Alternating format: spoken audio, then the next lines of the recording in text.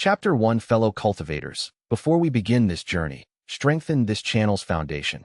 Subscribe and ring the bell so you never miss a new chapter. A single like fuels the furnace. Now let us begin. The awakening ceremony at Greenwater Town's communal altar was the single most important morning of Wei Qingliang's 17 years of life. He had known this since childhood. Every boy and girl who grew up in a cultivation town understood the stakes. The altar ceremony sorted you. It placed you on one side of a line or the other, and which side you landed on determined everything that followed. Your sect placement, your marriage prospects, your right to hold your head high when you walked through the market. Wei had prepared obsessively. He woke before dawn to meditate. He had spent 3 months eating the right foods, sleeping early, practicing the breathing exercises his mother taught him. He was not the most talented boy in Greenwater Town. Everyone agreed that honor belonged to Fang Pei, who had been sensing qi since age 9, but Wei intended to make the most of whatever the altar revealed. He had a methodical mind. He had patience. He would work with what he was given. The ceremony hall smelled of sandalwood incense and nervous sweat. 43 youths stood in a line that wound around the circular altar stone, each waiting their turn. The altar itself was a flat disk of jade-white stone etched with spiraling patterns that glowed faintly blue whenever a hand was placed upon it. Elder Shun, a stout man with an impressive beard and ink-stained fingers, presided from a raised dais and announced each result in a carrying voice. Fang Pei went third. The altar blazed gold, and the inscription read Sword Bone, Heaven Great. The hall erupted in applause, and Fang Pei descended the steps with the perfectly composed expression of someone who had expected nothing less. Elder Shin noted the result with a satisfied nod. Representatives from 3 different sects were already moving toward Fang Pei's parents. Wei watched all of this without envy. He watched with the same focused attention he gave to everything, cataloging, analyzing, noting which elements mattered and which were theater. A girl named Huang Shili received water affinity, earth grade, and burst into happy tears. A boy named Cheng Deluo received beast taming aptitude, yellow grade, which was modest but respectable. The hall maintained its festival atmosphere. Parents whispered excitedly. Fatty Qian, Wei's best friend since age 6, went 11 positions ahead of him and received body tempering constitution, earth grade, which was genuinely excellent for a non-combat path. Fatty pumped his fist and grinned at Wei across the hall with his entire round face. Wei smiled back and kept waiting. When his name was called, he climbed the 3 steps to the altar stone with even strides and placed both palms flat against the cool jade surface. He felt the qi of the stone probe him, a sensation like dozens of cold fingers sifting through his chest, his meridians, his marrow. He breathed steadily. Whatever was in him, he would work with it. The altar glowed. The color was wrong. Instead of the clean blues and golds and reds that had colored every other activation, the stone pulsed with a muddy yellow-green light that seemed embarrassed to exist. The inscription that formed in the jade was not the clean calligraphy of sword bone or water affinity. The characters that appeared were cramped and slightly crooked, as if the altar itself was reluctant to commit to what it was writing. Sneeze induction, mortal grade. The hall was silent for exactly 1 second. Then it detonated into laughter. It was not the gentle, uncertain laughter of people unsure if they should find something funny. It was the full-throated, uninhibited laughter of people who had been sitting through an earnest ceremony for an hour and had just been given the most ridiculous possible relief. Elder Shin covered his mouth, but could not entirely muffle the sound that escaped him. 3 of the sect representatives turned away, shoulders shaking. Fang Pei's perfectly composed expression cracked, and he looked at the floor. Even Fatty Qian, who was Wei's oldest and most loyal friend, pressed both hands over his face. Wei stood at the altar stone with his palms still flat against it and looked at the inscription. Sneeze induction, mortal grade. In the center of his chest, where the altar probe had reached deepest, something stirred. Not the qi sensation the stone had been searching for, something else. Something older and stranger, like a gear clicking into a mechanism that had been waiting years to engage. His vision flickered, and for a half-second he saw not the ceremonial hall but a vast dark sky. And in that sky a figure made of golden light was laughing so hard that stars shook loose from their positions. Then his vision cleared. The laughter of the hall washed over him. Wei Qingliang descended the altar steps at the same measured pace he had climbed them. He returned to his position in line. He did not look at the floor. He did not look at Fatty Qian's mortified expression or Elder Shin's poorly concealed amusement or the sect representatives who were already turning back to Fang Pei with renewed interest. He looked straight ahead at the wall and thought, with the methodical precision that was his most reliable trait, about what sneeze induction actually meant. It disrupted the target. Something in the body was forced into a violent, uncontrolled motion. The diaphragm, the throat, the chest cavity, all of it seized and released in a fraction of a second. For a person who was breathing normally, that was merely unpleasant. For a person who was channeling qi through precise meridian pathways, maintaining the delicate pressure differentials that made techniques function, that was a catastrophic interruption. The cultivation manuals he had read, and he had read many, borrowing them from the town's small lending library, all emphasized the same fundamental truth. Qi techniques required unbroken concentration at their critical moments. A sword cultivator winding up for a peak strike. A formation specialist maintaining the exact mental image that held a formation's nodes in place. A fire cultivator at the moment of ignition, when the qi had to be released in a single perfect pulse. At those moments, a forced sneeze would be devastating. Wei was still working through the implications when his system spoke to him for the first time, not in sound, but as text that appeared across his inner vision with the crisp certainty of carved stone. Laughing Heaven System, Fragment 1 acquired. Current fragment inventory, 1 out of 108. Fragment 1, Sneeze Induction, Mortal Grade. Active, System Note. Fragment 1 of 108. Your god was not joking. Wei read the message 3 times. 108 fragments. He held one. There were 107 more scattered in the world, belonging to some inheritance that the system called his god. A god who apparently was not joking despite every available piece of evidence suggesting otherwise. The ceremony concluded. The hall emptied in the cheerful noise of families congratulating their newly assessed children. Wei stood at the edge of the courtyard while Fatty Qian approached him with the expression of a person preparing to deliver bad news to someone who already knew it. Cheng, Fatty said carefully. 108 fragments, Wei said. Fatty blinked. What? My system has 108 fragments. I currently have one. Wei looked at the sky, which was the deep orange of early morning. The first fragment makes people sneeze. I need to understand what a forced sneeze does to a cultivator in the middle of a technique. Fatty stared at him for a long moment. You got sneeze induction and you're thinking about combat applications. What else would I think about? Fatty opened his mouth, closed it. Then, with the resignation of someone who had known Wei Chengliang since they were both 6 years old and had learned that certain arguments were simply not worth having, he said, You want to go to the library? The library, Wei agreed, and then I want to find somewhere to practice. He paused. Do not stand in front of me while I practice. This was reasonable advice. Fatty did not stand in front of him. But that evening, he did stand approximately 12 meters to Wei's left when a misdirected activation sent a sneeze induction pulse into Fatty's father, who was meditating in the courtyard. The older man erupted in a sneeze so violent that the qi condensation technique he had been maintaining for 40 minutes detonated outward in a pressurized blast that blew straight through the roof of the storage shed and left a perfect circular hole in the thatch. Everyone in the neighborhood emerged to investigate the noise. Wei stood with his notebook open and wrote, Range, approximately 15 meters. Effect on established qi condensation technique, catastrophic release. Duration of disruption, unknown, requires further testing. Subject appears unharmed. Roof, damaged. He added a star next to catastrophic release and underlined it twice. Somewhere above, a patrol disciple from the floating peak sect adjusted course in his flying artifact to investigate the qi anomaly he had just detected rising from a residential district in Greenwater Town. A disruption pattern unlike anything in his standard identification catalog, which was the sort of thing junior disciples were trained to report rather than ignore.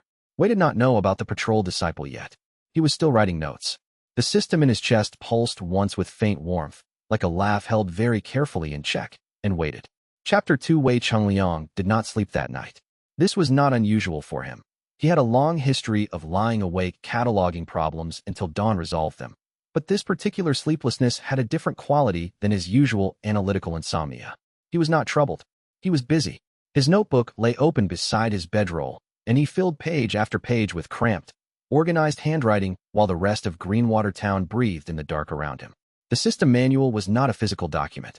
It existed in the same inner space where the notification text appeared, a scrollable interface that responded to his mental attention, opening sections as he focused on them.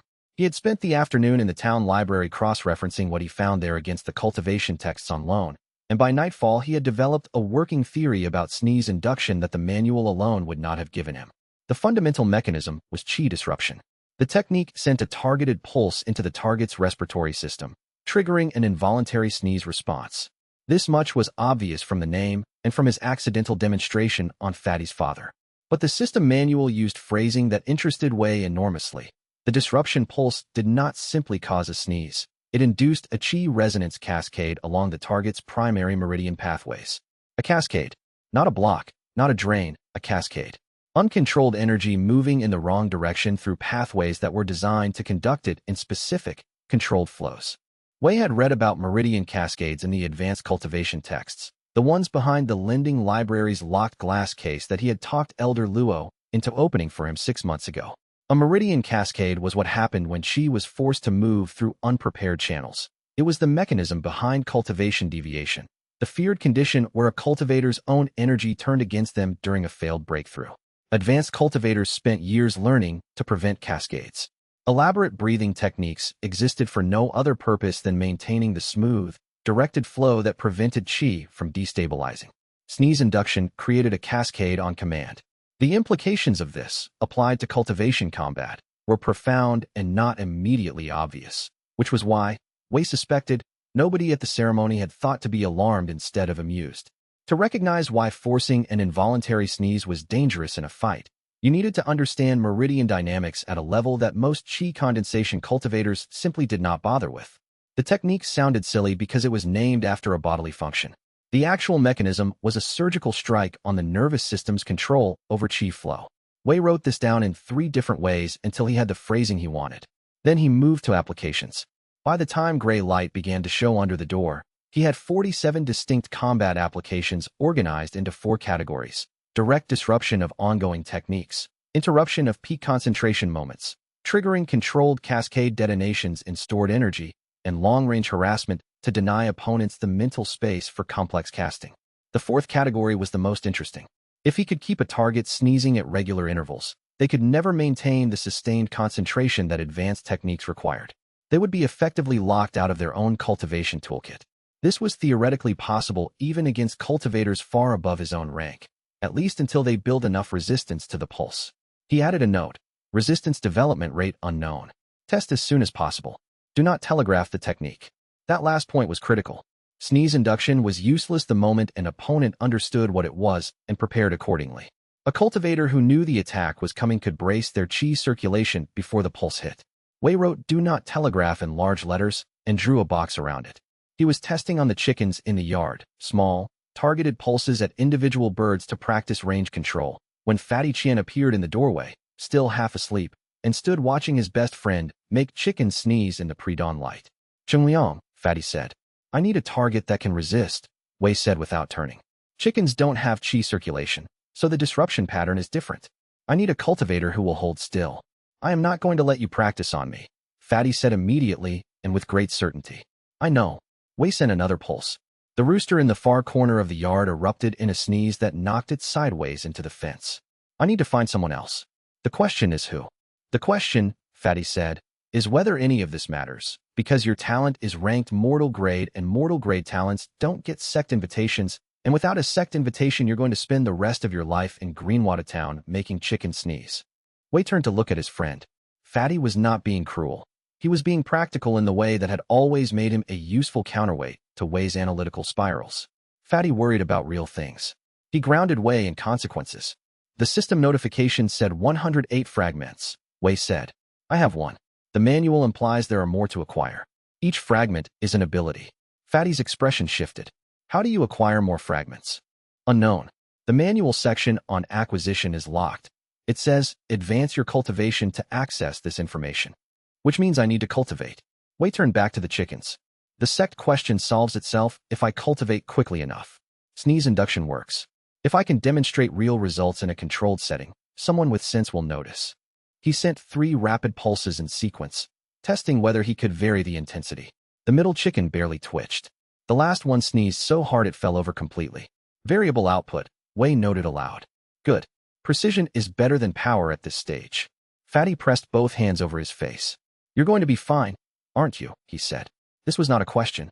It was the resignation of a lifelong friend who had spent years watching Wei Chunliang treat every obstacle as a research problem and arrive at workable solutions more often than probability suggested he should.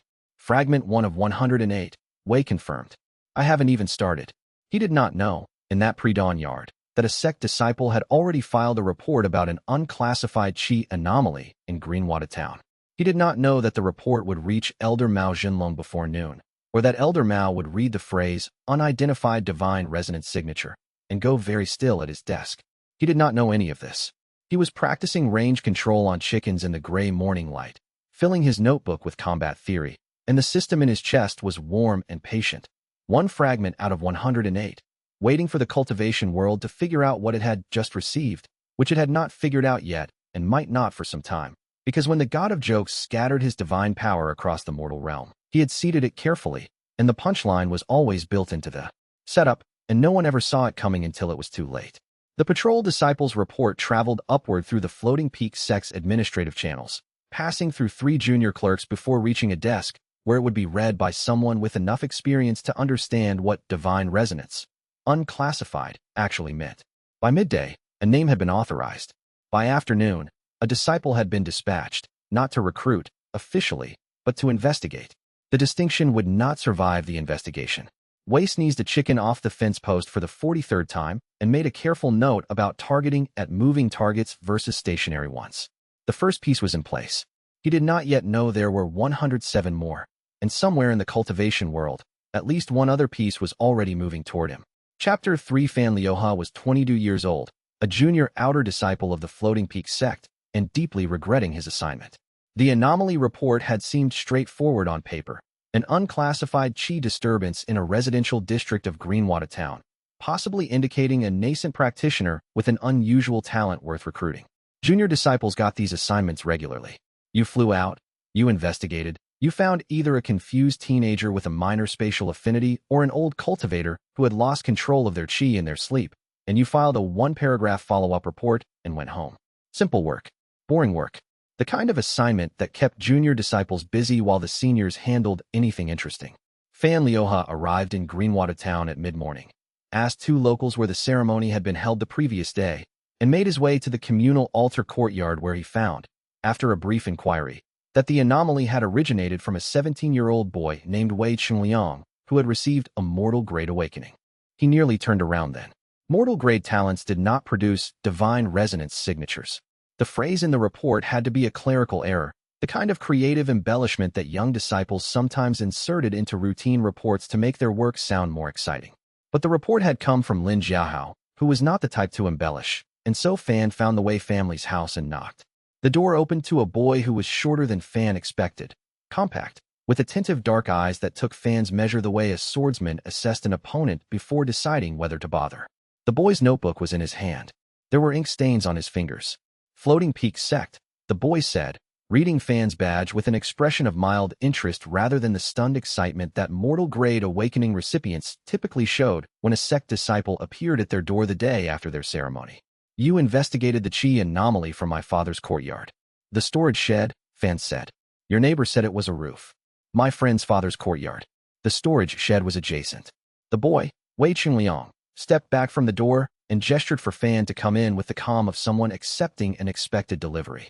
I have questions about the Floating Peak sect's curriculum structure, specifically whether outer disciples have access to intermediate meridian theory texts. If you can answer those, we can make this efficient. Fan stepped inside, somewhat dazed. In his 3 years of doing assessment visits, he had never been offered an interview in return. He ran the standard diagnostic tests, qi sensing, meridian mapping, resonance pattern analysis. Wei Qingliang sat patiently through all of them, and then watched Fan's face as the results came up. Fan tried to keep his expression neutral. He mostly succeeded, except for the moment when the resonance scanner returned a pattern it classified as unidentified, divine signature possible, at which point Fan's hand tightened on the device. Divine resonance, Wei said. He was watching the device, not Fan's face. He had positioned himself to see the readout from an angle. The report filed yesterday used that phrase, didn't it? Fan did not confirm or deny.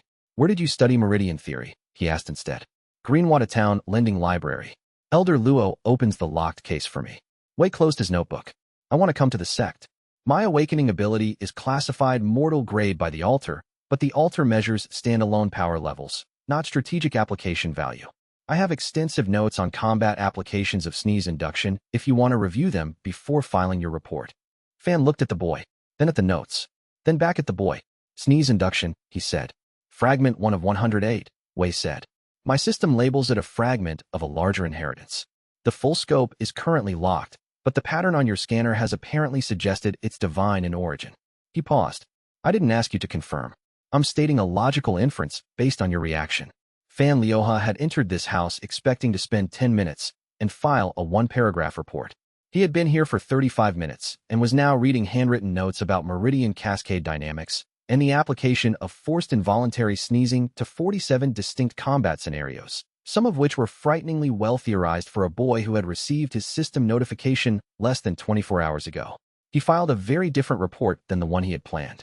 In the carriage back to Floating Peak Sect, Fan had arranged transport through the town's relay station. Since flying with an uninitiated civilian passenger was awkward, Wei Chongliang sat across from him with his notebook open again and asked questions at a steady pace.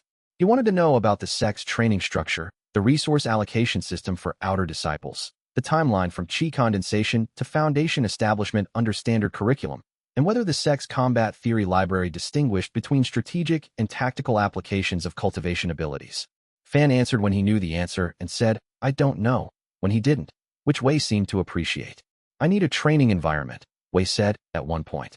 Greenwater Town has a library, but no sparring partners above chi condensation early stage, and I need to test disruption effects on higher cultivation bases. The strategic ceiling of sneeze induction scales with the target's cultivation level. A higher base means more stored chi, which means a larger cascade when disrupted. Most outer disciples would be trying to figure out how to hide a mortal-grade talent, Fan observed. Hiding it would be tactically foolish, Wei said. The ability is observable in use. Once I use it in any context, everyone present knows I have it. The strategic advantage is that they underestimate its applications, not that they don't know about it. The goal is to let them see the ability while keeping the theory invisible. He paused and added something to his notebook. Don't tell anyone about the 47 applications. Tell them it makes people sneeze. Fan stared at the boy. You, Fan said slowly, are going to cause a great deal of trouble. For some people, Wei agreed pleasantly. Not for you. You filed an honest report. The carriage passed through the sect's outer gates at dusk. Wei pressed his face briefly to the window as the buildings came into view.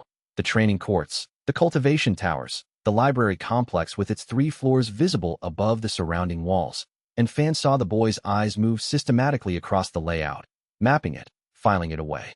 Not the wonder of a new arrival seeing something magnificent for the first time. The focused intake of a person assessing resources. In the supply wagon trailing behind the carriage, under a canvas cover between sacks of grain and preserved vegetables, Fatty Qian shifted to a more comfortable position and decided to wait until they were well inside the gates before announcing himself. He had packed enough food for 4 days, which he considered professional preparation. He was not going to let Wei come to a cultivation sect alone. This was not debatable. He had simply chosen not to debate it. The gates closed behind the carriage and Fatty breathed quietly in the dark, listening to the sounds of the sect settling into its evening routines, and thought that wherever Wei went, he went too. Even if it meant riding in a supply wagon and pretending to be a sack of rice for an hour. That was what best friends were for. Also, he had brought dumplings, which improved most situations considerably. The night ahead was not going to be simple. Wei had 107 more fragments to find, and the sect was only the beginning. But every journey through a long dark needed someone willing to bring the food, and Fatty Qian had always been very good at that part, though neither of them knew yet that the dark ahead would require considerably more than dumplings to survive. Chapter 4. The outer disciples' barracks at Floating Peak Sect smelled of pine resin, cultivation stone dust, and the particular staleness of 100 young men living in close quarters with varying opinions about how often to open windows. Wei Chongliang received his assigned bunk, his sect uniform, his cultivation manual, and his first real assessment of his new environment within the first 2 hours of arrival. The assessment was thorough. He walked the barracks perimeter during the brief orientation period, noting which cultivators were at chi condensation early stage versus mid-stage by watching how they moved. Cultivators who had consolidated their chi pools had a density to their movements, a slight weightedness that the newly awakened lacked. He estimated approximately 40% of the outer disciples were in early stage, 35% in mid-stage, and the remaining 25% at various points between. He cataloged 3 exits from the common area, identified the cultivation rooms with the best chi stone density by the faint shimmer visible around their door frames, and noted that the outer disciple with the most deference paid to him was a tall young man in the back corner who had not introduced himself yet. This young man introduced himself on day 2. Gao Xianting was broad-shouldered, well-constructed in the way of someone who had been training with expensive resources since childhood and possessed of the particular confidence that came from having been the best at everything in every environment he had encountered so far. He had chi condensation peak stage, visibly, by the density Wei had learned to read, which put him ahead of every other outer disciple in the barracks by a full substage. He was positioned to advance to foundation establishment in the next quarter, which would earn him an inner disciple promotion and a resource slot that apparently every serious outer disciple was competing for. He looked at Wei's enrollment paperwork, visible briefly when the registration clerk called Wei's name, and saw Sneeze induction, mortal grade. The expression that moved across Gao Xianting's face was not laughter. It was something more careful, assessment, then dismissal, then a flicker of something else that Wei filed as either contempt or strategic categorization. Gao then looked at Wei the way a man might look at a door he had decided did not lead anywhere he wanted to go, and returned to his own business. Wei noted, primary antagonist established. Potential threat level unknown. Does not see me as competition yet. This is useful. Do not correct it. The first communal cultivation session took place on the third morning. Outer disciples gathered in the training courtyard in 4 rows of 20, 80 total, and were instructed to begin their standard morning chi cycling. Wei opened his cultivation manual and attempted the prescribed breathing technique. His system rejected it immediately. Not painfully. There was no sensation of danger. The system simply did not cooperate. When Wei attempted to follow the manual's chi condensation method, the Laughing Heaven system presented its own alternative in the same inner text field, a breathing pattern that was described, in the system manual, as the joyful breath method, foundational tier. The description explained that the method worked by treating chi circulation as a series of nested jokes. Each breath was a setup, the held moment was the tension, and the exhale was the punchline, and the chi followed the emotional pattern rather than the structural one. This sounded entirely ridiculous. Wei tried it anyway. The chi moved. Not just moved. It responded with an eagerness that surprised him, circulating through his meridians in warm pulses, as if pleased to finally be used correctly. The system's method felt nothing like the controlled, precise technique in the manual. It felt like the difference between speaking in a foreign language by memorizing grammar rules versus thinking naturally in your native tongue. The system's method was his language. The manual's method was translation. He was deep in the 6th cycle of the joyful breath when the accident happened. He had not intended to activate sneeze induction. The chi cycling had brought him to a state of focused relaxation that was similar to the activation state for Fragment 1, and something about the resonance of 80 cultivators all cycling simultaneously created a feedback pattern that the fragment latched onto without deliberate intent on his part. The pulse went out, not targeted, not controlled, more like a cough than a throw, and swept the entire front row. 17 of the 20 cultivators in the front row sneezed simultaneously. For 17 cultivators in the middle of a chi cycling sequence, this was not minor. 3 of them lost their cultivation state entirely and had to start their cycles over. 2 produced visible chi discharges, small ones, barely a flash each, but visible. 1 young man who had been particularly deep in his cycle stumbled forward and had to catch himself on the shoulder of the person in front. The supervising junior elder, a woman named Han Shulan with a sharp face and sharper eyes, turned toward the front row with an expression of profound displeasure.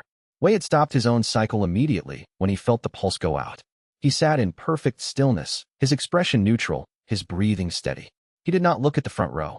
He looked at a middle point in the air above the training ground with the focused expression of a dedicated outer disciple working very hard on his cultivation.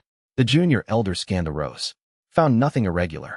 The front row was already resettling, the cultivators adjusting their positions and trying to restart their cycles with the embarrassed expressions of people who had sneezed at an inopportune moment, which was precisely what each of them thought had happened. 17 simultaneous sneezes would normally be remarkable.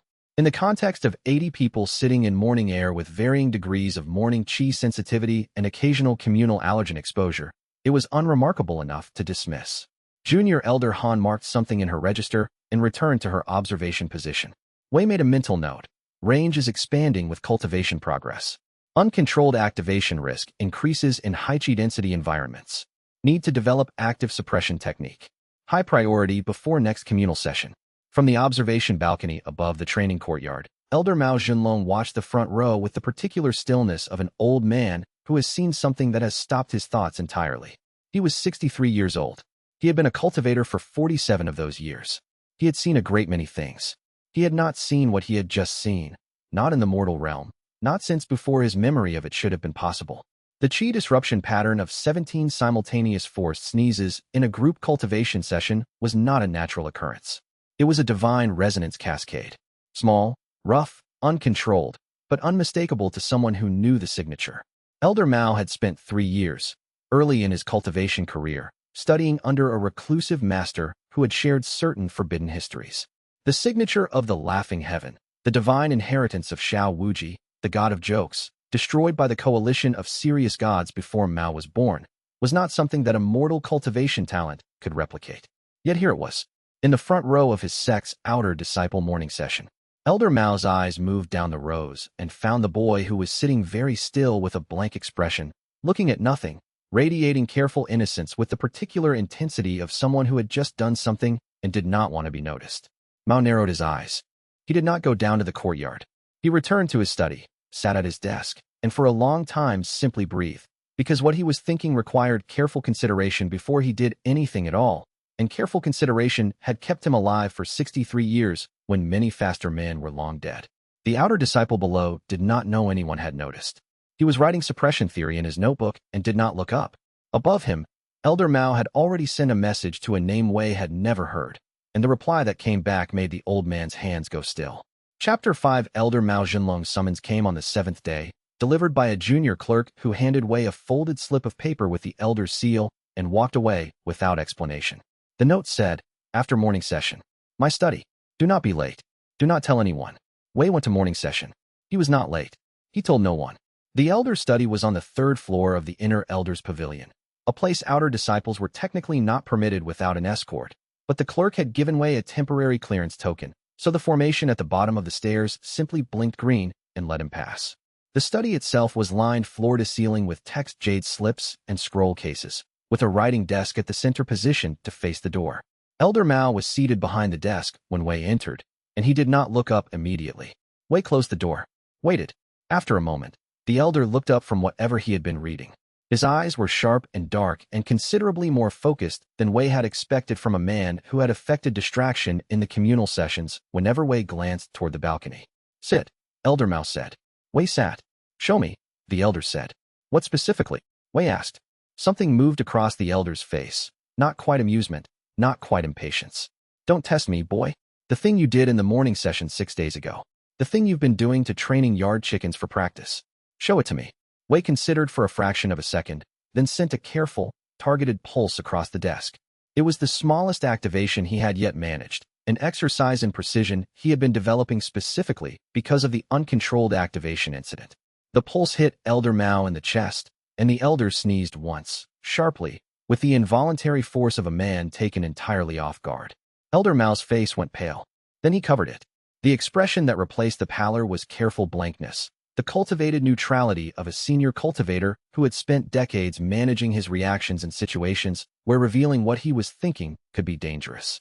He pressed a handkerchief to his face as if merely recovering from the sneeze, and when he lowered it his expression was dismissive, the faintly contemptuous look of a senior facing a novelty he had decided was beneath serious attention.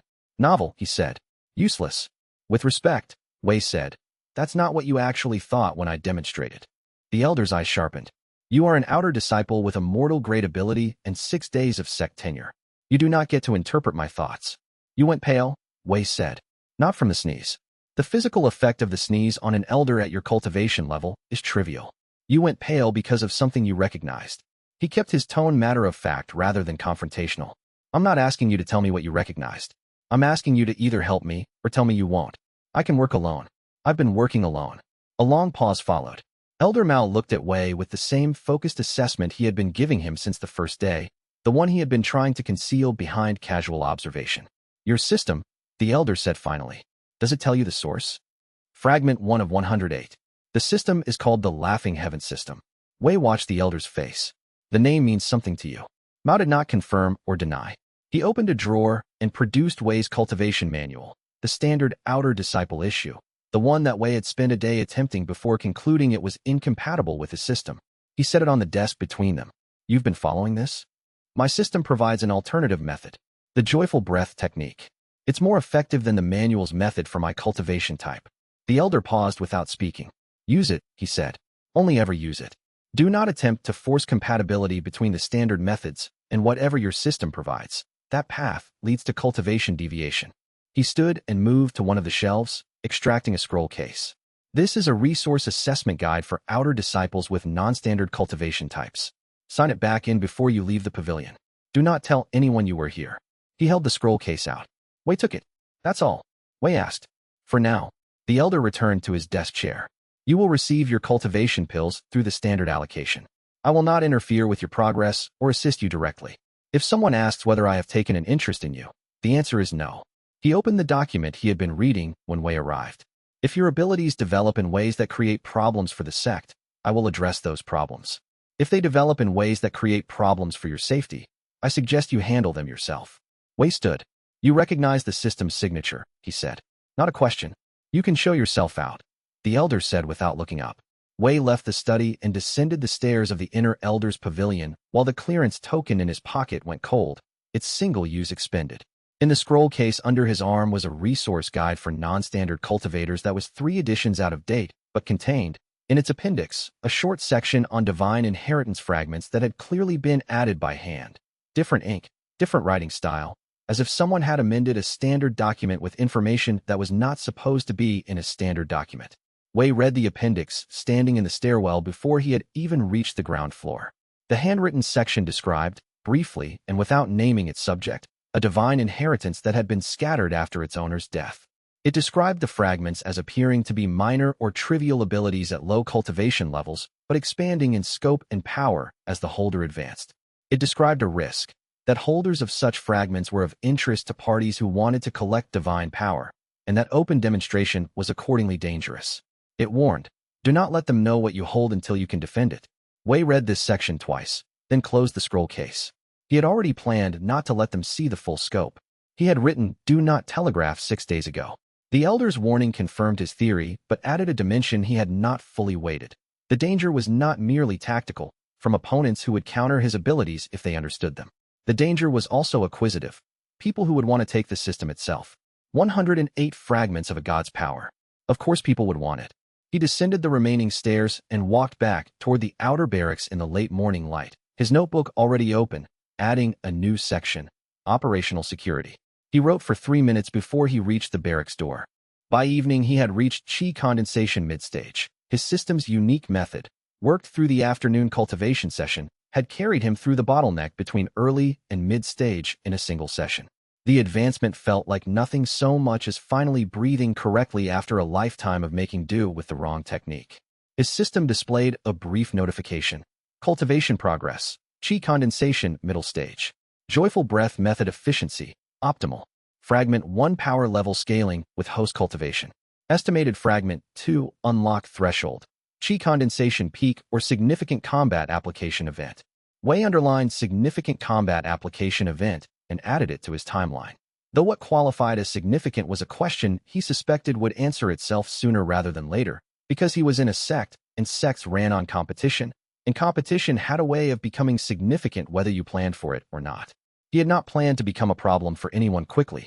The situation was developing its own momentum regardless, and what had begun as a mortal-grade awakening in a small-town ceremony was quietly, methodically, becoming something the cultivation world had no existing category for, and category-less things, in his experience, attracted exactly the kind of attention that could not be prepared for in advance. Chapter 6 The outer disciples rotated kitchen duty on a weekly cycle, and Wei's first assignment came on his 9th day at the sect, a 3-hour morning shift helping to prepare the communal meal for the barracks block.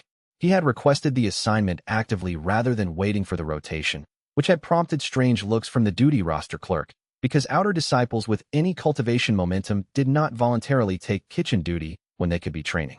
Wei had his reasons.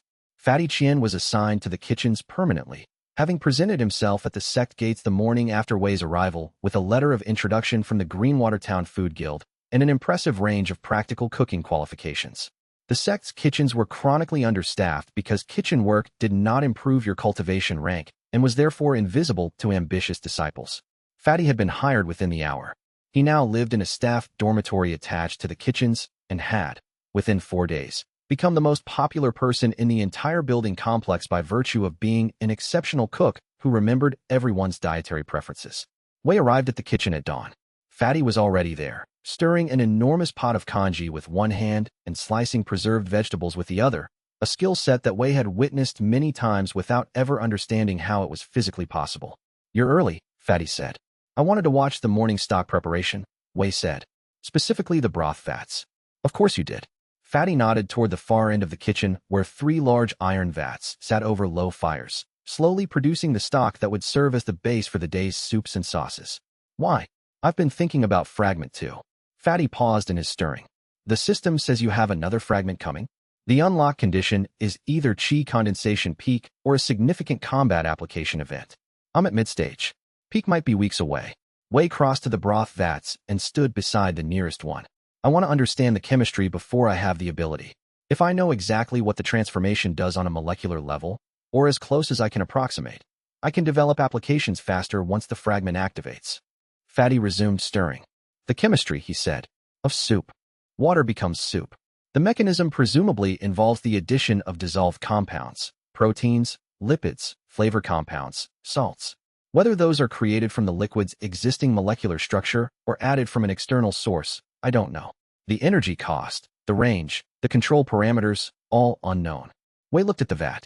The broth was a rich golden color, steaming gently. "If I can observe what soup is at a granular level, I can make better guesses about how the transformation might work." "So you want to look at soup," Fatty said. "Very carefully," Wei confirmed.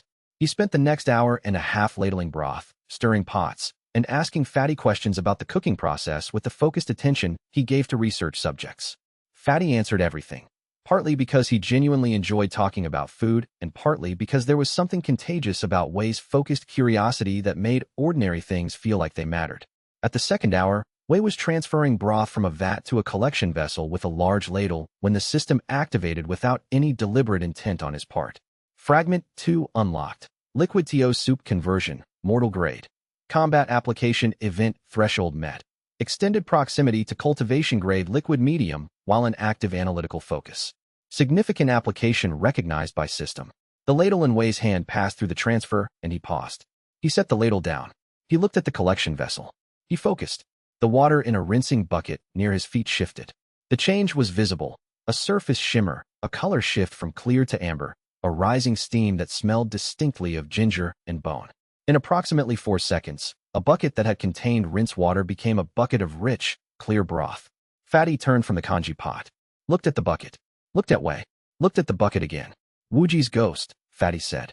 Wei was already examining the broth. He had brought a small testing kit from his study, the kind used for water quality assessment in cultivation environments, and he was checking pH, dissolved mineral content, and protein concentration with 3 small paper strips.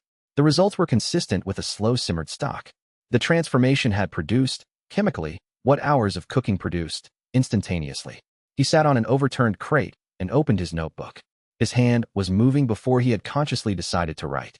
Combat applications. Blood in wounds converts to broth. Neutralizes blood pressure dynamics in chi arteries. Poison administered in liquid form converts before absorption. Detoxification mechanism. Cultivator chi rivers. If the chi is treated as a cultivated liquid medium, conversion disrupts the flow entirely. The sect's defensive mode. Rain during battle if used at range. He reached defensive mode and stopped. The sect's defensive mode was a formation-enhanced water barrier that served as one of the primary perimeter defenses. Converting it to soup would collapse the formation instantly. He wrote, "Do not use near own defensive structures." He underlined it. Fatty, who had been reading over his shoulder despite being too short to see the notebook clearly, said, "Gao Xianting's people showed up while you were in morning session yesterday." Wei looked up. 3 of them, Fatty said, at the outer barracks entrance. One of them asked the dormitory monitor where your room was. The monitor told them I was your friend and asked me afterward. And I told the monitor you had no fixed schedule and slept in different locations on different nights. Fatty returned to his congee with the composed expression of a man who had been covering Wei's flank since they were 6. "Which is now true, since I moved your bedroll to my storage room last night." Wei looked at his best friend. Fatty was stirring congee without apparent concern, as if he had mentioned something trivial. The weather, perhaps, or the price of vegetables. "They'll find out I'm not sleeping there," Wei said. "Probably." Fatty shrugged. "But it buys you 2 or 3 days, and you said Gao's people were at early to mid-stage chi condensation.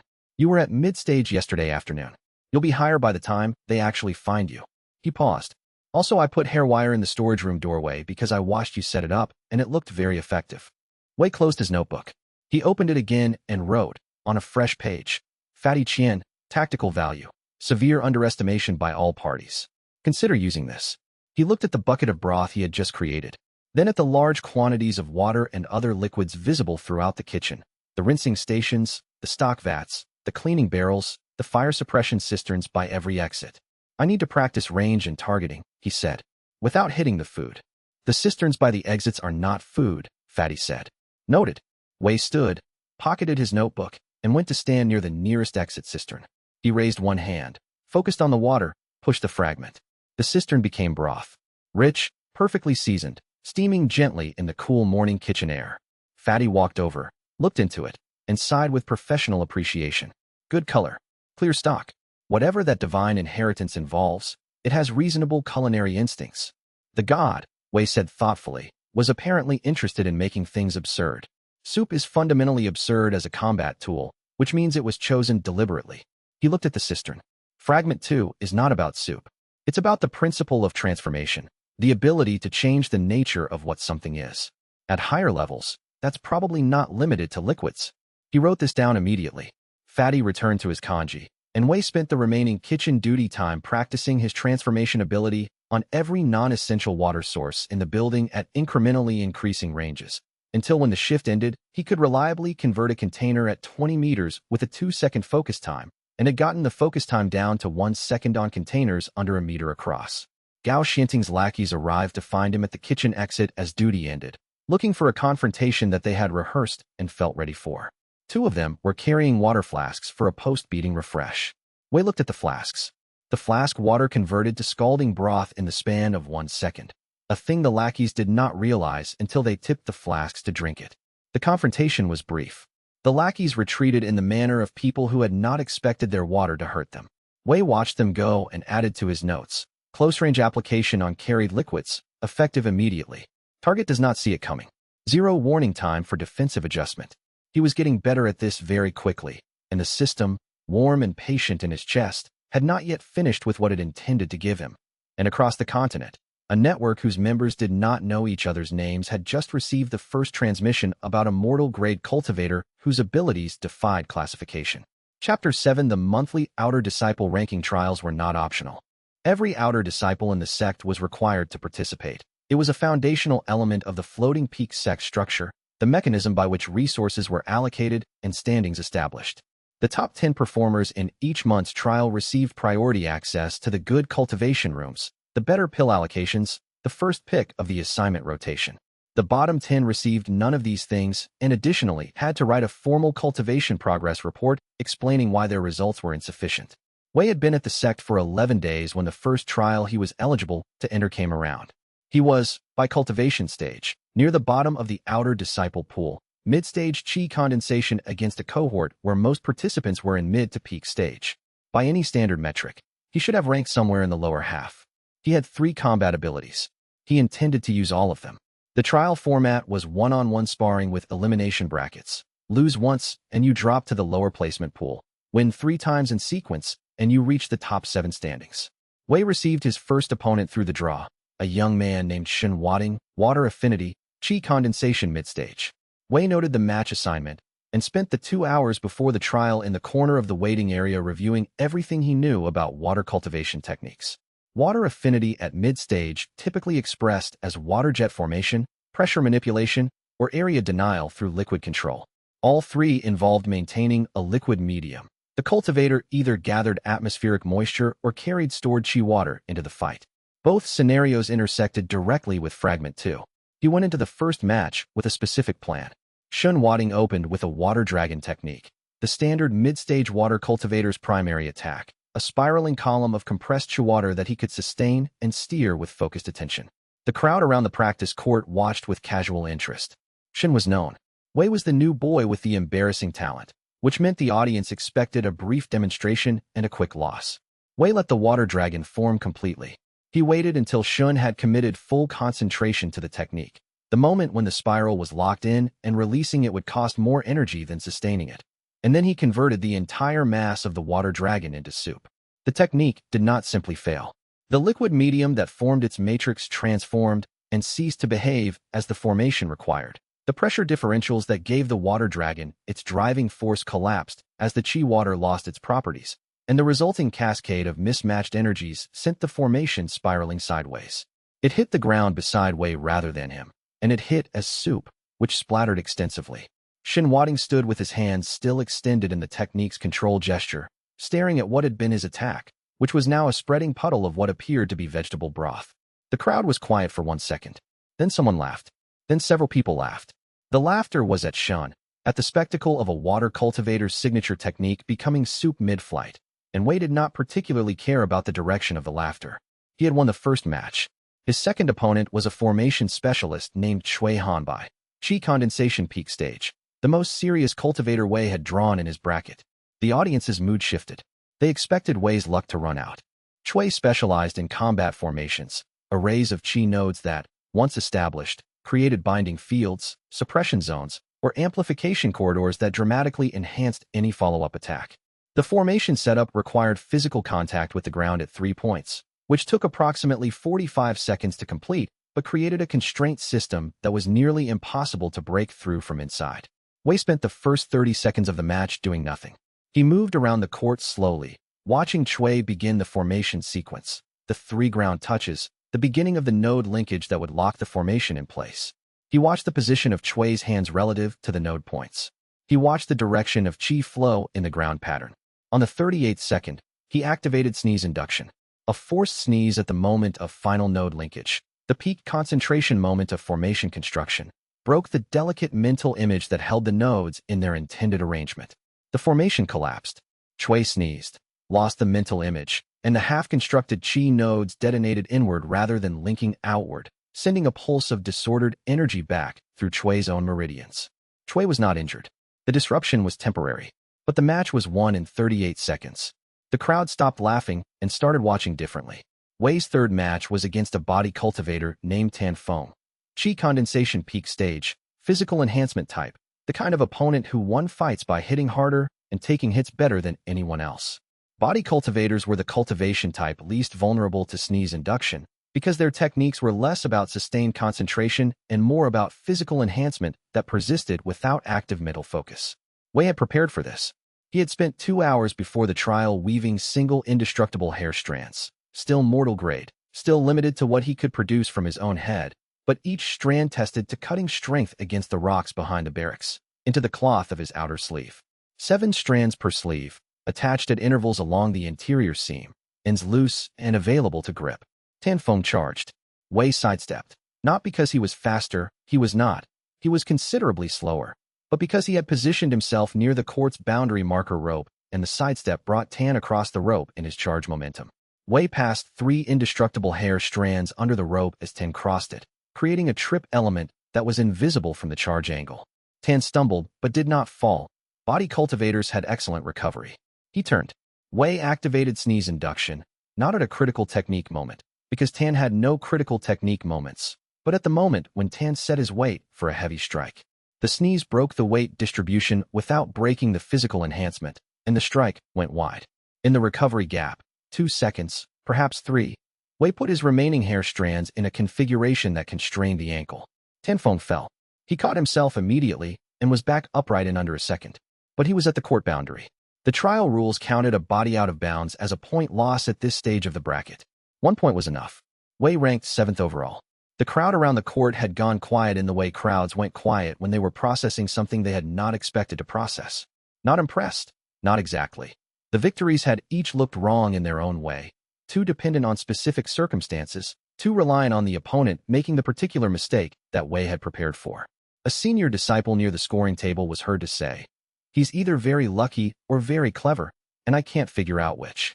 In the back of the observation gallery, watching through the gaps between standing observers, Gao Xianting studied Wei Chunliang's still face with the particular focus of someone who had just reassessed the situation and found the reassessment uncomfortable. The victories looked accidental. They looked like a combination of good timing and opponent mistakes and luck. But they did not look like the same kind of luck 3 times in a row.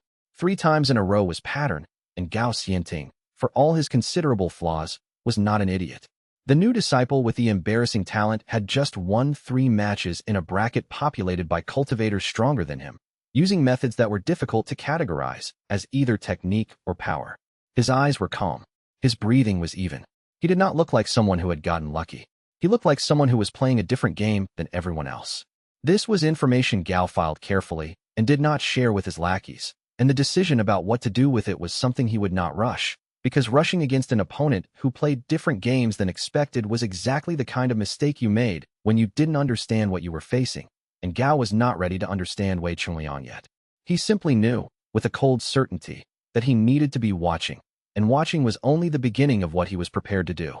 Chapter 8. The invitation to a private sparring session in the canyon training area arrived via one of Gao Xianting's lackeys, a round-faced young man named Tuo Beishing, who appeared at Wei's barracks bunk area with the invitation written on a training request slip, which made it official enough that declining without a reason would have been socially awkward. The request slip cited peer mentorship and cultivation exchange, which was the standard language used when senior outer disciples wanted to work with junior ones. Wei accepted. He spent the afternoon before the scheduled session preparing. The canyon training area was a natural ravine in the hillside behind the outer sect grounds, a long, narrow defile with rock walls 20 meters high and a path along the bottom that opened at both ends into wider training clearances. It was popular for one-on-one sparring because the walls prevented chi techniques from scattering into adjacent training areas, and the ground cover varied enough to make the terrain a factor in combat. Senior disciples used it to practice in realistic environments. Junior disciples were occasionally walked into it and encouraged, by numbers, to reconsider their social positions. Wei arrived at the specified time and found not Gao Xianing and one sparring partner, as implied by peer mentorship, but Gao and 4 of his strongest associates. All at chi condensation mid to peak stage, 2 of them close enough to peak that their advancement to foundation was imminent. 5 against 1, in a narrow canyon, with Gao's backing from the elder Wen Chongbei providing institutional cover in case anyone wanted to file a complaint afterward. Wei looked at the 4 lackeys. He looked at Gao, who had not joined the canyon walk-in and was standing at the far end watching from the clearing with his arms folded. He looked at the canyon walls. He looked at the mountain stream that ran along one side of the canyon floor, thin in this season, perhaps 30 centimeters of water in a channel 2 meters wide, but present. He noted all of this in approximately 4 seconds. Combat parameters, he asked Tuo Beishing, who was nearest. Educational, Tuo said, which meant no rules. Noted, Wei said. The 4 lackeys spread into a formation Wei recognized as a basic encirclement array. It required all 4 participants to hold positions at roughly compass points around the target and maintain chi resonance links between them to coordinate attacks. The formation's strength was suppression from multiple angles simultaneously. Its weakness was that the resonance links required the participants to maintain mental connections across the space between them, which meant that anything that disrupted one participant's concentration disrupted the link. Wei activated sneeze induction on the participant at his southern position, the one managing the array's anchor node, and then immediately ran north along the canyon. The formation's link broke at the weakest point, which was the anchor. Without the anchor, the other 3 participants attempted to re-establish their positions and found them geometrically invalid. The array collapsed. It took approximately 6 seconds to reconstruct. Wei spent those 6 seconds at the canyon stream, focusing. The stream became soup, a dense, rich, thick soup, not broth but actual substantive soup, with a viscosity considerably higher than water. The channel depth went from 30 centimeters to effectively 0, as the now much thicker liquid occupied the same volume, with entirely different flow characteristics. The canyon floor, which had been damp and negotiable, became slick with cooling soup in a 2-meter-wide band across the path. The 4 lackeys reformed and advanced north. The first one hit the soup band at running speed and went down. The second caught himself on the first. The third, watching the front 2 fall, tried to jump the band and landed short. The fourth, the most cautious, stopped at the edge. Wei was at the canyon mouth by then, running with a focus that had nothing to do with speed and everything to do with direction. He had spent 3 days the previous week mapping this canyon. He knew where the hairline cracks were in the eastern wall, 2 meters up, stress fractures from a collapse that had been partially repaired with chi mortar 3 seasons ago and had not been reinforced since. He knew because he had checked, climbing the wall in the pre-dawn dark with his hair used as climbing wire, testing each section methodically. He ran 3 indestructible hair strands through the largest crack, threaded the ends through a natural anchor point in the rock 8 meters up, and pulled. The sound the wall made was not dramatic. It was more like a long exhale, a releasing of pressure that had been building in the stone for months. A section of the upper eastern wall, approximately 4 meters across and 2 meters deep, shifted outward and came down in a controlled slide that deposited several tons of rock across the canyon path, approximately 10 meters behind Wei's position. No one was under it. He had placed the wires precisely to create a barrier, not a weapon. The 4 lackeys, 2 of them still extracting themselves from the soup band, were now on the far side of a rock slide with no direct path forward. Wei was at the northern canyon mouth. The trap had been set and sprung in under 90 seconds. He stopped and looked back. At the far clearing, Gao Xianting was looking at the rock slide, at the soup-covered canyon floor, at his 4 associates, and at Wei standing calmly at the far end with a notebook open. Wei wrote for a moment. Then he called across the distance, "Educational." He turned and walked back to the barracks. On the ground where the senior lackeys had made their approach, in the debris of the scramble, something silver caught the late afternoon light. Wei had noticed it during the approach, but not collected it immediately. He had been managing other things. He went back now and picked it up.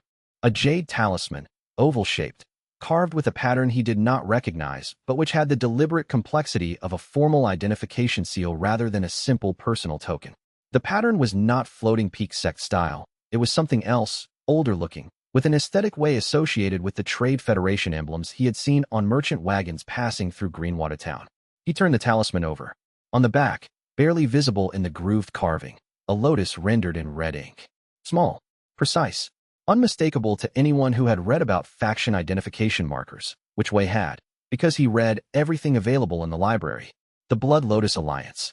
This was an elder's mark, not a disciple's marker. The jade quality was wrong for a disciple item, but a token issued to someone who carried authority within the alliance, used to authorize operations and identify allied agents. It had come from one of Gao's people and been dropped in the scramble. Gao Xianting was not merely a bully with institutional backing. He was connected, formally and documentably, to an external faction, one with a known profile of cultivator recruitment, intelligence gathering, and what the library's faction reference text delicately called acquisition operations against smaller sections. Wei pocketed the talisman and continued toward the barracks. He had acquired a piece of intelligence that changed the threat profile of his primary antagonist considerably, and this required a new section in his notebook, not the combat notes, but the operational security page he had started after his conversation with Elder Mao. He opened to that page.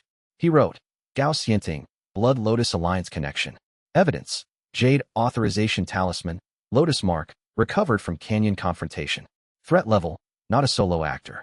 Actions against me may be reported externally. External party may have independent interest in me beyond the sect dispute. He underlined external interest and put 3 stars next to it.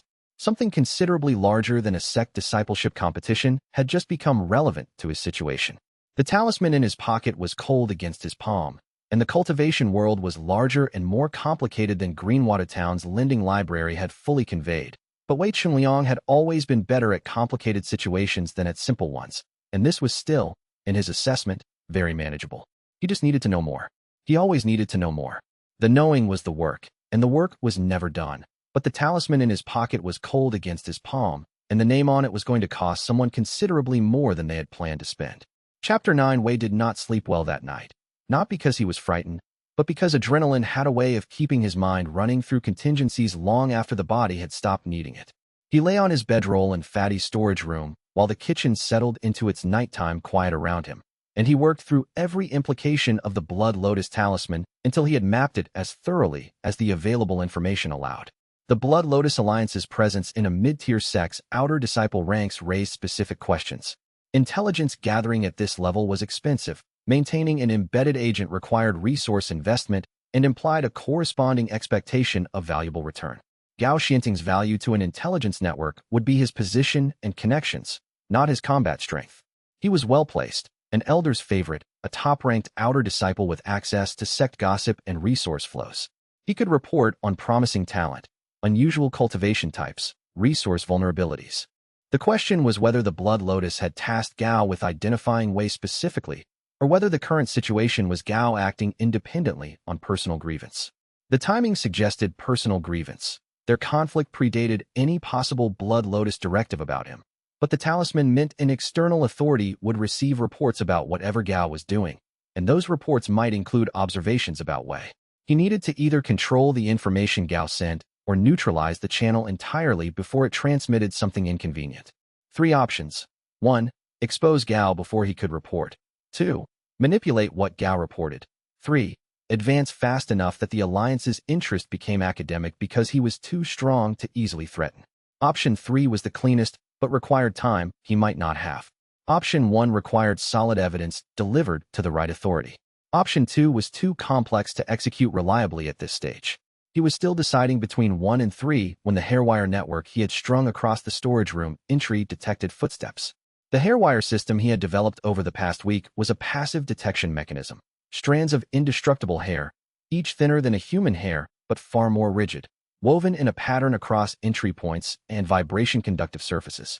The strands transmitted disturbance patterns that he could feel through his fingertips when the ends were tucked under his sleeping hand. The pattern from the storage room door was 4 distinct footfalls, each with a weight and stride length he had cataloged from common traffic. This was not fatty, wrong weight distribution. This was not a kitchen worker, wrong timing, wrong approach angle. Wei was upright and in the corner before the footsteps reached the door. He had 3 indestructible hair strands in his right hand, taut across the threshold zone, before the handle moved. The door opened and a figure entered, followed by 2 more. No weapons visible. But that was meaningful only in a specific context. Outer disciples with hostile intent often relied on chi technique rather than physical implements, which made the lack of weapons meaningless. The 3 figures moved carefully and quietly, which suggested they had done this before. Wei activated sneeze induction on all 3. The effect of 3 simultaneous forced sneezes in a small enclosed storage room was, acoustically, considerably more dramatic than the same number in an open courtyard. The sound bounced off stone walls. 3 people who had been moving quietly produced a concussive chorus of involuntary noise. Their chi circulation patterns disrupted in exactly the way Wei had predicted. The one in front, who appeared to have been the most advanced cultivator and who had been gathering chi for a restraint technique, lost the gathered chi in a disordered discharge that hit the wall rather than anything living. Wei pulled the 3 strands across the threshold simultaneously. The strands, at indestructible hair grade, caught ankles with a tensile strength far beyond their apparent size. 2 of the 3 went down. The third stumbled into the shelving unit and brought a cascade of kitchen implements down on top of himself with a noise that was going to wake the entire building. Fatty's voice came from the inner room. Chungliang. 3. Wei called. None standing. Call the kitchen supervisor and hold. He put a knee on the back of the nearest figure, one of the 2 who had fallen, and waited. The figure tried to get up. Wei applied sneeze induction again, specifically calibrated to induce continuous rapid sneezes rather than a single violent one. The effect was an extended involuntary convulsion that made sustained movement functionally impossible. He held this on each of the 3 in 2-second intervals while Fatty appeared in the doorway with a large kitchen ladle and a lamp, and the kitchen supervisor appeared behind him with a confused expression and the chi signature of a person jerked out of mid-session cultivation. The sect's night watch arrived 17 minutes later. The 3 figures in Wei's storage room were identified as outer disciple affiliates. Not formal members of the sect, but day workers with sectional access passes, the kind of people who moved through facilities invisibly during the day and were not tracked carefully at night. Their equipment was standard physical binding gear, no weapons.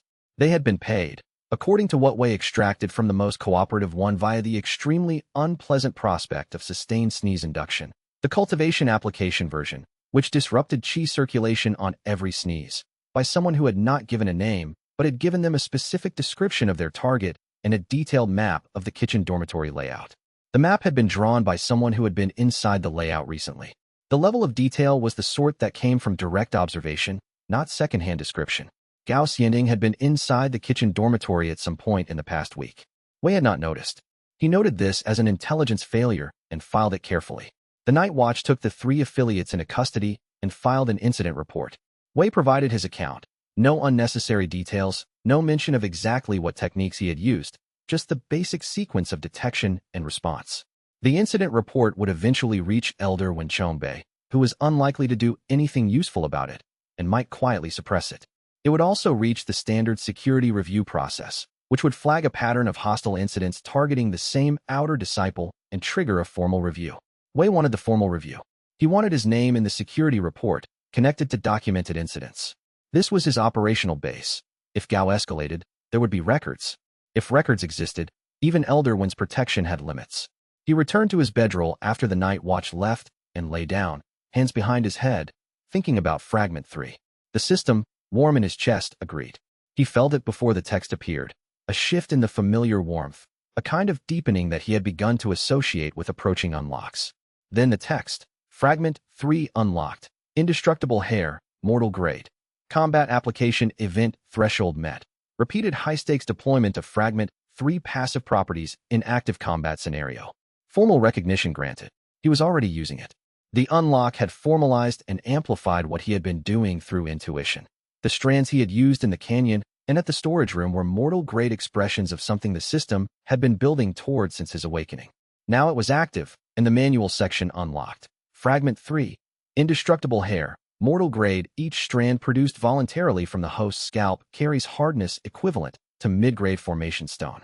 Active production rate, 12 strands per minute. Maximum simultaneous deployed strands, 200. Strands can be recalled by will. At higher tiers, tensile control, conductivity, dimensional storage medium, 12 per minute, 200 maximum. He was currently using perhaps 40, which meant he had significant capacity remaining that he had not been using simply because he hadn't known he could. He spent the remaining hours before dawn not sleeping but weaving. By morning, when Fatty poked his head into the storage room to check on him, Wei was sitting cross-legged in the center of a room that had been completely webbed from floor to ceiling in a network of hair wires so fine that the lamp light barely caught it. Fatty stood in the doorway and looked at his best friend in the center of a spider web made of hair. "You didn't sleep," Fatty said. "I advanced to Qi condensation peak stage," Wei said. "And I have a perimeter detection system with 200 strand capacity. I need to test the recall mechanism before breakfast." Fatty pressed his hands over his face. He held this position for a moment. "I'll make kanji," he said, and closed the door. In the dark behind the door, Wei recalled all 200 strands at once. They retracted toward him like whiskers pulled back into a cat's face, and wrote in his notebook about the recall timing. Because the timing mattered, and everything mattered, and the network that would eventually protect him from things considerably more dangerous than night watch incidents was being built one careful observation at a time. Outside, the sect was beginning its morning routines. Someone was watching from 3 buildings away, but he had not placed detection wires that far yet, and the watcher remained unknown to him, for now. Chapter 10. The informal talent display was Zhu Mianmian's idea. She was an inner disciple, 2 years ahead of Wei, with the cheerful energy of someone who found everything in the world genuinely interesting and the social ease of someone liked by everyone who encountered her. She organized the monthly informal shows as a secondary role that no one had assigned her and everyone had come to expect. An evening in the outer court's main assembly space where any disciple could demonstrate their cultivation abilities in a non-competitive context for the entertainment and education of their peers. The idea was that unusual or interesting abilities could be appreciated outside the pressure of the ranking trials. In practice, it had become a showcase for disciples with impressive flashy techniques and a gentle social tradition of politely appreciating the less impressive ones. Wei was nominated by a group of outer disciples in the second week of his 3rd month at the sect. The nomination came from people who found him curious in the way that unusual things in a contained environment become objects of entertainment. He was the new disciple with the strange abilities, and the monthly talent show was the appropriate place for such things to be displayed and then categorized and set aside. He understood this dynamic. He attended anyway. The audience in the main assembly hall was perhaps 60 people, outer disciples, some inner disciples who happened to be in the area, kitchen and maintenance staff who occasionally attended for the social aspect. Senior disciples filled the back rows. Elder Mao was not present, or at least was not visible from the stage, which meant he was probably in the observation gallery above with the other elders who attended informally. Wei performed 3 demonstrations in sequence. For the first, he asked the sect's current top-ranked outer disciple by cultivation base, a senior brother named Lu Fengyang, Qi condensation peak stage, present in the front row, to attempt his best active Qi technique. Lu Fengyang performed his signature golden current technique, a Qi discharge that he had been developing for 8 months and which he deployed with obvious pride. The technique was a legitimate mid-range attack, a wave of compressed Qi that hit with concussive force. Wei timed sneeze induction to the precise moment of Lu's maximum compression, the split second before discharge when all the Qi had been gathered and none of it had been released. Lu sneezed. The golden current discharged sideways, straight into the ceremonial water basin at the side of the stage. The basin shattered. The audience went silent. Lu Fengyang stood with his hands extended in the discharge pose and looked at the fragments of the basin and sneezed twice more involuntarily because the cascade effect in his Qi system was settling. His face was the face of someone who was not sure what had just happened to him. For the second demonstration, Wei asked a stage volunteer to bring him a cup of water. He converted it to soup in under a second. The volunteer stared into the cup. The audience watched. Wei then asked for the ceremonial basin's replacement, a bucket of water brought by the stage assistant. He converted the entire bucket.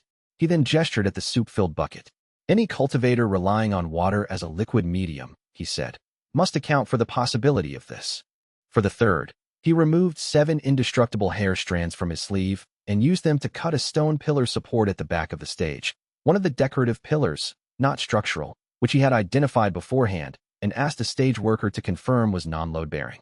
The hair passed through the stone in 2 seconds, leaving a cut that would have taken a blade technique cultivator at mid-stage several seconds of sustained effort.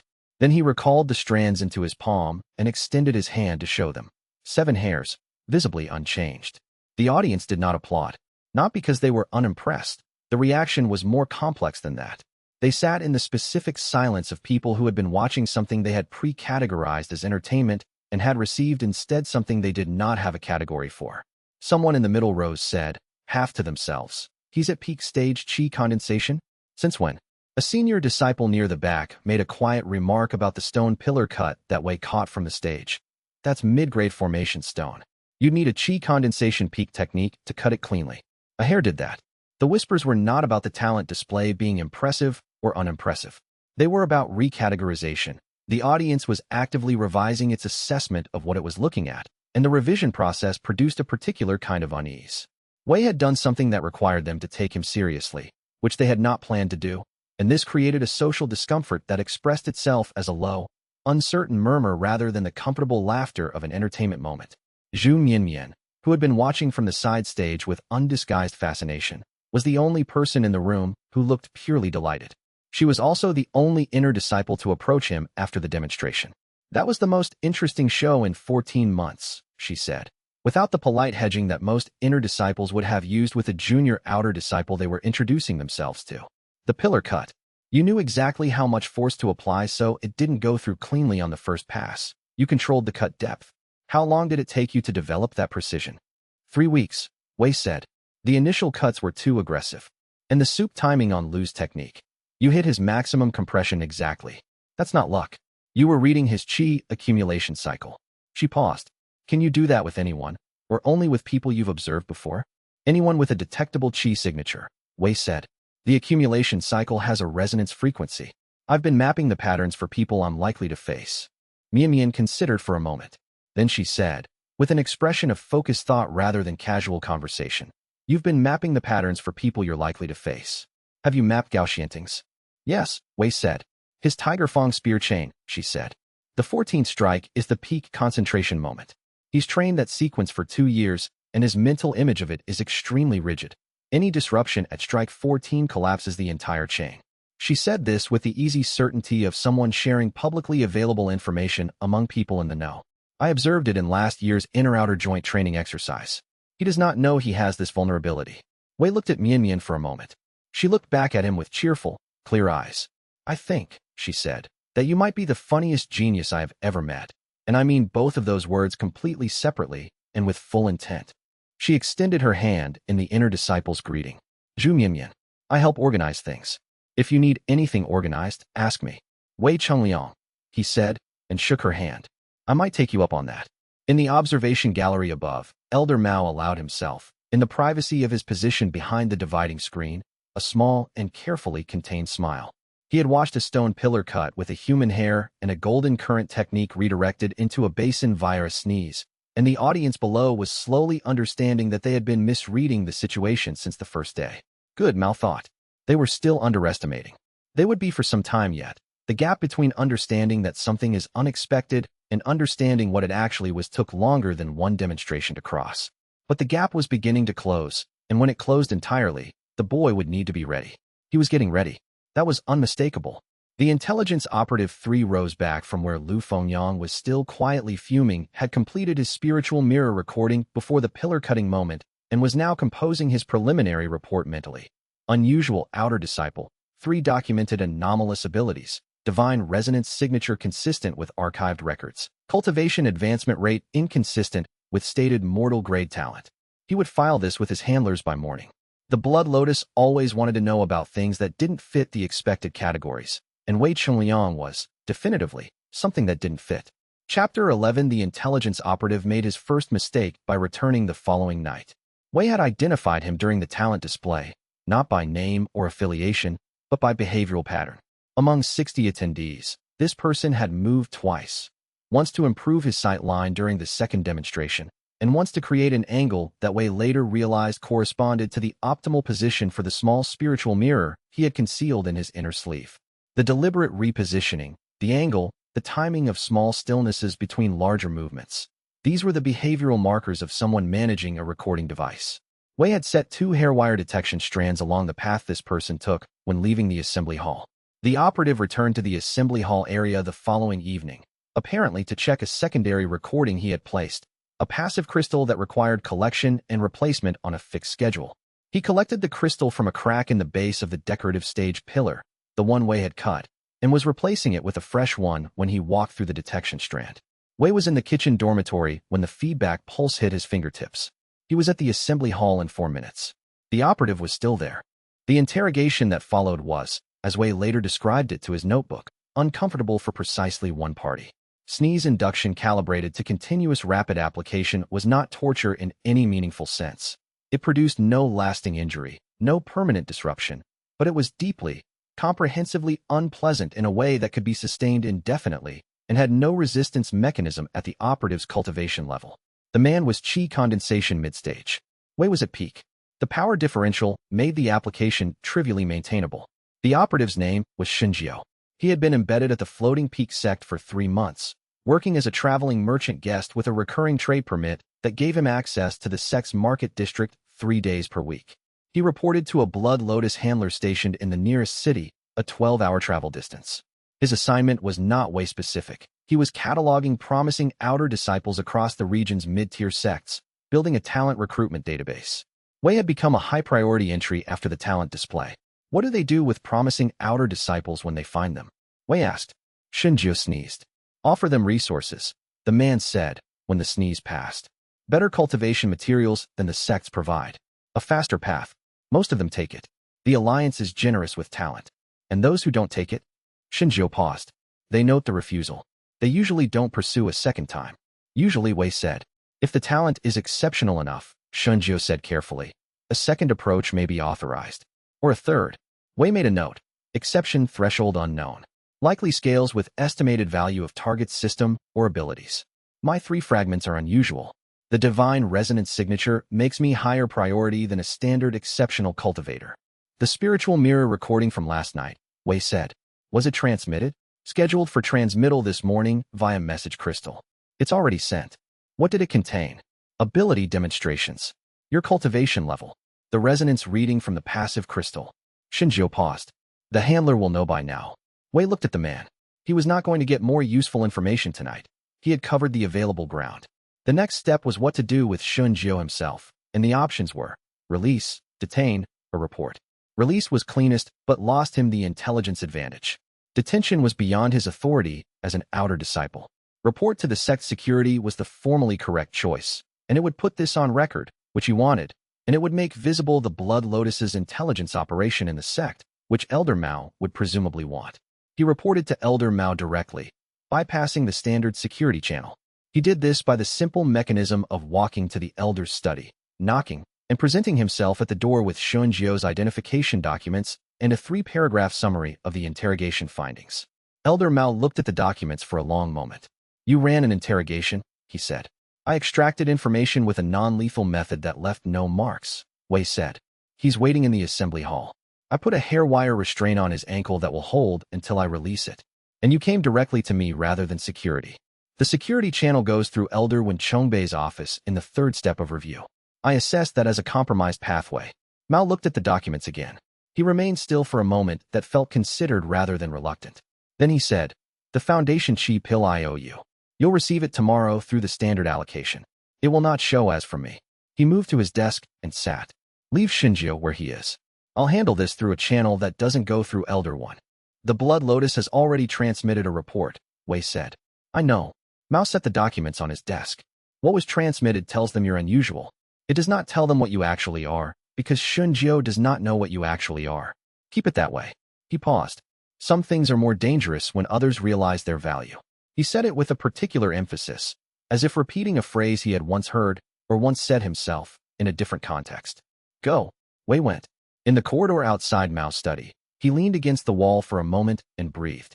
The situation was larger than he had initially mapped. An intelligence network with a transmitted report meant there were parties outside the sect who now had data on him. Not complete data, but directionally accurate. Those parties would process the report, assess its priority, and decide on a response. The timeline for that response was unknown. The nature of it was unknown. He needed to advance faster than they could develop a response. Speed of cultivation was the primary lever he had. He returned to Fatty's storage room, arranged himself on his bedroll, and practiced his cultivation method for 6 uninterrupted hours. By dawn, he had pushed through a bottleneck that his system estimated would take 2 weeks under normal circumstances. The system approved of urgency, apparently, or the urgency created the emotional pattern that the joyful breath used as its mechanism, and the technique fed back into itself. He checked his status. Qi condensation late peak. Foundation establishment was close. Faster than he had planned and not fast enough yet, but getting there. He wrote, "The blood lotus knows I exist. Elder Mao knows the blood lotus knows. This means the sect's protection around me is now a question of politics as much as rules. I need to be worth protecting before the politics get complicated." He underlined worth protecting. Being worth protecting meant winning the foundation competition. It meant becoming someone the sect had invested in rather than merely tolerated. He had 3 months. He had 3 fragments. He had Zhu Mianmian's intelligence about Gao's technique weakness. He had Elder Mao's carefully plausible deniability, serving as a distant safety net. It was not comfortable, but it was workable, and workable was all he had ever asked for. The rest was effort, and effort was something Wei Chongliang had never needed to be reminded to provide. He returned to his bedroll and added 3 more pages to his notebook before the sect bells rang for morning session. The expanded operational security section now covered the Blood Lotus's known operational methods, their response timelines based on what Shunjiu had described about the handler communication cycle, and a projected escalation schedule if the transmitted report triggered a priority upgrade. The report had been transmitted. The handler would read it. Someone above the handler would read the handler's summary. A decision would be made. The decision timeline was the variable he could not calculate precisely. The only thing he could do was make himself harder to act against by the time the decision was implemented. He had 3 fragments. He needed more cultivation level. He needed more information about the Blood Lotus's internal hierarchy.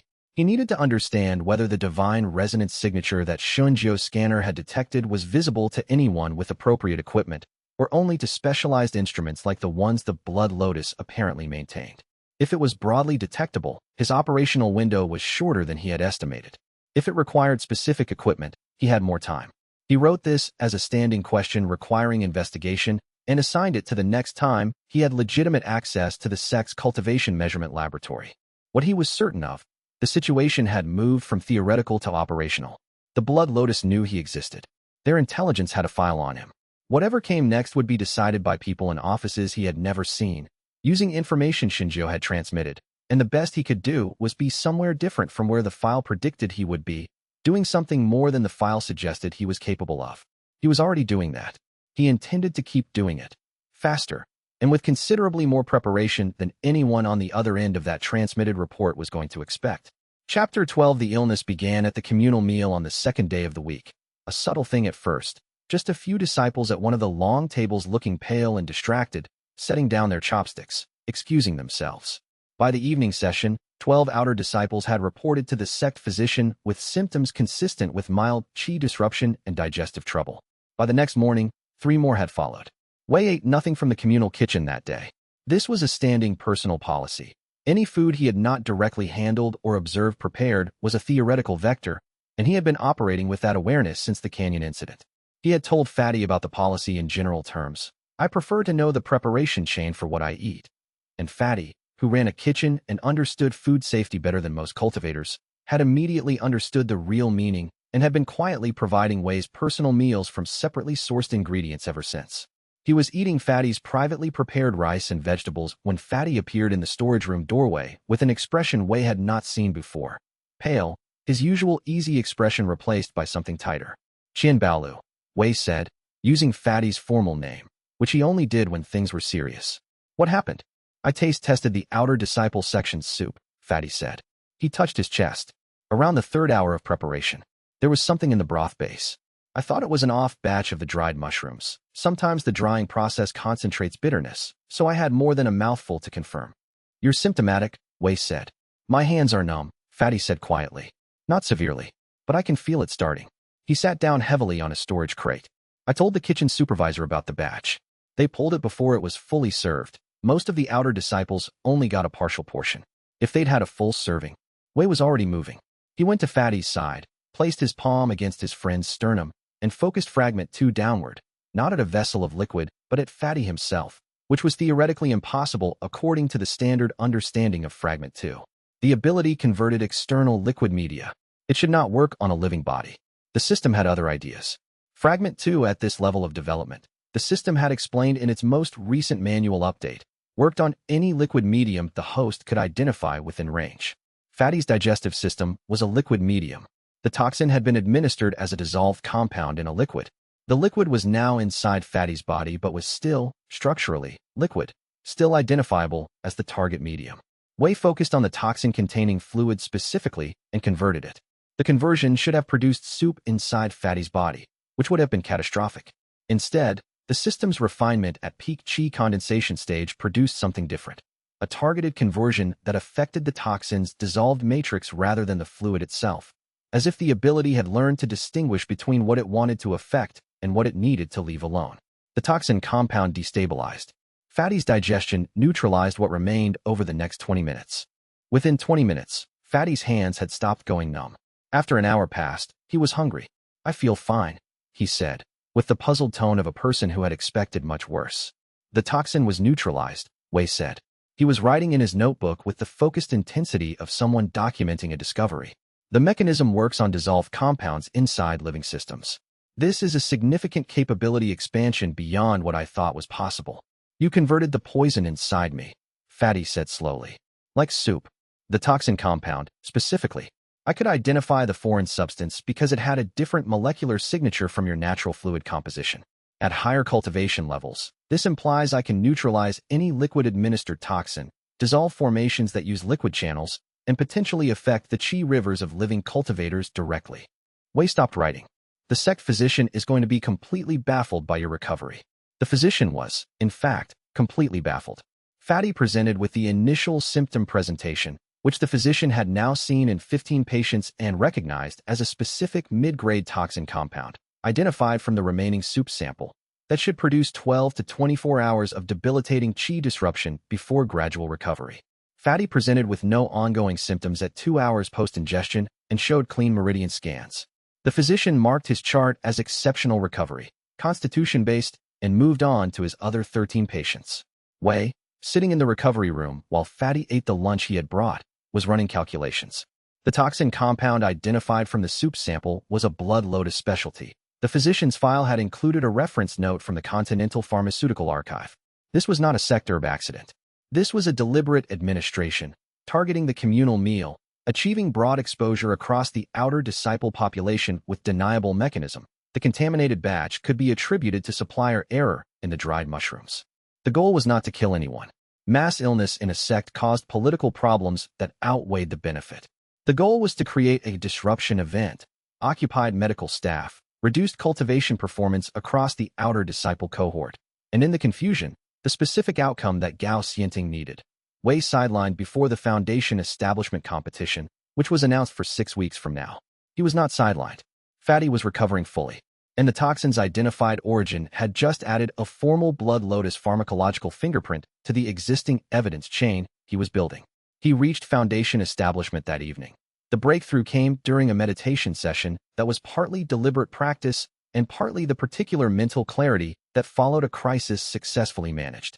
The system confirmed the advancement with a cascade of notifications, and the warmth in his chest expanded into something that felt like a laugh held quietly in a very large room.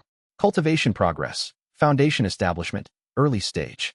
System fragment power scaling complete at this rank. Fragment 4 unlock threshold.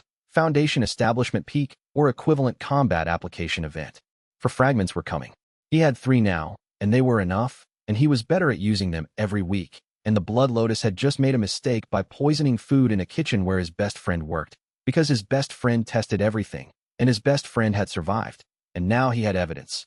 And the people who had thought a mortal great awakening made someone disposable were going to have a great deal of time to reconsider that position.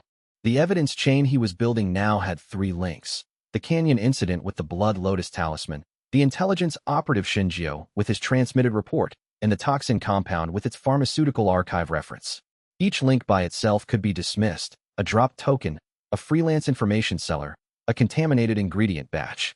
Together, they formed a pattern that a formal investigation could follow to a conclusion, and the conclusion implicated Gao Xianting as the connecting node between all 3 events. Wei did not rush to file the formal complaint.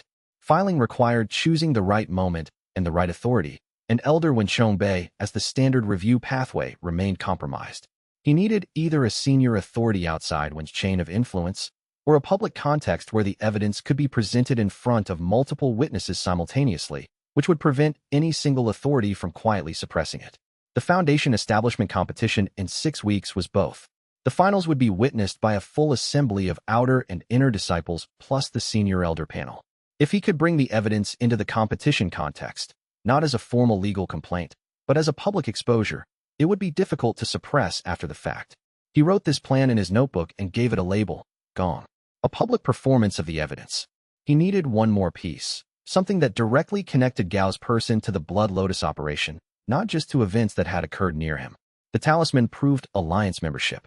The poison proved operational method. He needed something that proved Gao had authorized this specific series of actions. He filed this as a standing objective and returned to the more immediate problem of 6 weeks of training with 3 fragments against Gao Xianting's 2-year investment in the Tiger Fang Spear sequence. 14 strikes. The 14th was the peak concentration moment. Zhu Mianyan had given him that, and Mianyan had watched Gao train for 2 years and was not wrong about things she had directly observed.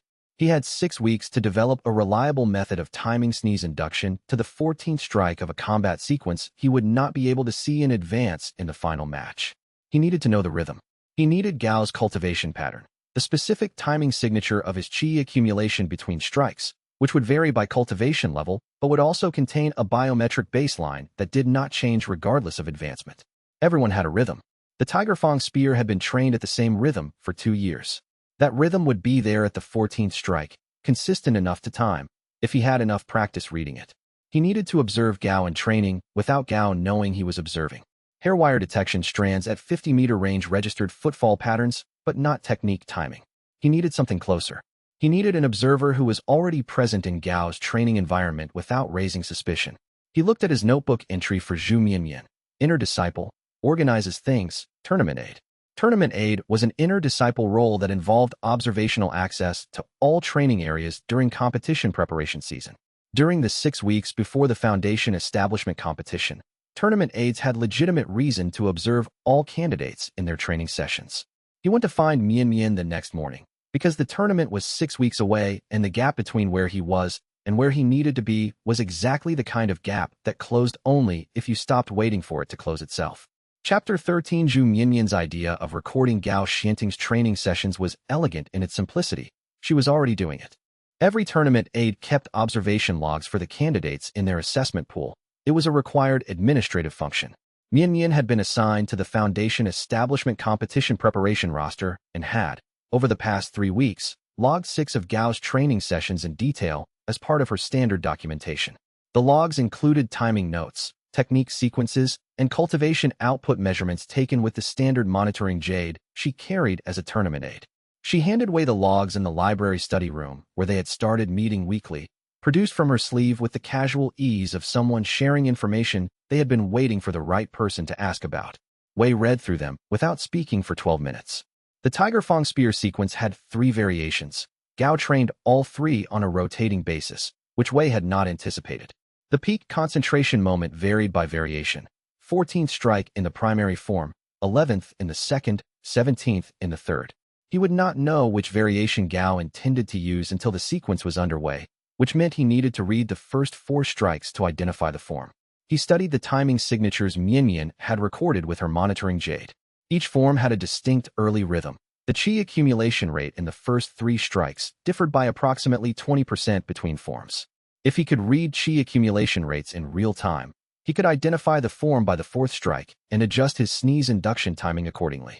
Reading qi accumulation rates in real time required practice. He needed a training partner who could execute a sustained sequence technique at combat speed while he practiced detecting the accumulation rhythm. Can you execute a sustained sequence? He asked Mian. Foundation establishment early stage, she said. My specialty is formation setup, not chain techniques. But I can ask Luo Qingfan. Luo Qingfan was the inner court's current third-ranked disciple, a prodigy from the Eastern Branch sect with a proprietary combination system that everyone agreed was going to carry him to core formation within 2 years. He was also, according to Mian's cheerful characterization, aggressively ambitious in a way that's going to become a problem for him specifically, which Wei filed as both an assessment and a warning. Why would Luo Qingfan help me? Wei asked. He won't, Mian said. He'll help me, because I helped him 3 times last year, and he has a functional sense of reciprocity when it's directly explained to him. I'll ask him to run timed sequences for a tournament preparation study. He'll assume it's about him, because most of what Luo Qingfan thinks is about Luo Qingfan. She smiled. He's not mean about it. He's just very focused. The training sessions began 3 days later. Mian organized them as an official tournament preparation study, which gave Wei legitimate access to the inner court's secondary training field, a level above what his outer disciple status would normally permit. Luo Qingfan performed his sequences with the careful precision of a prodigy who could not do anything at less than full investment, and was visibly confused when the outer disciple he had been told to treat as a study observer started calling out his technique's accumulation phase timing more accurately than his own monitoring jade. How are you reading the cycle? Luo said, after the 5th time Wei called the accumulation peak within a half-second of the monitoring jade's confirmation beep. Resonance frequency, Wei said. Your qi has a signature. Your technique's accumulation phase modifies the frequency in a predictable pattern. The modification rate is different in the early phase versus the peak phase. Luo was quiet for a moment. You can read that without equipment. I'm practicing, Wei said. I can't do it reliably yet at combat distance. I need approximately 12 more sessions. Luo looked at him with the first genuinely uncertain expression Wei had seen on his face. What does that ability have to do with sneeze induction? Timing, Wei said. Luo processed this. You're going to sneeze Gao Xianting at the peak of the Tiger Fong chain, Luo said slowly. At the peak of whatever form he uses, Wei confirmed. If I can read the accumulation pattern from the first 4 strikes, I know which form and where the peak is. If I can time the activation precisely, the cascade disruption at peak concentration will collapse his entire qi reserve for that sequence. Luo stared at him. He'll be furious. Yes, Wei agreed.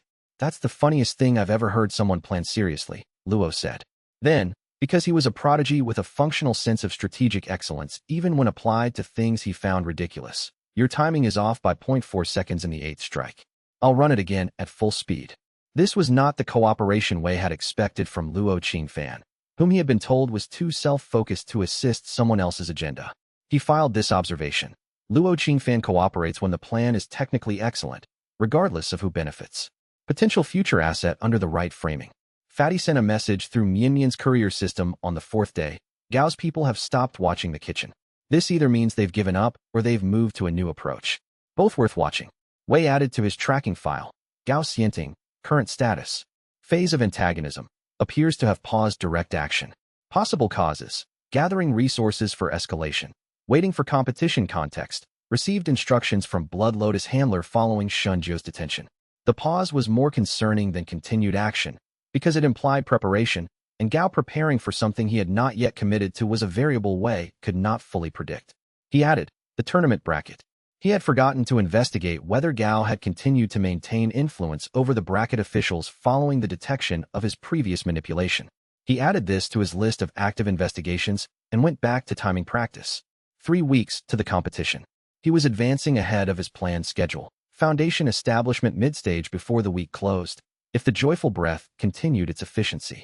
At mid-stage, the power differential between him and Gao at peak stage qi condensation, where Gao had been stalled for months, was no longer the disadvantage it had appeared on day 1. The plan was coming together. The evidence was building. The timing practice was improving. He had 2 allies who were more capable than expected and 1 distant protector who communicated entirely in implications. What he did not yet have was the final piece of the Gong plan, the direct evidence connecting Gao personally to the Blood Lotus operations. He needed to find it before the competition, because after the competition, whether he won or lost, the situation would change, and the window for this particular approach would close. He had 3 weeks to find it. He intended to use all 3.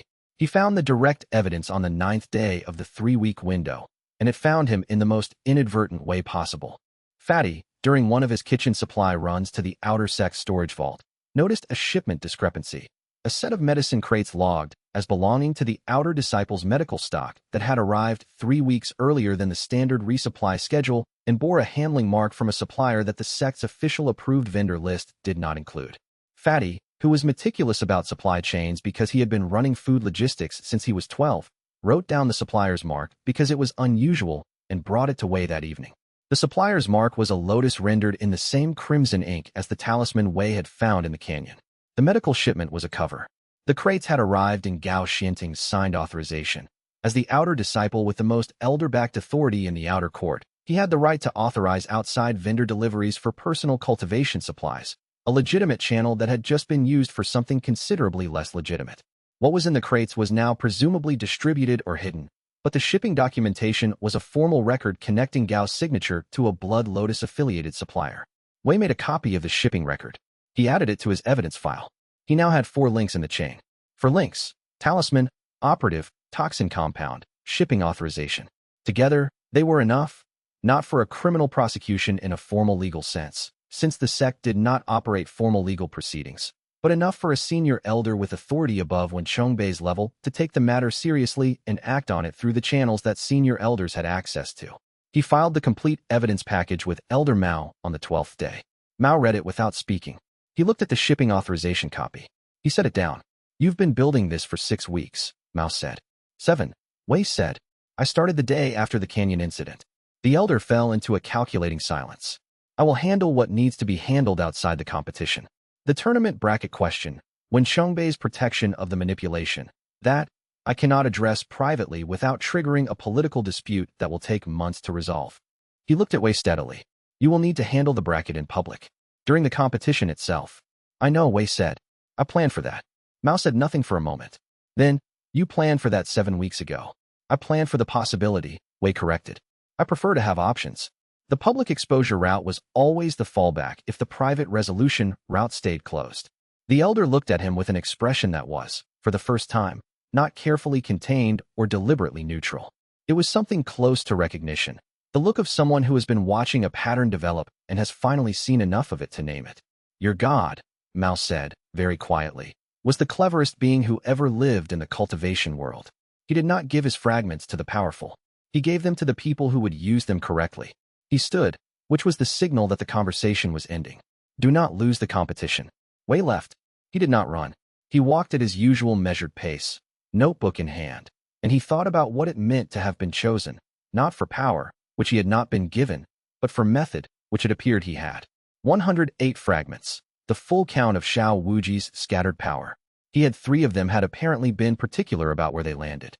Wei intended to be worth the particularity, but worth was something proved by results, not intentions, and results required time he might not have in the quantity he needed. Chapter 14, the tournament bracket manipulation, was more sophisticated than Wei had initially assumed. He discovered this through the same monitoring system he had built for other purposes, specifically through Zhu Mianmian's access to the official bracket registration system, which she had as a tournament aid and which she used for legitimate administrative functions, and, on one occasion at Wei's request, for a quiet examination of the registration timestamps that should have been sequential, but were not. The timestamps showed 3 instances where bracket assignments had been modified after the initial registration window closed, a period when no legitimate adjustments should have been possible. The modifications had been made using Elder Wen Chongbei's administrative credentials, which technically meant Wen had authorized them, except that Mianmian noted the modifications were made between the 2nd and 3rd hours of the morning, a time period during which, per the dormitory duty logs she cross-referenced with her access to the inner court administrative system, Elder Wen was logged as asleep in his private quarters. Someone had used Wen's credentials without Wen's presence. This was a more serious finding than simple bracket manipulation. Using an elder's administrative credentials was a sect security violation at a level that had nothing to do with competition disputes and everything to do with institutional integrity. It meant Gao had either stolen Wen's credential token or had access to a reproduction, which implied a level of operational sophistication beyond what Wei had credited to a 19-year-old outer disciple working alone. He was not working alone. The Blood Lotus had provided resources. Wei added this finding to his evidence package, which he had already filed with Elder Mao but could amend, and brought the timestamp analysis to Mian for confirmation. She confirmed it 3 times using different verification methods, because she was thorough and also because she understood what she was confirming and wanted to be certain. The brackets place you against the 3 strongest non-Gao candidates in sequence, she said. Deliberately. Engineered to tire you out before you reach him, assuming you make it that far. 3 opponents, Wei said. I need to win all 3 before the Gao match. Against whom? She read from the bracket registration. First, Peng Shouyulong, body cultivator, foundation establishment early stage, just advanced. Second, Hua Meifan, chi blade specialist, foundation establishment early stage, 3 months ahead of you in advancement. Third, Chen Baoshu, the strongest outer disciple not counting Gao, foundation establishment mid-stage. Peng uses physical enhancement. Hua uses blade techniques requiring line-of-sight concentration. Chen uses suppression formations, Mian said. He's been building his formation sense for 4 years. It takes him 2 minutes to set up, but the output is exceptional. 2 minutes of formation setup was 2 minutes of time. Wei thought about this and wrote. Peng, body disrupt. Hua, concentration break at blade formation. Chen, interrupt setup during the 2-minute window. All manageable. None of them had seen his full capability in the same context before. They knew he was unusual. They did not know his specific applications against their specific techniques. He spent the week before the competition in targeted preparation. He obtained records of Peng Shoulong's last 4 sparring sessions from Mian's observation logs and mapped his physical enhancement patterns. He spent 2 sessions with Luo Qingfan practicing qi accumulation reading against blade technique simulations. He spent 1 afternoon in the outer court stone quarry testing indestructible hair-cutting speed against different rock types, because formation arrays in the outdoor tournament arena were anchored to stone substrates, and disrupting Chen Baoshu's formation through the anchor points rather than the mental image might be faster and more reliable. The haircut chi mortar anchors cleanly in approximately 3 seconds per anchor point. A formation with 3 anchor points could be physically destroyed in under 10 seconds if he could locate the anchors and reach them. He learned to locate anchor points by the faint chi resonance they emitted during formation construction. He practiced reading the resonance. By the end of the week, he could locate 3 anchor points in a 70 square meter area within 40 seconds of formation initiation. 1 week before the competition, someone appeared to him who had not been part of his planning. Luo Qingfan found him in the inner court secondary training field after their session ended, when Mian had left and they were packing up the monitoring equipment. Luo stood with his arms folded in the slightly stiff posture he used when he was about to say something he had been deciding about for a while. The bracket manipulation, Luo said. Wei looked at him. I know about it, Luo said. I noticed the timestamp irregularities 3 days after the initial registration. I assumed Elder One had made a correction in his own interest and chose not to act on it. He paused. I understand now that assumption was incorrect. Yes, Wei said. I have the original bracket registration in my personal archive, Luo said. I maintain copies of all official tournament documents as a matter of practice. He looked at Wei with the expression of someone doing a precise cost-benefit calculation in real time. If you need the original registration versus the modified version as documentation, I have it. Wei studied Luo Qingfan for a moment. The inner disciple's expression was controlled but not cold. Not Mao's careful neutrality or Mian's open warmth, but something in between, the bearing of someone with a principled sense of fairness that occasionally overrode their self-focus. Why are you telling me this? Wei asked. Because what Gao Xianting is doing is wrong, Luo said, with plain directness, as if he had stripped the situation to its core. And because I'll reach foundation establishment peak in 4 months, and I would like to operate in a sect that does not reward this kind of conduct. He unfolded his arms. Also, I wasted 2 months assuming I was the target of the bracket modification before I realized it was you, and that was annoying. Wei filed, Luo Qingfan, principled, self-focused, honest, useful. He wrote in his notebook, request bracket original from Luo. Add to evidence package. Amend mouse file. One more thing, Luo said. Wei waited. You're going to win the competition, Luo said. I don't say that to compliment you. I say it because I've been watching you train for 2 weeks and I understand what you're building, and it will work exactly as you've planned, which means I'll be at peak stage and you'll be at mid-stage with 3 divine fragments, and I would like to be on the correct side of whatever comes next. He paused. Mian already asked you about this. I'm asking directly. Wei looked at him. You want to be part of the team. I want to be part of something that's going somewhere interesting, Luo corrected. There's a difference. He picked up his monitoring jade and left. Wei watched him go and wrote, the team is forming ahead of schedule. Note, keep expectations calibrated. People who want to be part of something interesting can lose interest when interesting becomes dangerous. Check this assumption in 6 months. He pocketed the notebook. 2 weeks to the competition. The bracket modification evidence was now complete. The direct connection between Gao and the Blood Lotus was documented. The technique preparation was at target levels. He had allies in position. He was as ready as the available time allowed. And in this cultivation world, that was the only definition of ready that had ever mattered. And yet somewhere in the gap between ready and sufficient, something was approaching that he had not finished preparing for. He spent the final 3 days before the competition in the outer court's meditation garden, running through every sequence he had prepared until the timing was not a decision but a reflex.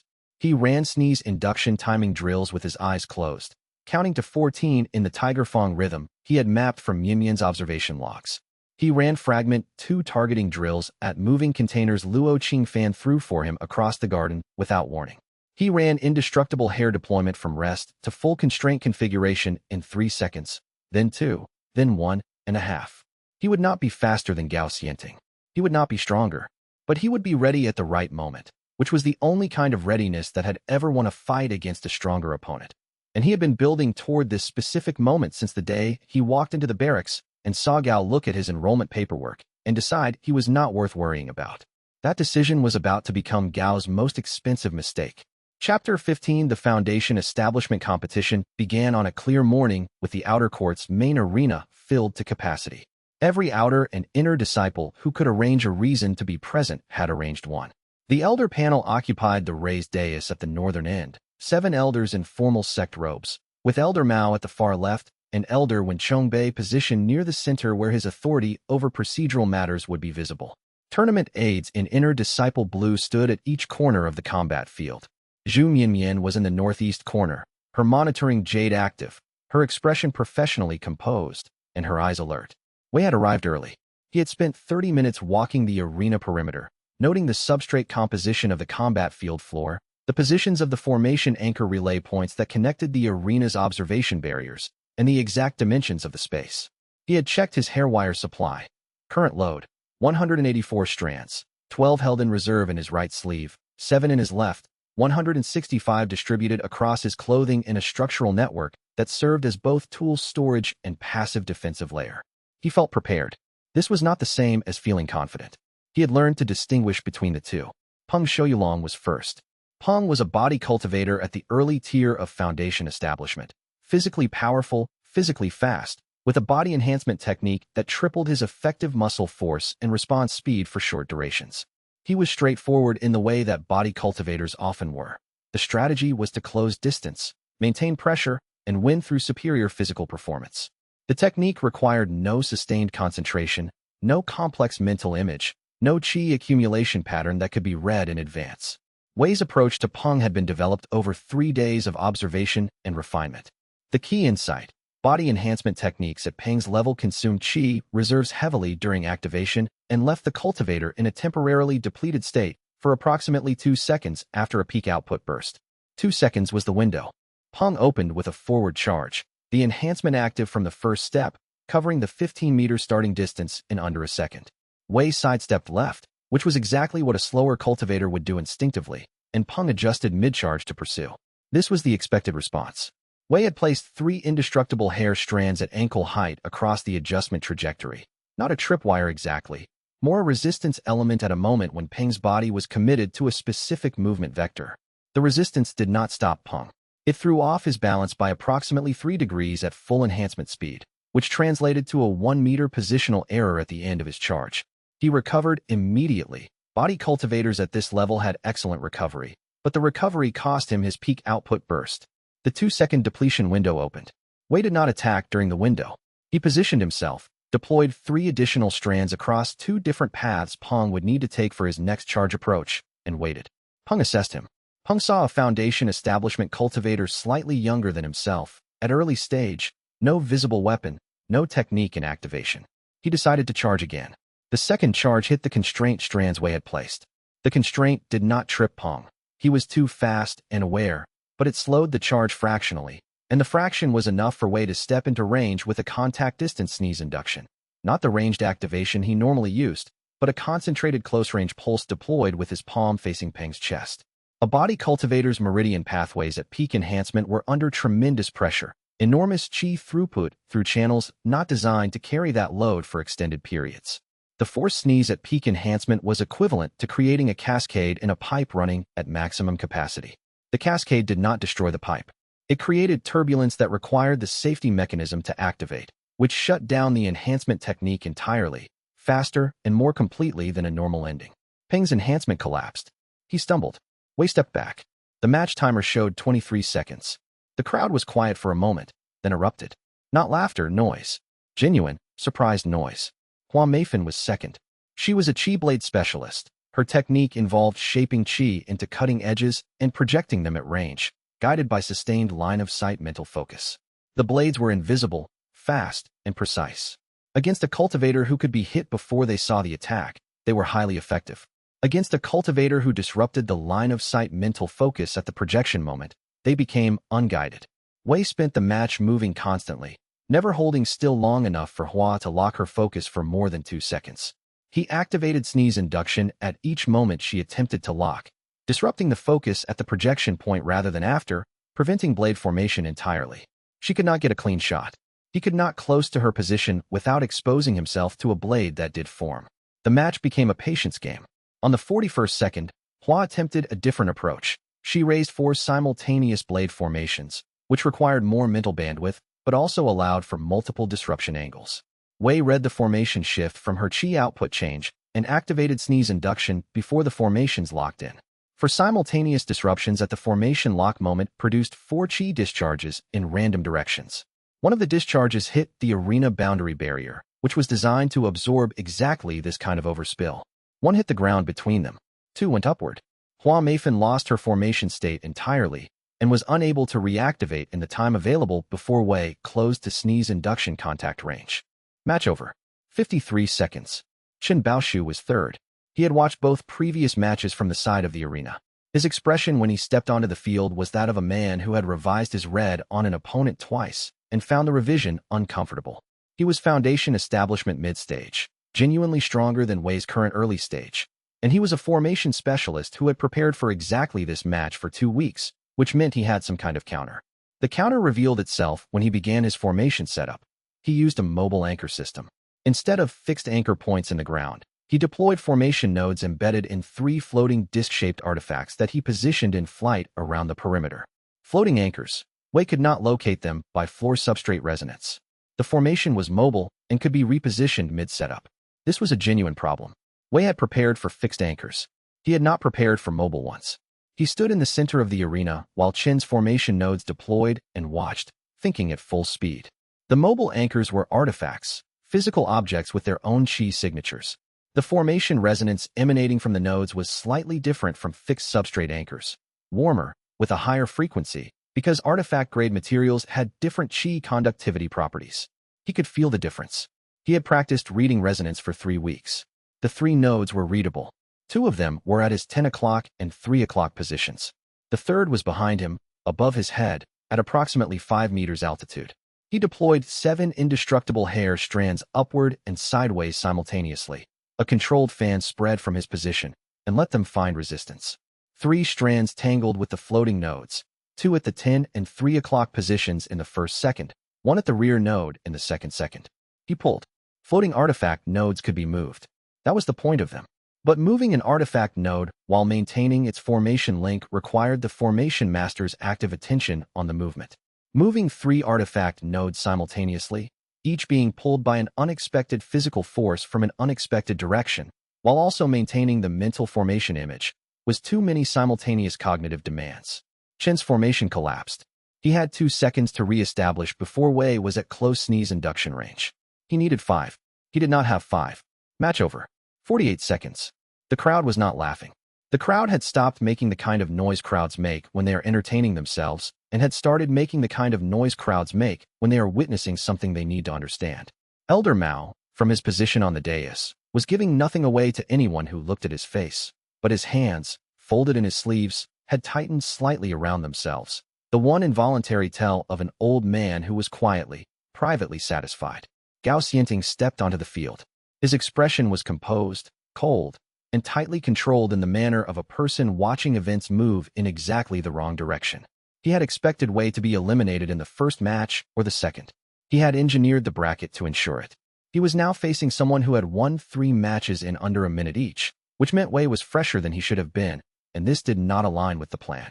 He activated the Tiger Fang spear immediately, without his usual opening posturing. Wei stood still and began to count. 1, 2, 3, 4. He read the qi accumulation frequency in the first 4 strikes and identified the form, primary. Peak concentration at strike 14. He had 7 more strikes to prepare for, not by doing anything with them, but by enduring them and surviving until the moment. Surviving Gao Xianting's Tiger Fang spear chain was not comfortable. Each strike hit with foundation establishment peak stage force behind it. Wei deflected where he could with hair wire, took the partial impacts where he could not, and bled from 3 cuts by strike 9. The crowd had gone back to making noise, tense, uncertain noise. He was losing on any visible metric. Strike 13. Gao was into the sustained concentration phase. His eyes were fixed, his body locked into the chain rhythm, his qi pouring through the sequence with the automated efficiency of 2 years of drilling. He was in the most powerful moment of his technique, and it was working exactly as intended. Strike 14. Wei activated sneeze induction at maximum output, contact range, at Gao's sternum. In the precise half-second between the end of strike 13 and the beginning of strike 14, the held moment, the tension before the punchline, the peak of the joke. Gao Xianting sneezed. His cultivation base, loaded with 2 years of Tiger Fang spear training and currently operating at maximum throughput in a sustained chain sequence, responded to the cascade exactly as a pipe does when a pressure fault occurs mid-flow. The qi that had been directed along the chain sequence discharged sideways in every direction simultaneously. The discharge was not small. It blew out the arena's boundary barrier on the southern end. It hit the ground in 5 separate places and left burn marks. It blew Gao himself backward 14 meters and deposited him against the arena wall, where he stopped moving, still conscious, staring at the sky with an expression that was going to haunt Wei's memory for a considerable time. Pure, uncomprehending disbelief at what had just happened to his body. Wei was still standing in the center of the arena. He was bleeding from 6 places now and would need medical attention. He was still at early foundation stage and standing, still conscious, looking at Gao Xianting against the wall. The elder panel was very quiet. Then Elder Mao said, in his carrying voice, "Match concluded. Wei Chengliang, first place." The arena erupted, and this time the noise had no ambiguity in it at all. Chapter 16. Gao Xianting's shout came before he had fully recovered his footing. He pushed himself off the arena wall with both hands, his qi circulation visibly disrupted. The cascade had left his meridian pathways in disarray, which a physician later confirmed had caused temporary foundation establishment suppression, setting him back to peak qi condensation until the pathway stabilized. He was shaking with what could have been physical shock or what could have been fury, and the expression on his face when he pointed at Wei and said he cheated was not the calculated accusation of a man who had rehearsed this moment, but the raw reaction of a person who had just lost what he had considered unlosable. Elder Wen Chongbei was on his feet immediately. He moved with the practiced speed of one who had rehearsed exactly this pretext. He cited 3 procedural clauses from the tournament rules, one prohibiting techniques that targeted the opponent's physiological systems rather than their qi technique directly, one prohibiting area effect attacks that crossed arena boundaries, and one requiring disqualification for contestants who caused damage to sect infrastructure. The first clause, if applied, would eliminate sneeze induction as a legal combat technique, an interpretation that would require rewriting the existing legal definition of qi technique to exclude abilities that used qi to affect physiological responses, which was an extraordinary reinterpretation that no tournament precedent supported. The second clause referred to the barrier breach caused by Gao's own qi discharge, which Wei had not directed. The third clause, for the same reason, referred to damage caused by the discharge of the technique Wei had disrupted. Wen Chongbei delivered all 3 clauses with the authority of a career administrator who had spent decades weaponized procedural language. Elder Mao spoke 8 words. Section 12, Paragraph 4 of the tournament rulebook. The hall went quiet.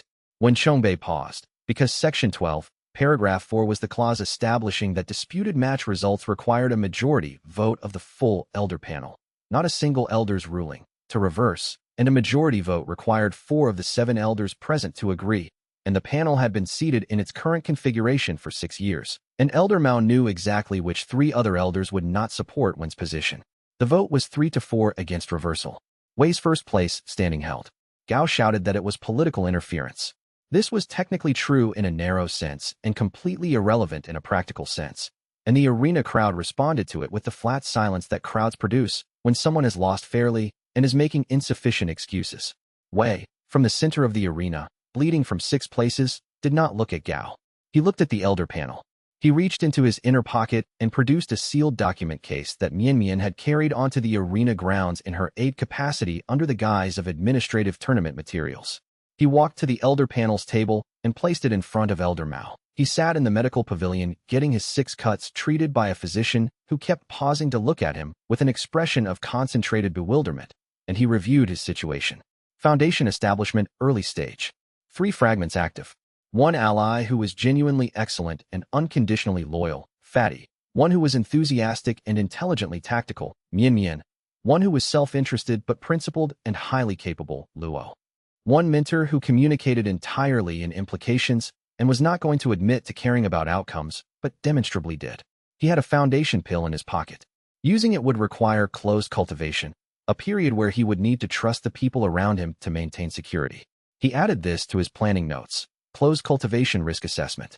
The physician said, I've treated tournament injuries for 18 years. I've never treated anyone who took 6 cuts from a foundation establishment peak stage Tiger Fong chain sequence and kept fighting. I wasn't fighting, Wei said. I was counting. The physician pressed her lips together and applied the last medicated salve without further comment. Wei thanked her and left. In the corridor outside the medical pavilion, the evening air was cool and carried the smell of the sect's pine trees. Wei stood for a moment and took inventory. The competition was over. He had won. Technically, unmistakably, in front of witnesses. The evidence package was filed with Elder Mao. Gao Xianting was in administrative detention pending review.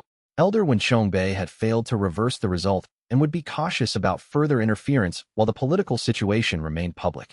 These were victories. They were also exactly the conditions under which complacency killed people, because winning a visible battle made you visible, and visibility attracted attention from parties who had not been watching before. The Blood Lotus already had a file on him. The competition had just added to it. Ability demonstrations in front of 60+ witnesses, including the operative he had not caught, which meant a second transmission had probably gone out within an hour of the finals. He needed to move before the response arrived. Not flee. That was the wrong frame, because he had nowhere to run that was safer than a sect, and running suggested weakness the Blood Lotus would exploit. He needed to advance. Every cultivation level between his current position and wherever the threat would engage him was a layer of preparation. Every fragment he unlocked was a tool they had not accounted for in their threat assessment. Foundation establishment peak stage. That was the next target. The foundation pill from his first place allocation would carry him most of the way. Closed cultivation for 7 to 10 days, with his allies maintaining security outside. He set this as his immediate next action and walked toward the outer court barracks with the even, measured stride he always used. Not hurrying, which attracted attention, but not dawdling either. The sect around him was settling into its evening rhythms. Somewhere beyond the sect's perimeter, a courier was traveling with a transmission that someone had authorized from a level above Xinjiao. Wei did not know exactly what the transmission contained. He knew it contained enough to accelerate the timeline, and the timeline was the one variable in all of his planning that he could not directly control. That was the part that required him to be faster than the plan anticipated. He picked up his pace, just slightly, and went to find Fatty to begin the closed cultivation preparation, because there was no time to waste, and no version of this situation that waited patiently for him to be ready. Chapter 17. Elder Mao summoned him 3 days after the competition, which Wei had expected. What he had not expected was the expression on Mao's face when he arrived. Not the careful neutrality Wei had learned to read as the elder's baseline, but something more open, as if the document case delivered in the arena had resolved a question Mao had been holding for a long time. Sit, Mao said. Wei sat. Elder Wen's protection is reduced, but not eliminated, Mao said. What remains of his network in the outer court will not act against you directly. The public exposure is too recent.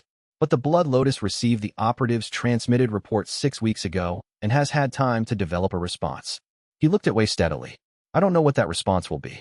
I know that divine resonance signatures are not something they observe passively. They'll want the system, Wei said.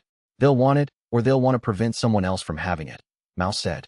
The coalition that destroyed the original bearer had both motivations, the ones who wanted power and the ones who feared it. The Blood Lotus is not the coalition, but they operate on similar principles. This was the most direct Mao had ever been about the system's history, and Wei listened carefully. The fragment scale with cultivation level, Wei said. Fragment 4 unlocks at foundation establishment peak. How many more unlock between here and core formation? I don't know the exact unlocks, Mao said. I know what I was told by the master who taught me. He paused. Each fragment is an aspect of the original divine power. At mortal grade, the aspects are their most trivial expression. At higher tiers, they expand into principles. Sneeze induction at peak expression is not about sneezing. He chose his words carefully. It's about disrupting the fundamental patterns that make cultivation techniques possible. At peak expression, it would function on formations, divine arrays, and the structural qi of spatial laws. Wei was quiet for a moment, thinking about this.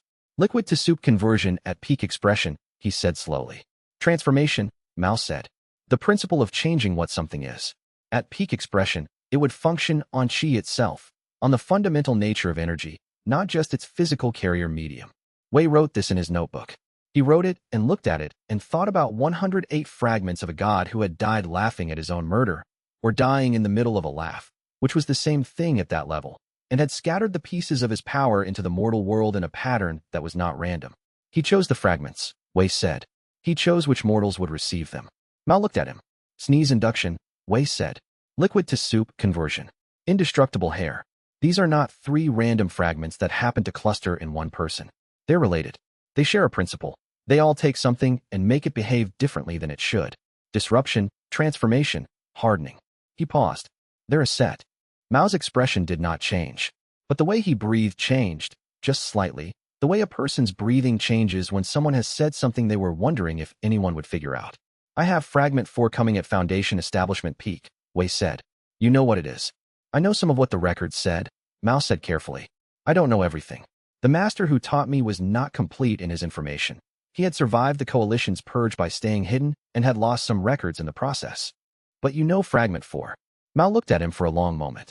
It was called gravity of embarrassment, he said finally. At mortal grade, it caused targets in its range to feel the physical sensation of acute social embarrassment, a specific effect on the nervous system that disrupted voluntary movement and concentration simultaneously. Wei wrote this down. At peak expression, he asked. The records were incomplete, Mao said.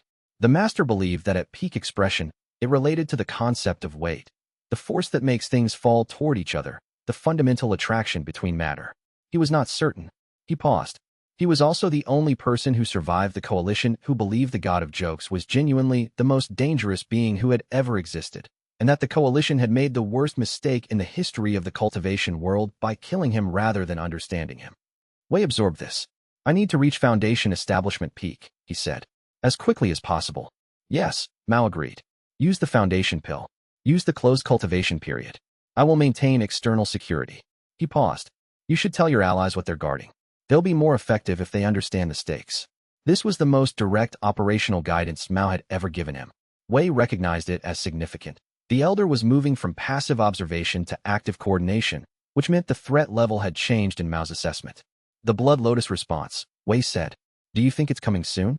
I think, Elder Mao said carefully, that you should be at foundation establishment peak before the response arrives.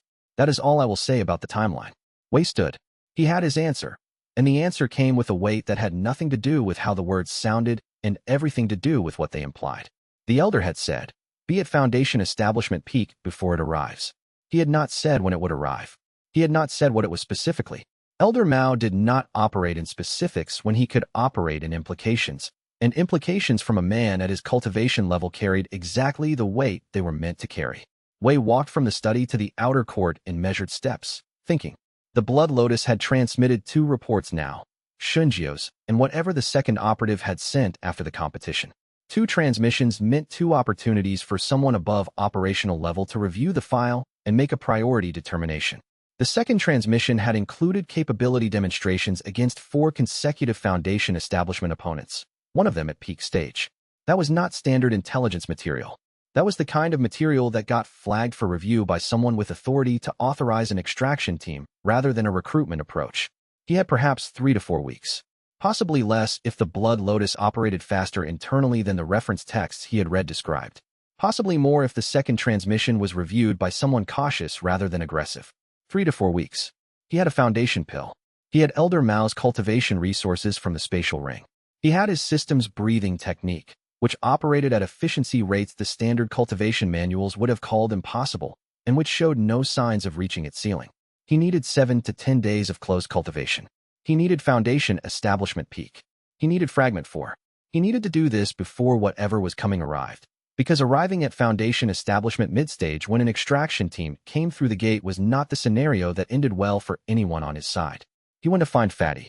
He needed to begin the closed cultivation preparation immediately, and the preparation required coordination, and Fatty was the most reliable coordinator he had ever encountered in his life. Time was the variable he could not manage except by using it correctly, and he intended to use every hour. He also intended to not waste time worrying about what he could not control. The Blood Lotus's internal decision-making timeline was not something he could observe, influence, or accelerate. What he could control was his own cultivation state and the preparation of the people around him. He had 4 allies who each brought different capabilities. He had 3 active fragments with a 4th unlocking in days. He had an elder who had been watching the divine inheritance since before Wei was born and who had just, for the first time, provided material resources rather than only strategic guidance. The situation was dangerous. It was also, in Wei Qingliang's consistent assessment, manageable and manageable situations, approached with correct methodology, resolved in favor of the person doing the correct methodology. He had believed this since he was 17 and standing at an altar stone while a room full of people laughed at him, and every week since then had provided evidence that the belief was warranted. He went to find Fatty. The preparation needed to begin immediately. Chapter 18. The foundation pill dissolved into his cultivation base, like light, into water. He had prepared the closed cultivation space with care, 7 days of preparation, with Fatty stationed outside and Mian running regular security checks through the outer court, and Luo Qingfan who had positioned himself in the adjacent training room under the guise of his own cultivation session in a way that gave him monitoring access to Wei's room's chi signatures without appearing to be guarding anything. The pill's effect began within the first hour. An expansion of the chi pool that he had been building since foundation establishment, pushing it outward into the established foundation pathways with a force that should have been painful, but instead felt, through the joyful breath method, like the release of a held breath, the laugh after the tension, the punchline after the setup. His laughing heaven system had opinions about the foundation pill's standard application method. It provided, as always, its own alternative. Instead of distributing the pill's energy through the standard 4-pillar foundation method, the system directed it through a pattern that Wei found, in the first hours of cultivation, to be structured like a joke. The setup established in the first third of the session, energy gathered, potential built, something about to happen. The tension held in the second third, full containment, pressure building, the inevitable cannot be prevented but hasn't arrived. The punchline released in the final third, everything discharging into a new equilibrium that was, objectively, surprising even to him. At the close of the 3rd day, he was at foundation establishment mid-stage. On the 7th day, he was approaching peak. The system marked his progress with its characteristic dry notification style. Cultivation progress, foundation establishment, late stage. Fragment 4 unlock threshold, 89% reached. Estimated completion, 2 to 4 days at current rate. He continued past the foundation pill's direct contribution on the momentum of his cultivation method, which fed on the cultivated emotional pattern of someone who was genuinely enjoying what they were doing. Not for show, not performed, but the actual functional enjoyment of a person who found their work interesting. The system used this as fuel. It always had. On the 9th day, Fatty knocked on the door. Not the emergency pattern, the regular one. Wei emerged from cultivation state. Luo says there are people at the outer gate, Fatty said, through the door. Traveling cultivators, not merchants. 3 of them, claiming to be from a sect to the east. Mian says the sect they named doesn't have a branch in this region, and the style of their formation access tokens is wrong. Wei sat with this for a moment. Tell Mian to delay their guest registration by any legitimate administrative means available, he said. Tell Luo to map their chi signatures from a distance. I need 2 more days. 2 days, Fatty confirmed. And bring something to eat. I've been in here 9 days, and the food stores ran out on day 7. Fatty made a sound of profound professional offense that, through a closed door, still conveyed that he had of course prepared food for this exact contingency, and had been waiting to be asked. The sound of containers being arranged outside the door followed immediately. Wei returned to cultivation. The system was warm in his chest. Foundation establishment peak was 2 days away. Fragment 4 was 2 days away.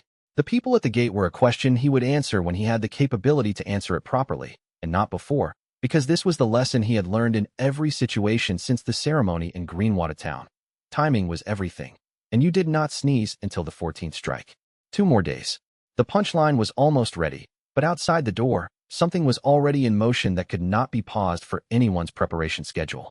Nothing in his preparation covered the meeting in a rented room in the nearest city, where Sun Weiqi and her team had been stationed for 4 days. The decision had come to shift from recruitment approach to observation had come not from Sun Weiqi herself, but from a message she had received the morning of the 4th day, authored by someone at a level above hers whose name she had given Wei a careful non-answer about. The message itself instructed them to maintain position and watch for the closed cultivation period to end, because a cultivator emerging from closed cultivation at an elevated stage was more valuable to certain interested parties than the same cultivator mid-advancement. He was deep in the 6th day of closed cultivation. Fatty had brought food on schedule.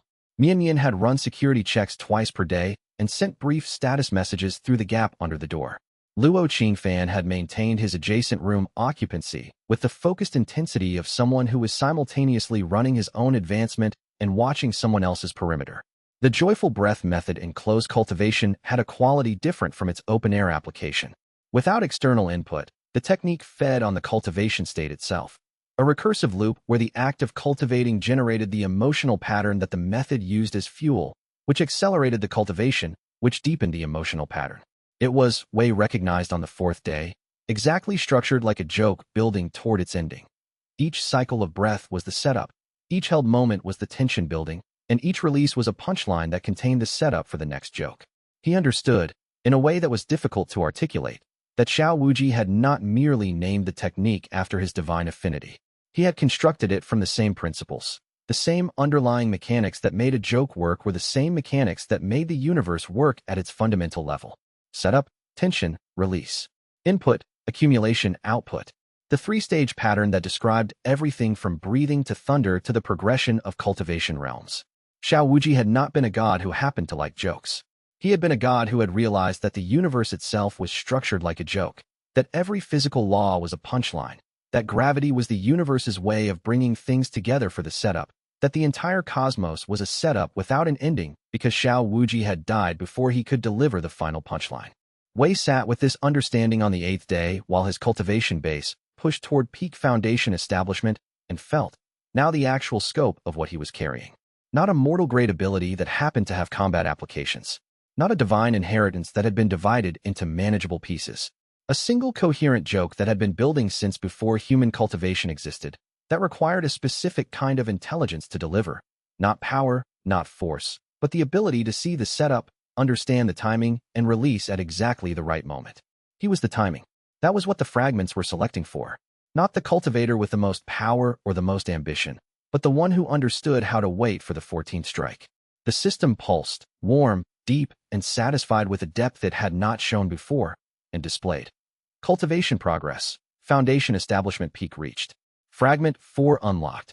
Gravity of embarrassment, mortal grade, active. Fragment 4 to 108 resonance pathway, open. Well done. The last 2 words had never appeared in a system notification before. Wei stared at them. The celestial comedian, it seemed, approved of timing. He breathed once, set up, held it, tension, and released. The punchline landed in his meridians as foundation establishment peak settled into its proper configuration, and the new fragment bloomed in the space it had been waiting in, and Wei Chongliang smiled in the dark of his closed cultivation room, because whatever was coming through the gate next was going to find considerably more than it had planned for. 2 more days had become right now. He knocked on the door. Fatty, he said. We have company coming. Tell Mian. Chapter 19. The 3 travelers at the outer gate registered as guests on the 11th morning and were escorted by floating peak sect protocol to the visiting cultivator quarters, where they waited with the patience of people who had not come primarily to sightsee. Luo Qingfan's chi signature mapping, conducted over 2 days at range using his high-sensitivity monitoring equipment, placed the 3 at peak foundation establishment, matching as Wei's current level, with a 4th, unregistered signature that Luo had detected twice and lost twice, which implied a stealth cultivator who was not officially listed in the guest registry. 4, then, not 3. For Foundation Establishment Peak cultivators, at minimum. Blood Lotus, almost certainly. The Talisman Seal Fatty had documented on their guest access tokens used a different mark than the one on Xianxia's credentials, a higher tier mark, which the faction reference text Wei had studied indicated belonged to active operation-level personnel rather than intelligence assets. They had come for him. They had come formally, through the guest registration system, which meant they intended an approach rather than a direct action. An approach meant they planned to offer something before they considered other methods. This was the Alliance's standard operating procedure. Cultivators with exceptional abilities were offered resources and an invitation. If the invitation was declined, operational classification changed. Wei emerged from closed cultivation on the 11th day at Foundation Establishment Peak stage. The system's notification was immediate. Cultivation progress. Foundation Establishment, Peak stage. Fragment 4 unlock threshold reached. Fragment 4, Gravity of Embarrassment, Mortal Grade, activated. He sat with the new ability for 20 minutes, learning it. At Mortal Grade, it created in targets within range a physiological experience of acute social embarrassment, the specific physical sensation that the body produced in moments of public humiliation or exposure. Flushed face, motor coordination disruption, the particular freezing effect that occurred when someone's body refused to move normally because the emotional system had overridden voluntary function. In combat, against cultivators attempting to maintain precise technique form, the effect was similar to sneeze induction. Disruption of the physical composure required for controlled chi techniques. Different mechanism, similar class of result, and, critically, operating on a completely different target system within the body. A cultivator who had developed tolerance or resistance to sneeze induction would have no pre-built resistance to gravity of embarrassment, and vice versa. For fragments now, he had 4 tools. He understood each of their mechanisms at a level that let him vary application depth, target specificity, and effect duration. He went to meet the Blood Lotus visitors. He did not tell Elder Mao first, though he sent a message via Fatty that he was meeting the visitors now. He did not wait for Mao's response.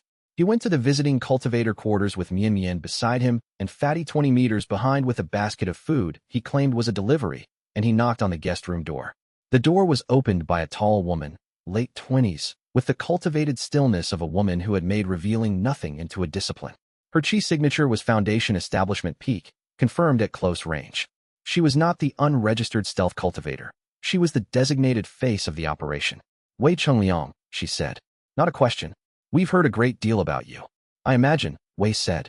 Your registration says you're from a sect to the east that doesn't have a branch in this region. I'd like to know who you actually represent before we continue. The woman's composure held, but something shifted in her eyes, the adjustment of a person who had expected a less prepared target. Direct, she said. That's useful to know. I know your Blood Lotus, Wei said.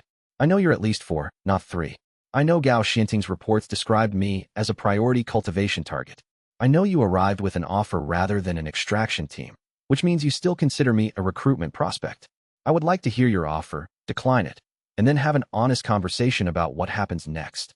The woman studied him for a moment. Then she stepped back from the door. Come in, she said. The conversation lasted 38 minutes. The offer was, as Wei had estimated, resources. Access to Blood Lotus cultivation facilities significantly superior to what any mid-tier sect could provide, a cultivation path projected to core formation within 6 months versus the sect's estimated 2 years, and a research collaboration on what the Alliance called the anomalous inheritance in his possession. The framing was that the Alliance was a research organization interested in preserving and understanding divine fragment inheritances for cultivation world benefit, which was exactly the framing Wei had expected and which was accurate in roughly the way that a fish trap was accurately described as a shelter for fish. He declined. The woman, whose name was Sun Weiqi and who was more intelligent and less manipulative than he had expected from an Alliance operational contact, did not immediately shift to the alternative approach. She looked at him for a long moment and then said, You've already reported this conversation to a senior elder. You have documentation of our presence that you'll file the moment we do anything aggressive. You're sitting here because you know we'll leave you alone if you're sufficiently publicly documented. I'm sitting here, Wei said, because I thought the offer should have a fair hearing. I'm also sitting here because I wanted to tell you directly. I'm aware of the threshold at which your organization reclassifies a declined target. I know what the next step in your operational protocol is.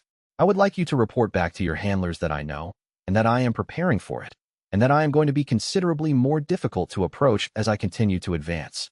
He paused. I am not hostile to the Blood Lotus as an institution. I am not interested in becoming one of your assets. These two things can coexist. Sun Weiqi looked at him with a measured, evaluating look. Then she said, you should understand that the people above my operational level have a different relationship with coexist than I do. I understand, Wei said. That's why I said I'm preparing. He left the visiting quarters with Mian Mian and sent Fatty home with his food basket. He walked back to his cultivation room and sat on his bedroll and looked at the ceiling for a while. The Blood Lotus would report the declined offer. The report would reach people at a level higher than Sun Weiqi who had different views about coexistence. A response would be authorized. He did not know the timeline. He had told her he was preparing, which was true, and the preparation needed to accelerate, because foundation establishment peak was not enough. Core formation was not enough. He needed to understand what his fragments became at higher tiers, and understanding required advancement, and advancement required time he might not have in comfortable amounts. He wrote in his notebook, situation development acceleration required. Acceptable risk of rapid cultivation versus risk of being caught at current level, unfavorable. Need to push harder. He looked at the notation for fragment 4. Gravity of embarrassment, at peak expression, relates to concept of weight, fundamental attraction. He thought about what it meant for embarrassment to have weight. For the feeling of exposure, of vulnerability, of being seen and judged, for that to be more than a social experience, and to become a physical law.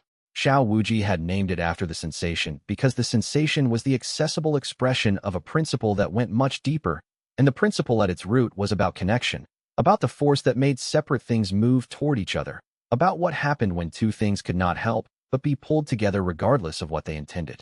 He did not know yet what this meant in practice at higher cultivation levels. He knew the mortal grade expression. He would learn the rest when he got there. For now, he had 4 tools. He had allies.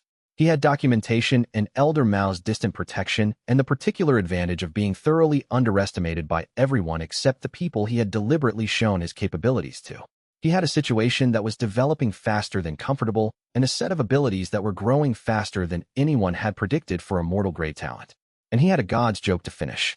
Xiao Wuji had started something and died before the punchline could land, and Wei was holding the fragments of the setup, 104 of them still locked, 4 of them in his hands, and the cultivation world had not yet seen what happened when Xiao Wuji's scattered power reached full expression. He intended to show them, whatever it took, and the system's warmth in his chest was confirmation that the next step was not a choice, but an inevitability, the kind that arrived whether you were ready or not, and he intended to be ready. Chapter 23 Days after the Blood Lotus visitors departed, a pulse swept through the cultivation world. Wei felt it at 2 in the morning. A vibration that was not physical, not qi in the ordinary sense, but something that registered on a level below conscious awareness. A resonance in the laughing heaven system itself, as if the mechanism in his chest had been struck by a tuning fork it recognized. He was upright before the notification appeared. System alert. Continental scale spiritual resonance detected. Signature matches archived records of Dao Tier awakening event. Probability of laughing heaven system origin, 94%. Fragment 4 to 108 resonance cascade initiated. Current locked fragments responding to external signal. Status. The inheritance is not entirely dormant in other holders. Something has moved. System note. Fragment count. Current holder, 4. Estimated distributed fragments, unknown. The joke is still in motion. He sat with this for a long time. 94% probability that the resonance was connected to his system's source inheritance, which meant one of 2 things.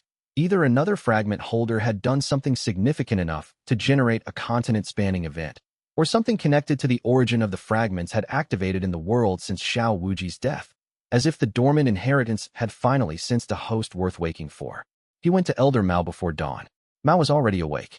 He was sitting at his desk in the dark with a candle lit and a cup of cold tea at his elbow, looking at a jade communication slip that had apparently just delivered a message. He looked up when Wei knocked and entered. You felt it, Mao said.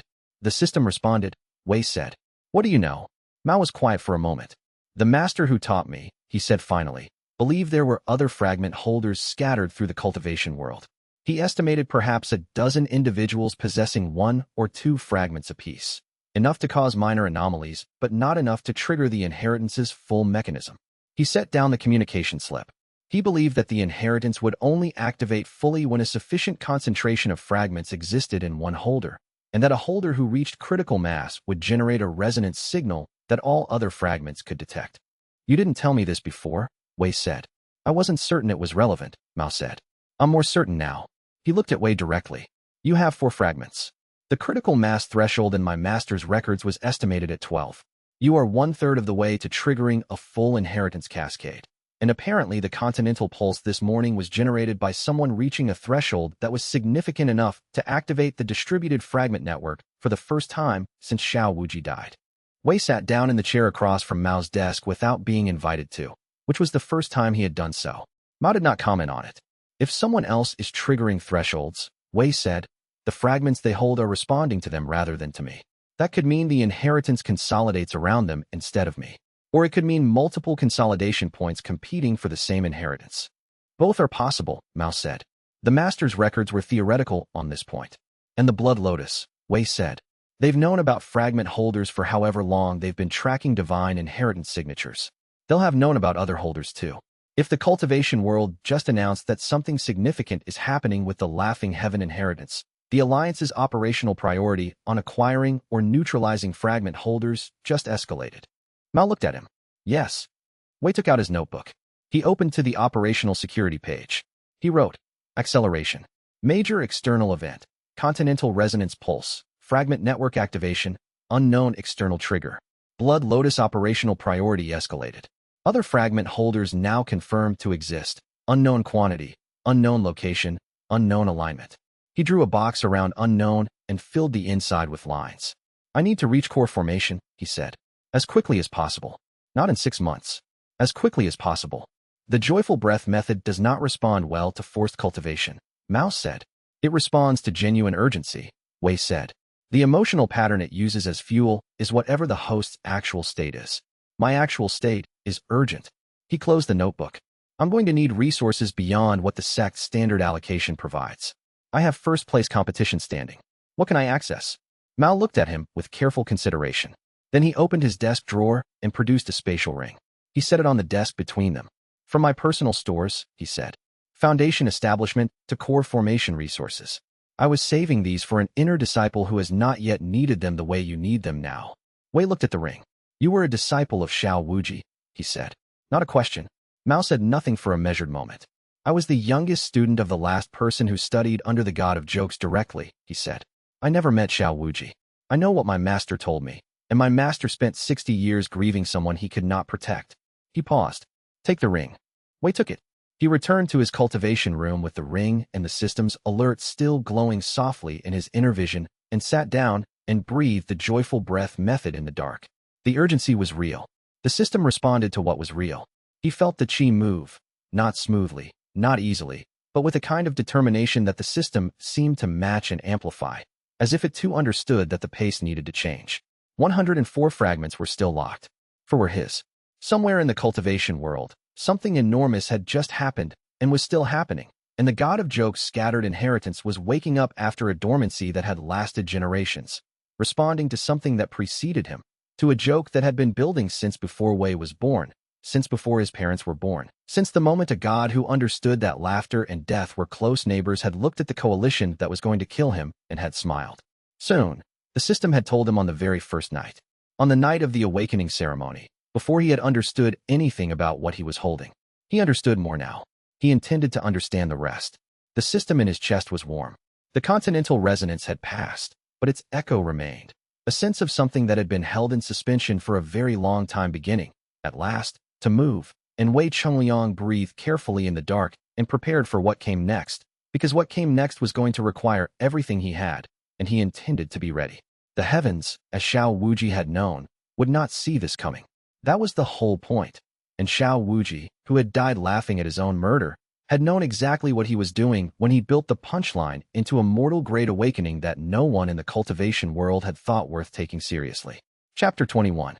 The inner court of Floating Peak sect held its formal cultivation spaces in a different arrangement than the outer court, and the difference was immediately apparent to anyone who had spent time studying organizational logic, where the outer buildings had grown by necessity, added to the structure whenever the previous allocation ran out of space. The inner court had been designed from the beginning.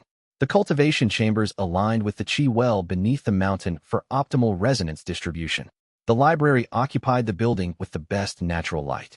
The training courts were separated by sound-dampening formations that absorbed Qi technique output without degrading the surrounding stone. Wei Chengliang absorbed this layout in the first 2 hours after his promotion ceremony and added it to the detailed operational map he had been mentally constructing since the gate. The promotion ceremony itself was brief: a new sect token, a formal recitation of inner disciple obligations that contained 17 clauses of varying relevance, and a nod from Elder Mao that conveyed nothing to a casual observer and a great deal to Wei. Specifically, that the elder had decided to let things develop at their own pace and was watching with approval that he would not admit to.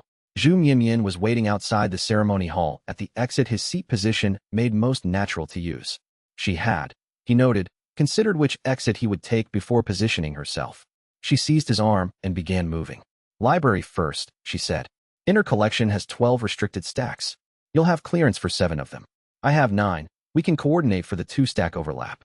Research hall second, specifically the formation theory lab. You'll want that for your fragment 3 applications. Cultivation chambers third. You're in 4C. I arranged it through the tournament administration's optimization window." She paused. "It has the best Qi well proximity in the available outer allocation and double the sound dampening of 4A. "You arranged my chamber assignment," Wei said. "Tournament aides have administrative access," Mianmian said. "I use legitimate access for legitimate purposes." This was legitimate. She steered him toward the library without slowing. "Also, 4B has a drafty window and 4D shares a formation node with the senior training court, which means it picks up ambient Qi discharge during combat practice sessions. You'd never get clean cultivation hours." Wei let himself be steered. He had been working with Mianmian long enough to know that resistance at this stage of her planning cycle was inefficient. She had already accounted for objections. More usefully, her institutional knowledge of the inner court's practical details was superior to anything he could compile through his own observation in the available time. He would spend that time on priorities she could not cover. The library's restricted stacks were substantially better than the outer court's collection. He spent 3 hours on his first afternoon covering divine inheritance records, Blood Lotus Alliance profiles, and formation theory, systematically, cross-referencing as he went, building a research architecture that would let him return to any section efficiently. The divine inheritance records were sparse in the characteristic way of curated archives, records documenting existence without documenting content, which was the organizational fingerprint of information that had been removed rather than information that had never existed. He cataloged the gaps as carefully as the content, because the gaps were themselves a form of information. The Blood Lotus Alliance files were more complete at this clearance level. He read the Blood Sealing Dao section 3 times, because a technique confirmed as a direct threat warranted triple the reading investment. On his third pass, he found handwriting in the margins, the same handwriting he had encountered twice before in Elder Mao's private materials. The note read, "Blood seals can be broken from inside the sealed meridian system if the host carries an active liquid conversion ability at sufficient tier. Test required." He copied it to his notebook and added his own annotation below. "Mao has tested or theorized this. Operational development pending understanding of deployment constraints." He did not seek Mao immediately.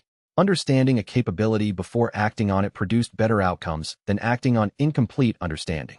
He filed the development as pending and continued. Fatty arrived in the inner court on the 6th day through the mechanism Fatty always used to enter new environments. He became indispensable before anyone thought to question whether he should be there. The inner court's kitchens had been attempting to replicate a specific senior elder's requested sauce reduction for 4 years without success. Fatty solved it in 30 minutes on his first shift. By day 3, he had permanent staff status and had identified every individual in the kitchen hierarchy by their actual role rather than their formal title, which were 2 different things. By day 6, he had a dormitory room and a systematic working relationship with every kitchen worker in the facility. He delivered to Wei, with that evening's meal, a hand-drawn floor plan of every liquid storage location in the inner court, compiled, he explained, in the normal course of kitchen supply management and inventory assessment. The plan was accurate to within half a meter on every measurement Wei later verified. Wei added it to his operational resource archive. The third category of senior disciple response to Wei was identified by Fatty before Wei identified it himself. An observer on the 2nd floor of the Western Pavilion, who appeared at roughly 3-day intervals and maintained a watching position that corresponded to one of Wei's regular routes. The observer's expression, as Fatty described it from the kitchen yard sight line, was cold calculation, distinct from the contempt of people who had heard mortal grade and stopped processing, distinct from the curiosity of people who had heard about the Foundation establishment competition, distinct from the formal observation of administrative review. Wei added this to his tracking file under unidentified observer, behavioral pattern distinct from standard social response categories, should not be assumed hostile, but should be understood before being treated as neutral. The observer revealed herself on day 22. Jiang Ruoqian, 6th-year senior inner disciple, sword cultivation approaching nascent soul threshold. She knocked on his cultivation chamber door at the 8th hour of the evening, and when he opened it, she said without preamble that she had been watching him for 3 weeks, that she wanted to understand his divine inheritance not to report or extract it, but because the laughless conclave was coming, and she wanted to know what she was choosing when that happened. He had arrived in the inner court as someone who had passed a tournament, which meant everyone who had watched the tournament had an opinion about him. The opinions sorted into 3 categories. The first was dismissal. Mortal grade awakening physique, lucky techniques, would stall within 6 months. This category was represented by approximately 40% of the inner disciples he had observed, based on the frequency of a specific facial expression, the one people wore when they had decided what something was and stopped looking at it. The second category was active interest. The tournament had demonstrated unusual capability. The techniques were not standard, worth understanding before conclusions. About 35%. The third category, the one Wei found most useful, was the small group who had watched the tournament's second day with the specific attention of people who were not evaluating him, but building something. Some plan, some alignment, some preparation that his existence was relevant to. He had identified 4 people in this third category on his first survey, and the number had risen to 9 by day 20. Jiang Ruoqian had been in the third category from the first day, which was what made her eventual approach not a surprise, but a completion of a sequence he had expected. The timeline was slightly faster than he had estimated, which was information about her decision-making process. She moved on assessments before they were complete when the cost of waiting exceeded the cost of moving with partial information. This was a specific and interesting kind of judgment. Mian, who had been in the inner court for 2 years and had a classification system for everyone in it that she had constructed through the same methodical attention she applied to everything, gave Wei her full analysis on his 3rd day. Jiang Ruoqian is going to be Grand Elder within 20 years if she reaches nascent soul before 30, she said. With the tone she used for statements, she had verified rather than estimated. She is also the person most likely in this court to cause you serious problems if she decides you are a liability rather than an asset. She paused. She has not decided yet. I believe that is why she is watching. Wei filed this. He agreed with the assessment. He also noted that Mian's classification system was more detailed and more current than the sect's administrative records on the same individuals, which meant it was a more valuable resource than the administrative records for most planning purposes, and he adjusted his information sourcing hierarchy accordingly. He stepped back from the door. She came in, and they talked for 2 hours. Wei answered some questions completely, and others only partially, and the distinction between the 2 categories was whether the full answer was currently safe to provide, not safe in terms of her trustworthiness, which he had assessed as reasonably high, but safe in terms of what information being in circulation meant for the operational situation. Jiang Ruoqian listened with the focused attention of someone building a model rather than passing judgment, and the conversation ended with both of them knowing more than they had known at the start. That was the standard way applied to all conversations before deciding they had been worth having. The inner court had better resources and more capable people than the outer court. It also had Jiang Ruoqian on the 3rd day observation schedule, and the Blood Lotus communique that would arrive in 6 days, and Bai Ruxue approaching from the north. Wei did not know about Bai Ruxue yet, because his hairwire detection strands did not reach the Arctic Sword Pavilion, and some pieces of the map had not yet filled themselves in, which meant the danger was already moving before the warning could arrive. Chapter 22. The Blood Lotus Alliance communique arrived on a Tuesday morning in crimson-sealed packaging that the Inner Court's administrative receiving office processed through standard channels and flagged for Wei's attention because it was addressed directly to him by name and title and contained no sect-to-sect routing header, which was irregular enough for the duty officer to send a notification rather than deliver it automatically. Wei read it in the administrative office with Mian beside him, her hand keeping the door closed with the casual authority of a tournament aide exercising administrative discretion. The address was precise in ways that alarmed him more than the content. Wei Qingliang, inner disciple, Floating Peak sect, holder of the fragment cluster of the Laughing Heaven inheritance. 3 specific pieces of information in that address should not have been available in the Blood Lotus's files. His inner disciple status was as of the previous week. The system's name was internal, No documentation he had released to any external party used that phrase. And the characterization of his possession as a fragment cluster required knowing not just that he possessed this specific inheritance and held multiple fragments, which was architectural information about the inheritance that no casual observation of his techniques would reveal. Each piece required a separate intelligence source. The address told him that the Alliance had compiled multiple intelligence inputs into a coherent profile that was current to within days of the letter's composition. The body of the letter was diplomatic in form and extractive in intent. Alignment resources were offered: cultivation materials, facility access, permanent external protection. In exchange, collaborative access to the Laughing Heaven Inheritance's development. He read this phrase with the careful attention of someone who understood that language with multiple possible interpretations had been chosen deliberately, and the interpretation that most benefited the offering party was the correct reading. Collaborative access did not mean observation. It meant oversight. The rest of the letter was phrasing around the fact that if alignment was declined, assessment would be required, which was a phrase that meant something less voluntary than either of those words suggested. They know your title within the system, Mianyan said, reading over his shoulder without apology. That is internal. That is not external observation of techniques. It is also current, Wei said. Inner disciple as of 8 days ago. Their source is active and has access to the administrative tier. Mianyan was quiet for 3 seconds. That is a mole. That is at least one mole, Wei said. Possibly more. The system name information and the fragment cluster characterization would require different access than the administrative record. The administrative record shows status changes. The system name and fragment characterization require either direct observation of the system interface or access to someone who has been briefed on its architecture. He folded the letter. He did not destroy it. Evidence should be preserved until its evidentiary value was exhausted. He slipped it into the inner pocket of his robe alongside his notebook and took 40 seconds to compose a reply in his head before setting it aside. The reply would not be sent today. Sending it today meant responding in their time frame, which meant ceding initiative. He would respond in his own time frame, which first required understanding what assets he had that they did not know about and what time frame they were operating on. Elder Mao, when Wei brought him the letter that evening, read it twice with an expression Wei categorized as controlled alarm. The specific version where the alarm was genuine, but the control was professional enough that a less attentive observer would have classified the expression as neutral. He set the letter on his desk. He looked at the window. He said nothing for longer than was comfortable, which was not characteristic of him. They're moving faster than last cycle, Mao said finally. Last time they approached a divine inheritance holder at this sect, the holder was at core formation and had 3 years of visibility. You have been visible for 46 days. What happened to the previous holder? Wei said. Mao looked at him. They are no longer at this sect. Wei processed this. Voluntarily. The letter, Mao said, used very similar language to what you are holding.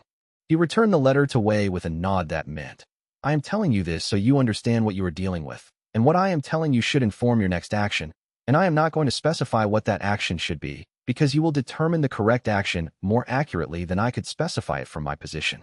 Wei understood. He had been understanding Mao's nod since the 3rd month of his time at the sect. He left the office and added 2 new items to his operational priority list: identify the sect mole or moles, and develop a specific counter to blood-sealing Dao before the Blood Lotus determined that assessment was warranted.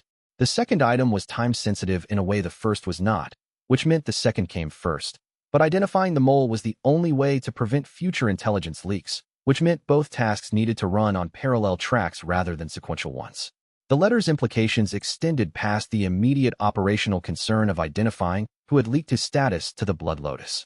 They extended to the question of what the Blood Lotus believed about the Laughing Heaven system that made them willing to approach an inner disciple who had been visible for 46 days, when their standard practice, as documented in the previous holder's experience, had been to wait until the holder was more established before making contact.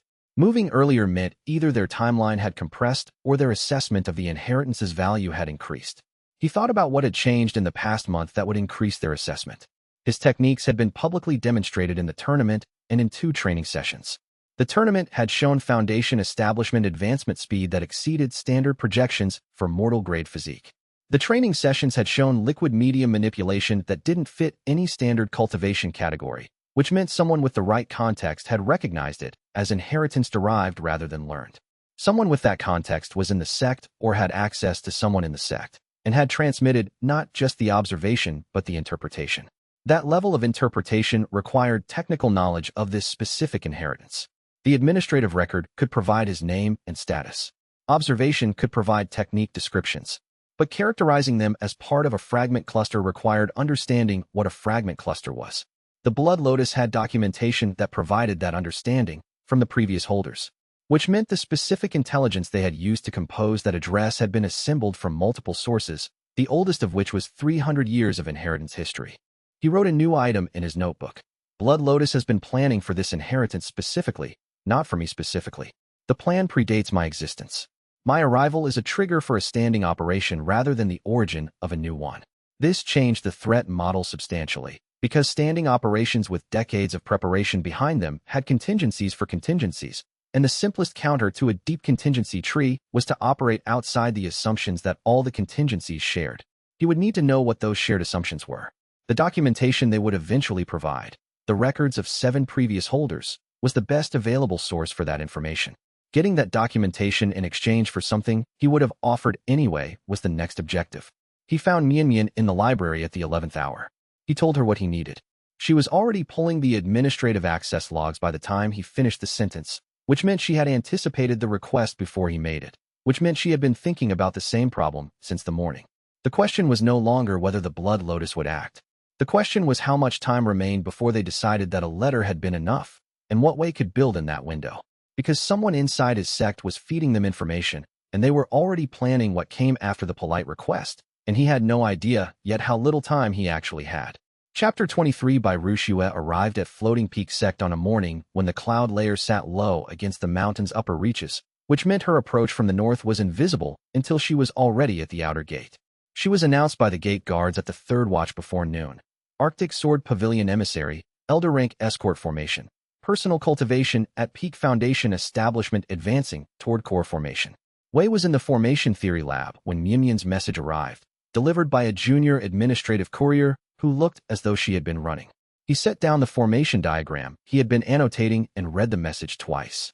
Then he packed his materials with the methodical care of someone leaving a workspace he intended to return to under controlled conditions rather than someone reacting to an emergency, because packing with care communicated something about his internal state that he preferred to communicate accurately, and he was not in an emergency state. He was in an elevated attention state, which was different. He went to meet her. Rushue was 23, which was young for her cultivation level. Her sword cultivation was the precise, structural kind rather than the aggressive kind.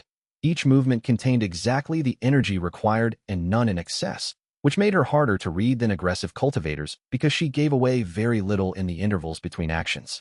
She wore Arctic Sword Pavilion colors, pale silver blue that caught the diffuse light coming through the cloud cover and made her visible at distances where most travelers became silhouettes. Her hair was pinned with a formation-inscribed clip that Wei identified as a passive detection array on his second look. The inscription pattern was too regular for ornamental purposes. She was reading him with the same precision he was reading her. Wei Chungliang, she said. Not a question. A confirmation. She had a description that matched him and was confirming the match. Emissary Bai, he said. They were in the sect's formal reception hall, which Elder Mao had arranged with 4 additional observers from the administrative division on the basis that formal reception required appropriate witnessing. Wei understood that Mao had also arranged it because witnesses complicated certain kinds of extraction. Formal settings had procedural constraints that informal encounters did not. And a room full of administrative division observers was a room where nothing could happen that those observers would not be required to document. Rushue understood this too. Her expression did not change, but she shifted slightly in her chair indicating she had noted the witness configuration and was adapting her approach accordingly. She had been doing this long enough that the adaptation was smooth rather than hesitant. Arctic Sword Pavilion has maintained an interest in Laughing Heaven system inheritors for some years, she said, with the careful precision of someone choosing phrasing that was accurate without being complete. Our records indicate 3 previous holders in the last 2 centuries, each confirmed by the resonance signature your techniques produce during active use. The signature is distinctive enough to be reliable at medium range. She paused, giving the pause itself communicative weight. We have been monitoring for it for 11 years. For the purpose of, Wei said. Documentation, she said. And, where possible, information exchange. The previous holders had incomplete information about their own inheritance. We have records that may address some of those gaps. Another pause. In exchange for information you may have that addresses gaps in ours. It was a better offer than the blood lotuses. Information exchange was bilateral by structure, which meant she was offering to provide rather than only extract. But it also meant she wanted something specific, and the specificity of what she wanted would tell him a great deal about what Arctic Sword Pavilion knew and what they had not been able to learn through 11 years of monitoring. He asked what information she was seeking. She told him, the activation condition for Fragment 7. He noted that she knew the fragment numbering system, which meant she had substantially more documentation than she had suggested with the word gaps. He also noted that she had asked about Fragment 7 specifically, which meant either she did not know about Fragments 1 through 6 or she knew and considered them less operationally significant from her position, and either interpretation told him something. He told her he did not currently have access to Fragment 7. This was true. He did not tell her the conditions under which access would develop, because that was information he did not yet have himself, and offering incomplete speculation as partial disclosure would degrade the quality of future exchanges. He offered her a counter, information about the activation mechanics of Fragments 1 through 4 in exchange for the 11 years of historical records she had mentioned.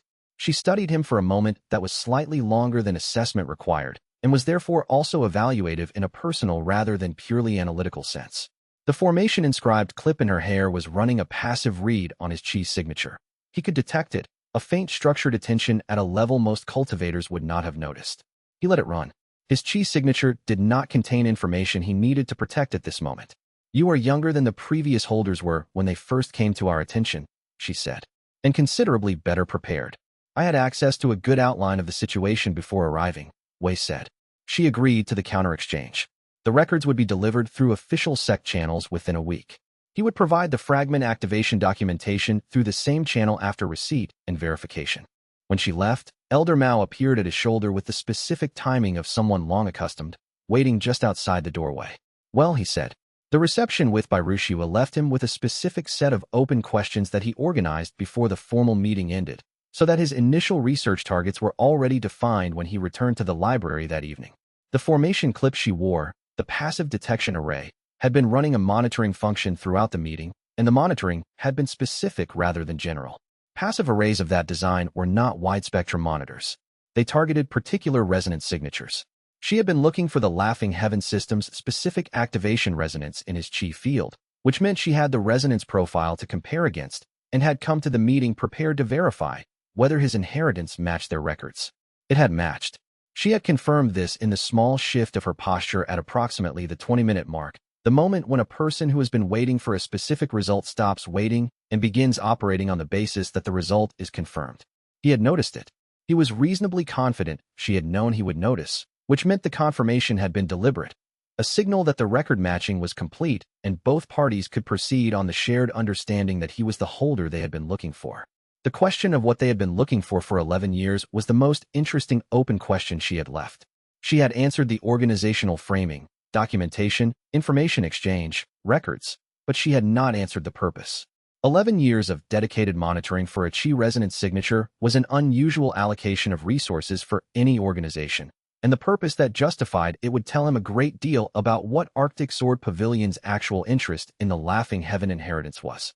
Elder Mao's expression during the meeting had been readable in one specific way. He had looked at Bairushiwa with the careful attention of someone who recognized something he had seen before, not in her personally, but in her category. Whatever category that was, Wei didn't have the context to identify it. He added a question from Mao to his pending agenda. What is your prior experience with Arctic Sword Pavilion emissaries specifically? She knows more than she said, and said more than she needed to, Wei replied.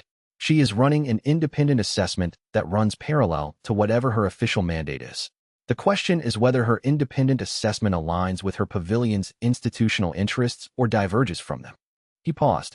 I will know more when I see what she actually sends.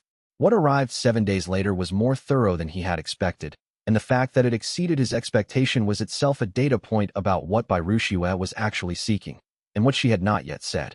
Chapter 24 Fragment 4 entered public visibility on a day Wei had selected based on 3 converging factors.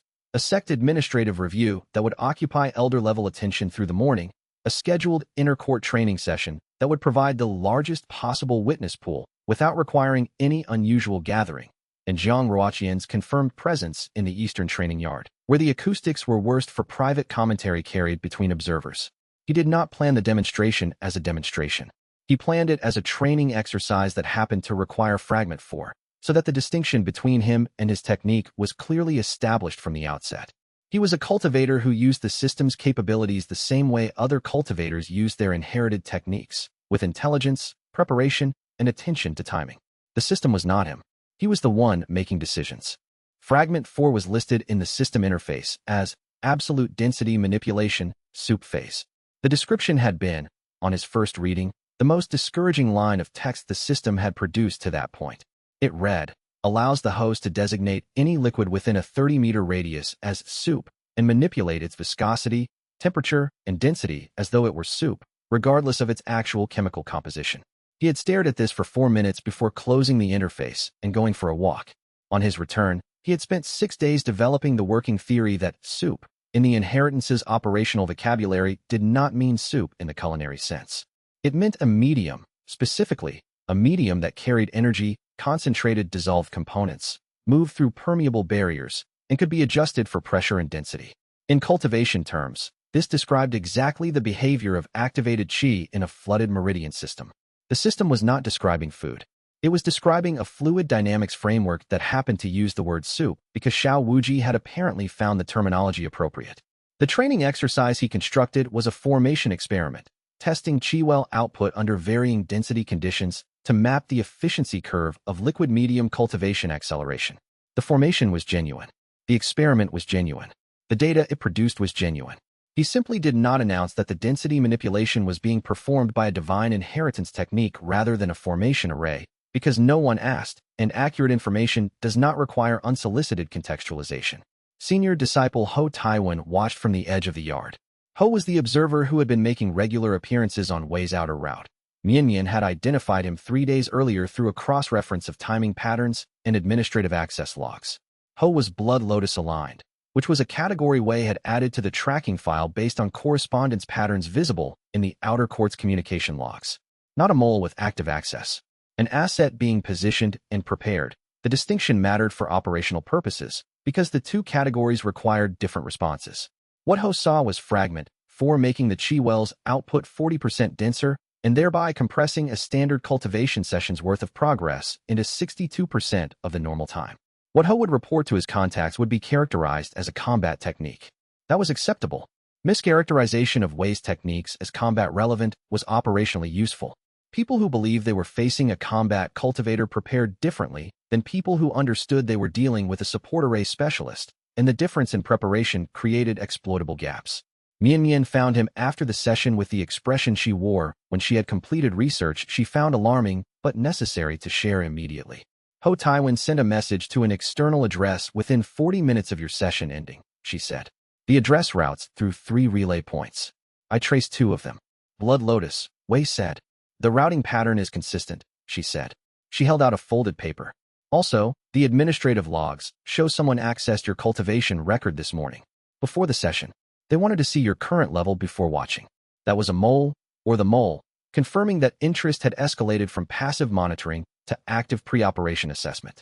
Pre-operation assessment meant the Blood Lotus was transitioning from observation to planning. Planning meant a specific action was being structured, and structured actions had timelines. The 40% density improvement he had demonstrated with Fragment 4 was the conservative end of what the technique could produce at his current cultivation level. The full capability ran to approximately 60% under optimal conditions. Optimal meaning a qi well with high natural output, a cultivation chamber with low ambient interference, and a technique operator with full qi reserves and no active distractions. He had demonstrated the conservative end deliberately. A 60% improvement over baseline would attract a different quality of attention than 40%. 40% could be attributed to an unusually efficient formation array, which was a mundane explanation that would satisfy anyone who wasn't already looking for an inheritance explanation. 60% had no mundane explanation. He would preserve that range for when he needed people to understand what he had, rather than when he was comfortable with what they could infer.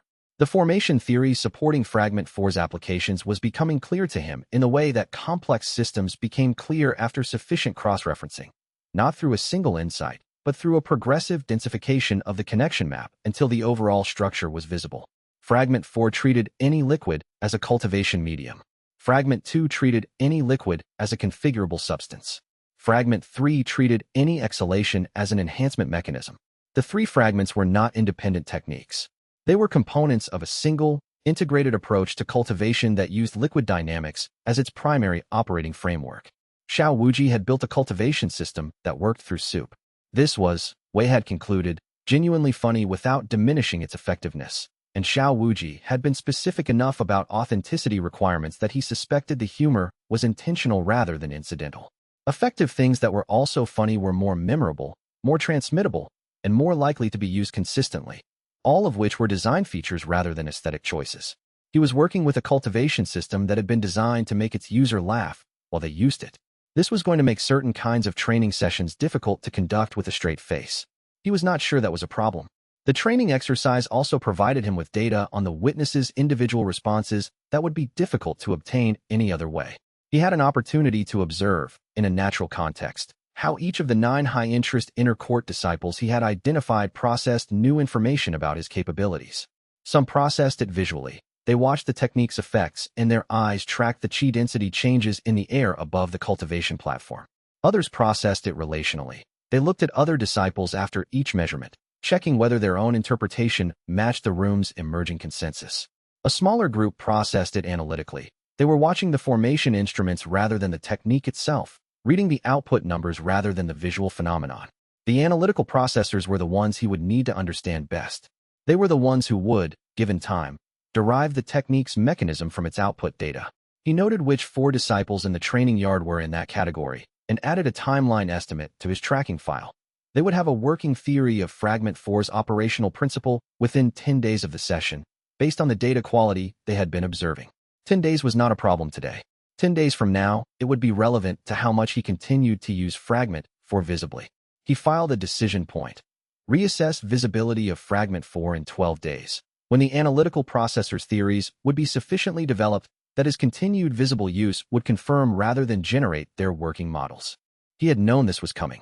Knowing it was coming and having a specific response prepared were related but distinct conditions. He was at the first. He needed to reach the second before the Blood Lotus reached its operational window, and what Fragment 4 had just demonstrated to Ho would accelerate that window rather than delay it. The gap between knowing and prepared was closing from both directions, and only one direction was under his control, which was precisely what the Blood Lotus was counting on. Chapter 25 The Trap at Rivermouth City was designed for someone who responded to urgency by moving quickly and checking assumptions later. Wei read the message that created the urgency, set it on his desk, and spent 4 minutes reviewing every assumption it asked him to make before acting on any of them. The message was from a merchant contact Fatty had developed during his supply chain work, a reliable secondary source who had provided accurate market information twice before on different commodity categories. The information this time, a shipment of Earth-grade cultivation materials had been diverted to a warehouse in Rivermouth City, 40 li from the sect, and was available for private purchase at 60% of market value before the original buyer identified an alternate source. The window was tomorrow morning. He walked through the assumptions in sequence. The source was reliable. Historically, yes, on 2 prior occasions involving different commodities. The timing was real, possible for a distressed seller, but conveniently urgent in ways that compressed decision time. The price differential was plausible, yes, for genuinely distressed inventory. The information channel had not been compromised, unverified, and the channel ran through the merchant contact, who had been contacted by whom he did not know. The location, Rivermouth City, was outside sect territory, yes, and specifically outside the protection of sect formation arrays, which was not a neutral characteristic of the location. He looked at item 3 in his tracking file. Blood Lotus is preparing a specific action. He looked at the morning's administrative log, note Mian had brought. Cultivation record accessed before the Fragment 4 session. He looked at the message's timing. Received the day after the training session. The trap assumption added cleanly to the pattern. He told Fatty. Fatty said, in the tone he used when stating something that seemed obvious to him but apparently was not to everyone. Yeah, that contact has not sent anything in 6 weeks, and then sends something time-sensitive the day after someone ran your cultivation records? That is not coincidence. No, Wei said. It is coordination. He sent a reply to the merchant contact saying he was interested and needed 2 additional hours to arrange the transport funds, which confirmed to anyone monitoring his communications that he had accepted the bait, while giving him 2 hours to build what he needed. What he needed was a proxy. Specifically, a person who could attend the Rivermouth City meeting confirming his presence to remote monitoring but was not actually him. He needed a formation array calibrated to his chi signature at medium range. He needed to know what the trap's contingency plan was for detection, because the contingency plan would reveal more about the Blood Lotus's current operational capabilities than a successful trap would. Mian Mian arranged the formation array. She had been developing chi signature mimicry for her own research purposes. It was the kind of technical problem she found intrinsically interesting, and had a prototype that required 40 minutes to calibrate to a specific target signature.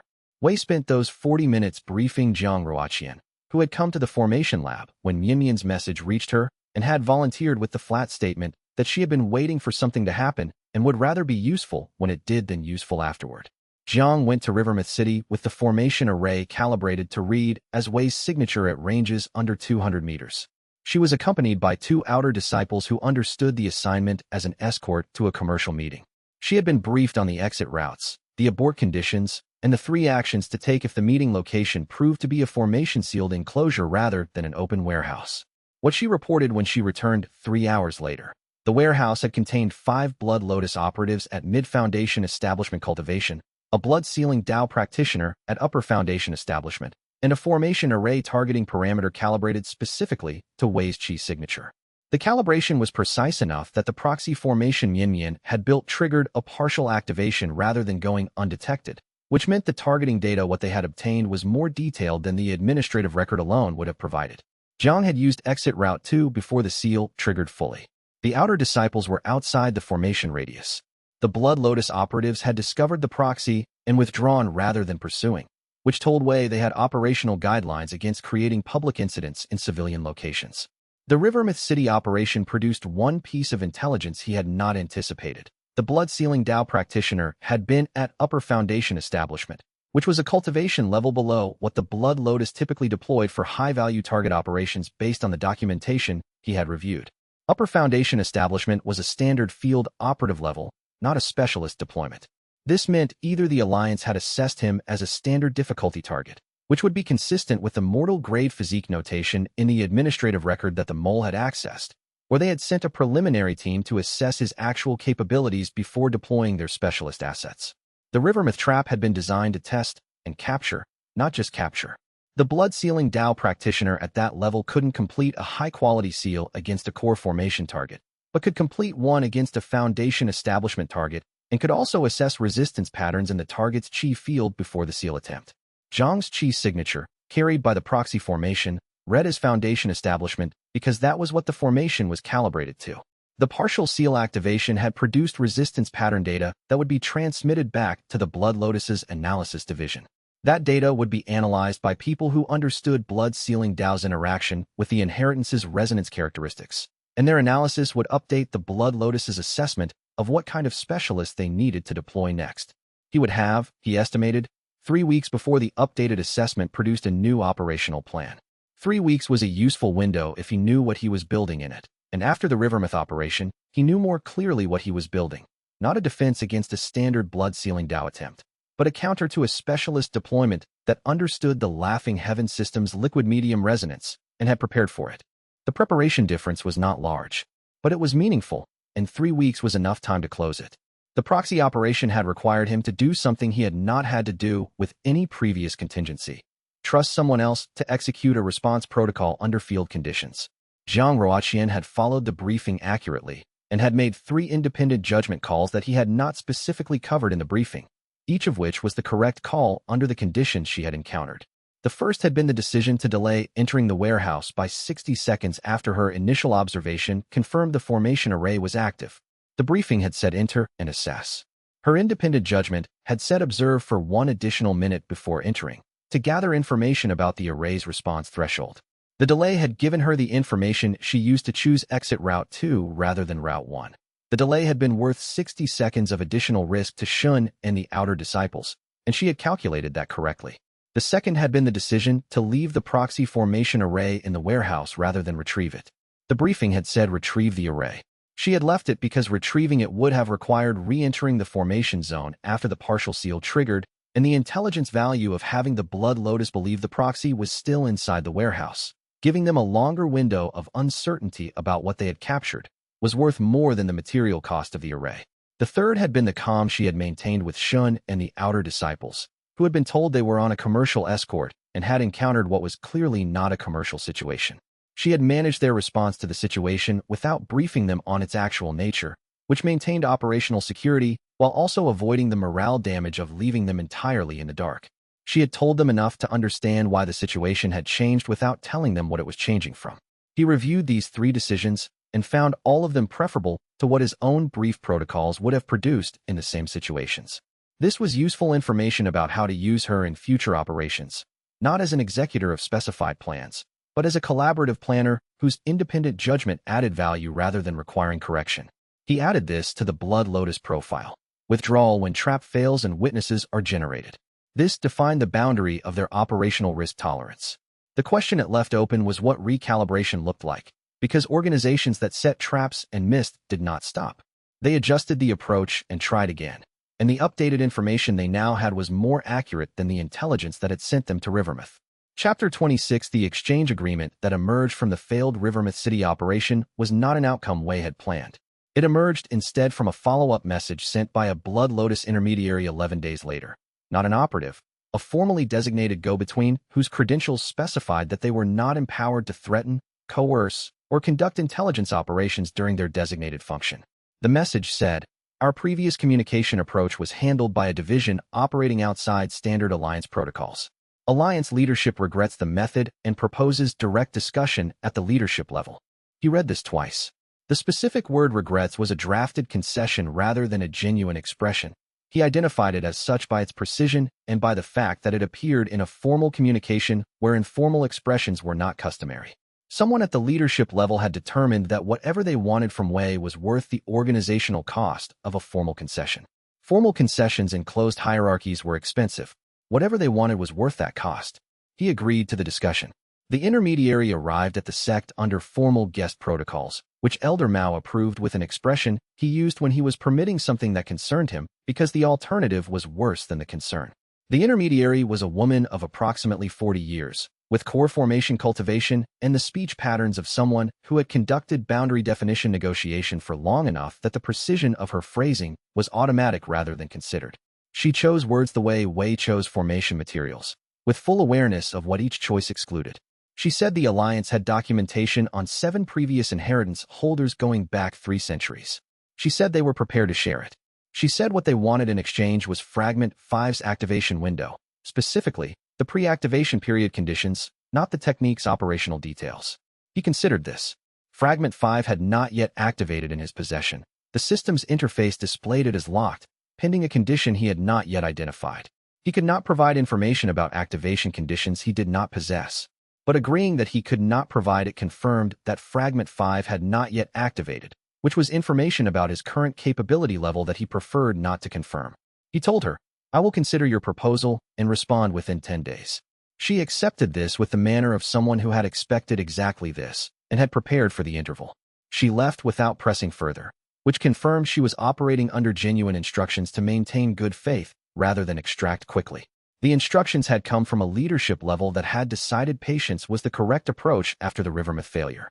He used 8 of the 10 days to develop an understanding of what the Blood Lotus's interest in Fragment 5 specifically indicated. Fragment 5 in the system's interface was described as recursive laughter echo. When the host laughs genuinely, ambient chi within a 50-meter radius vibrates in harmonic sympathy, disrupting fine control in hostile formations and technique locks. The Blood Lotus's blood-sealing Tao depended on fine control in its locking mechanism. An ambient disruption technique would specifically degrade their primary offensive capability. They were not asking because they wanted to use Fragment 5. They were asking because they wanted to know when he would have it, so they could plan around the capability, which meant their planning cycle for dealing with him extended beyond the current operation and included future states. He replied to the intermediary with a counterproposal. He would share the general category of Fragment 5's effect without operational specifics, in exchange for the documentation on the 7 previous holders and a formal agreement that the Blood Lotus would not deploy blood-sealing Tao against him or his sect contacts for a period of 12 months. The documentation was what he needed. The 12 months gave him a development window. The agreement's specific terms were also a test. Organizations that agreed to constraints they intended to violate wrote their agreements in ways that created technical escape clauses, and the clauses they chose would tell him something about where they expected to find leverage later. The documentation that arrived from the Blood Lotus described 7 previous Laughing Heaven holders across 3 centuries. The oldest entries were fragmentary, observations by Blood Lotus operatives who had encountered early holders without understanding what they were encountering, noting unusual techniques without the interpretive framework that later operatives had developed. The more recent entries were detailed to a degree that suggested the Alliance had made this specific inheritance a defined area of institutional expertise. They had people who spent careers studying this inheritance and nothing else. The 7th holder's entry was the most detailed. This was the holder who had been defeated through blood-sealing Dao, whose record had been documented with clinical precision by Blood Lotus archivists. Reading it in full, with the context the earlier entries provided, Wei identified the pattern he had been looking for.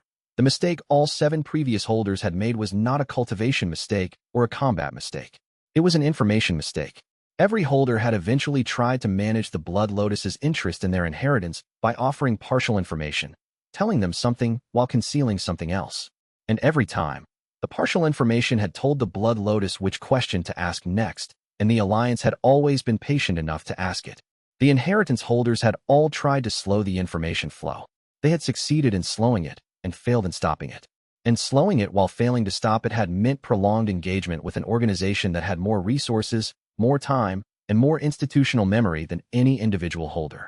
The correct model was not slowing information flow to the Blood Lotus. The correct model was controlling what information they received and ensuring that each piece of controlled information directed their conclusions toward an assessment that was false but stable. A model of him that was inaccurate in ways that would cause them to make consistent errors. Not deception through withholding. Deception through selective disclosure of accurate information that assembled into a wrong picture. This was harder than withholding. It required understanding what they believed well enough to know what accurate information would confirm their wrong beliefs. He had spent 8 days on the documentation. He needed 3 more. The exchange agreement had a secondary function beyond securing the documentation and the 12-month non-aggression period. It created a formal record that the Alliance had acknowledged his status as a party capable of entering binding agreements, which was, legally and institutionally, an acknowledgement that he was not just an unaffiliated disciple of minor standing, but a party with interests the Alliance had determined were worth formally recognizing. This acknowledgement, once made, was difficult to retract without appearing inconsistent. Consistency was important to the Blood Lotus's institutional reputation, because their power within the cultivation world's political structure depended on other organizations believing their agreements meant something. The formal concession to Wei had been expensive not because of what they had given up, but because making it had created a precedent. They had formally acknowledged that pressuring him directly was not their preferred approach. He would use this precedent carefully. It didn't protect him from aggression. The agreement's escape clauses ensured that. But it meant that any aggression would need to be justified through the escape clause's framing, which constrained how they could present their actions to third parties. Organizations that justified their actions through formal frameworks were easier to counter than organizations that acted without justification, because the formal framework created a record and a set of expectations that could be checked against future actions. Elder Mao, reviewing the signed agreement, said, "You're going to use the provocation clause."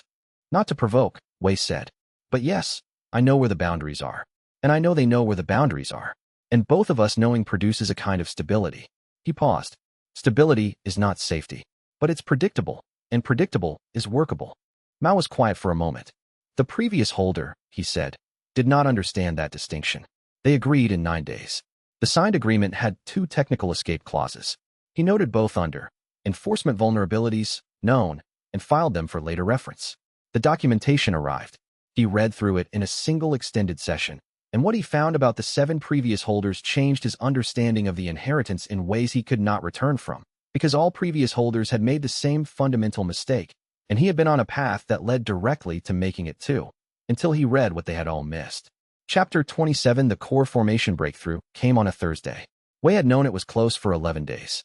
The system had been providing increasing frequency cultivation efficiency metrics in the preceding 3 weeks, what the Laughing Heaven interface called the condensation readiness index, displayed as a percentage that had been sitting at 94 since Monday without increasing further. His qi density was at the threshold where the transition from the dispersed qi pool of foundation establishment to the compressed, crystallized core of core formation became mechanically possible. The system was apparently waiting for something other than pure metric accumulation. The mechanics of core formation were well documented in the sect library's restricted stacks.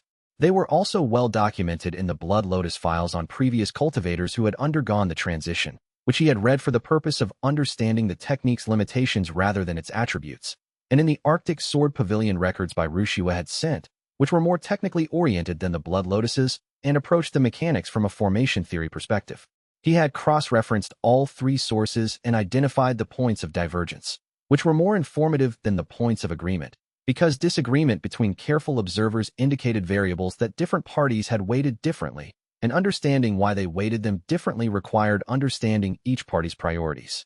He went into the cultivation chamber on Thursday morning with the formation Mian had helped him construct, a Qi condensation accelerator designed around Fragment 4's density manipulation capability, which allowed him to create the equivalent of a localized Qi pressure environment without the external formation resources that approach would normally require, and he did not come out until the following evening.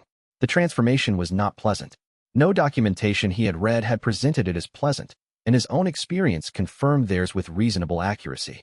The sensation was 31 hours of progressive Qi compression, during which his entire cultivation system periodically attempted to equalize at the previous, stable foundation establishment configuration before the compression overcame the equilibrium pull. The moments of attempted equalization were what produced the discomfort. A full-body resonance that was technically made of Qi and therefore technically painless by standard cultivation categorization, but which practically felt like being compressed from all directions simultaneously, which was because he was being compressed from all directions simultaneously. The system ran commentary throughout. At the 4th hour it said, condensation quality, exceptional. At the 7th it said, core shape emerging, non-standard geometry detected. At the 19th it said, adjusting fragment integration pathways for revised core architecture. He had not anticipated the non-standard geometry annotation. During a brief interval between compression waves, he asked what it meant. The system replied, standard cultivation cores develop approximately spherical geometry optimized for uniform Qi distribution. Yours is developing a multifaceted structure consistent with a fragment integration hub, a configuration designed to hold and route multiple distinct inheritance elements simultaneously. This is the first confirmed instance of this configuration in the recorded history of this inheritance. Structural integrity is verified. Continuing, he processed this information in the intervals between compression waves, which were the only intervals he had available, and did not reach a complete interpretation before the breakthrough finished. What he knew when the core solidified. He was at early core formation, which was 3 full cultivation stages above his initial body tempering awakening, achieved in a time frame that the sect's historical records would classify as exceptional in the context of mortal-grade starting physique. He also had a core architecture that no existing documentation described, which meant all the research that applied to standard core formation applied to him only partially, and the extent of the inapplicable portions was not yet known. He lay on the cultivation chamber floor for 20 minutes after the breakthrough and ran a systematic inventory of what he had and what he needed to understand. Mian knocked at the 60-minute mark, and he told her the result through the door. She was quiet for 4 seconds. Core formation, she said. How far in? Early, he said. But the geometry is non-standard. I'll need to run integration tests before I use any fragment applications in field conditions. Non-standard how, she said. The system called it a fragment integration hub, he said. I'll explain fully once I've tested it. She was quiet for another 2 seconds. The Blood Lotus is going to detect the Qi signature change. Yes, he said. Within 48 hours of this becoming publicly visible. The integration tests he ran over the 48 hours after the core formation breakthrough produced a specific finding he had not been able to predict from theory. The multifaceted hub architecture of his core created a feedback pathway between active fragments that did not exist in standard cultivation cores. Standard core formation cores accumulated Qi, stored it, and released it for technique use. The storage and release were separate functions, each in their designated region of the core structure. His multifaceted hub core did not have separate regions. It had a central routing structure and multiple access points, one per fragment, and when 2 or more fragments were active simultaneously, the Qi flowing through the routing structure picked up residual characteristics from each active access point. In practice, this meant Fragment 2 and Fragment 3 active simultaneously produced a medium that had both the density manipulation properties of Fragment 2 and the enhancement resonance properties of Fragment 3. The medium was both configurable and celebratory. It did things that neither technique alone could produce. He ran 12 combinations across the first 40 hours. 8 of them produced effects he had not been able to derive from either technique independently. He documented each one carefully, noted the chi cost of simultaneous activation versus sequential, and identified that the simultaneous activation cost was approximately 30% more than either technique alone, but produced effects worth between 150% and 200% of what sequential activation produced. This was a structural advantage that previous holders had not had, which meant the Blood Lotus's documentation on previous holders' capabilities was systematically incomplete for predicting his. Every technique interaction they modeled based on standard core architecture would underestimate what he could do. This was not a small advantage. This was a persistent, structural gap in their intelligence that would compound with every fragment he added to the active configuration. He added this to his notes under asymmetric information, favorable to me. Do not explain or demonstrate until operationally necessary. The 48 hours after his core formation breakthrough were also the window in which he needed to establish his public cultivation signature. The Blood Lotus's mole would detect the chi signature change and report it. What the report said determined what the Blood Lotus's response planning would assume about his new capabilities. He spent the first 6 hours after the breakthrough doing standard cultivation exercises in the inner training court. Visible, observed, accessible to anyone monitoring his output. He performed at exactly the level that early core formation should produce under standard conditions, based on the sect library's documentation of normal advancement metrics. He did not demonstrate the integration hub feedback pathway. He did not demonstrate the 30% meridian efficiency enhancement. He performed the median expected outcome of a standard core formation breakthrough. The mole's report would say, Wei Chunliang has reached early core formation. Technique output consistent with standard early-stage expectations. No anomalous capability indicators observed. The Blood Lotus's response plan would be designed for early core formation without anomalous capabilities. That plan would then encounter his actual capabilities, which included the non-standard integration architecture, the fragment combination pathways, and the efficiency enhancement, and the encounter would produce outcomes their plan did not account for. Creating gaps between what opponents planned for and what they encountered was the most reliable force multiplier available to a cultivator who was not yet the strongest person in any given room. He was not the strongest person in many rooms. He was, potentially, the most prepared, if he spent the window building preparation rather than spending it on visible demonstrations of capability. He spent the remaining 42 hours on preparation and had a comprehensive picture of his available resources by the time the window closed. So we have 48 hours.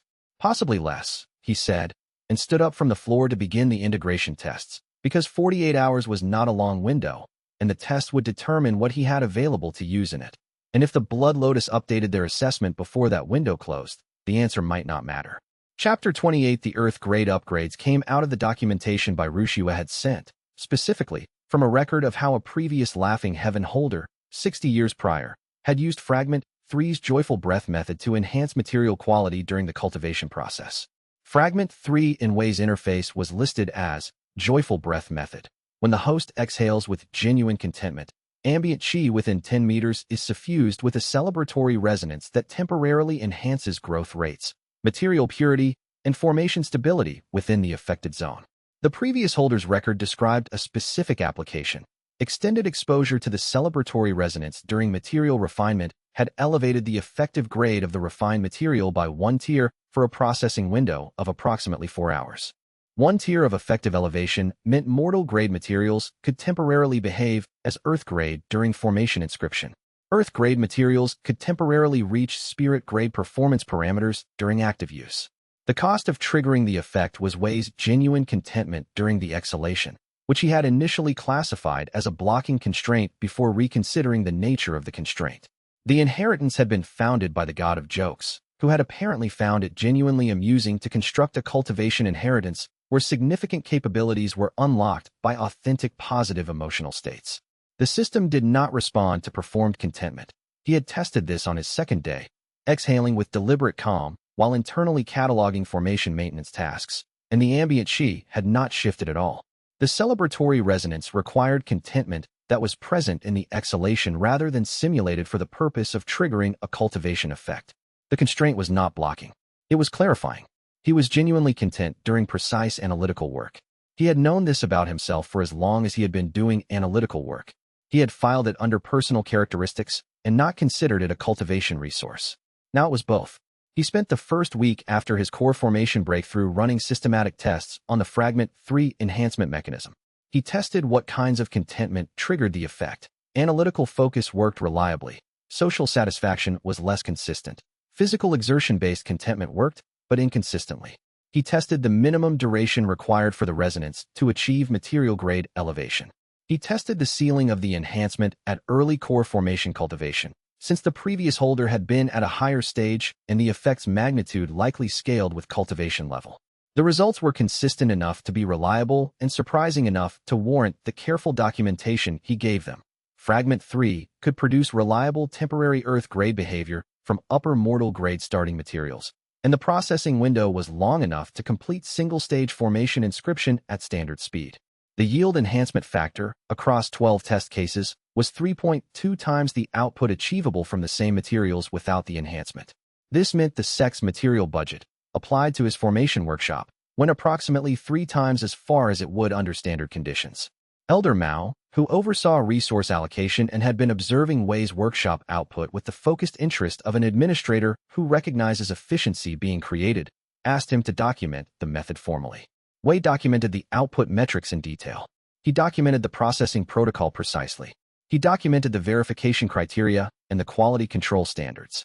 He did not document the emotional mechanism in the formal report, because exhale with genuine contentment was not information he was comfortable placing in administrative files that could be accessed by the mole or moles he had not yet fully identified.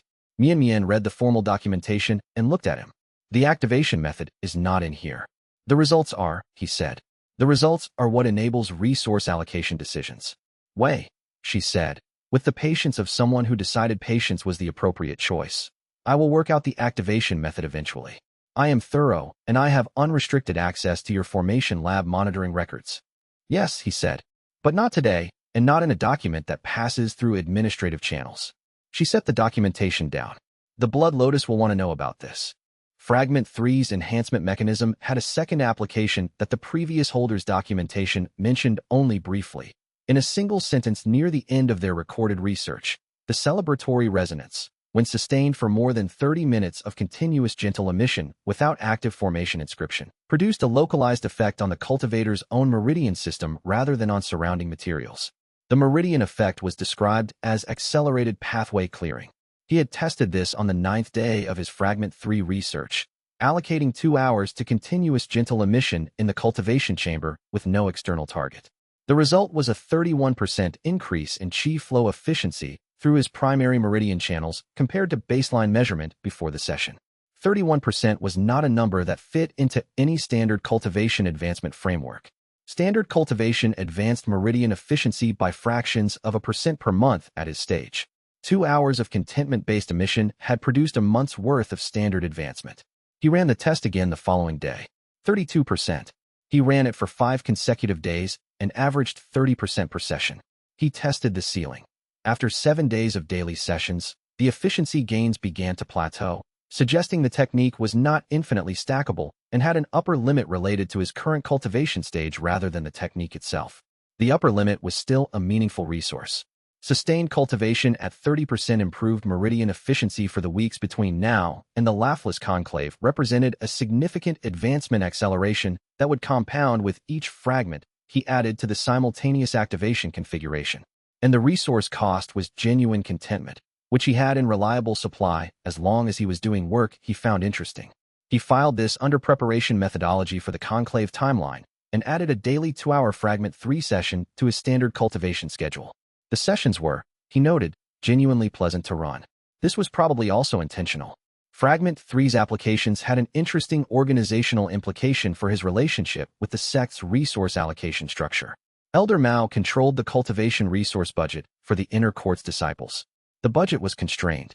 Most inner disciples received a standard allocation that was sufficient for steady advancement, but not for accelerated development. The Fragment 3 upgrade yielded 3 times the formation output per unit of material investment.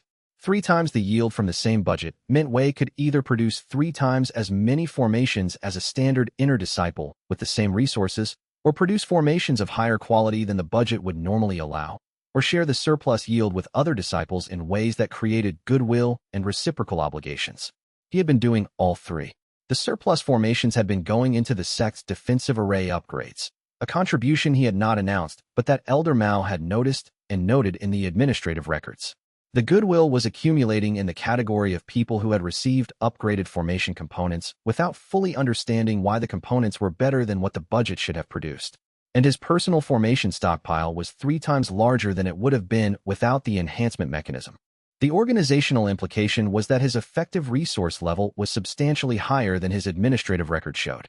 When the Blood Lotus assessed his capability based on inner disciple resource allocation, they were operating on a figure that was 1/3 of his actual material throughput. The gap was not visible in any administrative record because the inputs were recorded accurately. He was receiving the standard allocation, and the outputs were distributed rather than stockpiled, so no inventory record showed the discrepancy. He had accidentally created an off-books resource production capability. He noted this and decided it was not accidental. He had chosen to use Fragment 3 this way because the alternatives were worse, but that the full implications of the choice were becoming clearer as the months accumulated. The Blood Lotus will want it when they know it exists. Currently, they know I have core formation breakthrough and unusual techniques. Adding Earth-grade production capability makes their threat assessment more urgent, which makes their action timeline shorter. He paused.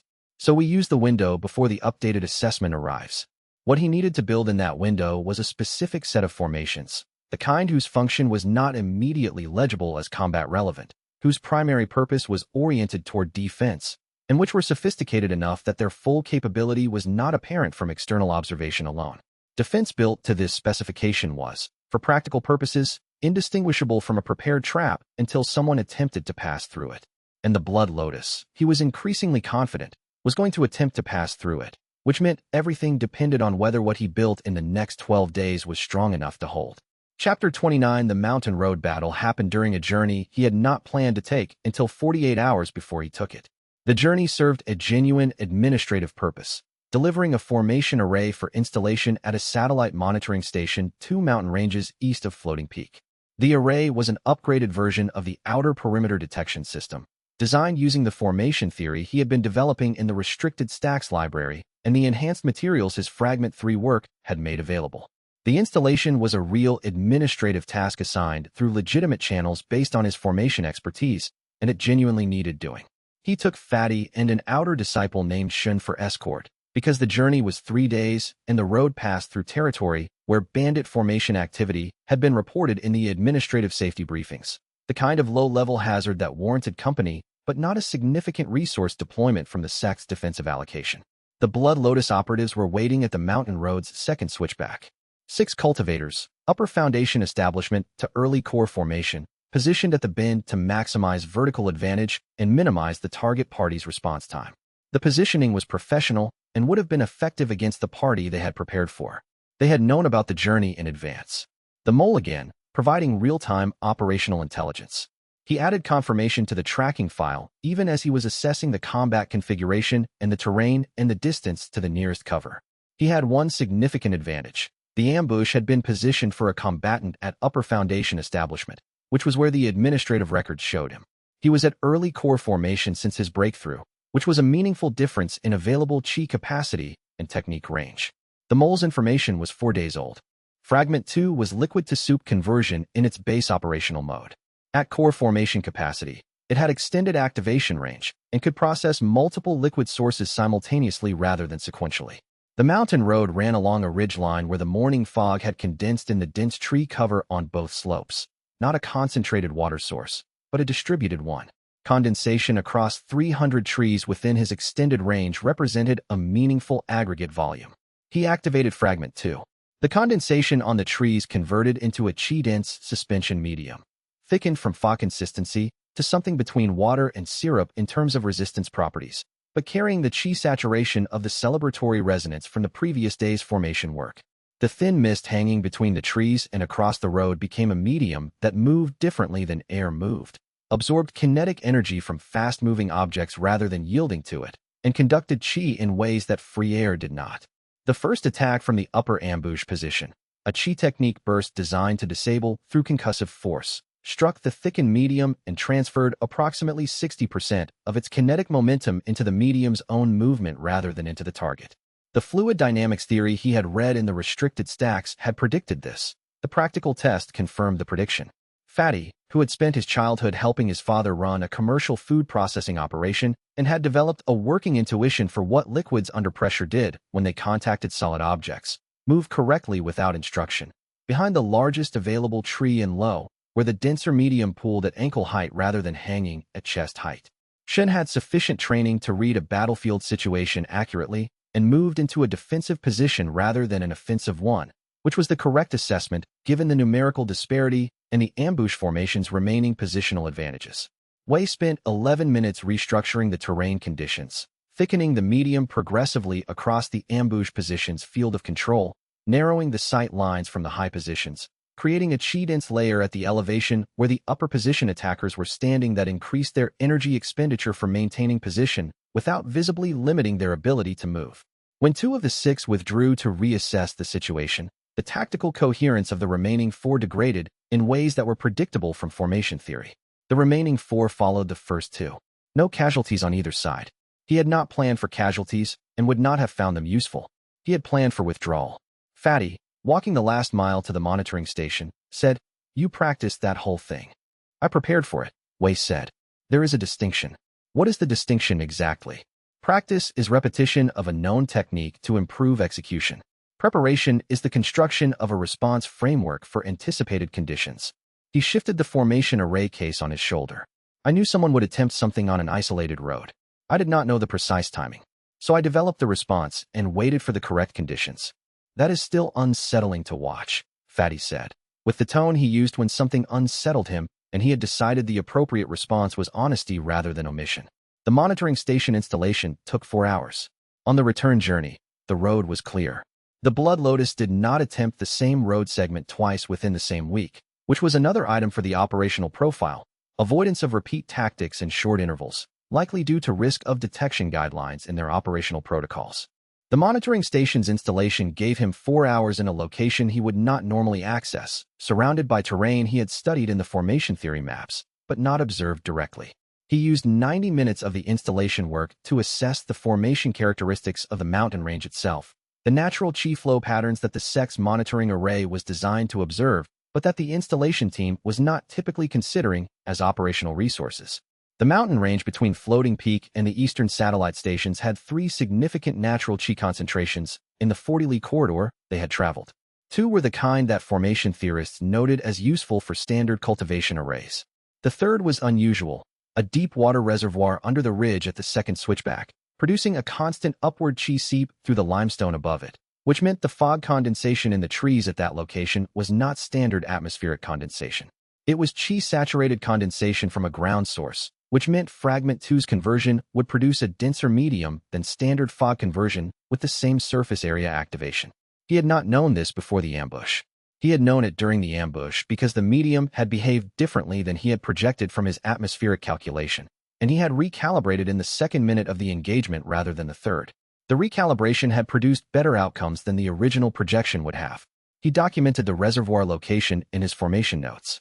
He documented 2 other locations in the mountain corridor that had similar ground source chi seep characteristics, based on the formation survey observations he had made on the way to and from the installation. He added them to the operational map under Environmental Assets, Mountain Corridor, Fragment 2 Amplified Zones. This was, he thought, the kind of information that was free to acquire and expensive not to have. The Blood Lotus's operatives had positioned at the second switchback for the vertical advantage. They had not known about the ground source chi seep beneath it. He had learned about it by working there for 4 hours. The difference between what he knew and what they knew about that specific location had been worth approximately 3 minutes of engagement time. 3 minutes was a lot. What concerned him more than the ambush itself was the access it confirmed. The mole had known about the journey within 48 hours of assignment, which meant real-time access to the sect's internal task scheduling records. That was a different and more serious level of access than administrative status records. Someone with assignment division access was providing operational intelligence in near real time. The model was complete enough now to act on. The question was when, and the answer arrived 3 days later in a form he had not anticipated. Chapter 30 The Grand Elder Meeting was not a disciplinary proceeding. Wei understood this when he entered the room and assessed the seating arrangement. Grand Elder Su Tianming at the head position, 3 department heads flanking, Elder Mao positioned to the left with the posture he used when he wanted to be perceived as an observer rather than a participant. No recording formation was active. The inscription note in the ceiling's corner was dark. An unrecorded meeting involving the Grand Elder was either a proceeding so minor it required no documentation or one whose official existence needed to be deniable. He sat in the offered chair and waited. Grand Elder Su was 87 years of age and at mid-nascent soul cultivation, which placed him in the extended plateau where age became an independent factor again for cultivators who had not yet made the transition that made it irrelevant. He looked at Wei with the attention of someone who had been watching people walk into this particular room for 60 years and had developed a reasonably complete taxonomy of the categories they fell into. 3 Blood Lotus operatives were identified on the Outer Mountain Road 11 days ago, Su said. This is the 4th Blood Lotus incident connected to your presence at this sect in 30 days. The 5th, Wei said. The Ho Taiwan communication transmission was the 4th. The Mountain Road incident was the 5th. Su looked at him. The 3 department heads shifted in their chairs. Elder Mao did not move at all. You are tracking their activity, Su said. I would be inadequately prepared if I were not, Wei said. There was a silence that lasted long enough that Wei counted seconds in the interval. He reached 14 before Su spoke again. The previous Laughing Heaven system holder at this sect left under difficult circumstances. I won't specify the nature of those circumstances. The fact that we are having a private, unrecorded meeting rather than a formal disciplinary proceeding should convey something about how this administration has decided to treat your situation. It tells me the administration has classified me as worth protecting rather than worth removing as an institutional liability, Wei said. It tells you, Su said carefully, that this administration is aware that the Blood Lotus's interest in you is not something we invited and is not a consequence of your choices within the sect. It tells you that the sect cannot formally commit to conflict with the Blood Lotus Alliance over a single inner disciple without documentation that can withstand Council of Elders review. He paused. It tells you that this administration is willing to provide informal support, resources, information, access, that stops short of formal institutional commitment, and that informal support has limits which are defined by the formal commitment threshold. Wei processed this translation. It meant, we will not obstruct your self-defense. We will quietly provide resources and intelligence. We will not stake institutional resources publicly unless you create grounds for formal action. What category of evidence would constitute sufficient grounds for formal commitment? He said. Su looked at him for a moment that was slightly longer than standard evaluation required. That, he said, is a very precise question. He left the meeting with a clearer understanding of what the sect would and would not do, and with the specific shape of what formal grounds meant when applied to an organization that had a 12-month non-aggression agreement containing 2 known escape clauses. The agreement's escape clauses specified conditions under which the Blood Lotus could claim self-defense, and self-defense claims required that the initiating action appear to come from Wei rather than from them. The formal engagement status declaration, when it came 2 days after the Grand Elder meeting, was 3 pages of administrative language that accomplished one concrete change. It authorized the sect to deploy formal defensive formations on the approaches to Floating Peak and to respond to identified Blood Lotus operatives on sect territory with force rather than only with detention and administrative review. The practical effect was that any Blood Lotus team that came close enough to be identified could be actively opposed rather than observed and documented. This changed the Blood Lotus's operational calculation. Passive intelligence collection had been low risk because it didn't require presence on or near sect territory. Moles inside the sect could operate without exposure risk as long as they were careful. Active operations required physical presence, and formal engagement status meant physical presence now carried the risk of direct opposition from a sect's defensive assets. The remaining mole's behavior would change. Someone who understood the institutional dynamic would either become much more cautious about frequency and method of contact, or would attempt to transmit as much accumulated intelligence as possible in a compressed window before the increased detection risk made continued operation untenable. Either behavioral shift was detectable. He told Mian to monitor for anomalous communication bursts over the next 7 days, the kind of compressed, high-volume transmission that an asset would make if they were planning to go quiet. He also told her to monitor for a complete cessation of unusual activity in the categories she had been tracking, because cessation was itself a pattern change worth noting. The remaining mole was the last direct Blood Lotus intelligence source inside the sect. When that source went silent, the Alliance would be operating on information that aged in real time rather than updating with the sect's internal movements. That was a meaningful intelligence degradation for their planning process, and it was achievable not by catching the mole, but by making continued operation too risky to maintain. Grand Elder Su had given him the tool without realizing it was the tool. The Grand Elder's careful phrasing, informal support that stops short of formal commitment, contained an operational specification he had been unpacking since he left the room. Informal support that stops short of formal commitment meant things that don't require Council of Elders approval. The Council approved formal engagement decisions. The Grand Elder, acting alone within his administrative authority, could authorize intelligence sharing, resource access, quiet interdiction of external operatives who came close to the sect's territory, and strategic communication to other sects about the Blood Lotus's behavior. He could not authorize formally deploying the sect's defensive formations in an offensive capacity, or committing named disciples to combat operations, or entering formal alliance frameworks with other organizations. The boundary was not as limiting as it first appeared. Quiet interdiction of external operatives meant the Blood Lotus teams on the mountain road could have been formally responded to without council approval, if Su had decided to authorize that. The Grand Elder had not authorized it in advance because authorization required advanced knowledge of the specific incident, but he was now in a position to authorize it prospectively, to say, operatives of this organization, in these locations, may be opposed without further approval needed. He would request that specific authorization in his next meeting with Mao, framed as an administrative streamlining measure rather than as an expansion of his own freedom to act. Administrative streamlining requests were easier to approve than requests that looked like power expansions. The outcome was the same. He had learned to navigate institutional structures from Yin, who navigated them instinctively, and had taught him by example over the preceding months that most institutional constraints were actually decision-making shortcuts that could be redirected rather than barriers that had to be overcome. The question of what formal grounds looked like in practice had a specific answer once he thought about it in terms of the Grand Elder's institutional constraints. The Council of Elders met quarterly and could be convened in special session with 2/3 approval. A special session required a documented incident that met the threshold criteria for formal engagement, which were 3 criteria, all of which needed to be satisfied simultaneously.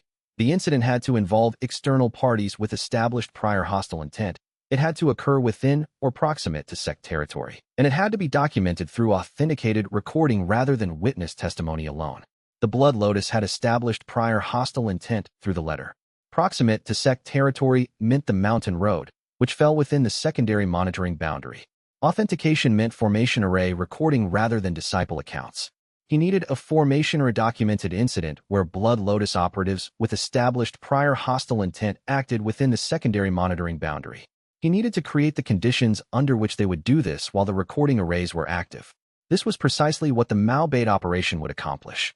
He wrote a note to himself. The Grand Elder told me exactly what I needed without meaning to. I should ensure I understand what he tells me going forward with the same care. The question was not how to avoid conflict. The question was how to structure the inevitable conflict so that the outcome was documented, attributed clearly, and interpretable, giving the sect grounds for formal institutional response. He needed a public incident with unambiguous Blood Lotus initiation and indefensible culpability. He began planning it on the walk back to his cultivation chamber, and had the first 3 steps by the time he arrived, and the 3rd step required someone he had not yet asked. Chapter 31 Fragment 5 unlocked on a night when he was not expecting it, which was consistent with the pattern all previous fragments had established. The inheritance's unlock conditions were tied to experiential thresholds rather than to cultivation levels or time intervals, and the thresholds were not announced or explained in advance. They happened when they happened, which was a design philosophy that Wei had come to regard as intentional rather than arbitrary. He was in the library's restricted stacks at the 11th hour, reading the Blood Lotus documentation on the 7 previous Laughing Heaven holders, when the system's interface produced a notification in the corner of his vision. Fragment 5 unlocked. Recursive laughter echo. He set the document down. He noted the timing. He had been reading the Blood Lotus's own record of how they had defeated the holder designated as number 4 in the documentation sequence. The defeat had been accomplished through blood sealing Dao, and the record described it with the specific clinical precision of an organization documenting a successful field operation, technique application sequence, target resistance patterns, outcome metrics, follow-up administrative steps. It was the most methodical description of what had happened to a person that Wei had encountered in print, and it had been written by people who intended to perform the same operation again. He had been reading this with the recognition that it was unjust, that the previous holder had been a person who had developed an inheritance under considerable difficulty and had been methodically defeated through force, and that the documentation was written without acknowledgement of that, and his internal response, alongside the recognition, had been, they wrote it like a supply ledger. Every item accounted for. No item missing. Just the most thorough possible record of an absolutely terrible outcome. Apparently, that combination constituted an unlock condition. The system confirmed this when he queried. Fragment 5's unlock condition was recognition of injustice without loss of perspective. He considered this phrasing. He had found the documentation unjust and had simultaneously found it genuinely, absurdly funny in the way that methodically bureaucratic records of terrible things were funny when you encountered them at the 11th hour in a quiet library. Both responses had been present at once. Fragment 5's operational description confirmed what he had deduced from the Blood Lotus's specific interest in it. Recursive laughter echo disrupted fine chi control and hostile formations within a 50-meter radius whenever the host laughed genuinely. The disruption reduced formation lock precision by between 30 and 40% rather than breaking formations entirely. A 30% reduction in blood-sealing Dao's targeting precision was not sufficient to make it non-functional, but it was sufficient to drop the probability of complete seal application substantially, and a blood seal that could not complete its targeting cycle wasted its practitioners' available chi reserves, which created a combat disadvantage that compounded over subsequent exchanges. He tested it the next morning in the formation lab, with Mian running a targeting array at calibrated baseline precision. He had asked Fatty the previous evening for a collection of genuinely funny material. Fatty had a reliable instinct for humor that Wei's more analytical approach to the question did not replicate, and he read from it while Mian's array ran. The targeting precision dropped 34% on average, with variation correlated to the degree to which he actually found the material funny rather than merely acknowledging it as funny in principle. You have to find it actually amusing, Mian said, looking at the data with the expression she used when a constraint was interesting rather than straightforward. Performed amusement does not produce the resonance. I know, he said. The inheritance architect was very particular about authenticity. She looked at the readout again. So your most effective counter to the Blood Lotus's primary technique is genuine laughter. Yes. Which means we need to make sure you are in a mental state to find something genuinely funny at the moment someone attempts to blood seal you. He considered this. I already find the concept of someone attempting to blood seal me while I counter it through genuine amusement at the situation genuinely funny. She looked at him. Does that work? He tested it. The targeting precision dropped 38%. Recursively, he said. The implications of Fragment 5 for the conclave preparation extended past the direct counter to blood sealing Dao. Recursive laughter echo disrupted fine chi control in hostile formations, which was a broader category than blood sealing Dao alone. Any formation that required sustained fine control within 50 meters of Wei would degrade when he laughed genuinely. He spent 2 days mapping which cultivation techniques used sustained fine chi control as a load-bearing mechanism. The list was longer than he expected. Formation locks, tracking arrays, sealing circles of the traditional variety, focused chi impact techniques that required maintaining a narrow beam rather than a wide bloom. Any technique that worked by precision rather than force. All of them would degrade in his vicinity when Fragment 5 was active. The counter techniques that didn't rely on fine control were force-based and area-based techniques. Broad chi blasts, impact formations, pressure waves. These would be unaffected by the laughter echo because they were not precision-dependent. He noted this as a planning parameter. In the conclave, if Pang Shiru was carrying Blood Lotus techniques, those techniques would be precision-based. Blood Sealing Dao was precision-based. The Blood Lotus's training philosophy favored precision over force because precision was harder to develop and therefore harder for targets to counter. Against a target who disrupted precision through ambient resonance rather than through direct counter technique, their entire technical repertoire was disadvantaged. Against a force-based opponent who didn't rely on precision, Fragment 5 would be less useful. This meant the conclave's outcome partly depended on what kind of cultivation approach the other holders used.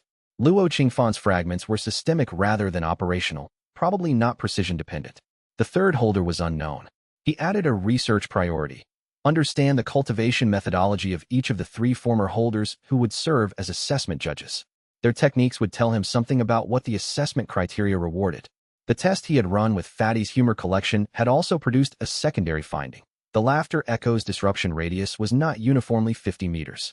It varied based on the density of the laughter's resonance, which varied based on how genuinely funny he found the material. Peak disruption, the cases where precision dropped 41% rather than 34%, had a radius of 63 meters. Minimum disruption had a radius of 38 meters. This range variance was operationally useful.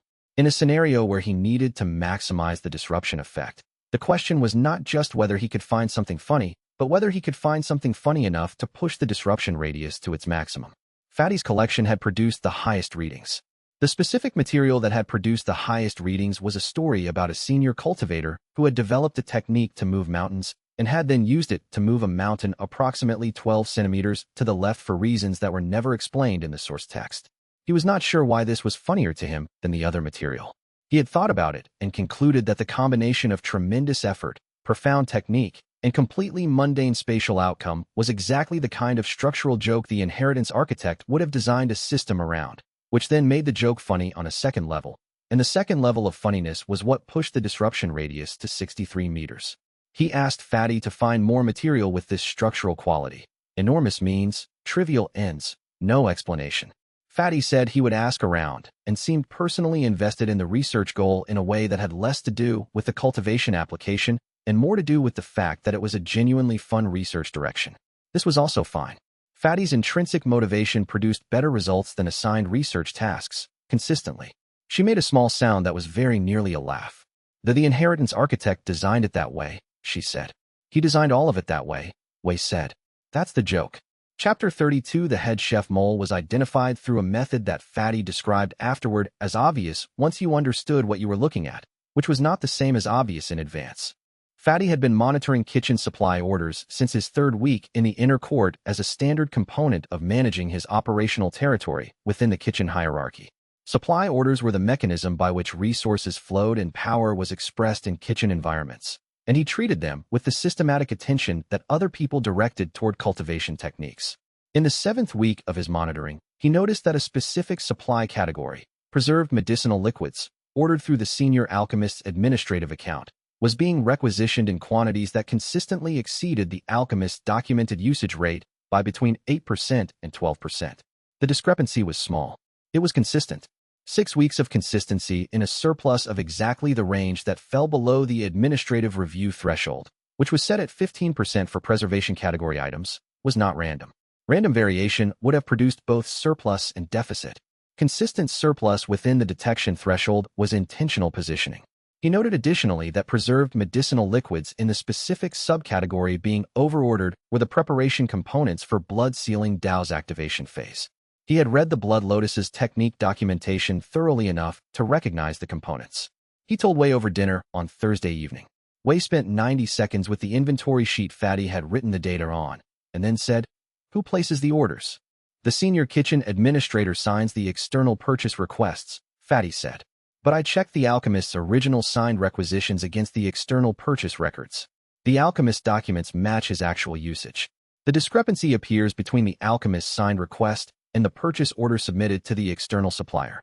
Someone is adding to the order after the alchemist's signature and before the external submission. The only person with access to both the signed alchemist requisitions and the external purchase submission process was the head chef, a senior inner disciple named Bao Mingji, who had held the position for 8 years and had been assessed positively in every administrative review during that period.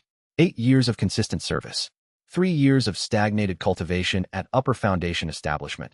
The kind of plateau that created sustained financial pressure for cultivators who needed continued resource investment to progress and were not progressing through standard advancement channels. The timeline was consistent with a motivated asset rather than a recent recruit. Wei brought the organized evidence to Elder Mao the following morning. Mao reviewed it for 4 minutes, which was long enough to read carefully and short enough that he had processed the implications before he finished reading rather than after. He set it on his desk and looked out the window. "How long have you been aware of this?" Mao said. "Since last evening," Wei said. "I came as soon as the documentation was organized in a form suitable for presentation." Mao's expression shifted in the direction of appreciation for both the method of identification and the source of it. He said he would handle the administrative process personally. "There will be additional assets," Wei said. "Bao has been in place for 8 years. If the Blood Lotus was operating at this level of patience 8 years ago, they planted more than one position." "Are you tracking them?" Mao said. "I am tracking anomalies consistent with the pattern Bao's behavior established," Wei said. "I will identify others when they fit the same profile." The Bao Mingji situation confirmed a hypothesis he had been operating on provisionally. The Blood Lotus's intelligence network inside the sect was not run by the Blood Lotus directly. It was run by an intermediary layer, local handlers who maintained deniable relationships with assets like Bao, handled the compensation and the communication security, and aggregated the intelligence before passing it upward. This structure was common in long-running intelligence operations because it insulated the organization from direct exposure if an asset was identified. The intermediary layer meant identifying. Bao didn't identify the Blood Lotus's local operational contact. Bao knew someone he was passing information to, but that person was probably 2 layers removed from any Blood Lotus official who could be formally implicated. The chain was: Bao reports to local handler. Handler aggregates and sanitizes. Sanitized product reaches Blood Lotus operational planning. Breaking the chain at Bao's level closed one channel and identified one link, but left the handler in place and potentially able to reactivate other assets. He brought this analysis to Mao in the same conversation where he reported the Bao identification. Mao's response confirmed it. The previous holder had identified an asset in the outer court through the same kind of supply anomaly analysis, and the asset had been removed, and within 8 weeks a new asset had appeared in a different position. Same handler, presumably. New asset recruited from a pool the handler maintained. The handler was a better target than the assets. The handler knew the full asset network. Identifying and neutralizing the handler collapsed the entire local intelligence operation rather than just one node of it. The challenge was that the handler was almost certainly not inside the sect. The handler's operational security would require maintaining distance from the assets they ran. He filed this under medium-term objectives. Requires intelligence accumulation before action. Do not expose analytical awareness of the handler's existence through premature action.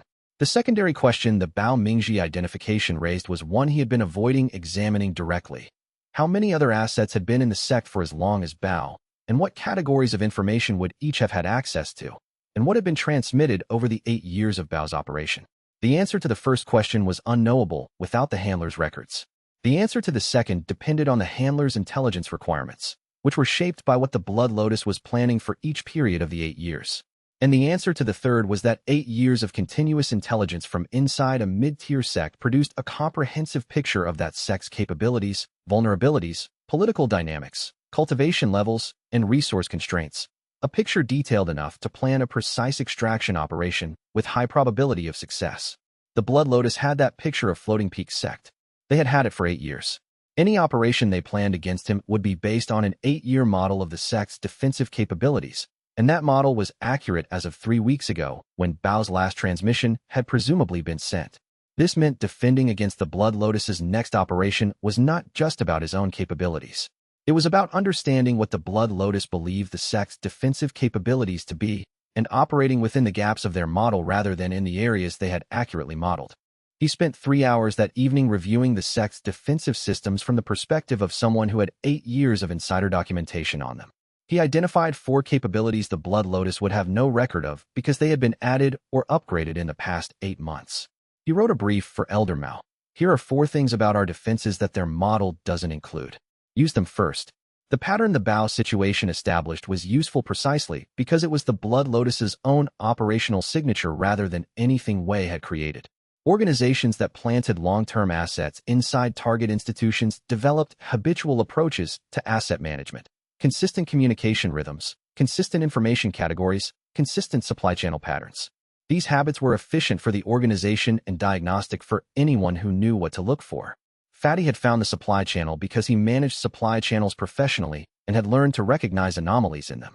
The equivalent anomaly recognition capacity existed in other domains: communication pattern analysis, administrative log review, cultivation resource tracking.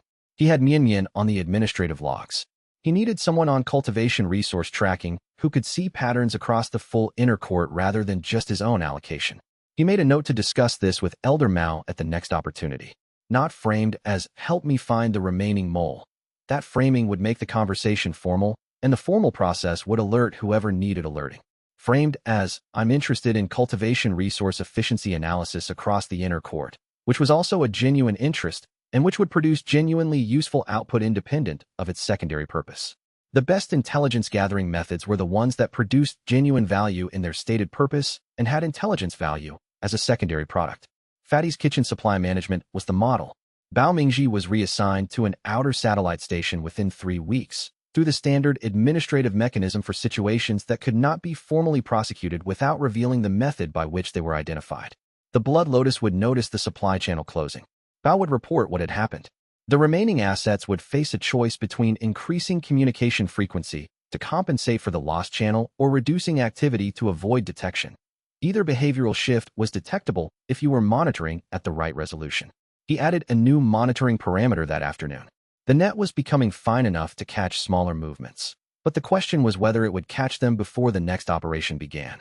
Chapter 33 Elder Mao's proposal was not one Wei had anticipated, which was rare enough that he took 40 minutes to evaluate it before responding. The proposal was this.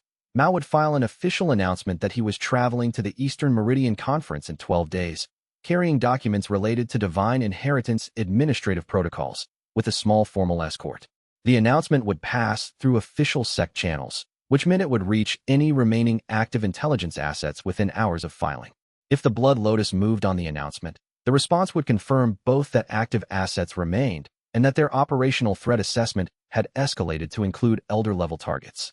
The documents Mao would carry did not exist in the form the announcement described. The travel announcement was the operational lure.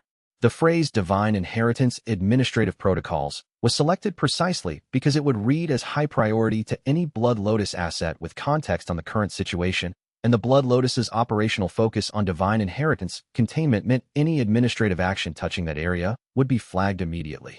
Wei's 40 minutes of evaluation covered the risk structure. Risk to Mao was genuine. Spirit-severing cultivation was a meaningful defensive resource, and the formal escort provided protocol coverage. But they had demonstrated willingness to field core formation operatives on the mountain road, and if they escalated to higher-level engagement for an elder target, the risk profile changed. The secondary formation Wei planned to install on the travel route would provide monitoring and early warning, but not direct protection. Risk of the lure failing to produce a response. Low utility, but no wasted resources. Risk of escalating beyond the desired response level. If the Blood Lotus committed higher force than anticipated, the incident would generate formal sect response rather than informal documentation, which was actually the endpoint Wei was working toward, achieved faster than planned. He agreed. The announcement was filed. The Blood Lotus response came in 7 days rather than 12, which meant the remaining active intelligence asset had transmitted not just the information, but an urgency assessment. The asset had characterized the announcement as time-sensitive and escalated the transmission priority. Someone who transmitted an urgency assessment rather than merely a report was not a passive relay. They were an interpreter. They understood enough of the operational context to evaluate what they were transmitting. This was useful information about the remaining assets' level of integration into the Blood Lotus's planning process. Mao traveled on day 12 with his escort and the secondary monitoring formation installed, with full advance knowledge that 2 Blood Lotus teams had been identified on the route over the previous 6 days. One team was positioned on the mountain road. The expected position, easily detected, likely a deliberate feint. The second team was at the Valley Pass, which was the alternate route Mao would logically take upon detecting the mountain road team. The teams found an empty road and a formation array that had been recording their presence, cultivation levels, formation signatures, communication patterns, time on location, for the 6 hours before Mao's escort arrived, and found the arrays already full of data. The arrays were not combat formations. They were documentation instruments. They were also, legally, passive monitoring devices that the sect had every right to deploy on the territory between Floating Peak and its administrative boundaries. The recordings were delivered to Grand Elder Su the following morning. They constituted exactly the category of documented, attributed, initiative-taking Blood Lotus aggression that the formal justification threshold required. The design of the bait operation required him to think carefully about how the Alliance would use the information rather than just whether they would act on it. Acting on it was confirmed by the behavioral profile he had accumulated over 30 days of operational incidents. The question was how they would act, and specifically whether they would deploy, while leaving the kind of evidence trail that would satisfy the formal justification threshold. The answer depended on their assessment of the risk level.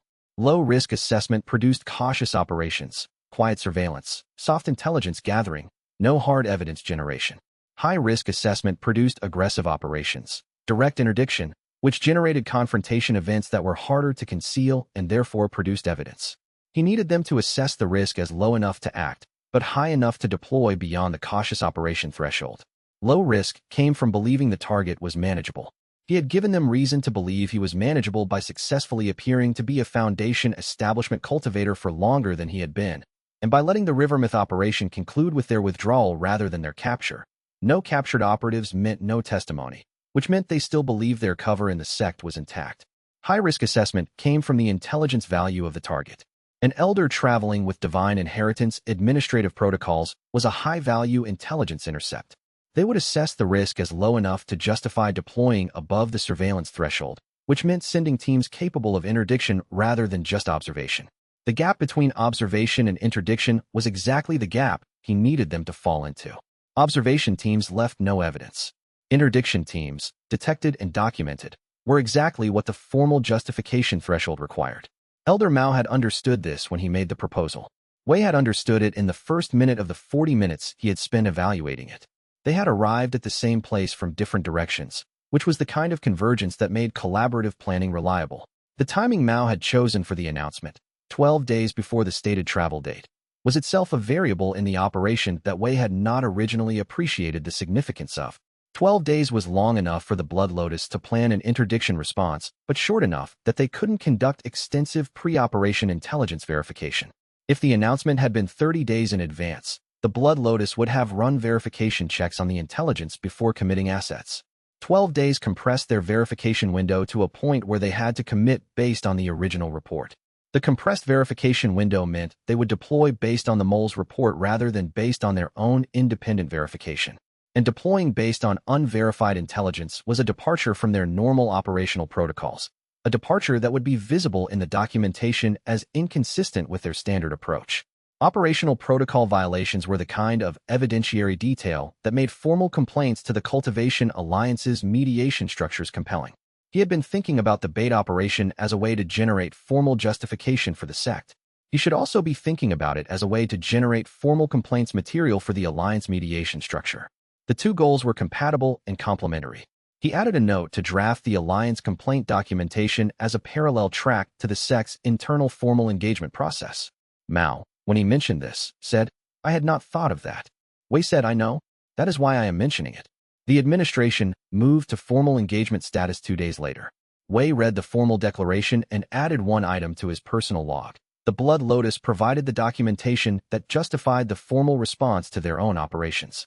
He considered this for a moment and found it genuinely funny. Fragment 5 activated briefly, and for 1.8 seconds the monitoring array in the administrative hall registered a 34% precision drop.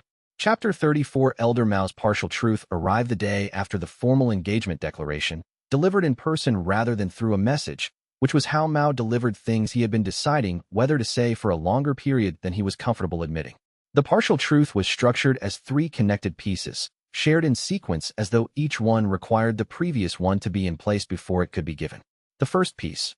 Mao had known about the Laughing Heaven system's structural relationship to the Laughless Conclave before Wei arrived at the sect. He had known because the previous holder, the one who had departed under circumstances that Mao still described only as difficult, had told him, in the last conversation they had, that the Laughless Conclave was not a political gathering that happened to involve inheritance holders. It was a design component of the inheritance itself, built by Xiao Wuji as the final assessment mechanism for the fragment integration process. Pass the conclave and receive the remaining fragments.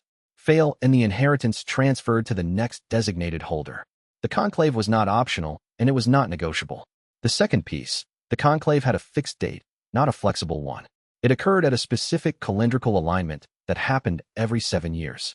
The next alignment was in less than 7 months from the date of their conversation. The third piece, Mao had withheld this information for approximately 40 days because he had been evaluating whether Wei's decision-making process was stable enough to receive information that would create a fixed and urgent deadline, and whether that deadline would improve Wei's preparation or compress it in ways that produced worse decisions rather than better ones. Wei listened to all 3 pieces without interrupting. He had inferred most of the content from the pattern in the previous holder's historical records and from the structural logic of the system's design. But having it confirmed was operationally significant regardless of how much he had inferred. He addressed the third piece first. What else falls into the category of evaluated information you have not yet shared? Mao's expression shifted in the direction of someone anticipating this question and found their preparation insufficient. He was quiet for 12 seconds, which was longer than he was usually quiet. The conclave's assessment panel includes 3 cultivators who were previous Laughing Heaven holders, he said. Their inheritances transferred, but their cultivation retained the fragment imprints, residual resonance that doesn't produce active techniques, but that gives them structural knowledge of the fragment's mechanics. They know what the assessment involves from the inside. And you know who they are, Wei said. Two of them, Mao said. Yes. Wei added 4 items to his priority list. Contact the 2 known former holders before the conclave. Identify the third. Revise all preparation timelines against the 6-month hard deadline rather than the flexible estimate. Determine what other evaluated information Mao was currently assessing. He did not address the 4th item directly. The conversation had already produced a result, and pressing further would change the dynamic in a direction that reduced future disclosures rather than increasing them. He left that thread available for the next occasion. The Blood Lotus will revise their timeline when formal engagement status becomes public, he said, returning to the immediate operational picture. They will transition from extended intelligence operations to direct action within 30 days of the declaration. I expect the same, Mao said. The 3 pieces of Mao's partial truth had a 4th implication that Mao had not stated explicitly, but that the structure of the disclosure implied. Mao had been protecting him, not in the way that institutional authority protects juniors through formal channels, but in the way that a mentor protects someone they have decided to invest in, by managing information, controlling what became visible and when, preparing the ground before the seed was placed. The previous holder had been given the laughless conclave information too early and had not been able to use it well. The early disclosure had created panic rather than preparation, had compressed the holder's decision-making in ways that produced worse outcomes, and had ultimately accelerated the sequence that led to their departure rather than delaying it. Mao had watched this happen and had drawn a conclusion about information timing that he had applied to Wei's situation.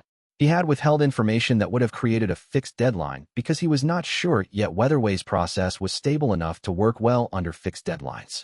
He had disclosed it when the formal engagement status declaration changed the operational environment in ways that made the disclosure unavoidable, because the Blood Lotus's transition to direct action would create its own timeline pressure regardless of whether Wei knew about the conclave's date.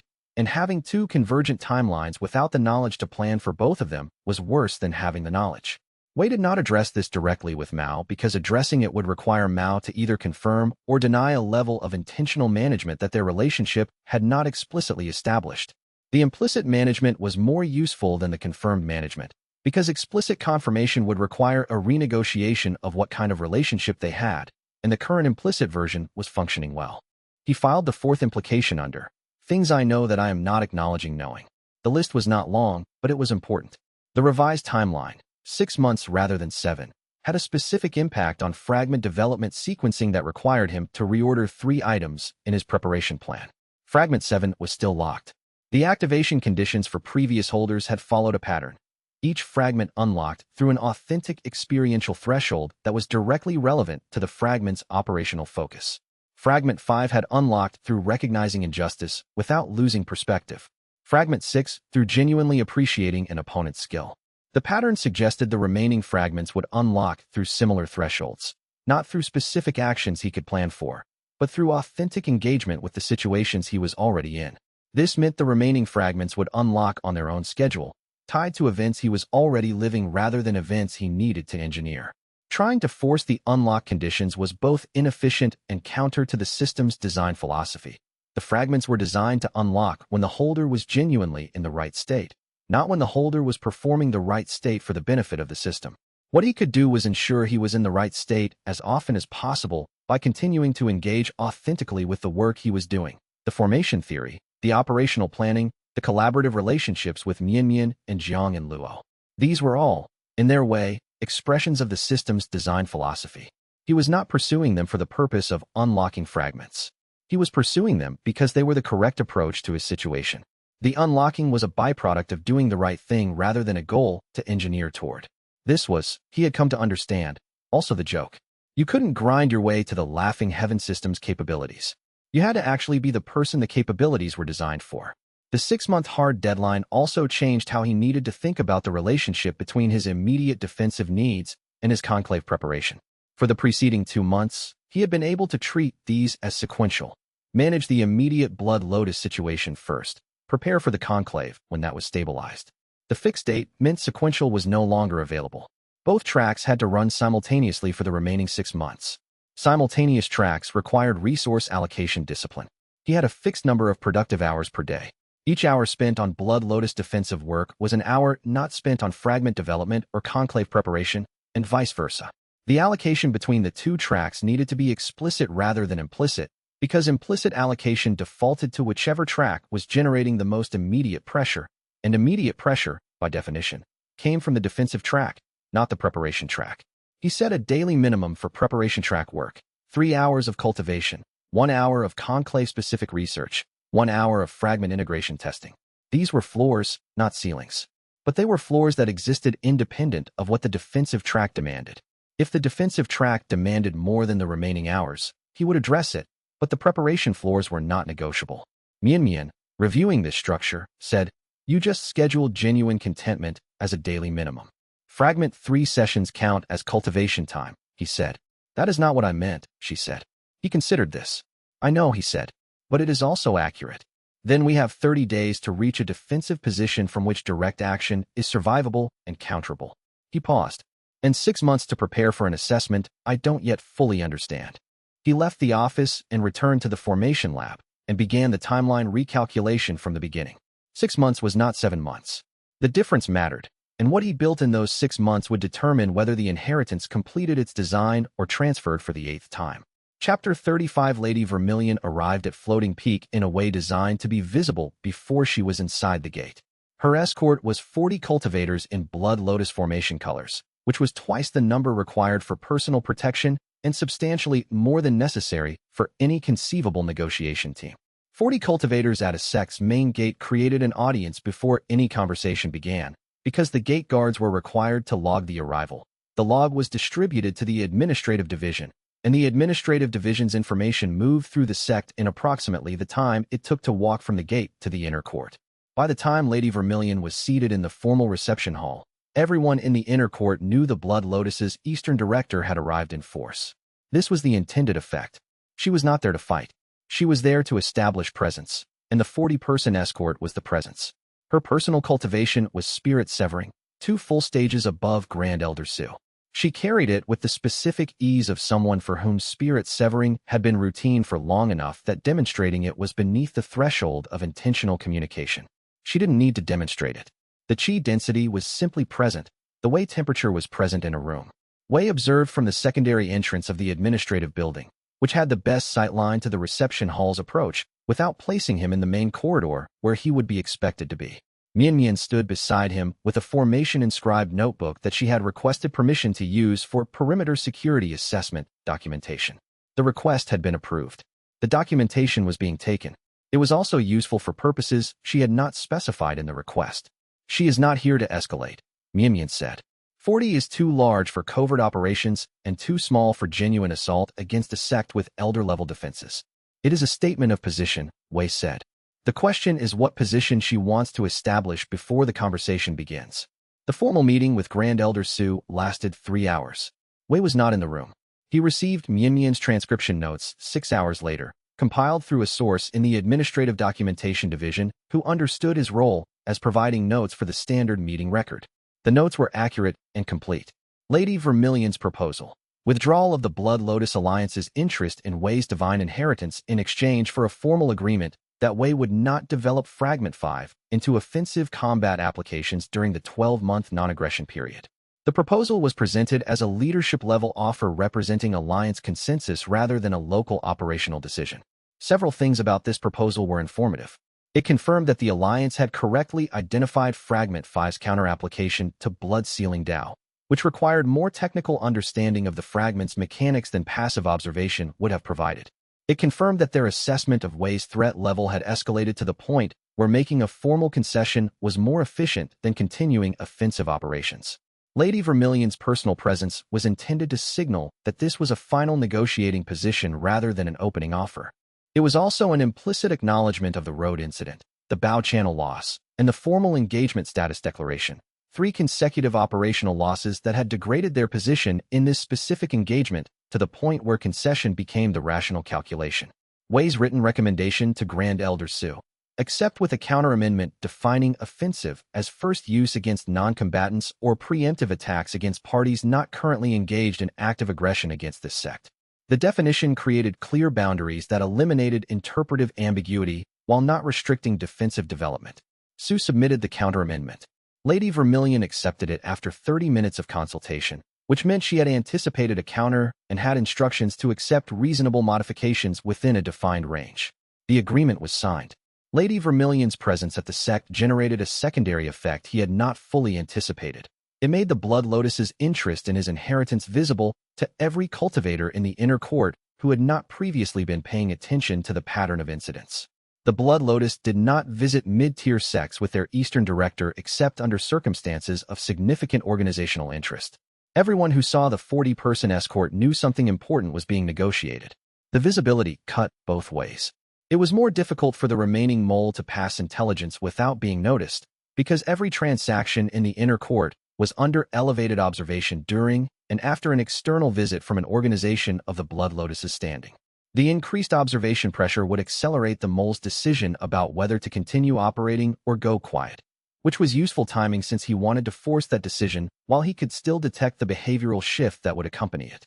The visibility also meant that the Blood Lotus's formal concession became public knowledge in ways it would not have been if Lady Vermilion had sent a message rather than visiting personally. The formal concession, known to the inner court, meant that any future Blood Lotus aggressive action against Wei would be visible as a violation of a publicly acknowledged agreement, which raised the political cost of such action substantially. Lady Vermilion had presumably calculated this and decided the concession was worth the cost of making it visible. That calculation told him something about their assessment of Fragment 5's threat level. He documented the visibility effects and their operational implications in his records, and noted that the Blood Lotus's tactical decisions had, for the second time in 30 days, inadvertently improved his position relative to the sect administration while intending to neutralize him. He found this pattern genuinely amusing. Fragment 5 registered a brief activation. Lady Vermilion's departure left a different inner court behind than she had arrived at. Not physically.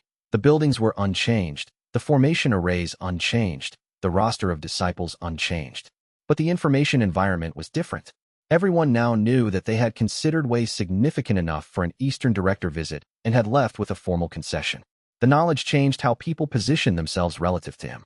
The clearest manifestation was in the category Mian called the soft aligners, disciples who had been neutral or mildly negative who, in the 3 days after Lady Vermilion's departure, made small moves toward visible association, nodding in the library, choosing adjacent tables in the cultivation hall, brief acknowledgments in the training courts that hadn't existed before. This was the political economy of cultivation hierarchies playing out in miniature. Perceived institutional backing changed social positioning faster than demonstrated personal capability. Lady Vermilion had arrived with 40 escorts and departed with a formal concession. In the inner court's interpretive framework, that meant the Alliance had tested his position and found it more defensible than they expected. And if the Alliance had found it defensible, the inference was that Wei's position was worth being adjacent to. He observed this dynamic with interest and made no effort to accelerate or slow it. The soft aligners were not assets he was cultivating. They were data about how the inner court read institutional signals. What they told him was that the sect's political center of gravity had shifted slightly in his direction, and that the shift was visible to anyone paying attention, which meant it was also visible to whoever was monitoring for him in the Blood Lotus's intelligence network. He added a note. The political shift may provoke a response in the Blood Lotus that treats me as more central to the sect's institutional positioning than I currently am. A just threat model for elevated perceived symbolic importance. Wei read the signed version and noted it had been accepted faster than the previous agreement. Either Lady Vermilion had broad discretionary authority or the Alliance had decided to close this engagement and redirect resources to operations with better return. Either interpretation indicated that the immediate threat level had decreased. The Laughless Conclave's fractional dynamics were something no agreement between sects addressed, and that, in 6 months, was where everything converged. Chapter 36 The fractional conflict inside the Laughless Conclave was something Wei had not fully understood until the documentation from the former holders arrived in its complete form, and he had time to cross-reference it against what the system had told him, what Mao had told him, and what the Blood Lotus's behavior patterns implied about their planning. The Conclave brought together all active Laughing Heaven inheritance holders from the current generation and the 2 preceding ones. The current generation had 3 active holders. The 2 preceding generations had holders whose inheritance had transferred, but whose cultivation retained fragment imprints, residual structural knowledge of the fragment's mechanics without the ability to actively use them. These imprint holders served as assessment judges. One of the 3 current generation holders was a cultivator named Pang Shiru, based at the Jade Lotus sect in the Southern Territory. The Blood Lotus's documentation, which by Rushua's records had supplemented with more recent information than the Blood Lotus's own files contained, indicated that Peng Shiru had received and accepted some form of alignment offer from the Blood Lotus within the preceding 4 months. The exact nature of the alignment was not documented in either source, which meant either both sources were incomplete on this point or the alignment had been structured to avoid formal documentation. If Peng Shiru brought Blood Lotus objectives into the conclave, the assessment dynamic changed from individual performance against the system's design criteria to individual performance under active opposition from another inheritance holder who was pursuing different objectives. This was not a scenario Wei had initially accounted for in his preparation model. It was a scenario Xiao Wuji had apparently accounted for in the conclave's design, because the previous generation's documentation included a reference to a fractional test that had involved exactly this kind of intra-holder conflict. He found this funny in the specific way that activated Fragment 5 without deliberate effort. The inheritance architect had built conflict between inheritance holders into the conclave's expected structure.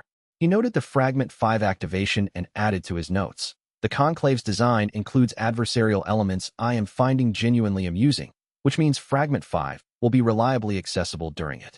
The third holder was harder to identify from available documentation. The Blood Lotus's files referred to them as the Northern Candidate, without further specification. Bai Rushue's materials were similarly uninformative. Deliberately, he concluded, because Arctic Sword Pavilion was the Northern sect most likely to have direct knowledge of a Northern inheritance holder, and the deliberate omission in Bai's documentation indicated she knew and had decided not to include it in the exchange materials. He sent her a direct query. Her response arrived in 5 days. The Northern candidate's identity is known to us, but this holder has asked for confidentiality pending their own conclave preparation, and we have agreed to respect the request. I believe you will encounter them before the conclave in any case. The phrase, in any case, was carrying more weight than its casual presentation suggested. Bai Rushue did not use casual phrasing for padding. The phrase meant she believed the encounter was likely without any deliberate effort from Wei, which meant the Northern candidate was likely to cross his path through the normal operation of events already in motion. The fractional dynamics of the conclave had a structural logic he began to understand more clearly as he cross-referenced the former holder's accounts with the Blood Lotus's documentation and with what the system itself had told him about the inheritance's design. The Laughless Conclave was not a competitive event. It was a collaborative one with competitive elements. The assessment criteria, as far as he could reconstruct them from partial information, were not based on defeating other holders. They were based on demonstrating understanding of the inheritance's design philosophy, which was cultivation through genuine positive emotional engagement rather than through force, deprivation, or competitive competition. You couldn't win by defeating the other holders. You could only pass by understanding what the God of Jokes had built and demonstrating that understanding through your own cultivation expression. The competitive element came from the fractional test, the scenario where one holder worked against another within the conclave structure. But the fractional test was not scored by who won the confrontation. It was scored by how each holder responded to the confrontation, either demonstrating or failing to demonstrate the system's design philosophy. A holder who responded to aggression with aggression was demonstrating that they had learned the techniques without understanding the philosophy. A holder who responded with the philosophy intact, who found the confrontation funny, who deployed counter techniques that worked through the system's authentic emotion mechanism, was demonstrating both. Peng Shiru, if Blood Lotus aligned, would almost certainly respond to the fractional test with Blood Lotus cultivation methodology, which was precision and control-based. The confrontation would produce a scenario where Wei needed to counter that approach while expressing the inheritance's design philosophy rather than just defeating it. He was beginning to understand, been preparing for this since the first time he had found Fragment 1 funny. The fractional conflict insight reshaped how he was thinking about the conclave structure in a specific and useful way. The conclave was not testing whether he could win. It was testing whether he understood what winning meant in the context of the Laughing Heaven inheritance. The previous holders had all approached the conclave as something to survive or pass. The documentation consistently described their preparation as defensive, building capabilities to withstand whatever challenges the conclave presented, developing counter techniques for anticipated opposition, accumulating resources to ensure they had sufficient reserves for extended engagement. They had prepared to endure, and they had failed, and the reason they had failed was not lack of capability, but misunderstanding of the test's criteria. The conclave was not a survival test. It was a comprehension test. The architect had built the inheritance around authentic positive emotional states precisely because those states were incompatible with defensive, endurance-focused cultivation mindsets. You couldn't be genuinely content while you were trying to survive. You couldn't genuinely appreciate an opponent while you were trying to outlast them. You couldn't recognize injustice with philosophical humor while you were managing mortal threat. The previous holders had all entered the conclave in survival mode, which had made it impossible for them to access the fragments' authentic emotion mechanisms under pressure, which had made the mechanisms unavailable when the pressure was highest, which had cascaded into failure. His preparation needed to be oriented differently, not toward building defenses against what the conclave would throw at him, but toward building the authentic engagement capacity that the fragments required, the capacity to find things genuinely funny, genuinely interesting, genuinely appreciable even in difficult circumstances. The cultivation of that capacity was the actual preparation. Everything else was secondary. He had been doing it accidentally. He needed to do it intentionally. The fractional conflict, understood as a comprehension test rather than a survival test, reframed everything he had been building toward the conclave as preparation for demonstrating understanding rather than preparation for withstanding opposition. Demonstrating understanding under pressure required a different kind of preparation than withstanding opposition under pressure. Withstanding opposition was a capacity you built by developing defenses and reserves. Demonstrating understanding was a capacity you built by having understood things, by having genuinely processed and integrated the insights the fragments represented, not as techniques, but as ways of engaging with the world. Fragment 5 didn't work through performed amusement. Fragment 6 didn't work through performed appreciation. Fragment 3 didn't work through performed contentment. The system was built around authentic states because authentic states were the evidence of genuine understanding. If you had genuinely understood the system's design philosophy, you would naturally find appropriate situations funny and appropriate skill genuinely appreciable. The authentic states would be present without effort because the understanding was present. His preparation needed to prioritize genuine understanding over capability accumulation. He had been doing this partly through the analytical work that was itself a form of engagement he found genuinely interesting. But he had also been treating the system's techniques as resources to optimize, which was the wrong frame. They were expressions to understand. He sat in the formation lab for 30 minutes after this realization and did nothing that looked like preparation. He thought about why the god of jokes had built this particular inheritance, with these particular capabilities organized around these particular emotional states. He thought about it until it made sense to him, not analytically, but at the level where things become obvious rather than deduced. Fragment 5 activated briefly. He added a note. Comprehension check passed. He reviewed the people who had crossed his path in the 60 days since his arrival in the inner court. One name fit the profile he had begun constructing. A scholar at the Northern Clarity Institute who had recently filed a research exchange application with Floating Peak Sects Library Division. The application specified interest in divine inheritance historical records. The timing was recent. The specificity of the interest was unusual for a general research exchange application. He was not certain enough to act on the identification. He was certain enough to wait with attention, and to make sure that when the meeting happened, it happened on terms he had prepared for rather than terms he had stumbled into. Chapter 37 Luo Qingfan arrived at Floating Peak on the 43rd day after Wei's core formation breakthrough, entering through the research exchange pathway rather than the main gate, the pathway the sect maintained for inter-sect scholarly visits, which had a separate administrative processing track that was less visible than the main registration process. His credentials were from the Northern Clarity Institute, a research sect without a combat ranking that specialized in historical formation theory and documented inheritance lineages. His stated research purpose was the divine inheritance records in the restricted stacks library. This was a legitimate research purpose, and the library access was approved through standard channels. Wei noticed him in the library on the second day of his stay because Luo was reading the same restricted materials Wei had read on his first day in the inner court, the Divine Inheritance Documentation Archive, and he was reading them in the same sequence Wei had used, which was not the natural reading order for a researcher following standard cataloging logic. The sequence Wei had used was organized around finding gaps rather than content, which was not intuitive to someone approaching the material with a standard research framework. Wei sat at a table 2 positions away and read his own materials for 40 minutes. Luo did not acknowledge him directly.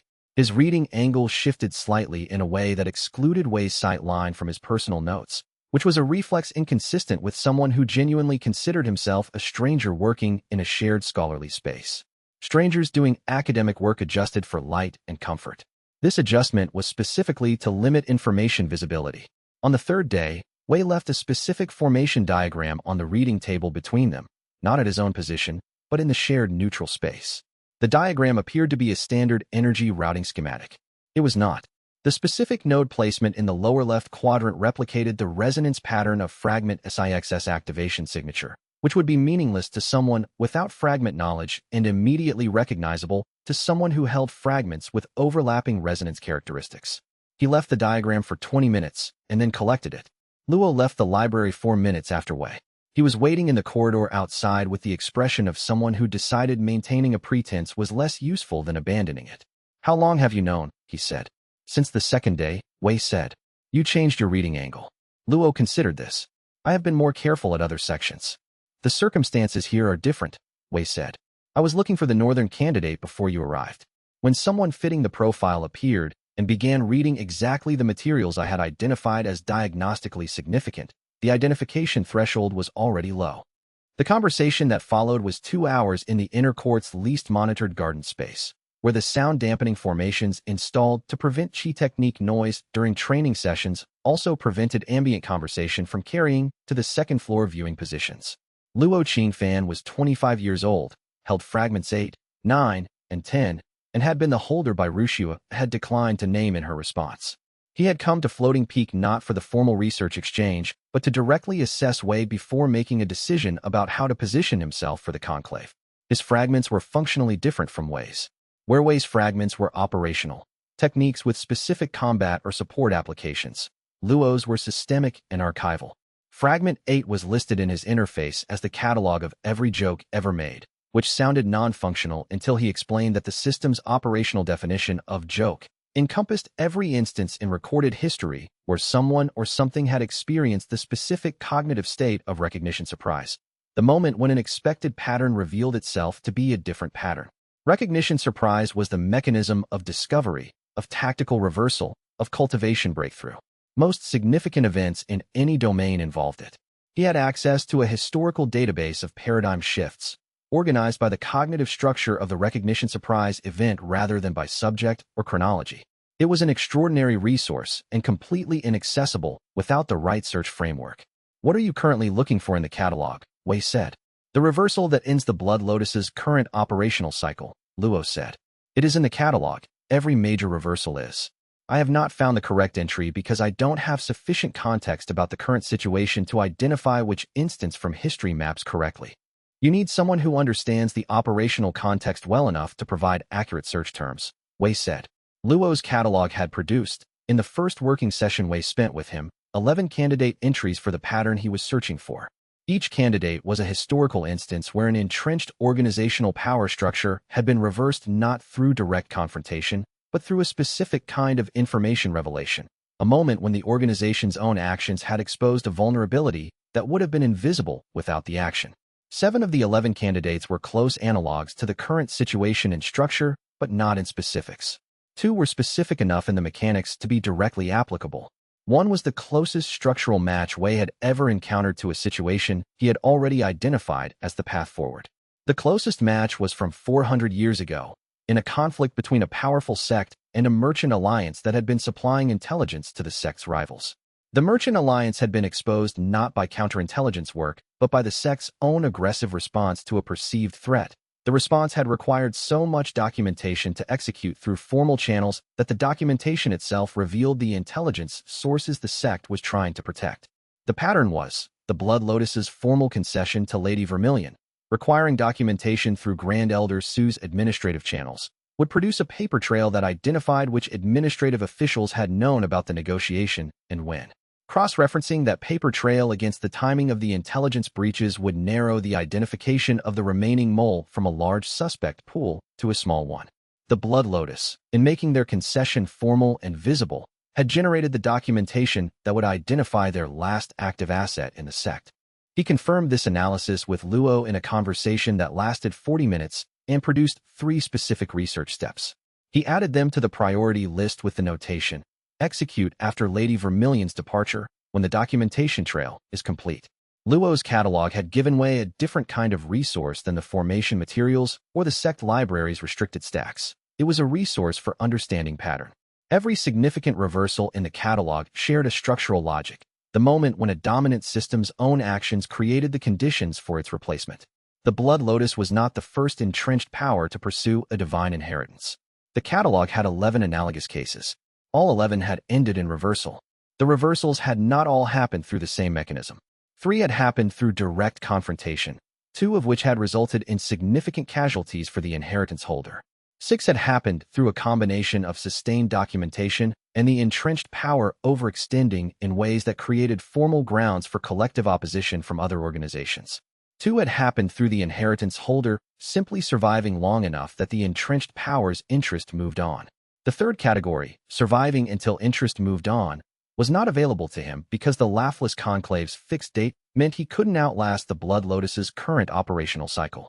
The first category, direct confrontation, was available but expensive and not consistent with the system's design philosophy, which discouraged force-based approaches when alternatives existed.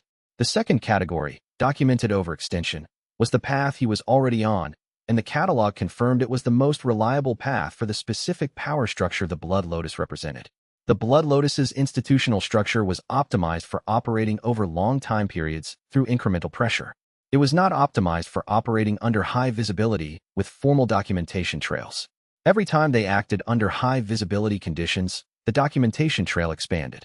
Expanding documentation trails attracted attention from other organizations that had interests competing with the Blood Lotuses. Competing interests could be organized. Organized competing interests were the mechanism of the 6 successful catalog cases. He needed to spend less time on direct response and more time on making the documentation visible to organizations that would find it valuable. Yes, Luo said. That is precisely why I came here rather than sending a message. This was the most productive, unexpected meeting Wei had had since arriving at the inner court. He spent the afternoon revising 3 items on his priority list and adding a 4th. Spend time with Luo Qingfan developing the correct search framework for the Blood Lotus reversal. Because if it was in the catalog, it was findable. And if it was findable, not finding it was a planning failure. And the Blood Lotus had never encountered a planning failure of this kind before.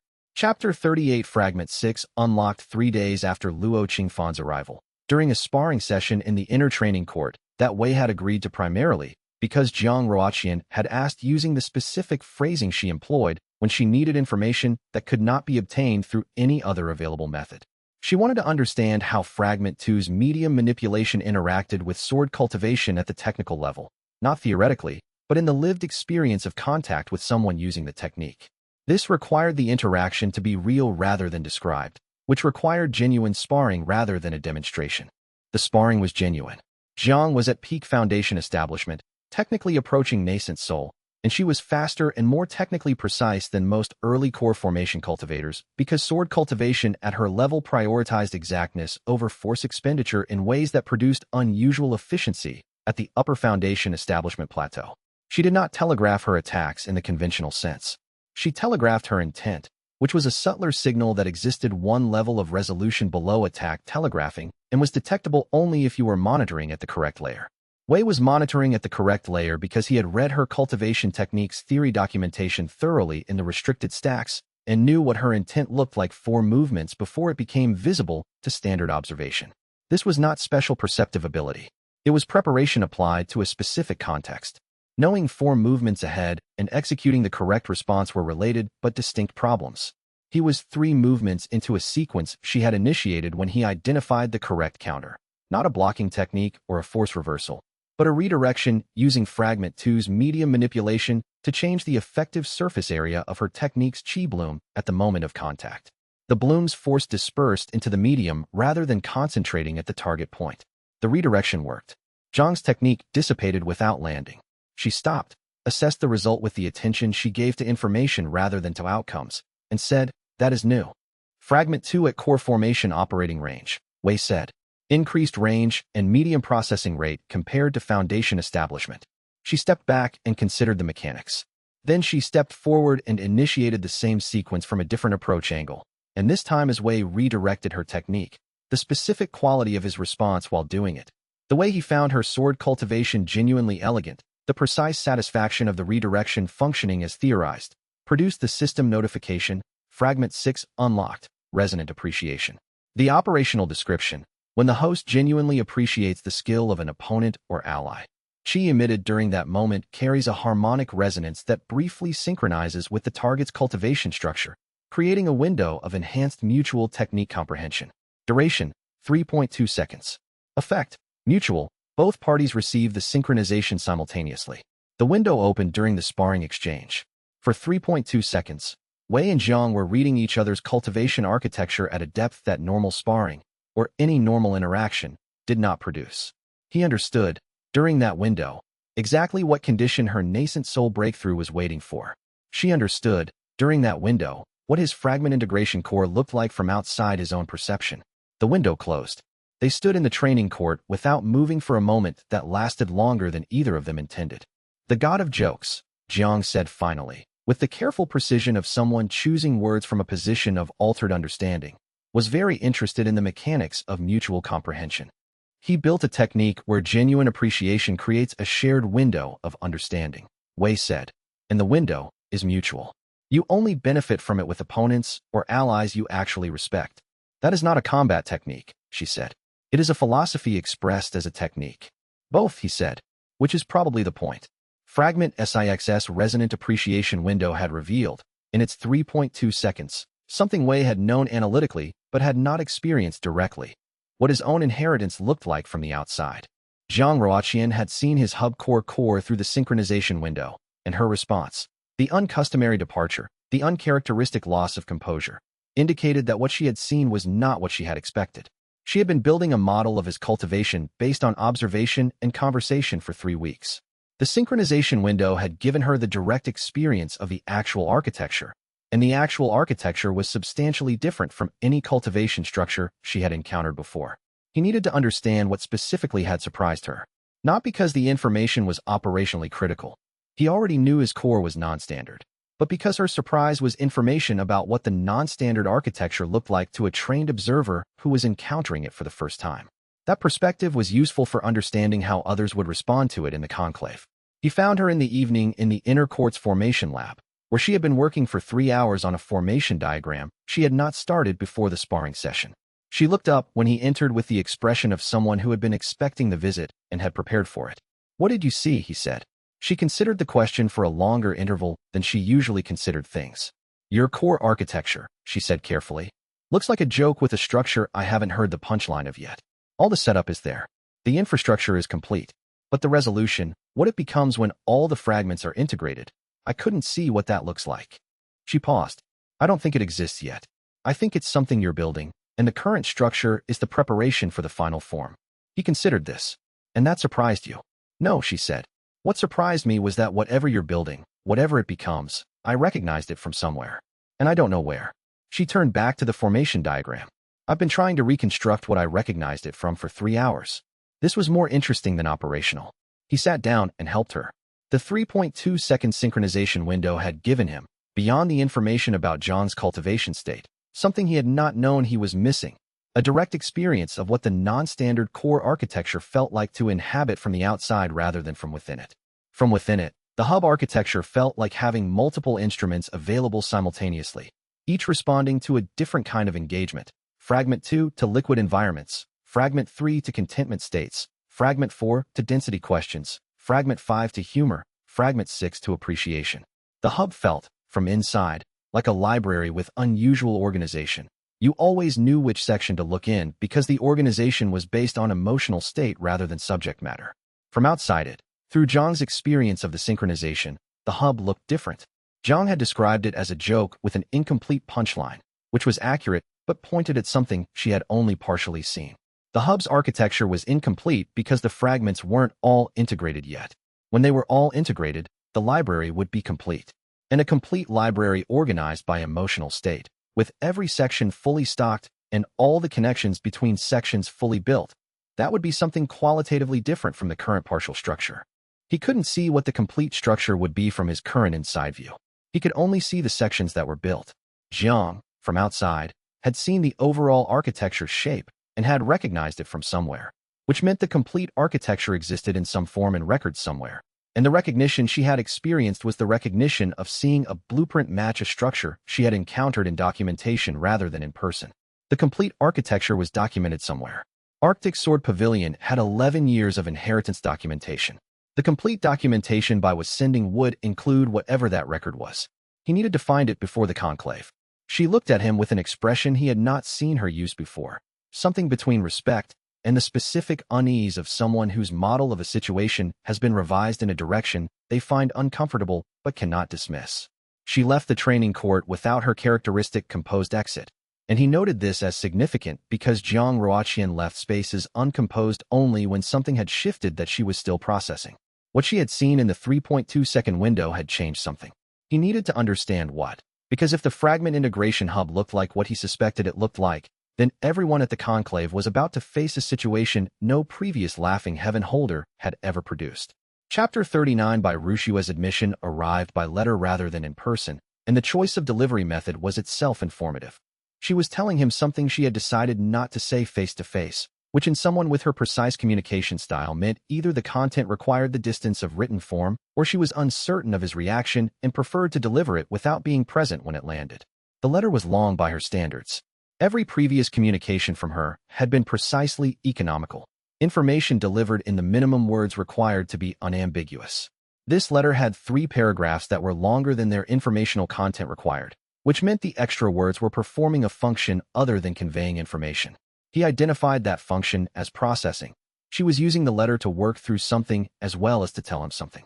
He read through it once for that observation, then read it again for content. The content was this. Arctic Sword Pavilion had been running a 12-year research project documenting Laughing Heaven system inheritance mechanics. The project had been commissioned by an external party whose identity she did not name in the letter, though she wrote the unnamed party with a specificity that indicated she expected him to eventually learn the name through other means, and she wanted the omission noted. The commissioning party's research interest was consistently oriented toward one specific question across all 12 years of documentation. Under what conditions does the Laughing Heaven inheritance transfer involuntarily? The Blood Lotus had been approaching the same question through direct operational pressure on individual holders. Arctic Sword Pavilion had been approaching it through documentation and pattern analysis across multiple holder generations. Different methods. The same question. The admission was that she had known this and had presented their exchange as a bilateral information-sharing arrangement, which was technically accurate but incomplete. She had not disclosed that the research had an external commission with an objective that was not bilateral. The commissioning party wanted to understand force transfer mechanics, which was not an interest that coincided with Wei's interests. Something had changed. She did not state what had changed, which meant the extra words in the letter were about what had changed rather than about the mechanics she was describing. The mechanics were the information, and the extra words were the reason for sharing it now rather than having not shared it previously. He wrote a reply that addressed the disclosure, specified what it changed in the trust framework of their exchange, and asked 3 direct questions. Who commissioned the research? What had the commissioning party received from Arctic Sword Pavilion's documentation to date? And what had Rushua decided she was going to do now that she had made this disclosure? The third question was the most significant. People who disclosed difficult things had typically already decided what came next, and knowing her decision before she restated it as a formal request would tell him something about the nature of her decision. Whether it was made under pressure, whether it was made from a clear assessment of her options, or whether it was made from something else entirely. The reply came in 4 days. It answered all 3 questions in sequence, with the precision of someone well prepared for the questions before receiving them. The answer to the first was a name he did not recognize, but could research. The answer to the second specified what the commissioning party had and had not received. The answer to the third confirmed what the extra words in the first letter had implied. She had decided to provide him with the complete documentation Arctic Sword Pavilion had compiled, without any further omissions, and to accept whatever followed from that decision within her own institutional position. The question he had not asked in his reply to Rushua, the one he had decided not to ask because the timing was wrong, was what had happened in the 3.2-second resonant appreciation window that had changed her calculation. Jiang Ruoqian had seen his fragment integration hub through the synchronization window. Jiang Ruoqian and Rushua were in communication, as the rapid timing of Bai's disclosure after the sparring session confirmed. What Jiang had seen had been transmitted to Bai in some form, and that transmission had changed Bai's assessment of what she owed the commissioning party versus what she owed Wei. The only way that made sense was if what Jiang had seen in the synchronization window was recognizable to Bai from Arctic Sword Pavilion's 11 years of inheritance documentation. Bai had the historical records. She had seen resonance signatures and fragment configurations from previous holders. If Wei's non-standard fragment integration hub architecture was recognizable as something in those records, if it matched something from an earlier holder or from theoretical documentation about what the Laughing Heaven inheritance was designed to become, Then Bai's 12 years of research had just told her something about Wei's cultivation that changed the entire framing of her organization's involvement. He could not reconstruct what specifically the records contained that had caused this shift without reading them.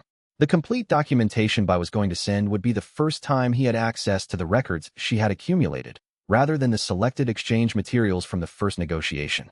He would read them with that question specifically in mind. But he was already developing a hypothesis. The fragment integration hub was not a variant of standard core formation. It was the designed final architecture the inheritance was designed to produce, the structure that it was built to produce in a holder who had integrated the fragments correctly. The previous holders had held fragments, but had not integrated them. He was the first holder in the recorded history of the inheritance who was building the designed final form. If that hypothesis was correct, then the commissioning party, whoever had funded 12 years of monitoring for this inheritance, had also known what the final form was designed to become. And knowing that, they would have very specific reasons for wanting to either control or destroy it before it was complete. The fourth question he had not included in his reply to Bai Rushua, partly because it would have been premature and partly because asking it directly would have forced a formality that the situation hadn't yet required, was, what does completing the fragment integration hub architecture produce, specifically? He had the incomplete architecture. He had the system's operational descriptions of each fragment. He had the historical documentation of the 7 previous holders' capabilities. None of these sources told him what the complete integration produced, because no previous holder had completed the integration. The documentation covered partial integrations with partial capabilities. It did not cover the finished state.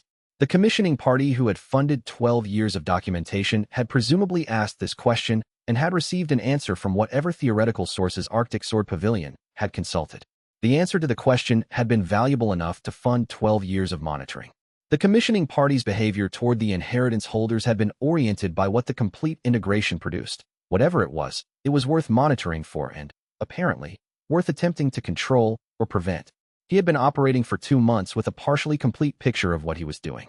He was integrating fragments toward a final architecture that he could feel the shape of but couldn't fully see, using techniques that Xiao Wuji had designed around authentic engagement, toward a conclave he was now beginning to understand was the designed assessment for a specific completion state. The incomplete picture had been sufficient for the first 2 months because the operational priorities had been clear: cultivate, develop the fragments, counter the immediate threats. The next 6 months required a more complete picture because the decisions he made in those months would either build toward the completion state or build toward something else. He needed to know what the completion state was before he could choose correctly. The documentation would arrive within the week. He would read it first. He read this answer and considered its implications. People who made decisions that complicated their own institutional position did so for reasons, and understanding her reasons was now as important as understanding the documents she was going to send, because Bai Rushua was going to be at the Laughless Conclave, and whatever had caused her to change her assessment of her obligations, she had changed sides irreversibly once the full documentation was sent. The documentation would arrive within the week. The conclave date was fixed, approaching. The map was filling in faster now, and not all of it was comfortable to look at, but comfortable had never been the criterion he was working toward.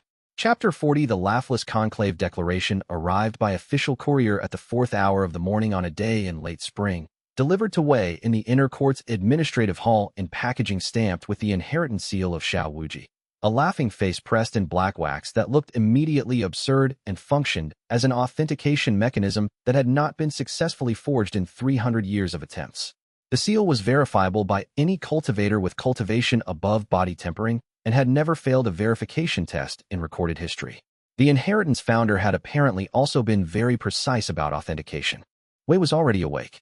He had been awake for 2 hours, working through the final section of Bai Rushua's complete documentation. He took the declaration, thanked the courier, returned to his desk, and read it. The declaration specified the following. The Laughless Conclave would convene in 6 months and 14 days at the Void Hollow Convergence Point, a geographic formation at the territorial center of the 3 cultivation regions that produced a specific chi suppression effect. All active Laughing Heaven System inheritance holders were required to attend by the terms of their inheritance agreement. Failure to attend resulted in immediate inheritance transfer, effective at the moment of the mist convening rather than at the conclave's conclusion. He read the attendance clause twice. Failure to attend resulted in immediate transfer, not a penalty, not a reduction, immediate transfer. The inheritance would move to whoever the system's next designated holder was, at the exact moment the conclave convened without him. This was a harder constraint than Mao's initial description had suggested. It was not a test he could choose not to take. It was a condition that was already in effect and would resolve itself automatically in 6 months and 14 days regardless of his actions. He sent copies immediately to Mianyan, Luo Qingfan, and Zhang Ruoqian with the annotation, 6 months and 14 days, not 7 months. Adjust all preparation timelines immediately. Then a separate message to Elder Mao. The declaration has arrived. The date is confirmed. What do you know about the void hollow convergence point's specific properties? Mao's reply came in less than 2 hours. The convergence point suppresses all cultivation above core formation. At the point, nascent soul cultivators function at core formation parameters. Spirit severing functions at core formation parameters. The suppression is a feature of the point's formation structure, not a temporary effect. He set this information in the model and rotated it to see what changed. The conclave's testing environment eliminated every cultivation level advantage above his own current stage. Grand Elder Su could not attend and function as a nascent soul cultivator. Lady Vermilion's spirit severing was operationally irrelevant at the convergence point. Zhang Ruoqian's approach to nascent soul placed her in the same functional bracket as Wei. Luo Qingfan's cultivation level, which he had not yet confirmed, would similarly equalize. He was at early core formation. The convergence point suppressed everything above that threshold to that threshold. Every cultivator who was above him in normal circumstances attended the conclave at his level. He was quiet for a moment with this. Then he added a final memo to his operational file. Xiao Wuji built the conclave's testing environment to run at a level I can reach. Every constraint in this situation that I initially assessed as a disadvantage for me was actually a constraint that applies equally to everyone who was above me in normal circumstances. I am not behind. I am at the design baseline. He did not find this completely reassuring. The conclave's assessment criteria were still unknown in full. Pang Shiru's Blood Lotus alignment created an adversarial dynamic within the design parameters. The third assessment judge was still unidentified in the documentation. 6 months was 6 months, but the map was filling in. He understood the terrain now in a way that the previous holders had not understood it before their conclaves. Not because he was more capable than they had been, but because he had access to their records, and their records had shown him exactly where their models had been incomplete. The declaration's implications for the remaining operational period were specific enough that he spent 2 hours after the courier's departure working through them systematically. 6 months and 14 days was a hard deadline, not a soft one. Hard deadlines changed planning calculus in ways that soft deadlines did not. They made it impossible to defer decisions to better prepared future states, because the future state arrived at the deadline regardless of whether he was ready. Every decision he delayed was a decision made under conditions that were exactly the same as today, minus whatever preparation time he had spent on other priorities. The conclave preparation needed to be complete, not mostly complete, not substantially complete, complete before the deadline.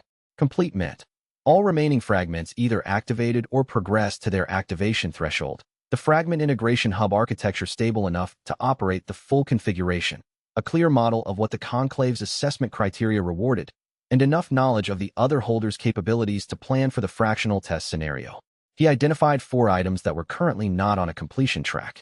Fragment 7 was not yet unlocked, and the activation condition was unknown. The third assessment judge was not identified. The commissioning party who had funded 12 years of documentation was identified only by name, not by objective or capability. And the fragment integration hub's final form, what Zhang Ruoqian had recognized and not been able to place, was still unknown to him. Each item needed a specific owner and a specific timeline. He assigned them in the notebook, Fragment 7 to himself. Based on the pattern of previous activations, the condition would emerge from the current operational situation if he continued engaging authentically. Third judge to Luo Qingfan's catalog search. Commissioning party's objective to the complete documentation by was sending. Final form to the combined research he and Jiang had begun in the formation lab. He closed the notebook. He picked up by Rushua's documentation. He continued reading. What the declaration had also produced, alongside the specific operational parameters, was a specific psychological shift that he wanted to document before it faded. For approximately 45 minutes after reading the convergence point suppression information, he had felt something he classified as relief. The relief was not about the operational advantage, though the advantage was real and he had assessed it clearly. The relief was about something more structural. The conclave was set in an environment where the inheritance he held was the relevant capability, and the capabilities above it were equalized down to it. He had been cultivating in an environment where his mortal-grade starting physique was a persistent contextual disadvantage, where every person above him in cultivation had capabilities he was working toward rather than already having. The inner court's social and operational dynamics reflected that structure. The convergence point erased that structure. In the conclave's environment, the fragment integration hub architecture was not a curious anomaly in a holder who had started at mortal grade. It was the most relevant structural difference between him and every other participant. Everything else equalized. This was the one thing that didn't. He noted the relief because relief was diagnostic. It meant something had been uncomfortable that he had not been fully acknowledging was uncomfortable. The specific discomfort was something like being the weakest cultivator in every room while also being the target of organizations that had centuries of experience dealing with cultivators much stronger than him. That was a structural disadvantage that the conclave erased, and his relief at its erasure told him it had been heavier than he had been accounting for in his planning model. He added an item to the preparation methodology. Account for the actual weight of the structural disadvantage in your resilience estimates. You have been treating it as a variable to be optimized around. It is also a variable that affects how long you can sustain optimal performance under sustained pressure. He revised several timeline estimates accordingly, making them more conservative, and found the revised estimates more reliable than the previous ones. He was going to be ready. The gap between what he knew and what he needed to know was measurable now, and measurable gaps could be closed. The countdown had started. He picked up the next section of Bairushua's documentation and began reading. And on the third page, he found the entry that explained why the commissioning party had been watching for 11 years. Chapter 41. The Laughless Conclave's founding documents occupied 3 shelves in the Floating Peak Sects Restricted Historical Archive, which Wei Chengliang identified as an unusual allocation. Most organizations received 1 shelf at most. 3 shelves implied either comprehensive documentation or active updating. And given that the conclave had declared him a target of elimination 48 hours ago, he was motivated to understand the distinction. He read for 6 hours straight, stopping only to copy specific passages in the notebook he had been keeping since the Blood Lotus situation began. The notebook was organized by operational relevance rather than chronology. Things that affected immediate decisions were in the first section, things that affected medium-term planning were in the second, and things that he did not yet know how to use but suspected were important were in a third section he had simply labeled pending. The Laughless Conclave's founding logic was internally consistent in a manner that made it more dangerous than if it had been illogical. Their argument: the heavenly Tao was the fundamental structure of existence, the pattern underlying all cultivation, all technique, all advancement. The heavenly Tao was inherently serious because it was the operating principle of reality, and reality did not have a sense of humor. Anything that treated the Tao as a source of amusement, that laughed at it, that built cultivation techniques around comedy, that made jokes at the expense of the divine, was introducing noise into a signal that everything depended on. The conclave did not believe laughter was evil. They believed it was corrupting, in the same way a stray electrical current was not evil but could destroy a formation that depended on precise flow. Xiao Wuji's inheritance represented, in their framework, the single most concentrated source of this corruption in recorded history. A divine inheritance built entirely around the principle that existence was funny was not just a heresy. It was an existential hazard that, if allowed to reconstruct fully, would permanently alter the heavenly Tao's gravity, its tendency to produce solemn, ordered, serious cultivation rather than chaotic, unpredictable, absurdist cultivation. Wei read this argument 3 times. He found it frightening not because he thought it was correct, but because he thought the conclave believed it, and was prepared to act on that belief at any scale of violence the situation required. Organizations with consistent internal logic and genuine conviction were more dangerous than organizations motivated by simple acquisition, because they had a moral framework that permitted unlimited escalation. He also noted the marginal notation in the founding manifesto, written in the same handwriting he had identified as Elder Mao's.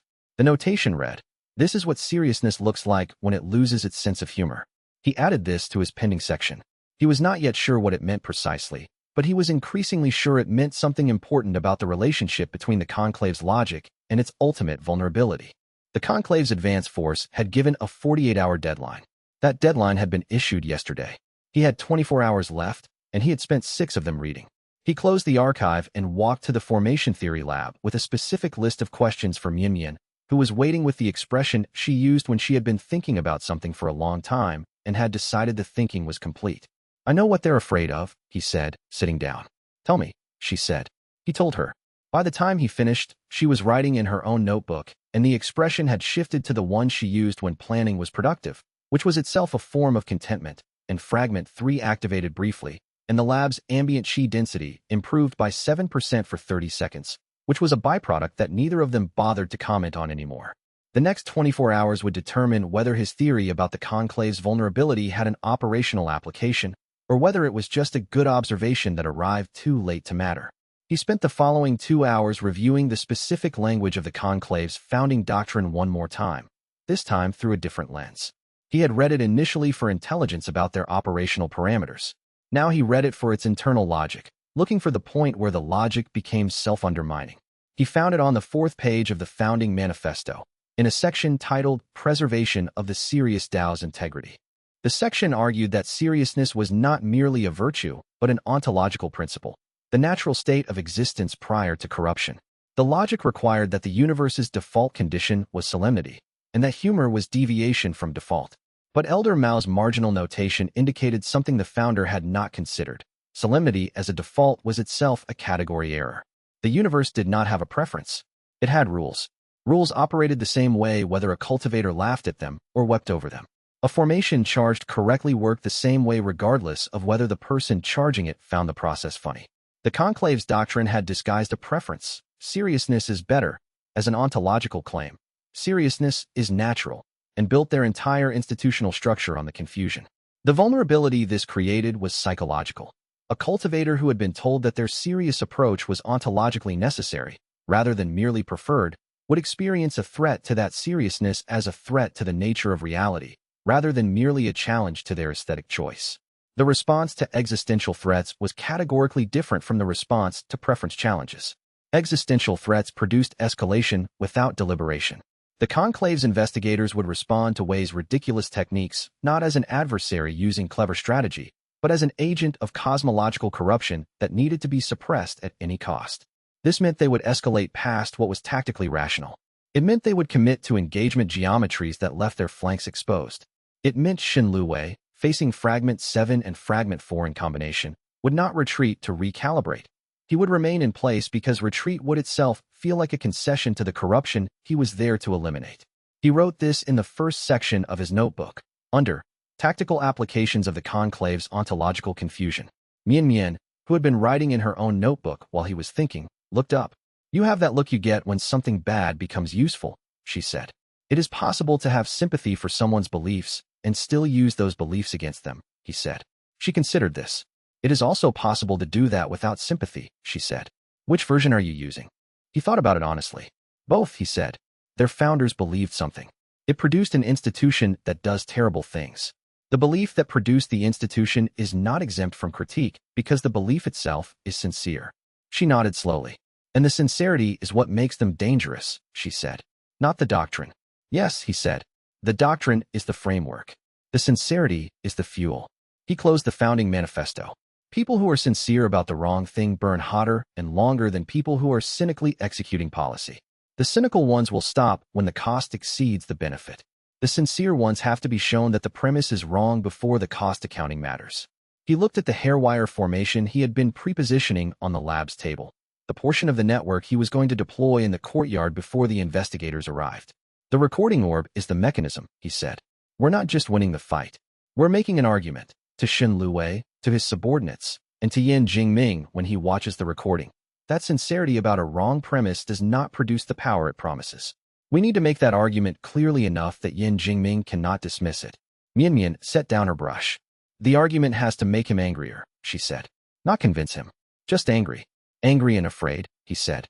"Those are the same thing, at Yin Jingming's level of investment." He went back to the formation diagram. The next 24 hours would determine whether his theory about the conclave's vulnerability had an operational application, or whether it was just a good observation that arrived too late to matter. Chapter 42 Fragment 7 unlocked on the morning of the 35th day after Wei's core formation breakthrough, which was 3 days before the 48-hour deadline from the conclave's investigators expired, a timing that the system did not explain, but that Wei suspected was not coincidental, because the system's unlock timings had never been coincidental. The unlock notification read, Fragment 7, Weight of Silliness.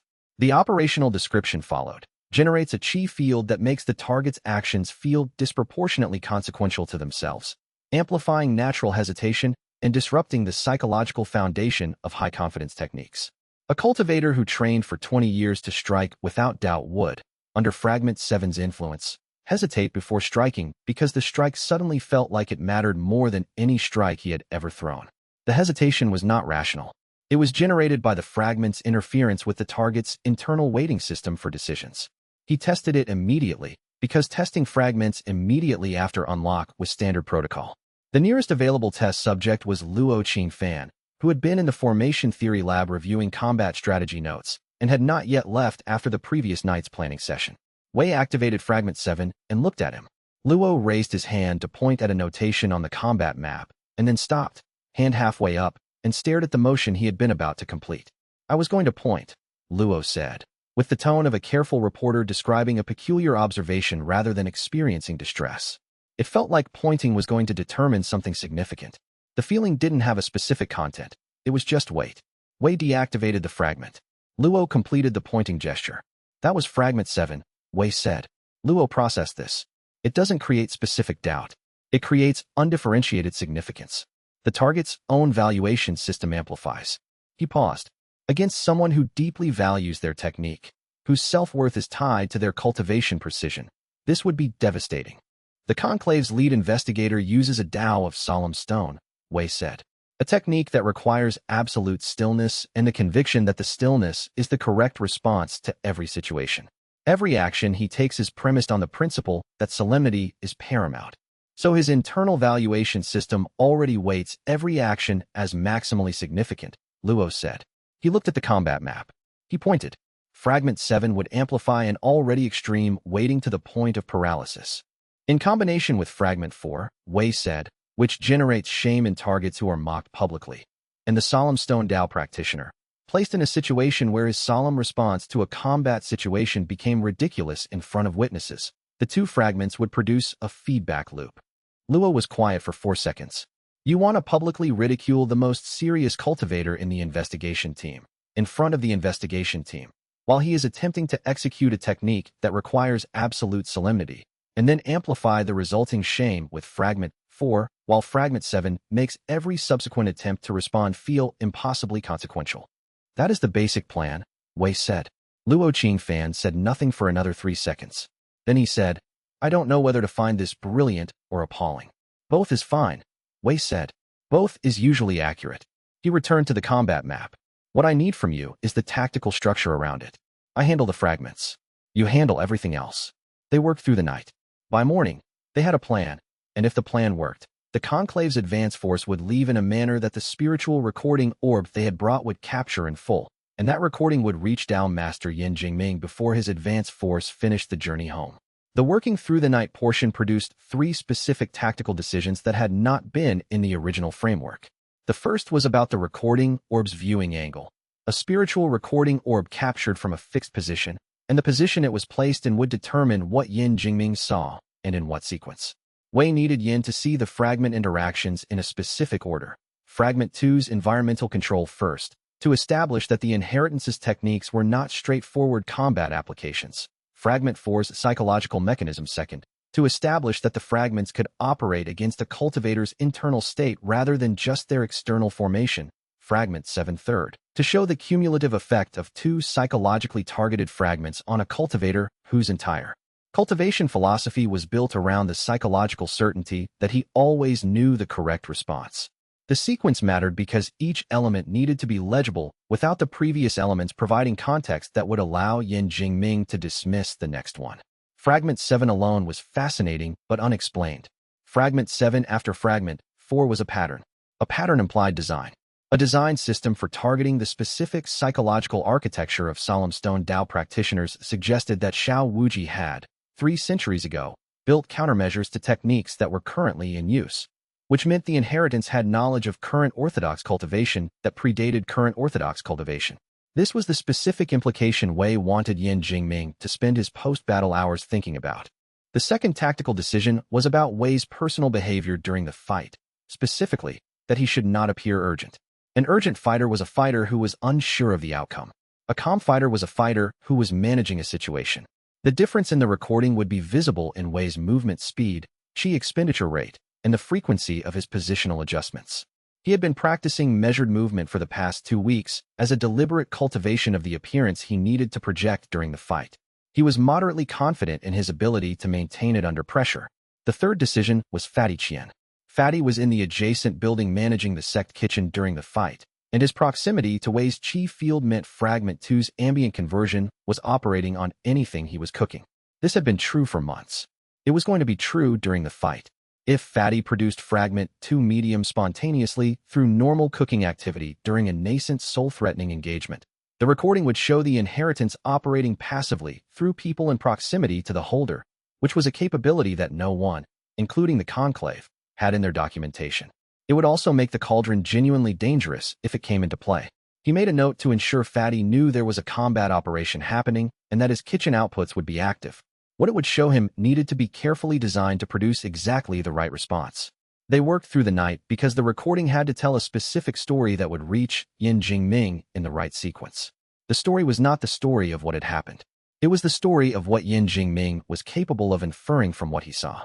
The difference mattered. An accurate recording showed a core formation cultivator using unusual techniques to defeat a solemn stone Dao practitioner. Yin Jingming would see that and adjust his operational plan. More forces, more preparation, different tactical geometry. He was experienced. He had resources. He would adapt. But if the recording showed something specific about the inheritance's developmental trajectory, showed it that could only be interpreted one way, then Yin Jingming's adaptation would be predictable. He would adapt in the direction of his fear rather than in the direction of rational tactical recalibration. Fear-based adaptation was faster and less precise than rational adaptation. Faster and less precise meant committed to an operational geometry before he had complete information. The specific story the recording needed to tell, the fragments worked in combination. The combination was not additive but multiplicative. Fragment 4 plus Fragment 7 had produced a feedback effect that exceeded what either fragment could achieve independently. This was true, but the recording also needed to suggest, without stating explicitly, because explicit statements were scrutinized and dismissed, that the fragment interactions were still developing, that the multiplicative effects were not stable, that Wei did not yet fully understand what he was building. This was also true. The recording would not be lying. It would be selecting which truths to emphasize. He explained this to Luo Qingfan over the combat diagram. Luo processed this, cross-referencing the plan against his own experience of how intelligence was processed by institutional decision-makers. The recording orb is their instrument, Luo said. They trust it. Yes, Wei said. That's why it's the right medium. A report from an investigator can be dismissed as biased. A recording from their own documentation instrument cannot be easily dismissed. The bias in a recording is in what is shown, Luo said, not in the instrument. Correct, Wei said. And what is shown will be accurate. I am not falsifying the recording. I am designing the fight so that the recording shows what I want Yin Jingming to see. The show is real. The design is mine. He ran through the final combat sequence 3 more times, adjusting the timing of specific fragment activations to ensure the recording captured the intended visual sequence. By the time Luo declared the planning session complete, Wei had the fight structure mapped down to 6-second intervals. The design was as precise as he could make it. The execution would require adaptation. Fights never followed the plan perfectly, but the core sequence was robust enough that moderate deviation would still produce the intended result. He slept for 3 hours. He dreamed about the Hollow Mountain inscription in a script he could not read, but found familiar. What it would show him needed to be carefully designed to produce exactly the right response. Chapter 43. The 3 Laughless Conclave investigators arrived at Floating Peak's outer gate at the exact end of the 48-hour deadline, which Wei read as a deliberate display of precision, communicating that they had been watching the clock and expected Floating Peak to have been watching it also. The lead investigator was a man of approximately 60 years, at Core Formation Peak, named Shenlu Wei, a name Wei had found in the Conclave's documentation during his archive research. Shenlu Wei was the Tao of Solemn Stone's foremost practitioner in the current generation. He wore Laughless Conclave's formal colors, white and gray, with no decorative elements, because decorative elements communicated a relationship to aesthetics that was incompatible with the Conclave's doctrine of cultivated seriousness.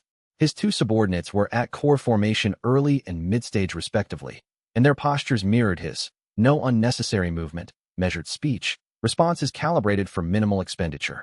Wei had spent 2 of the remaining 48 hours conducting hairwire surveillance on their accommodations outside the sect's walls. He had their technique patterns, their reaction times, and the specific sequences they used when they sensed a chi field that was unfamiliar. The surveillance had been productive in one unexpected way. Xin Luwei, in private, had a habit of adjusting a piece of gray jade at his wrist before each meditation session, with a specific care that was the physical expression of something he valued more than he would admit to his subordinates. The jade piece was not a formation instrument. It was personal. The sect's greeting delegation was Elder Mao, Grand Elder Su, 2 administrative elders, and Wei. Wei was the only active disciple included, which was itself a statement about how Floating Peak was framing the negotiation. Wei was present, acknowledged, and protected, which meant the sect had made a choice about which side of this confrontation it stood on.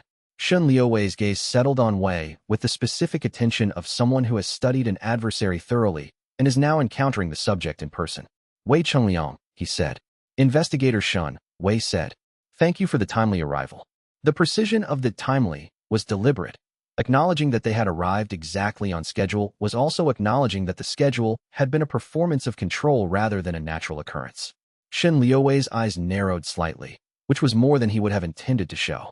The formal negotiation lasted 2 hours and accomplished nothing, which had been the intended outcome for both parties. The sect needed more time, and the conclave needed to demonstrate that they had issued demands and were now in the assessment phase before escalating.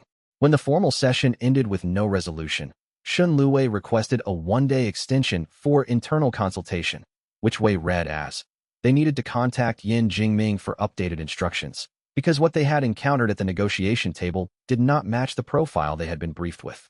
The formal negotiation's actual substance was as follows. The conclave's opening position was a demand for Wei's immediate departure from Floating Peak under conclave custody, pending resolution of what they termed a doctrinal compliance review. The sect's counterposition was that no disciple under formal sect protection could be transferred to external custody without a tribunal convened under Regional Cultivation Council authority. The conclave's response to that counterposition was a technical argument about the supremacy of doctrinal compliance proceedings over regional council authority in cases involving acknowledged divine fragment interaction. The sect's counter-response was that no formal acknowledgement of divine fragment interaction had been made, and that the conclave's classification of Wei's abilities required independent verification before proceeding. This went 4 more rounds and variations of the same structure. Every round demonstrated that both parties understood the procedural rules well enough to delay indefinitely. Wei had watched Shun Luwei during the entire negotiation. Shun was a skilled negotiator. His positions were precisely stated, his procedural arguments were technically sound, and he maintained the composed demeanor of a skilled negotiator who had run these sessions many times. But he had made one small error in the second round. He had referenced fragment integration hub architecture, as if it were established nomenclature, which was language from the conclave's internal documentation rather than from any publicly available source. This meant he had full access to the conclave's technical file on the inheritance, and the technical file contained classification levels that implied the conclave's intelligence on Xiao Wuji's fragments was more comprehensive than Wei had previously assumed. He wrote this in the margin of the agenda document he had been given and underlined it twice. Elder Mao, who had been watching him write, did not visibly react, but in the post-session debrief, his first comment was, "You noticed the fragment integration hub reference. It is not public terminology," Wei said. It means they have historical documentation at a level that includes architectural classification of the inheritance's design, which means they have been studying this for longer than their current institutional age. The conclave is approximately 90 years old, Mao said.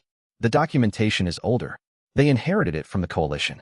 The coalition that killed Xiao Wuji, Wei said. Mao nodded.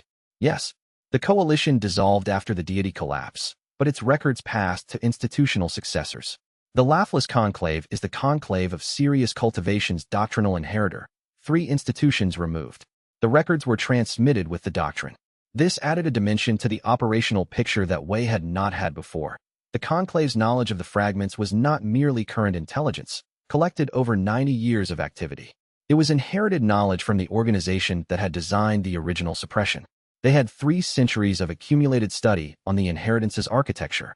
This was potentially more useful to him than it was dangerous. Wei made this observation to Elder Mao afterward. Mao nodded. The profile they have is a foundation establishment disciple with unusual powers and poor sect standing. They have updated it to core formation with a sect that has formally chosen to protect him. The profile change requires authorization to escalate past a certain force threshold, which means they need a day, Wei said. We have one more day than we expected. Use it, Mao said. Wei was already walking toward the formation lab. The one additional day was not an extra day to prepare. It was an extra day to set a specific detail of the plan that he had not had time to implement before the deadline. The detail was the recording orb's position. He had identified the optimal capture position during the hair-wire surveillance of the courtyard, a ceiling formation junction above the negotiation hall's south entrance that provided sightline to the entire courtyard without obstruction. The courtyard was where the confrontation would take place, because Shenluwei would not conduct a combat engagement inside the sect's administrative buildings if he had the option of a defined outdoor space.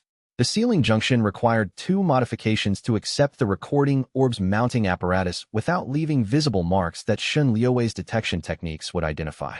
The modifications required approximately 14 hours of careful work, which was exactly what the additional day provided.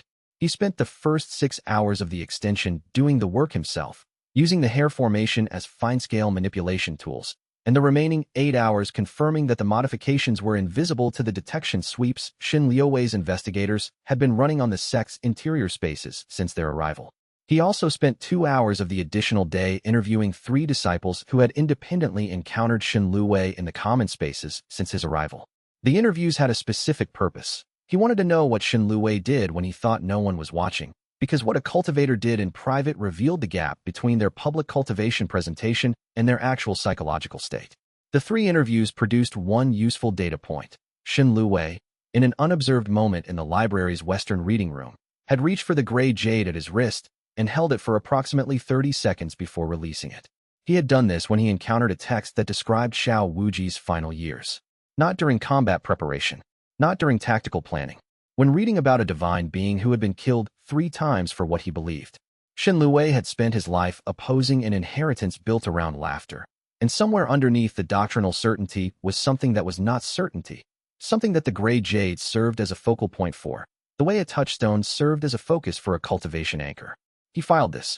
It meant Fragment 4's mechanism had a specific vector, not just shame about tactical repositioning, shame about the gap between the doctrine and whatever the gray jade represented. The spiritual recording orb would capture everything. What it captured needed to tell Yin Jingming a specific story, one that would produce a specific response. He had one additional day to ensure the story was precisely constructed, and Yin Jingming would watch every frame of what he built.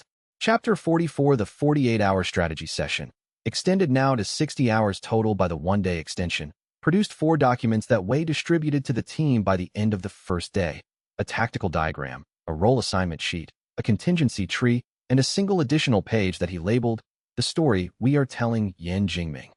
The last document was the one that required the most explanation. Bai Ruxue arrived mid-morning of the first day, which surprised him. Her Arctic Sword Pavilion exchange status technically didn't require her participation in a floating peak sect internal security matter. She arrived anyway, walked in, set down a sword maintenance kit that she clearly did not need on the table, and said, "I heard there was a core formation problem." 3 of them, Wei said. "I'll take the lead," she said, and sat down. Luo Qingfan had arrived the previous evening and had been awake since, building the tactical diagram with the specific focused efficiency that Wei had learned was his working state when he found a problem genuinely interesting. The diagram was good, better than Wei would have produced independently, because Luo's formal military training organized group combat dynamics in ways that Wei's more improvisational approach did not. Zhu Mianmian's sound Dao had been an unknown quantity in Wei's planning until he sat down with her and spent 3 hours going through her technique's specific capabilities and limitations. The sound Dao, at her level, could disrupt formation contact points at distances up to 40 meters by producing a resonance that matched the formation's node frequency, but it required the target formation's base frequency in advance, which meant she needed intelligence she didn't have before the fight. He spent 2 of those 3 hours with Mianmian going through what the Conclave investigators' formation patterns had looked like through the hairwire surveillance, and Mianmian left the meeting with a working estimate of the 3rd investigator's formation frequency that she was 70% confident in. 70% was workable. He added a contingency for the 30% case. The Story We Are Telling Yin Jingming document was explicit about what the spiritual recording orb would see and what that recording was intended to communicate.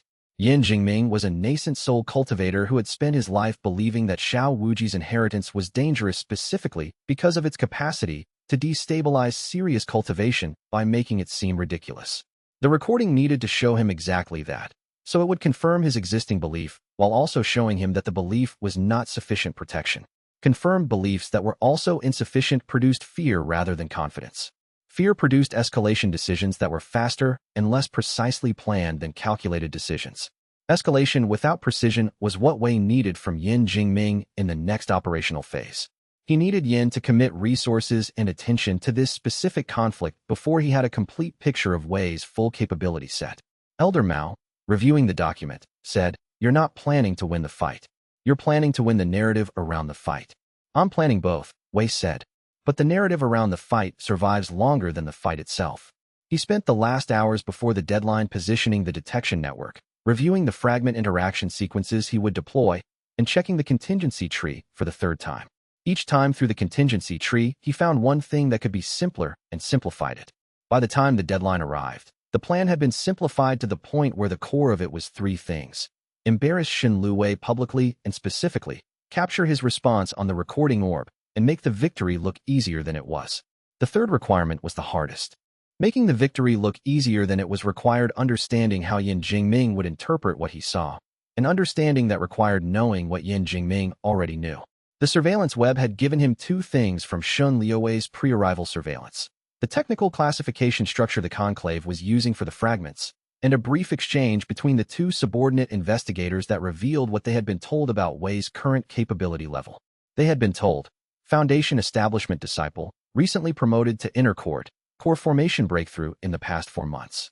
Unusual abilities of undetermined power classification. Consider Core Formation Equivalent for tactical purposes. Core Formation Equivalent was the key phrase. It meant the Conclave's briefing had calibrated their investigators for a combat peer, someone who could be defeated with prepared Conclave technique against a superior force. 3 Core Formation investigators against 1 Core Formation Equivalent was a force multiplier of 3, which should have produced a comfortable operational margin. If the fight looked like it had been conducted at or below Core Formation Equivalent difficulty, Yin Jingming's analysis would require explaining the 3-to-1 outcome. The explanation he would reach, because it was the explanation supported by the doctrine he had spent his life developing, was that the divine inheritance was more powerful than a Core Formation Equivalent classification could account for, that the fragments individually exceeded their apparent cultivation level expression. This was true. It was also not the specific truth he needed Yin Jingming to be afraid of. He needed Yin Jingming to be afraid of the developmental trajectory. 1 fragment was powerful for its cultivation level. 9 fragments in combination, at an integration level that was still developing, suggested a final state capability that exceeded anything the Conclave had built its suppression strategy to handle. If Yin Jingming saw a victory that looked easy, he would ask why it looked easy. If the answer pointed toward a capability that grew faster than the Conclave's suppression capacity, he would escalate faster than he would if he concluded Wei was merely a powerful but bounded adversary. Escalation beyond the Conclave's own suppression capacity meant going to external actors. External actors meant the Supreme Sovereign. The goal of the fight, Wei said to Bai Ruxue in their final pre-deployment review, is to produce an observer who has simultaneously won an engagement at exactly the scale he needed to win it, and seen something that convinces him the scale of the problem is larger than winning that engagement implies. Bai Ruxue considered this. You want him to feel like he's winning while knowing he's losing. I want him to feel like he's winning while knowing the problem is accelerating faster than his winning solves it, Wei said. Those are different feelings with different operational responses. The operational response to the first feeling, she said, is to commit more resources at the same level. The operational response to the second, he said, is to escalate beyond your own resource envelope. She looked at the tactical diagram. The recording needs to show capability growth, she said, not capability display. Yes, he said. The difference is in the timing of the fragment activations. I am not showing him the fragments. I am showing him that each fragment activation opens a new interaction with the next one. The chain is visible even if the individual links are not fully understood. She processed this. It's a good plan, she said. It was stated with the same precision she used for verified observations. The hard part is the part about making it look easier than it was. Everything in the plan is the hard part, he said. Luo Qingfan's final review of the tactical diagram happened an hour before the deadline's scheduled arrival. He went through the combat geometry with the efficiency of a soldier who had conducted this kind of final review many times, identifying the 3 most likely deviation points and confirming that the contingency responses for each were sound. Then he looked up and said, I want to be clear that I am participating in a combat operation built around publicly embarrassing a nascent soul cultivator's most respected student in front of his subordinates, using techniques derived from a dead god's sense of humor. That is an accurate summary, Wei said. I want to be clear about it, Luo said, because it is the kind of plan that sounds plausible when described in tactical terms and completely unhinged when described in any other terms, and I am choosing to treat the tactical description as primary while retaining the second description as a check on my own reasoning. The second description is also accurate, Wei said. Yes, Luo said. That's what makes the check useful. He set down the tactical diagram. In my experience, operations that sound unhinged in non-tactical terms and sound plausible in tactical terms have a specific failure mode. The tactical plausibility causes everyone involved to underinvest in contingency planning for the unhinged elements. Everyone focuses on the combat geometry, and no one plans for the case where the embarrassment causes a response that no tactical framework predicts. Wei had already planned for this. He opened his notebook to the third section, the pending section, which was also the section for things that might be important before he knew why they were important, and showed Luo a page he had written 2 weeks ago. What does Xin Luwei do if the techniques produce something he has no doctrine for? Luo read it.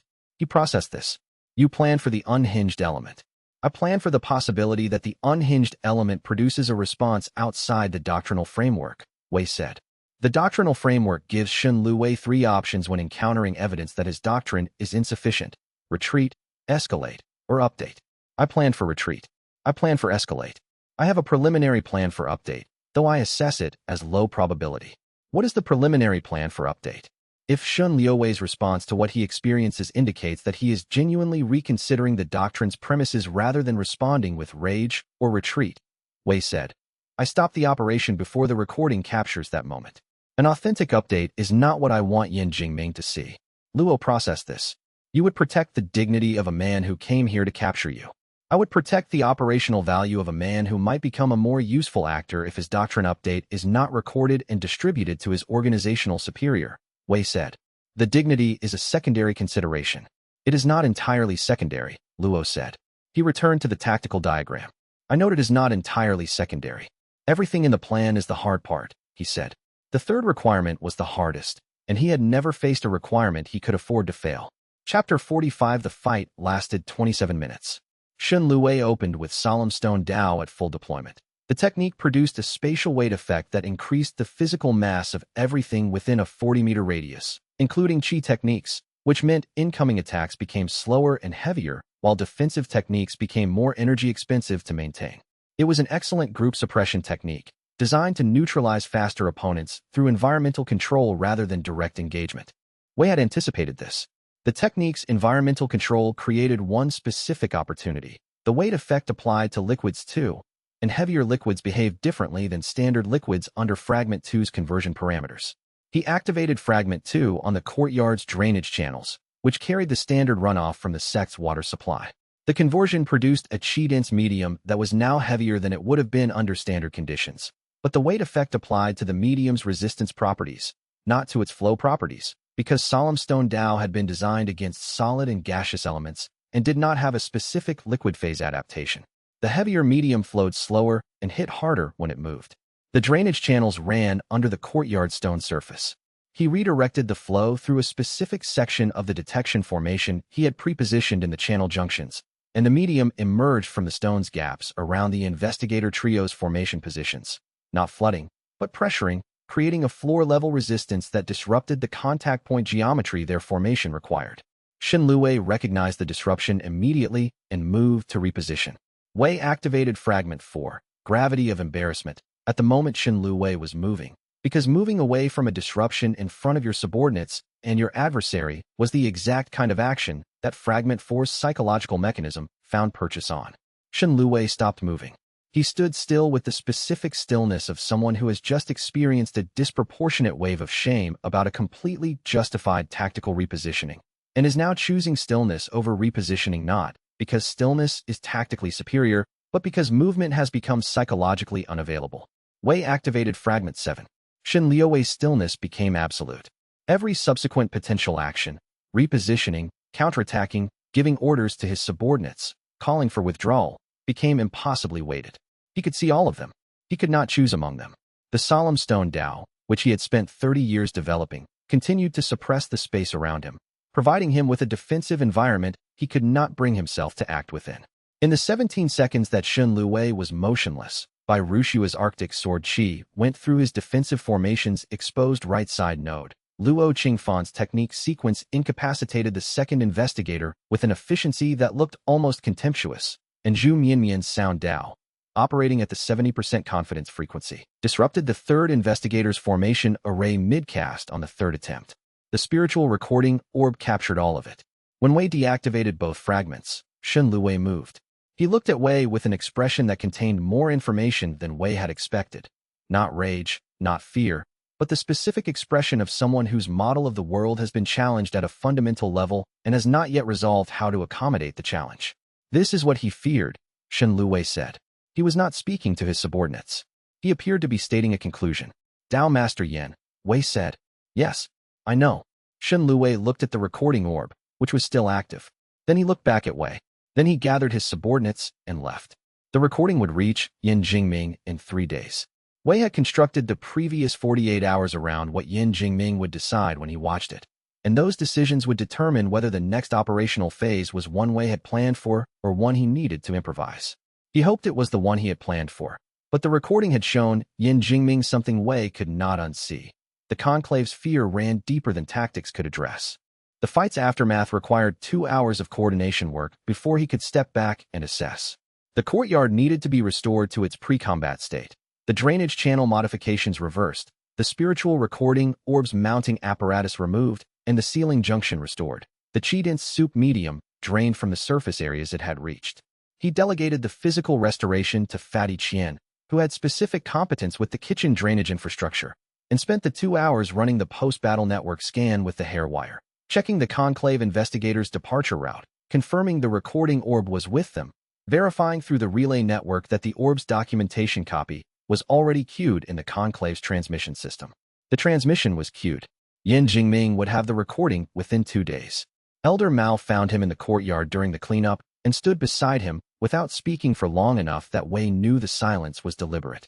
When Mao spoke, he said, Shen Luwei said something to you. I heard it from the hall. What was the "this is what he feared" statement?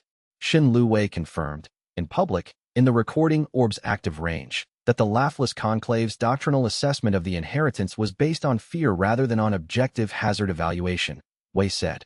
He made the statement to himself, but the orb captured it. Yin Jingming's recording will show his own operative acknowledging that the conclave's suppression mandate is motivated by fear. Mao took a moment. He didn't realize the orb was still active. No, Wei said. He was not thinking about the orb at that point. What was he thinking about? Wei considered this. I think he was having the update that I told Luo Qingfan I would protect the dignity of, he said. But the orb captured it before I could stop it, and stopping it would have required stopping the moment in a form that would have been more visible than the capture itself. I made the call to allow it. Mao looked at the ceiling junction where the orb had been. That was the correct call. It may have been the useful call, Wei said. Whether it was correct is a different question. He hoped it was the one he had planned for, but the next message from the hair wire would tell him whether hoping was sufficient. He replayed the fight's 27 minutes in sequential order, the way he always replayed engagements after they concluded, looking for the gaps between what he had planned and what had occurred, noting which deviations had been his and which had been Shen Luwei's. The deviations from plan. Fragment 4 had taken 4 seconds longer to produce visible effect than he had estimated, because Shen Luwei's psychological architecture around the specific action of tactical repositioning was more defended than Wei had assessed. The 70% confidence on Mianmian's sound Dao frequency had been accurate. She had needed 3 attempts, which was inside the contingency he had built for the 30% case. Bai Rushua's Arctic sword Qi had gone through the formation's right side node on the second pass rather than the first, which was 1 pass more than her own estimate, because the solemn mandate's weight suppression had reduced her technique's initial velocity below the node's threshold. The deviations that had been Shen Luwei's. He had not ordered a retreat when Fragment 7 froze him. This was the psychologically interesting deviation. An experienced cultivator who lost access to his own decision-making process while under attack would normally have a fallback command pre-established, an automatic response that didn't require active decision, precisely for situations where active decision was unavailable. Shenlue had no fallback. He had trained for 30 years to project absolute conviction through the solemn stone Tao, which required believing that you would always know what the correct solemn response was. A technique that made all possible responses feel impossibly weighty was not something a solemn stone practitioner could have fallback contingencies for, because having fallback contingencies was itself an admission that solemn judgment might sometimes fail. The doctrine had trained him into a psychological gap that he could not have noticed without stepping outside the doctrine's assumptions. And stepping outside the doctrine's assumptions was what the doctrine was specifically designed to prevent. Wei had understood this, but seeing it in practice, watching a cultivator who was his superior in raw power become functionally paralyzed by an inheritance technique that had been built exactly for this gap, produced a specific cognitive experience that he had not fully anticipated. It was not satisfaction. It was something closer to recognition. The god of jokes had designed Fragment 7 to do exactly what it had done centuries ago, in preparation for exactly this kind of opponent. He had not defeated Shenlue. He had served as the execution mechanism for a strategy that Xiao Wuji had designed during his final years, in full knowledge that it would be needed. He filed this. It mattered for the theory of what the inheritance was building toward. He hoped it was the one he had planned for, but hoping was not the same as knowing, and what Yin Jingming did with the recording would settle the question one way or the other. Chapter 46. The recording reached the regional cultivation networks before it reached Yin Jingming, which was not something Wei had fully anticipated but had created a contingency for in the third section of his notebook under unexpected propagation effects. The spiritual recording orb had been the conclave's own instrument, which meant copies of its content flowed automatically through the conclave's documentation channels, and the conclave's documentation channels interfaced with the regional cultivation network's information infrastructure.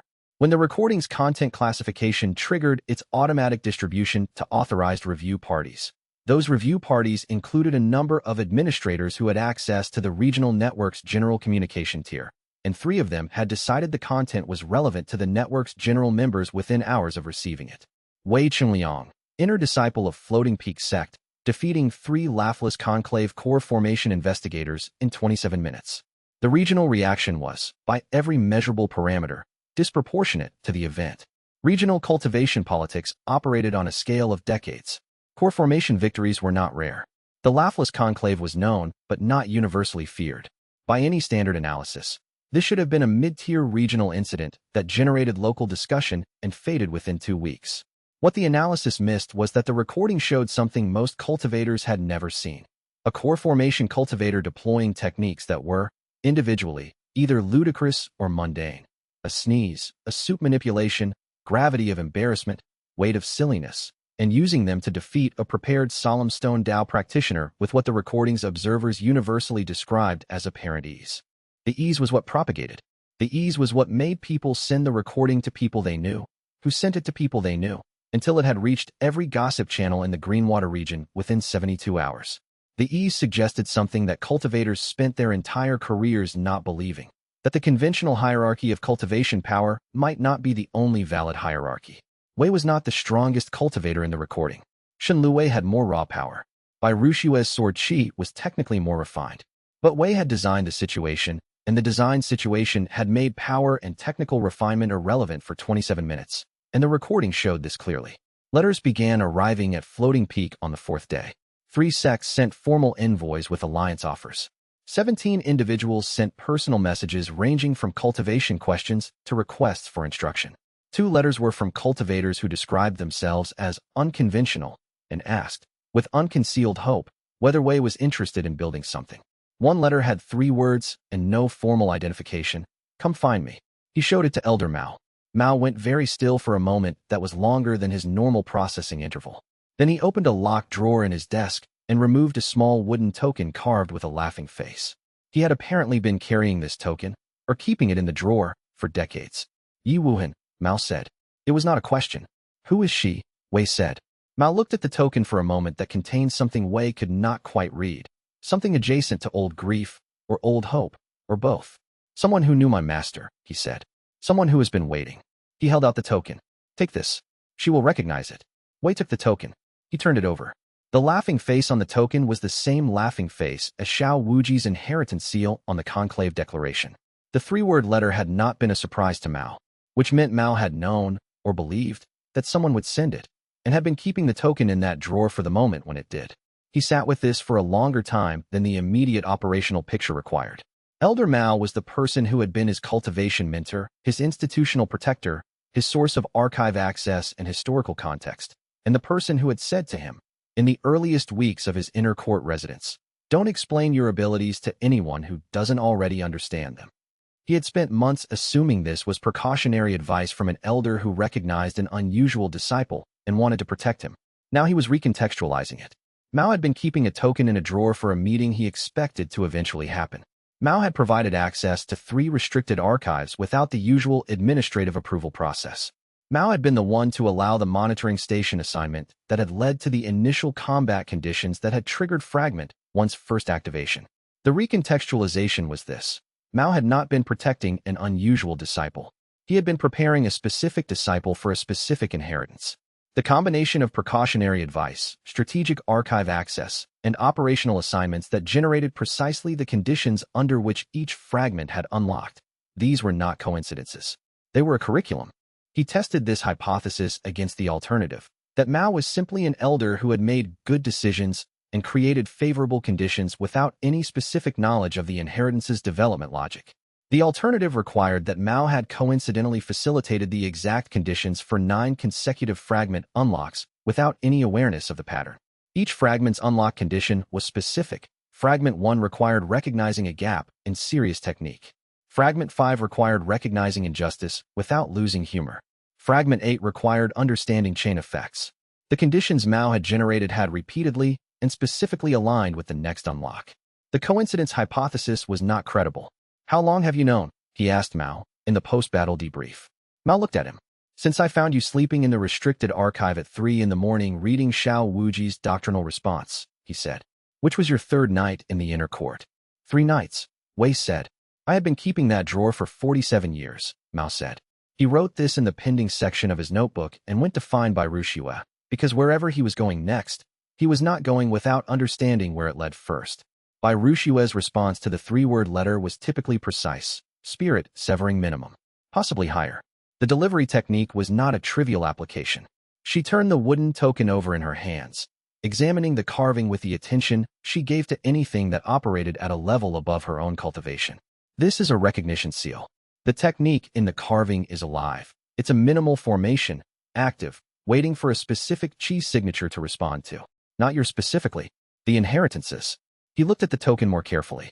She was correct. He could feel a faint resonance between the carving and the fragment signatures resident in his cultivation.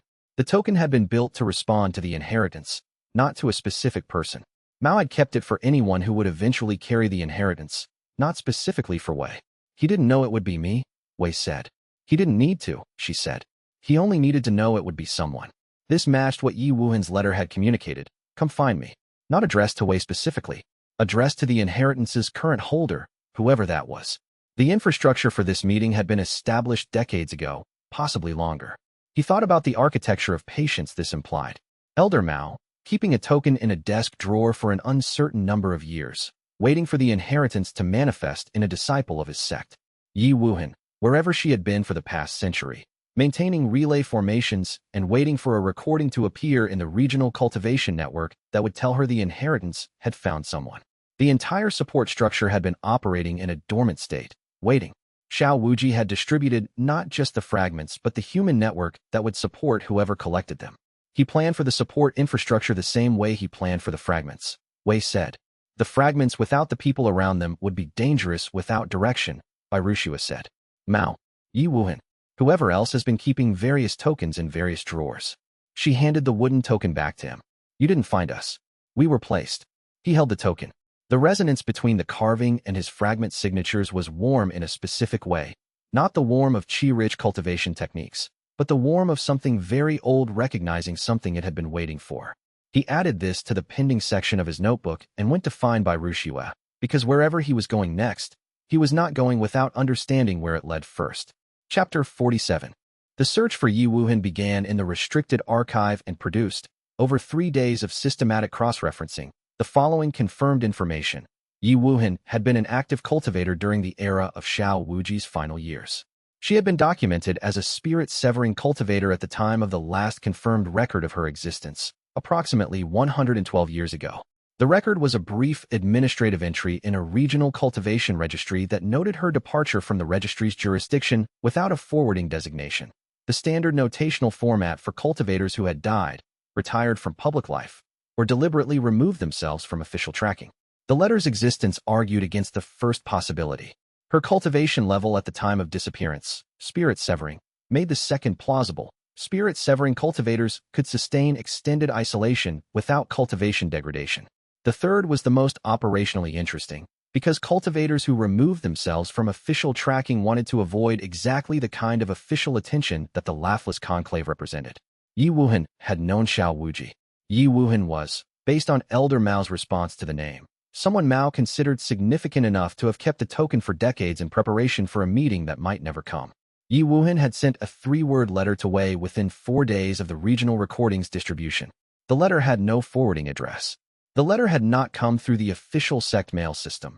It had been delivered directly to Floating Peak's outer gate by a wind direction cultivation technique that Mian had identified as a spirit-severing level application of environmental guidance Dao.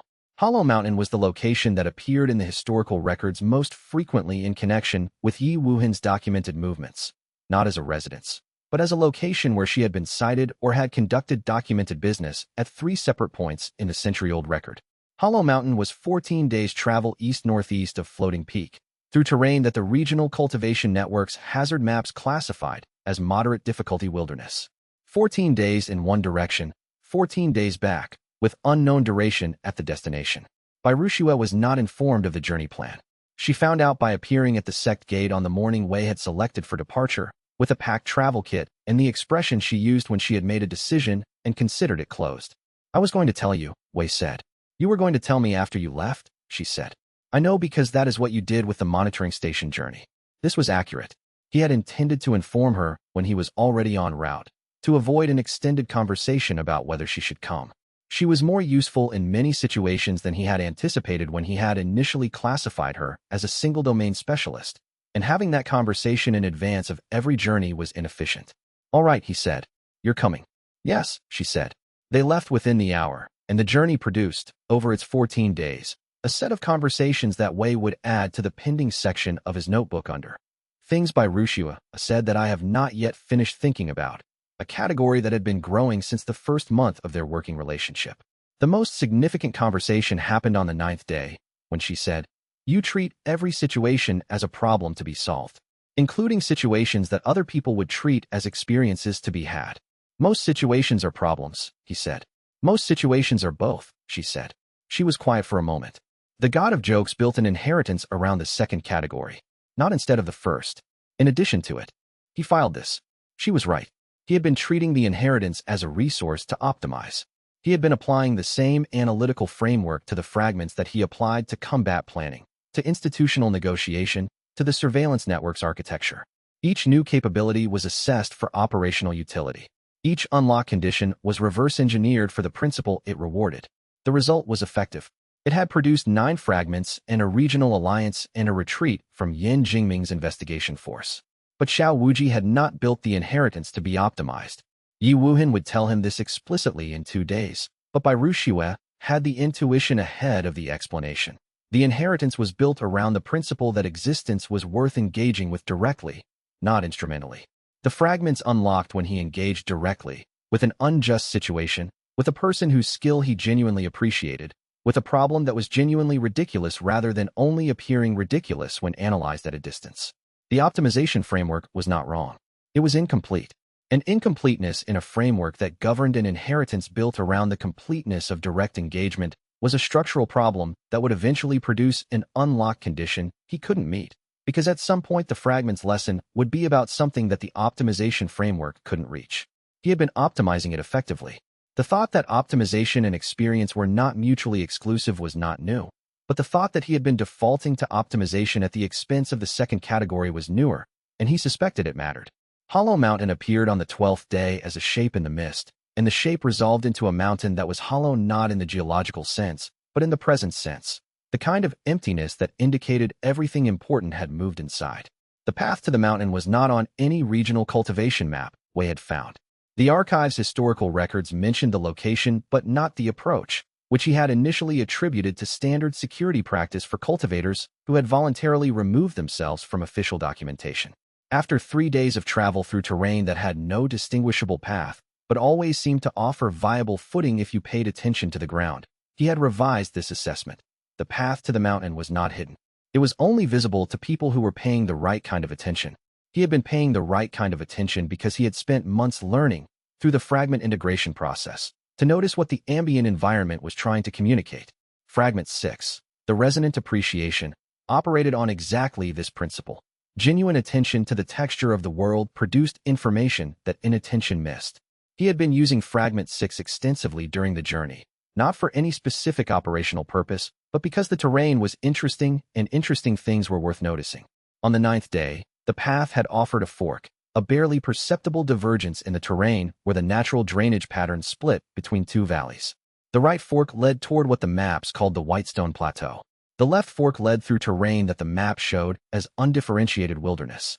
Fragment 6 had generated a brief ambient response, the resonance of something worth appreciating, something present in the left fork's direction that was not present in the right, and he had taken the left fork without deliberating. Barushua had watched him take the fork. "The hair wire?" she said. "Fragment 6, he said. She paused. "An inheritance fragment is navigating." "Guiding," he said. "Not navigating. There's a difference."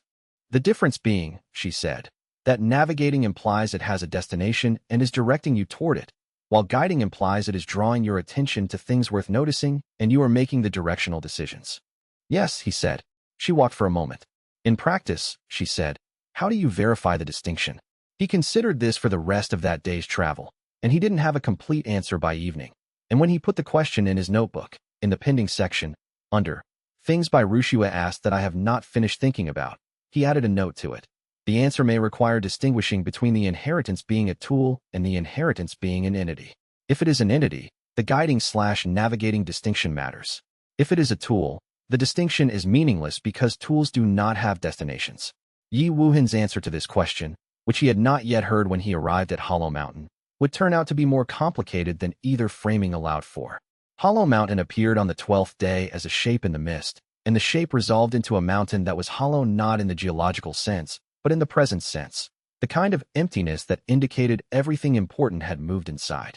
Chapter 48. The village under Laughless Conclave economic suppression was the last settlement before the wilderness terrain began, and they reached it on the 10th day of travel. It was visible from the road at mid-afternoon, a cluster of buildings arranged around a central square that would, in a functioning agricultural settlement, contain the produce of the season's harvest ready for distribution. The square was empty. The fields beyond the settlement's edge were cultivated and ready for harvest, but the produce had not been moved. Barushua identified the issue before he did, because she had grown up in a northern region where administrative enforcement had been a regular feature of local politics, and she recognized its signature. "The conclave has a toll station on the main road north," she said. "The village's harvest cannot be sold without passing through it. The toll rate exceeds the harvest's market value." He looked at the village. The buildings were well maintained. This was not a poor community that had always been under pressure. It was a community that had been functioning and had recently been placed under pressure. The difference was visible in the maintained buildings alongside the empty square. "The laughter rites," he said. He had read about them in the conclave's documentation, under a section titled Cultural Manifestations of Blasphemous Tao. Traditional harvest festivals in this region used specific musical forms and communal activities that the conclave classified as deriving from Xiao Wuji's cultural influence. Suppressing the cultural practice required first creating economic leverage, and economic leverage required control of the trade route. He looked at the river bed running behind the settlement. What had been a river before seasonal drought conditions had reduced it to a dry channel of stone. The soil in the fields was cultivated and healthy. Irrigation had been managed during the growing season. The final yield had been produced. The problem was not agricultural capacity. The problem was that the yield could not reach market. He stepped off the road and walked to the riverbed. The dry channel ran approximately 2 li to the north before it connected with the regional river network that had enough flow to reach the market town east of the toll station, bypassing the toll station entirely. He activated Fragment 2 on the underground water table, not the surface channel, which was dry, but the subsurface water that any sufficiently deep well accessed. Fragment 2 at core formation range could operate at depth. The underground water was present. He converted it to a Chi-dense soup medium and began directing the medium into the surface channel. It took 40 minutes. The channel filled from below, the medium flowing slowly at first, and then consistently as the pressure equalized. By evening, the channel had approximately 30 centimeters of flow, not a river, but sufficient to operate flatboats carrying produced loads. He sat on the dry channel's edge for the remaining minutes while the flow equalized.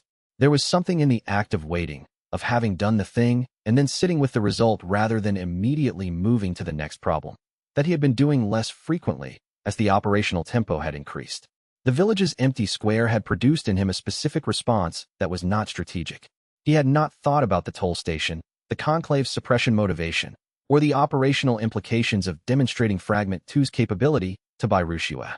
He had seen an empty square where a harvest festival should have been, and something in him had responded before the analysis had a chance to structure the response. This was the direct engagement by Rushua had identified, not a decision made by the analytical framework.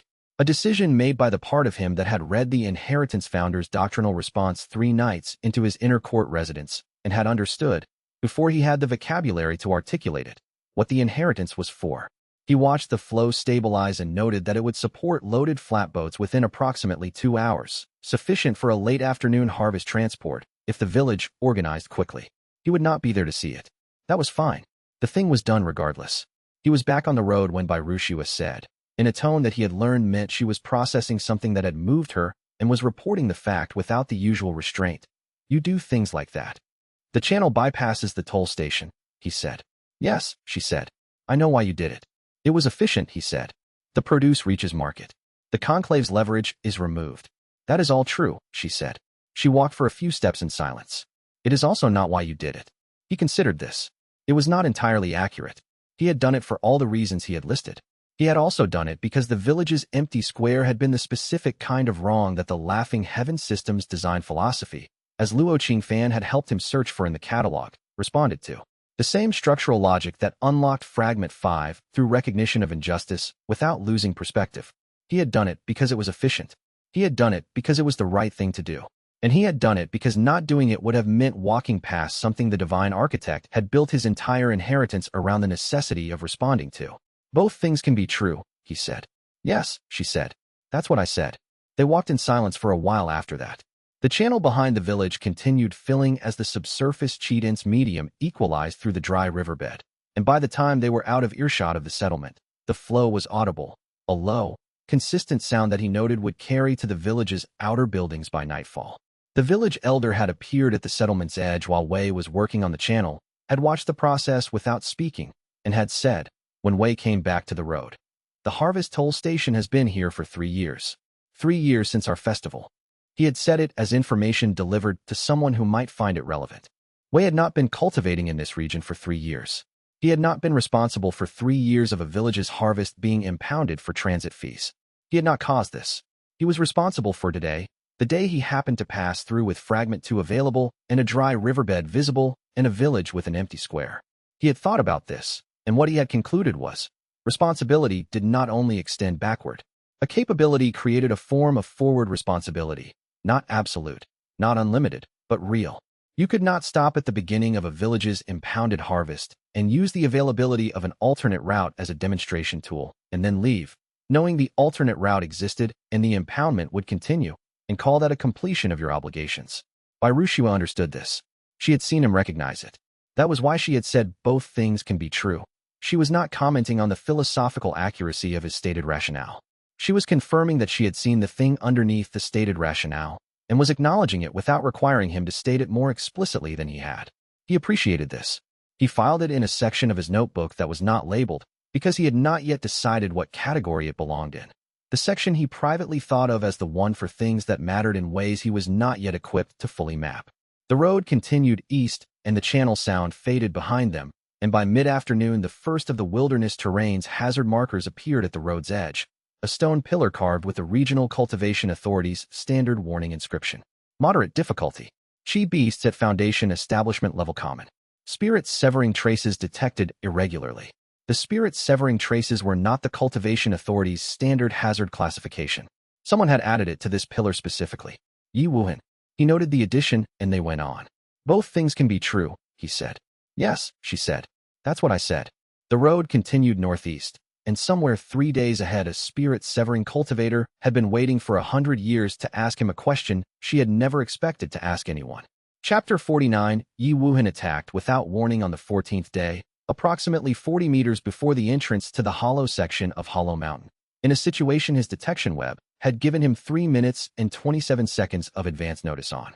He had used the 3 minutes and 27 seconds to review the documentation he had on spirit-severing cultivation techniques, identify which of his available fragments would be effective against which category, determine that direct engagement would be non-viable regardless of preparation, and construct a response that was not an engagement at all, but a demonstration. Because 3 minutes was enough time to understand that the correct response to Yi Wuhan testing him was to show her what he had rather than to attempt to counter what she deployed. Her technique was an environmental guidance application, the same spirit-severing level application she had used to deliver the letter. At spirit-severing, environmental guidance could direct natural forces in ways that made the direction feel like the environment's own behavior rather than a cultivator's intervention. The trees moved. The ground offered poor footing in specific patterns. The wind pressure created lateral drift that interfered with maintained chi application. He walked through it. Not through all of it. He was not strong enough to ignore the full environmental guidance pressure, but through enough of it to continue moving at approximately his normal pace. Because the detection network he had extended 60 meters in every direction from their campsite the previous evening had detected the specific soil vibration patterns that the environmental guidance technique created before activating, and he had adjusted his footing in advance of each ground pressure application. Bai Ruxue, who had not had the advance warning from the monitoring web, drew her sword and held position with the specific posture she used for threats at ambiguous range. Not attacking, not retreating, reading. After approximately 45 seconds, the environmental guidance pressure stopped. Yi Wuhan came out from behind a rock formation she had not appeared to be behind. She was a small woman who looked like someone had constructed elderly as a costume for a person who moved with the fluid efficiency of water, finding the fastest path downhill. She looked at Wei. She laughed. It was the first laugh Wei had heard from someone at spirit-severing or above, and the sound had a specific resonance that he felt in the hair-wire network as a gentle harmonic, the same bass frequency as the founder's inheritance seal. The hair-wire, she said. 60 meters. 62, he said. I extended it during the night. She laughed again. Mao taught you well by not teaching you. He taught me by giving me access to things and letting me read, Wei said. The reading did the work. She appraised him for a moment with the focused assessment of someone comparing a model to its subject to the subject. Then she looked at Bai Ruxue. And this one? Arctic Sword Pavilion, Bai Ruxue said. Exchange, disciple. Exchange implies temporary, Yi Wuhan said. It implies exchange, Bai Ruxue said. The terms are ongoing. Yi Wuhan's assessment expression shifted to something warmer. Good answer. She turned back to Wei and held out her hand. He placed the wooden token in it. She looked at it for a moment that contained the same adjacent to grief thing Mao's face had contained when he gave it, and then closed her hand around it and said, Come inside. There is a great deal I need to tell you, and the first thing is the thing that Mao didn't know how to say. The hollow inside the mountain was lit by a formation that Wei identified as being approximately 300 years old, established before any current major sect had reached its current size. The formation's inscriptions were in a script that matched the founder's inheritance seal. He built this, Wei said, looking at the inscriptions. He built several things that people are still finding, Yi Wuhan said. Sit down. He sat. The air inside the hollow had a specific quality, not the stale quality of enclosed spaces that had been sealed for decades, but the quality of a space that breathed through formation-maintained circulation, slightly cooler than the exterior, and with a trace of chi density that registered in the fragment signatures as the same frequency as the founding inscriptions. The hollow was not just a hidden location. It was a maintained environment that had been kept cultivation ready for whoever arrived. Yi Wuhan set the wooden token on the formation table between them.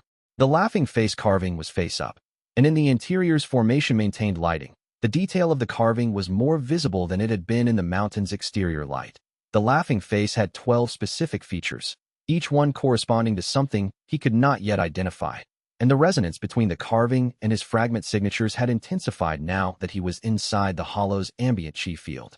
The hollow's interior was larger than the mountain's external appearance suggested, which was a formation effect he identified as a minor spatial compression inversion, a technique that required sustained cultivation investment to maintain, but could be set as a self-sustaining loop if the founding inscription was precise enough. The inscription was precise enough. It had been running, self-sustaining, for approximately 3 centuries. The hollow contained three things: the lighting formation, a formation table that had been used for inscription work, and a collection of texts, not scroll format, which would have degraded over 3 centuries, but stone tablets carved with the same script as the hollow's founding inscriptions. He counted 11 tablets.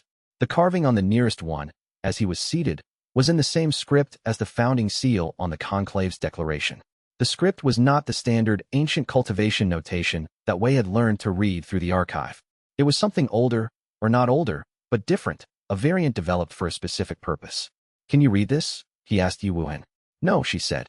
"I have spent 30 years trying." He was the only one who could read it fully. "What I have is his oral transmission.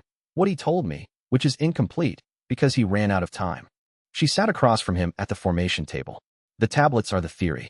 What I know is the practice. What he told you. What he had time to tell me," she said. He knew the coalition was going to move against him. He prioritized. She looked at the nearest tablet. What he prioritized was not the theory. He said the theory was available to anyone who reached the right cultivation level and looked in the right direction. What he prioritized was why it mattered. Why the understanding mattered now, in this era, at this scale. Because the coalition had already killed him once before, Wei said. Yu Wuhan looked at him sharply. "Who told you that?" "No one," he said. "The conclave's founding documentation describes the coalition's action as suppression of an existential threat. A threat that requires fatal suppression has survived previous suppression attempts. Otherwise, it would not be classified as existential. It would be classified as resolved." She was quiet for a moment. Then she said, "He was killed 3 times before the final ascension. Each time, the fragments distributed. Each time, someone collected them. Each time, the coalition found a way to suppress the holder before the collection reached critical threshold." She looked at him directly. "You are not the first Wei Chengliang." He processed this carefully. "But I have the fragments from this cycle's distribution," he said. "Yes," she said. "The fragments themselves persist through the cycles. The holder does not. What you carry now was distributed from the most recent suppression, approximately 300 years ago. The fragments found you because you were the right holder for this cycle." "He keeps trying," Wei said. "He keeps trying," Yu Wuhan said. "And the conclave has been running the suppression for 300 years because they know it and are terrified of what happens when the threshold is finally reached."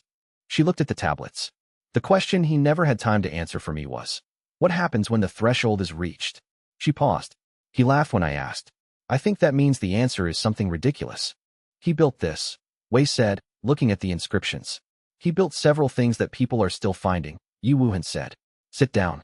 She looked at him with the expression of someone who had been waiting 100 years and was not yet certain the cost of waiting had been worth it. Chapter 50. Yu Wuhan spoke for 3 hours without stopping, and Wei took notes for 3 hours without stopping. And by the end, both of them were aware that 3 hours was not enough time to cover what she needed to cover, but was enough time to establish the framework within which the rest could be understood. The framework was this. Xiao Wuji had not ascended by accident. He had ascended by understanding something about the heavenly Tao that no previous deity had understood, or rather, that previous deities had understood but had collectively decided not to act on. The heavenly Tao was not, as the laughless conclave argued, an inherently serious structure. It was an inherently complex structure, and complexity, when honestly examined, was indistinguishable from absurdity. The universe operated by rules that were internally consistent and locally predictable and globally bizarre, and Xiao Wuji had been the first deity to build a cultivation system around the global view rather than the local view. The local view, within any cultivation technique's operating domain, everything was serious and consequential and precisely calibrated. The global view, the cultivation technique, was using a system of rules that, examined from outside its own domain, had been arbitrary from the beginning. Arbitrary rules taken seriously by people who forgot they were arbitrary were the structural definition of a joke. Xiao Wuji's insight was that cultivating from the global view, from the perspective that included the arbitrariness, was more powerful than cultivating from the local view, because the global view gave access to the gaps in any local system's assumptions. You couldn't exploit gaps you couldn't see. Xiao Wuji saw every gap, because he never forgot that every rule was, at the global level, made up. The laughless conclave feared this understanding not because it was wrong, but because it was correct, and if it became widely accepted, the entire institutional structure of orthodox cultivation, which depended on cultivators taking local rules seriously rather than globally, would become unstable. The coalition of serious gods killed him, Yu Wuhan said, not because he was wrong, because he was right, and right in a way that threatened a power structure that required wrongness to function. Wei processed this. The fragments were not random. They were distributed deliberately. Yes, she said. He knew the coalition was going to kill him. He had time to prepare. The fragments are distributed according to a specific logic, each one designed to find a holder who embodies a specific aspect of the understanding. Fragment 1 goes to someone who can see the gap in serious techniques without losing respect for the technique's local validity. Fragment 5 goes to someone who can recognize injustice without losing humor. Fragment 6 to someone who can appreciate skill genuinely rather than instrumentally. She paused. Do you see the pattern? He saw it. Each fragment selects for a specific kind of authentic positive engagement with the world, not general positive emotion. Specific varieties: humor, appreciation, contentment, recognition of injustice without bitterness. He designed the inheritance to reconstruct the understanding, not just the power, Yi Wuhan said. The fragments aren't abilities. They are lessons. The abilities are the evidence that the lessons have been learned. Bai Ruxue, who had been listening without speaking, said, "Is he going to become a god?" Yi Wuhan looked at her. Then she looked at Wei. "Only if he stays exactly this ridiculous," she said. Wei processed this statement from 3 different analytical angles simultaneously. The first, it was a direct confirmation that the inheritance's trajectory was divine ascension, which was either the most significant piece of information he had received or the most significant piece of information anyone had received in 300 years, and either way it required being filed in the first section of his notebook rather than the pending section. The second, ridiculous, was a specific word choice that meant something precise in the context of the founding philosopher's work. Not embarrassing, not absurd, not self-undermining, but occupying the specific category of things that were inappropriate by the standards of the local framework while being entirely appropriate by the standards of the global framework. Staying ridiculous meant continuing to operate from the global perspective. The third, Yi Wuhan had said, only if, which implied a non-trivial probability that he would stop being ridiculous, which implied that the natural pressure of operating at increasing cultivation levels and increasing political significance tended to push cultivation practitioners toward the local framework seriousness. He could already see this pressure. The alliance leadership meetings operated according to institutional conventions that were themselves local frameworks, conventions that required him to speak in terms of tactical objectives, resource allocation, and operational parameters. The conventions were efficient. They were also nudging every decision he made toward the serious local framework mode of analysis, at exactly the time when the fragments were presumably approaching unlock conditions that required the global framework mode. He added this to his notebook. The inheritance's developmental trajectory is towards something that requires maintaining the global perspective under increasing pressure from local frameworks. The challenge is not capability. The challenge is not losing the perspective that produced the capability. Yi Wuhan watched him write. Good, she said. He would have liked that you write things down. He wrote things down, Wei said, nodding toward the 11 stone tablets. He wrote things down in a script no one can read, she said. He also apparently found that funny. Her expression was fond and exasperated in equal measure, which was the first time Wei had seen those two emotions coexist in a spirit-severing cultivator's face. Very much like you. Bai Ruxue, who had been listening without speaking, said, Is he going to become a god? Yi Wuhan looked at her. Then she looked at Wei. Only if he stays exactly this ridiculous, she said. It was the most useful thing anyone had said to him in months. He wrote it down, and under it, only if. The simplest requirement. The hardest one. He had never faced one he was less certain he could meet. The final hour of Yi Wuhan's 3-hour session was dedicated to operational guidance that she had been withholding until she had assessed whether he would use it well. He recognized this assessment structure. She had spent the first 2 hours building a model and the 3rd hour delivering what the model told her he could receive. The operational guidance was specific. The fragments became increasingly interconnected as more were collected. At 9 fragments, the interconnection was beginning to produce effects that individual fragment operation did not predict. At 54 fragments, the critical threshold, the interconnection would produce something qualitatively different from enhanced individual effects. She did not know what. She knew the threshold existed because Xiao Wuji had mentioned it and had not described what happened after it, which she took as either a limitation of his predictive capacity or a deliberate withholding. He didn't know, or he wasn't telling you, Wei said. He laughed when I asked what happened at 54, she said. I have thought about that laugh for 90 years. I cannot determine whether it was the laugh of someone who knew and found the knowledge delightful, or the laugh of someone who didn't know and found the uncertainty delightful. Both would produce the same laugh from him, Wei said. Yes, she said. That was my conclusion also. She looked at the formation table. What I can tell you is this. The fragments between 10 and 53 are not distributed randomly across the cultivation world. He distributed them in clusters, groups of 5 or 6 that are geographically proximate and contextually related. Finding one fragment in a cluster makes the others findable, because the resonance signature of a collected fragment acts as an attractor for adjacent fragments in the same cluster. Like fragment 8's cascade, he said. Once one connection is established, the chain propagates. That is a correct metaphor, she said. The inheritance is designed with the same recursive logic as its combat applications. The pattern repeats at every scale. He wrote this down. Then he wrote down the specific geographic indicators she gave him for the nearest cluster, a location in the eastern cultivation territories, associated with a specific dormant formation array that Xiao Wuji had established 3 centuries ago in the same era as the Hollow Mountain. The cluster contained 4 fragments. He was at 9. The cluster would bring him to 13. 13 was still far from 54. But 13 was better than 9, and the path from 13 to 54 would be clearer than the path from 9 to 54. He had the direction. He had the urgency. He had what Yi Wuhan had kept for whoever came. It was the most useful thing anyone had said to him in months. He wrote it down, and under it, only if. 2 words that would determine whether this cycle ended differently or reset. He had never been less certain he could meet a requirement, but he had also never been more certain it was the right one. Chapter 51 Fragment 8 unlocked on the 3rd morning of their time with Yi Wuhan, during a training exercise that was unlike anything Wei had experienced in formal cultivation contexts. Yi Wuhan's training method was direct. She presented situations and asked him to respond without using any of the fragments he had already learned. The situations were drawn from her memory of 3 centuries of cultivation experience, and they were not combat scenarios. They were dilemmas, situations where the correct response required understanding something about the relationship between local rules and global arbitrariness before the local rules could be applied correctly. The 8th situation she presented was a simple one. A farmer's child is drowning in a deep well. The rope is not long enough. The farmer has a ritual knife that is sacred to his family, and that cutting would desecrate. But the knife's blade, tied to the rope, would extend it to sufficient length. What does the farmer do? Wei gave the answer he thought was correct. Yi Wuhan shook her head. He gave the answer he thought was formally correct. She shook her head again.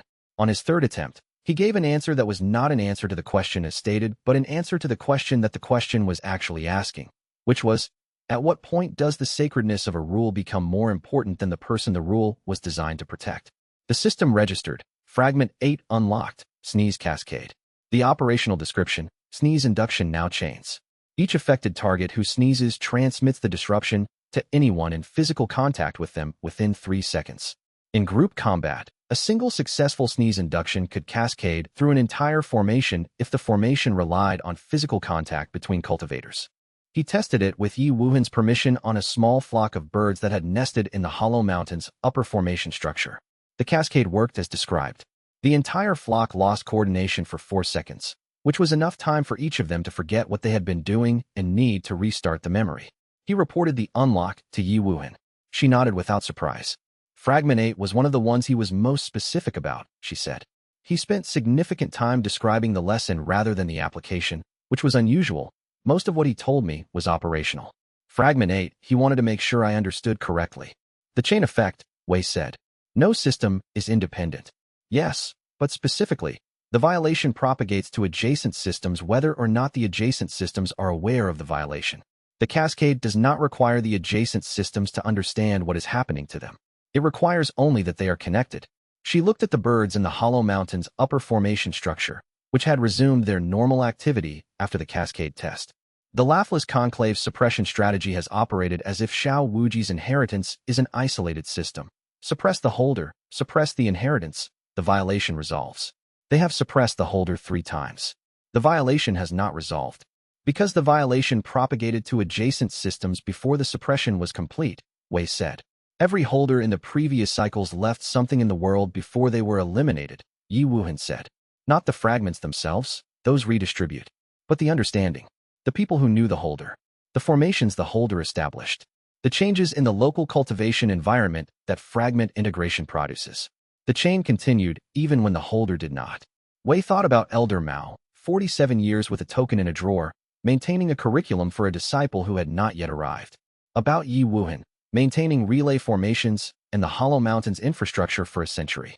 About the village's laughter rites that the conclave had been systematically suppressing, which meant the cultural residue of Xiao Wuji's influence had survived 3 centuries of targeted suppression in the local customs of people who had never heard of Xiao Wuji as a historical figure. Fragment 8's cascade applied to the inheritance's propagation rather than to a single activation. The violation had been in motion for 300 years, operating through adjacent systems that the Conclave's suppression strategy had never identified as vectors. The Conclave had been suppressing the inheritance. The inheritance had been propagating through culture, through people who remembered without knowing what they remembered, through cultivators like Mao who had kept a token for 47 years without being certain anyone would come for it. The lesson was not just about combat tactics. It was about the difference between suppressing a source and suppressing a cascade. He understood, Wei said, that killing him would never be enough. He understood it and found it hilarious, Yu Wuhan said, which, given that the coalition killed him 3 times, suggests a fairly robust sense of humor about personal mortality. She paused. I have had a century to think about whether that was brave or unhinged. I have not reached a conclusion. Both, Wei said. She looked at him for a moment. Yes, she said. That's what I concluded too. He reported the unlock to Yi Wuhan. She nodded without surprise. Fragment 8's lesson is about chain effects. What happens to adjacent systems when one system's assumptions are violated? The cascade is the operational expression of understanding that no system is independent. He filed this for later consideration. The immediate operational relevance was not the lesson. It was the capability, because 3 days after their arrival at Hollow Mountain, a message reached them through a network of relay formations that Yi Wuhan maintained. Dao Master Yin Jingming had issued a regional ultimatum. All sects within the Greenwater region must report or facilitate the capture of Wei Chengliang, or face doctrinal sanctions from the Laughless Conclave. Most smaller sects were going to comply. The ones that complied were going to provide the Conclave with intelligence infrastructure. And Yin Jingming had moved faster than Wei had anticipated, which meant the story the recording had told had produced the fear-based escalation response he had aimed for, which was good, but had produced it 7 days earlier than he had projected, which was a problem. He looked at Bairushua. We need to go back. I know, she said. She was already packing. The regional ultimatum's deadline was already running, and Yin Jingming had moved 7 days faster than Wei had projected. His timeline had never been as generous as he had believed. He took the time to speak with Yi Wuhan before they left. There were 2 specific things he needed from her that were not about knowledge or fragments. They were about infrastructure. The first was the relay formation network. Yi Wuhan's personal formation array had given her access to information from the regional cultivation network that official channels did not carry. She had built it over 90 years of deliberate placement, and it was more comprehensive than anything he had access to through Floating Peak. He asked whether she could integrate his hairwire output nodes into her relay network, creating a combined intelligence infrastructure that extended his awareness past the limits of his personal cultivation range. She had said yes before he finished asking. I was waiting for you to ask, she said. The integration is straightforward. I will handle the technical connection. You provide the node locations. The second was Fragment 8's lesson. He had stated the lesson as he understood it. No system is independent. Cascade effects operate across adjacent systems. But Yi Wuhan's 3-hour session had given him a more complete framework. Fragment 8 specifically addressed what happened when a violation of one system's assumptions propagated into adjacent systems. The Conclave had built its suppression strategy in isolation from the Supreme Sovereign's acquisitive strategy. Those were 2 independent systems with adjacent operations and incompatible assumptions about what to do with the inheritance. Fragment 8's lesson applied to institutional rather than physical systems. Once the Conclave escalated to the Supreme Sovereign, the cascade would propagate. The Conclave assumed the Supreme Sovereign would support suppression. The Supreme Sovereign assumed the Conclave would share intelligence. Neither assumption was accurate. The cascade effect between their incompatible assumptions would produce the conflict he needed before either of them could coordinate against him effectively. He had not used Fragment 8 to create this cascade. He had used Fragment 8 to understand it after the Conclave's message dispatch. The understanding was the lesson. The cascade was already in motion, and Wei had not started it, which meant he also could not stop it. But he could direct it. That had to be enough. We need to go back. I know, she said. She was already packing. The deadline was running, and Yin Jingming would not wait. Chapter 52 The Regional Ultimatum's text reached Floating Peak through official channels and was read aloud by the Grand Elder's administrative secretary at a full sect assembly that included every inner and outer disciple. Wei heard about the assembly from Elder Mao's message, which arrived at the relay station 3 days into his return journey. Mao's message was brief. The assembly's response had been Elder Mao himself standing at the sect gate. not the administrative entrance, the main ceremonial gate, and stating in front of the assembled disciples, Greenwater sect has been wrong before. It is wrong now. The statement had been formal and public, which made it a sect-level declaration rather than an individual elder's opinion. Grand Elder Su, who had been behind the gate and whose presence had not been announced, had then appeared at Mao's shoulder without contradicting him. The combined presence of both the most respected elder and the Grand Elder had constituted an unambiguous institutional response. Floating Peak sect was not complying. This meant, when Yin Jingming chose to move against the compliant sect's non-cooperation, Floating Peak was the obvious next target.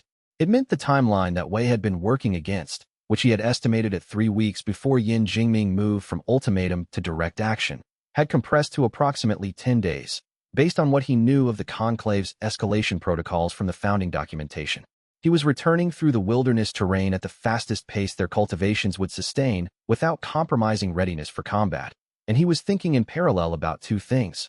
What Fragment 8 sneeze cascade changed in the tactical picture for the regional alliance he needed to assemble in the remaining 10 days, and what Yi Wuhan had told him about the inheritance's design philosophy that had changed the way he understood what he was building toward.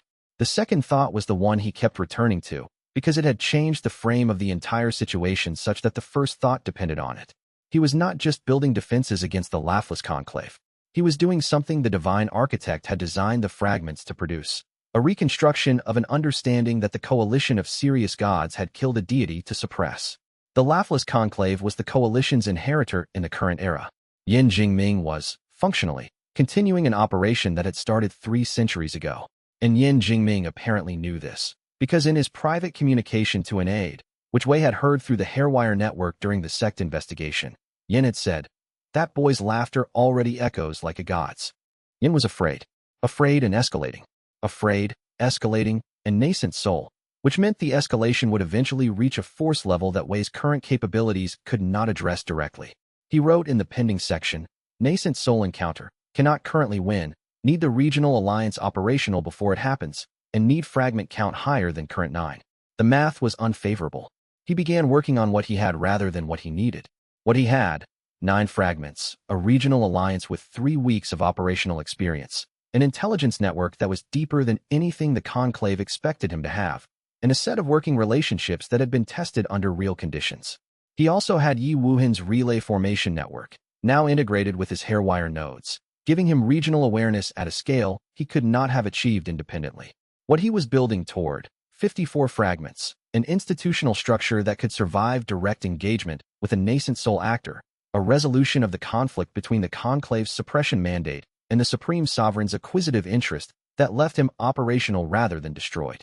All of this within whatever timeline that Xiao Wuji had considered sufficient when he built the counter into the inheritance's display. The gap between what he had and what he needed was significant. Thinking about it directly produced a specific cognitive state that he had identified and labeled, productive anxiety, the kind that generated planning rather than paralysis. He had a reliable internal mechanism for converting productive anxiety into action. He had noticed it developing over the past year, as the stakes had accumulated, as a necessary response to the kind of problem that could not be solved with preparation alone. He had also noticed that the mechanism worked better when he remembered that Xiao Wuji had faced the same problem 3 centuries ago, at higher personal stakes, with fewer resources, and had built the inheritance anyway. Whatever Xiao Wuji had felt during those final years, facing 3 previous deaths, facing the coalition's suppression, with the fragment distribution as his only available legacy mechanism, had presumably included productive anxiety at a scale that made Wei's current version look modest. He had built the infrastructure for everyone who came after him. He had laughed when Yi Wuhan asked what happened at the critical threshold. Wei could work with that. The return journey's final 3 days also gave him something less analytical and more practical: rest. The pace was fast but not punishing, and the evenings in wilderness terrain had no administrative demands, no alliance coordination meetings, no intelligence reviews. Bai Ruxiwe had been a cultivating presence, someone whose competence at the immediate physical environment's challenges left him free to think without simultaneously managing safety. On the final evening, he had a conversation with himself that he filed in the unlabeled section. The conversation was about what he was doing and whether he was doing it correctly. He had 9 fragments. He had a regional alliance. He had the awareness of a continental-level power whose interest he had not yet resolved. He had a dying god's inheritance, which was apparently trying to become a living god's inheritance, which was the most implausible sentence he had ever constructed about his own situation. The inheritance had been his for approximately 14 months. In those 14 months, the operational stakes had moved from unusual disciple with a strange system to person who might be reconstructing divine power that three major institutional forces want to suppress, steal, or redirect. The trajectory was clear. The destination was not. He had written, in his notebook's first section, "What do I want?" The question was harder than any operational problem he had addressed, because operational problems had parameters that defined the solution space. This question had no external parameters. The answer was entirely internal. He looked at the question for a while. Then he wrote, "I want this to work. I want the Xiao Wuji's understanding, the one that the coalition killed him 3 times to suppress, to be reconstructed.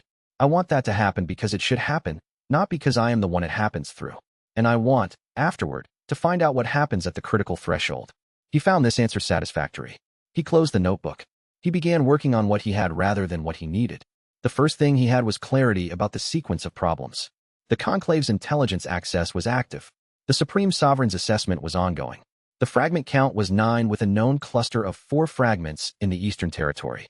These were 3 distinct problems with distinct solution approaches, and the temptation to address all 3 simultaneously would produce the kind of diffuse effort that accomplished none of them thoroughly. He picked the intelligence source problem first, because it was the most urgent, and because he had already developed the verification methodology. 3 messages, 3 candidates, 36 hours. The result would determine everything else, because knowing whether his operational communications were compromised changed the approach to every subsequent decision. He wrote the 3 messages that evening and dispatched them through the channels he had prepared. The dispatching itself had to be handled through the same routine communication patterns he used for legitimate alliance coordination. Any deviation in timing, frequency, or channel selection would be visible to a source who was paying attention to those patterns. He had spent an hour developing the dispatch approach to ensure it was indistinguishable from normal operation. The messages went out. 36 hours was now the operative timeline, and somewhere in his alliance, someone was already preparing to report to Yen Jingming. Chapter 53. The regional alliance took 8 days to assemble from 3 provisional offers into something operational. Wei had sent messages from the relay stations during his return journey, coordinating with Zhu Mianmian at Floating Peak and Luo Qingfan, who had remained at the sect after the investigator fight. By the time he arrived at Floating Peak, Mianmian had produced a preliminary assessment of each of the 3 sects' actual capabilities versus their self-reported capabilities, and Luo had produced a force disposition map and a list of 27 specific coordination problems that would need to be resolved before the alliance could function in shared territory defense. The 3 sects were Mudspring Sect, a body cultivation-heavy organization of approximately 60 disciples, strongest in close-range sustained combat; Crane Shadow Academy, a chi technique-oriented school with excellent formation work but limited physical combat capacity; and the Rootless Wanderers, a collective of approximately 30 unaffiliated cultivators who had organized under a collective charter but had no formal discipline structure. Luo Qingfan, reviewing the 3 organizations' assessments with Wei on the first evening, said, "Mudspring and Crane Shadow are complementary. The Wanderers are unreliable under sustained pressure." "I know," Wei said. "They're reliable for a different function. They're reliable for distributed presence, covering ground that neither Mudspring nor Crane Shadow can afford to commit resources to." "Information positions," Luo said. "Hairwire extended through a distributed network of individual cultivators who each maintain a 10-meter personal range," Wei said. "The Wanderer's lack of formation discipline is irrelevant for that application." Luo revised the force disposition map.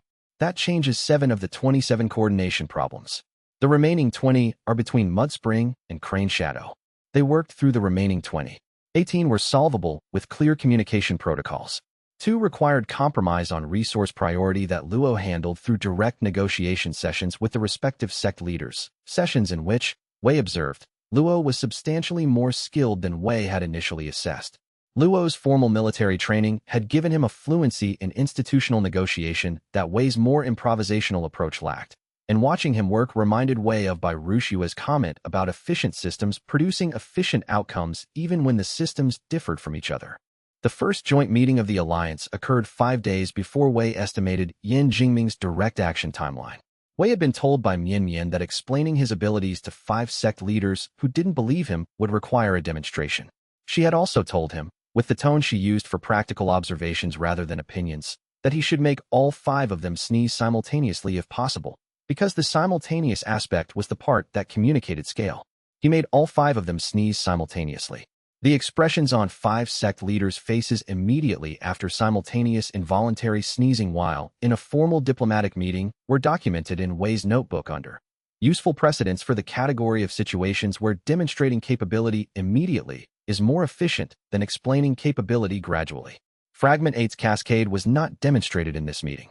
That was a capability he was saving for operational conditions where its first deployment would be both surprising and consequential. The meeting had achieved its primary objective, creating a shared understanding of the operational picture that gave each alliance leader enough information to make independent decisions correctly, and had achieved its secondary objective, demonstrating to 5 sect leaders who had considered alliance formation risky that the risk calculus had changed substantially since Floating Peak's defeat of the Conclave investigators. The Rootless Wanderer's representative, a veteran named Han Fengshui, who had the bearing of a survivor who had outlasted others through careful observation rather than through force, had said something after the simultaneous sneeze demonstration that Wei added to his notebook under confirmed hypotheses. In 30 years of cultivation, Han had said, I have never seen a core formation cultivator make 5 sect leaders sneeze at the same time. He had paused. I have also never seen one choose to make that the demonstration, rather than something more obviously impressive. The sneeze is more obviously impressive than it appears, Wei had said. I know, Han said. That's what makes it a good choice. He had looked at Wei with the measurement of a veteran who had spent 30 years determining which people were worth allying with. People who choose appropriate demonstrations rather than impressive ones understand the difference between capability and communication. I have worked with very few such people. The Alliance's formal charter was signed that evening. The charter established force-sharing obligations, intelligence-sharing requirements, resource priority agreements, and a conflict resolution process for inter-alliance disputes. It also established, at Wei's specific request, a clause that Luo Qingfan had drafted and that Wei had reviewed 3 times. The alliance was a defensive structure, not an offensive one. It would not be used to advance any member's sect interests at the expense of non-member sections. It would respond to external threats and restore operational stability. When the threat period was resolved, the alliance's force-sharing obligations would terminate and the organizations would return to independent operation. The clause was included for 2 reasons. First, to prevent the alliance from being perceived as a regional power consolidation that would alarm neutral sects and drive them toward the Conclave's coalition. Second, because it was correct. He was not building a regional power structure. He was building a specific threat response. Fragment 8's cascade was not demonstrated in this meeting. That was a capability he was saving for operational conditions where its first deployment would be both surprising and consequential. The alliance was operational in 8 days. Yan Jingming moved in 10 and had not come alone. The second force was still hidden, and Wei had not yet found it. In those 10 days, the alliance conducted 3 joint training exercises, resolved 11 of the 20 administrative coordination problems through direct communication between the affected parties, and produced a shared intelligence picture that was substantially better than any individual organization had maintained independently. The Rootless Wanderer's distributed positions had detected 2 conclave reconnaissance operations, which Wei had allowed to proceed while monitoring their activity. Gathering information about the conclave's information gathering was more valuable than disrupting the reconnaissance. The 10 days had also produced something he had not specifically planned for: the individual relationships that formed across the alliance's working sessions. Luo Qingfan and Mudspring Sect's combat coordinator had developed a specific working rapport around close-range formation tactics that was producing combined techniques neither organization had previously used. Mian and Crane Shadow Academy's formation elder had 3 extended sessions on sound Dao interference with formation node frequencies that had resulted in a written technical analysis that both parties considered a genuine contribution to the field. He observed these relationships and filed them in the second section of his notebook, the medium-term planning section, under the Alliance's product is not just operational coordination. The Alliance is formed between people working on real problems together. This product persists after the threat period is resolved, if the relationships are managed well. This was, he recognized, not something he had known at the start of the Alliance formation process. He had been thinking about the Alliance as a force multiplier for the Yan Jingming problem. It had become something that was producing its own value independently of the problem it was formed to address. He filed this alongside the inheritance design philosophy notes. The 2 things were related. The Alliance was operational in 8 days. Yan Jingming moved in 10, 2 days faster than the defensive infrastructure had been built to absorb. The 2 days between Alliance operationalization and Yin Jingming's deployment were the most administratively productive Wei had experienced. Shared documentation protocols were established, communications relay infrastructure was tested, and the Wanderer's distributed positions were confirmed active. He spent the final evening reviewing the full tactical diagram and confirming that Fragment 8 Sneeze Cascade was still held in reserve. He made a mental note to give Luo Qingfan advance warning before the cascade activated. Luo would want the warning. Mian already knew.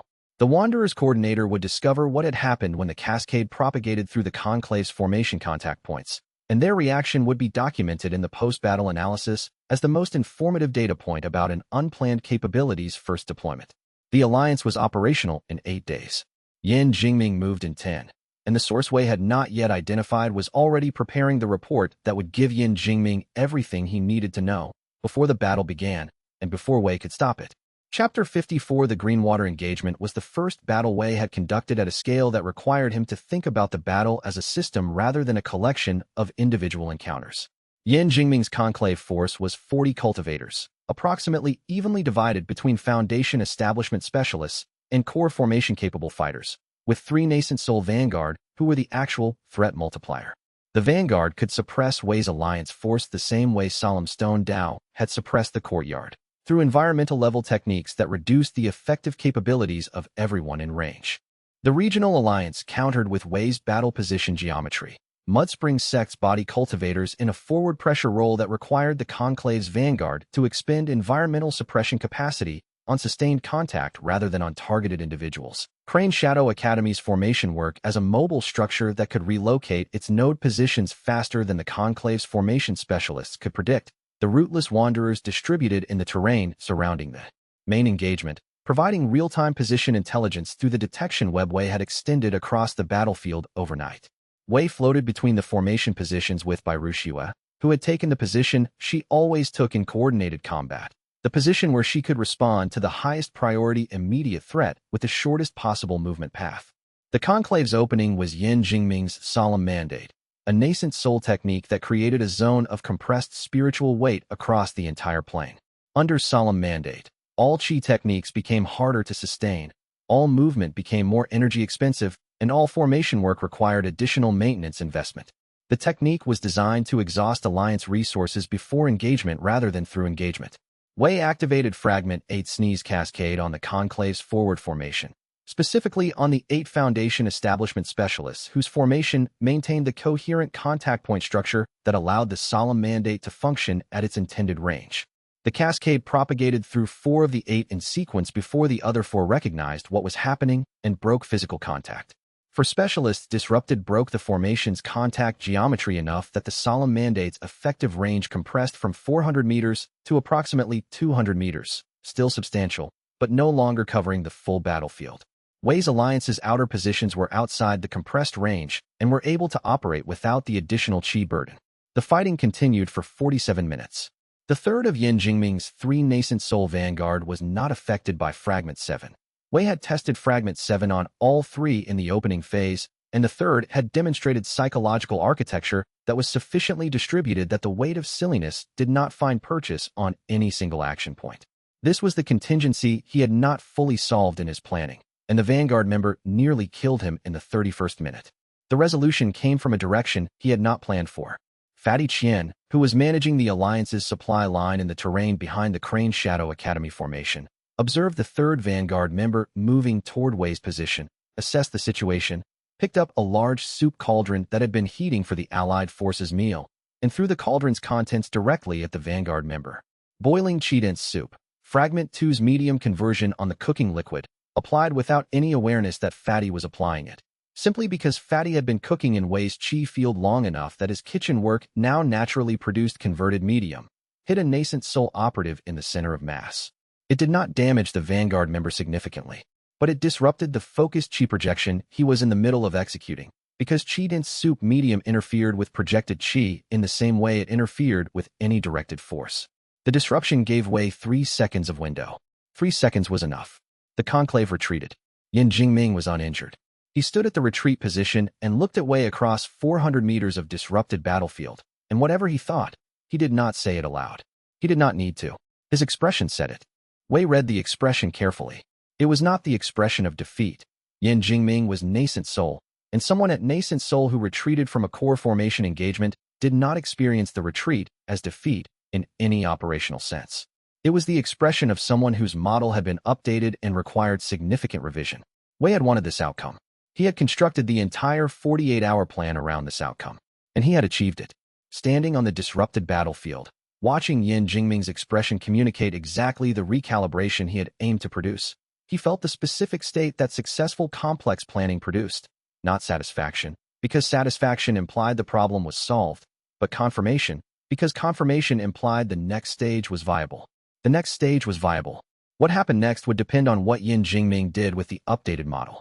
He walked over to Fatty Qian.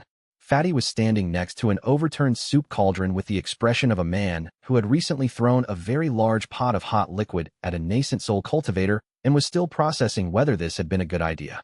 How bad was the disruption? Wei said. I don't know, Fatty said. It felt like it interrupted him.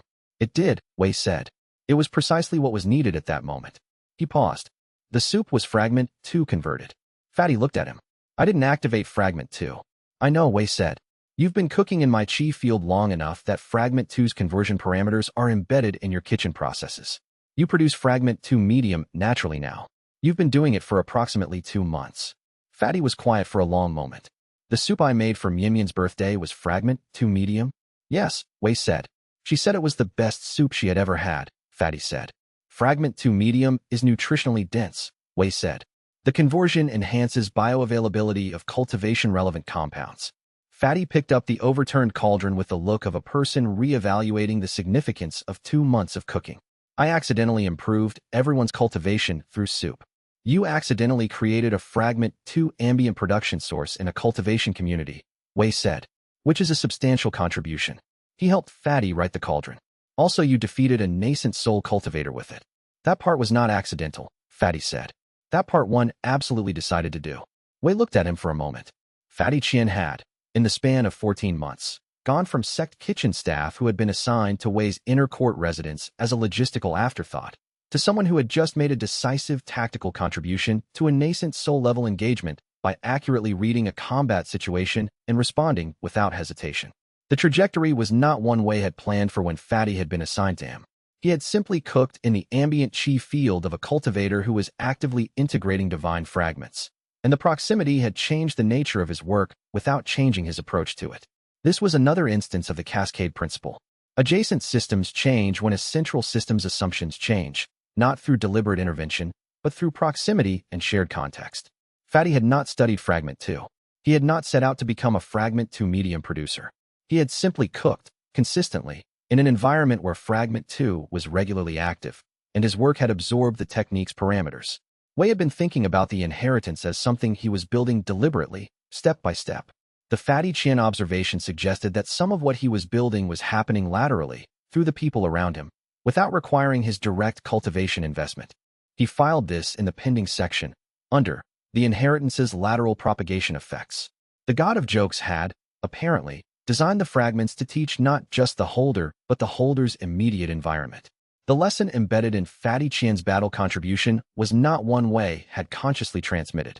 It had propagated the way Fragment 8 propagated, through contact and proximity, independent of deliberate intent. He did not need to. His expression said it, and what it said was that the next engagement would not be 40 cultivators. The conclave had requested the Supreme Sovereign, and the Supreme Sovereign's interest ran in a different direction entirely, and what it ran toward was Wei himself. Chapter 55, Yin Jingming's Private Journal, which Wei had never read and never would read, contained an entry written 3 hours after the retreat that would have confirmed several of his working hypotheses if he had been able to access it.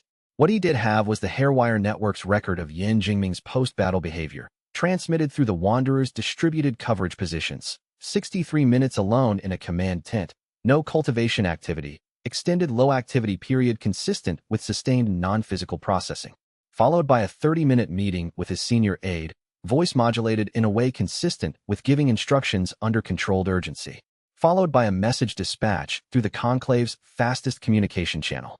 The message was sent to the Supreme Sovereign. Wei had not expected this escalation path. He had anticipated Yin Jingming escalating within the conclave's own structure, bringing additional conclave cultivators, deploying more advanced conclave techniques, requesting conclave institutional support. Contacting the Supreme Sovereign was a step outside the conclave structure, which meant Yin Jingming was either out of institutional resources within the conclave's available pool or had concluded that the conclave's resources were insufficient for the threat level. He brought this assessment to the full alliance leadership the following morning. Luo Qingfan's response was operational. If the Supreme Sovereign is now aware of the situation, the threat calculus changes. Supreme Sovereign Quang Tianda is a continental-level power at nascent soul peak approaching spirit severing. The conclave's regional force is a manageable problem. The Supreme Sovereign's interest is not. I know, Wei said. But the Supreme Sovereign's interest in divine fragments is acquisitive rather than destructive. Yin Jingming wants to eliminate the inheritance. Quang Tianda wants to collect it. Two adversaries with different objectives, Bai Rushua said. She had the tone she used when she was ahead of the conversation. They will conflict with each other before either of them can effectively conflict with you. This was the observation Wei had been building toward. He had not shared it yet because he had needed to verify that it was accurate rather than wishful. The hairwire data from Yin Jingming's tent confirmed it. The message had been sent with urgency, which meant Yin Jingming had not consulted with the Supreme Sovereign before sending it, which meant this was a unilateral escalation that the Supreme Sovereign had not authorized. Unilateral escalations in continental-level politics created obligations that the escalating party could not subsequently withdraw. Yin Jingming had just told the Supreme Sovereign that a mortal cultivator was reconstructing the Xiao Wuji's power. The Supreme Sovereign, who collected divine fragments, had not known. Now he did. The two adversaries would disagree about what to do with Wei within 60 days. We have 60 days, Wei said, before their disagreement becomes visible. That is our window for everything that needs to happen before a continental-level actor enters the picture. What needs to happen? Luo said. He had prepared the answer to this question over the 2 days since the battle, because he knew the question would be asked and he knew the answer needed to be more than a list of operational tasks. The alliance leadership needed to understand not just what to do, but why the sequence mattered, because the sequence was not arbitrary, and errors in sequence would not be correctable once the Supreme Sovereign's assessment moved from observation to active involvement. The context he provided was this. They were operating in a window between two institutional decision points. The first decision point was the conclave's determination that its current force allocation was insufficient, which was already in motion. The second decision point was the Supreme Sovereign's determination that the situation required direct involvement rather than observation, which had been triggered by Yin Jingming's unilateral contact, but was not yet finalized. Between those two decision points, Wei had operational freedom that would not exist on either side of them. Inside that window, the most valuable thing he could do was not prevent the conclave's next action. The conclave would continue acting, and preventing individual actions was a reactive strategy that consumed resources without changing the fundamental picture. The most valuable thing was to change what the Supreme Sovereign's observation of the situation produced in his calculus. Xianxia report would be accurate and would describe the inheritance's capabilities truthfully. The Supreme Sovereign would see a core formation cultivator with 9 fragments, a regional alliance, and a defeat of a nascent soul force engagement. He would conclude, threat level intermediate, acquisition opportunity real, conclave suppression strategy insufficient. His response to this conclusion was the variable Wei most needed to influence. He could not influence the facts in the report. He could influence the Supreme Sovereign's prior information about what happened when the conclave and the Supreme Sovereign operated in the same strategic theater without coordinating. The historical record of the coalition's final years, which the Supreme Sovereign, at his age, would have lived through, showed exactly what happened. Wei intended to make that history visible. What needs to happen? Luo said. Wei listed 7 items. The first was, unlock more fragments. The others followed from it. The items were, unlock more fragments, establish intelligence coverage of the Supreme Sovereign's movements, identify the intelligence source inside the alliance, resolve the Dao Silence Array's threat to his operational reliability, find Yi Wuhan's eastern fragment cluster before the conclave or the Supreme Sovereign located it first, maintain the regional alliance's cohesion through the period of increased external pressure, and prepare for the contingency in which both the conclave and the Supreme Sovereign acted against him simultaneously. The last item was the one that made the list technically unmanageable. A simultaneous two-front conflict with a nascent soul actor and a nascent soul peak actor was beyond his current capability, which meant the list's 7th item was not really an item to address, but an item to prevent from becoming necessary.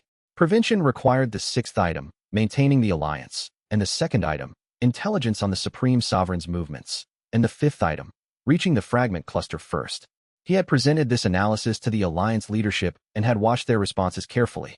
Han Fengshui had followed the logic and asked 3 specific clarifying questions about the intelligence source identification. Mudspring Sects leader had asked about force deployment timelines. Crane Shadow Academy's formation elder had asked about the frequency suppression mechanism. Luo Qingfan had been quiet through the presentation and had said, at the end, the item you didn't list. Wei looked at him. You need more time, Luo said. All 7 items depend on having time to execute them. The Conclave's deployment of the Dao Silence Array and the Supreme Sovereign's decision to send an observer happened faster than your projected timelines. The acceleration trend is against you. The item you didn't list is, how do you buy time? He added it to the list. 8 items. The 8th was the implicit constraint on all the others. He did not have an answer to the 8th item. He had approaches. Complicating the Conclave's intelligence, complicating the Supreme Sovereign's assessment. But these were delay mechanisms, not time creation. The fundamental constraint was that he had 9 fragments and needed 54, and the distance between 9 and 54 was real regardless of how many delay mechanisms he operated. He listed 7 items. The first was, unlock more fragments. The others followed from it. Luo Qingfan had been writing throughout the listing. When Wei finished, Luo reviewed his notes and said, 7 items with an 8th implicit constraint. The constraint is the binding element. All 7 items are accessible if the time window holds, and none of them are accessible if the window closes before you have addressed the first 2. Yes, Wei said. The first 2 being, unlock more fragments, and establish intelligence coverage of the Supreme Sovereign's movements. Luo set down his brush. Those 2 items directly affect the window's duration. Everything else is work you do inside the window. Correct, Wei said. The order I listed them is the order they become relevant. The actual priority is, fragments first, Supreme Sovereign Intelligence second. The others are concurrent ongoing maintenance. Luo rewrote the sequence. It was a shorter list. The items were the same.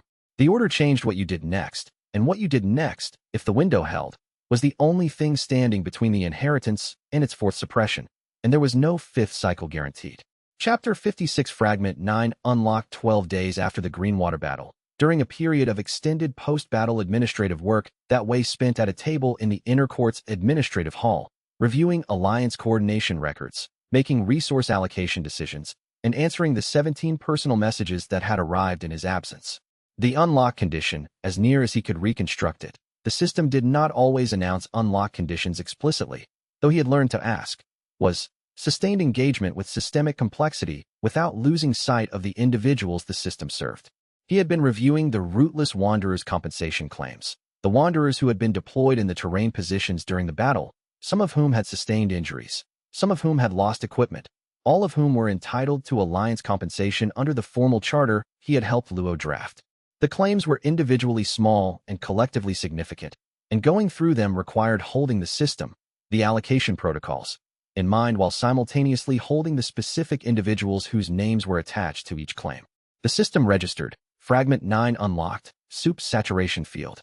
The operational description, Fragment 2 can now saturate an area with soup state liquid, creating persistent terrain control. Soup state medium saturated into an area's ground coverage maintained its converted properties for approximately 6 hours, without further active cultivation investment. Enemy formations that required stable footing would collapse when deployed on soup state terrain. Enemy techniques that depended on ground contact routing would lose their routing infrastructure. He had been thinking about Fragment 9's implications since Yu Wuhan had told him the fragments were not random, that each one was a lesson as well as an ability. The lesson embedded in Fragment 9 was about systemic effects, the ability to change the underlying conditions of a large area, changing every individual interaction within it, rather than changing individual interactions directly. This was, he recognized, what he had been attempting to do with the regional alliance. Not winning individual encounters. Bai Ruxue and Luo were better at individual encounters than he was. Changing the underlying conditions of the regional political environment so that individual encounters occurred in conditions that favored his position. The fragment was, in this sense, operationalizing a principle he had already been working from. He wrote it down. Then he finished the Wanderer's compensation claims, certified the documentation, and sent it to Luo Qingfan for administrative processing. The compensation review had taken 3 hours and had been, in the operational context of the 12 days following the Battle of Greenwater Plain, the single most productive 3 hours in a category that he was developing language for. administrative work that builds the thing that the operational work is defending. The battle had been necessary. The compensation claims review was also necessary, and not just procedurally. The Wanderers had committed personal risk and personal resources to a coalition they had joined with less than a week of advance notice. The compensation was not just fair. It was the mechanism by which the Alliance communicated that it valued the people in it rather than just their operational outputs. He thought about this in relation to Xiao Wuji's design philosophy. The fragments unlocked when he engaged directly with people and situations rather than instrumentally. The compensation review was not instrumental. He was not reviewing it because it would improve Alliance cohesion metrics, or because it would strengthen a specific operational relationship. He was reviewing it because 30 people had taken real risks and had real injuries and real lost equipment, and each claim deserved the specific attention it represented. Fragment 9's unlock condition, as he had reconstructed it, was sustained engagement with systemic complexity without losing sight of the individuals the system served. The compensation review was a miniature instance of that condition, repeated 30 times in sequence. Fragment 9 had unlocked somewhere in the middle of it, when he was reviewing the 14th claim. A wanderer named Cheng Fei, who had broken 2 fingers restraining a conclave formation specialist during the battle, and whose claim included a request for cultivation accelerated healing access. He had approved the healing access before he registered the unlock notification. The approval and the unlock had been simultaneous, felt, in retrospect, like they were the same event. He added this to his notes. Then he finished the Wanderer's compensation claims, certified the documentation, and sent it to Luo Qingfan for administrative processing. A new message arrived that evening, not through official sect channels, but through the personal relay formation that Yi Wuhan had shown him before he left Hollow Mountain. The message was from the Supreme Sovereign's envoy, a nascent soul cultivator named Xianxia, announcing his arrival in the region in an observational capacity, with a formal note that the observation was not an intervention. An observation that required a formal note that it was not an intervention was exactly what formal intervention looked like before it announced itself. He sat with the message for a few minutes before acting on it. The change in timeline was real and required acknowledgement before it was filed. He had planned for 60 days. He had 18 fewer. He would act on 42, and if it became 35, he would act on 35. Plans were frameworks, not contracts. The framework adapted. The 60-day window had just become 42 days. He sat with this for a moment, then recalculated. 42 days was not catastrophically different from 60 if he treated it as the minimum viable timeline rather than a deadline. The question was not, can I accomplish everything I planned in 42 days? The question was, what is the minimum set of things I need to accomplish in 42 days for the 42nd day's events to be survivable? Survivable had a specific operational meaning. He needed to be in a position where neither the conclave nor the Supreme Sovereign could take a decisive action against him that he could not recover from. Decisive action meant either capturing the fragments and eliminating him, or destroying the regional alliance infrastructure such that he was isolated. Both required him to be findable, committed to a fixed operational geography, and without the alliance's protective coverage. He could not prevent being findable. The recording had made his identity and location well established. He could not prevent geographic commitment. He had obligations to the alliance and a floating peak that required him to be accessible. But he could complicate the decisive action's prerequisite of finding him in a moment when the alliance's coverage had gaps. The coverage gaps were the specific vulnerability he had been working to address since the alliance formation. The rootless wanderers covered the distributed perimeter. The hair wire extended through Yi Wuhan's relay network. The gaps were not in the coverage technology. They were in the intelligence about his own activities, which someone inside the alliance was providing to the conclave. He had narrowed the potential source to 3 individuals who had sufficient access and sufficient exposure to the specific operational details the conclave had demonstrated knowledge of. He had not yet been able to determine which of the 3 was the source because he had not yet designed a verification test that would distinguish between them, a test that exposed each one to a different false detail, and then watched for the conclave to act on the detail, would require him to allow the conclave operational intelligence while the test was running, which was a cost he was not yet ready to pay. He filed the identification problem. It was real. It was urgent. It was below the Fragment 9 unlock and the compensation claims review on the current day's priority list. The day's priority list was too long. He crossed off 3 items that could be delegated to Luo's administrative capacity and continued. The delegation itself was a small instance of the larger principle he had been applying since the alliance formed. The work that required his specific capabilities was the work only he should be doing. Everything else was a resource allocation problem. The 60-day window had just become 42 days. What happened in those 42 days would determine whether there was a 43rd, and Xiao Wuji had not survived long enough to answer that question for himself. Chapter 57. Xianxia was not what Wei had expected from a supreme sovereign envoy. He was approximately 35, at nascent soul early stage, and he carried his cultivation level with the practiced understatement of a cultivator who had learned that announcing capability was less useful than demonstrating it, a style Wei recognized because he had spent months developing it himself. The formal meeting took place in Floating Peaks Administrative Hall, with Grand Elder Su presiding and Elder Mao present.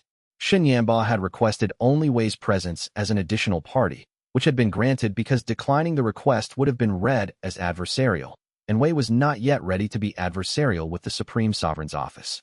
Xianxia watched the demonstration Wei provided. Fragment 2's cooking application, Fragment 1's precision disruption at minimal output, Fragment 3's material enhancement at its most mundane expression, with the specific attention of someone who was cataloging rather than assessing. His notes, visible at the edge of the table, were detailed. He was writing things that matched what he was observing, which meant he was not writing things that matched what he was being shown. Cultivation enhancement support, he said, when the demonstration concluded. Environmental modification. Disruption of static techniques. He paused.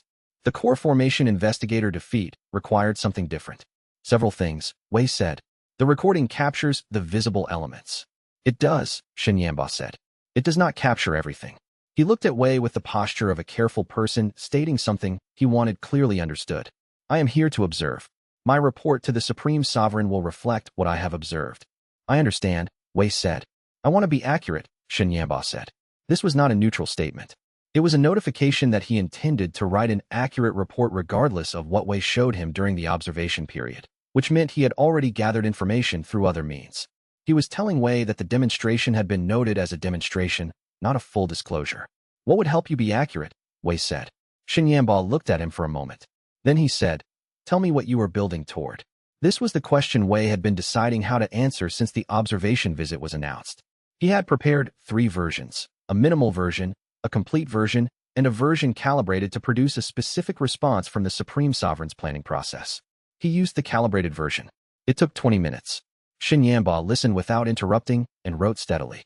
When Wei finished, Xianxia looked up and said, that is more than I expected you to say.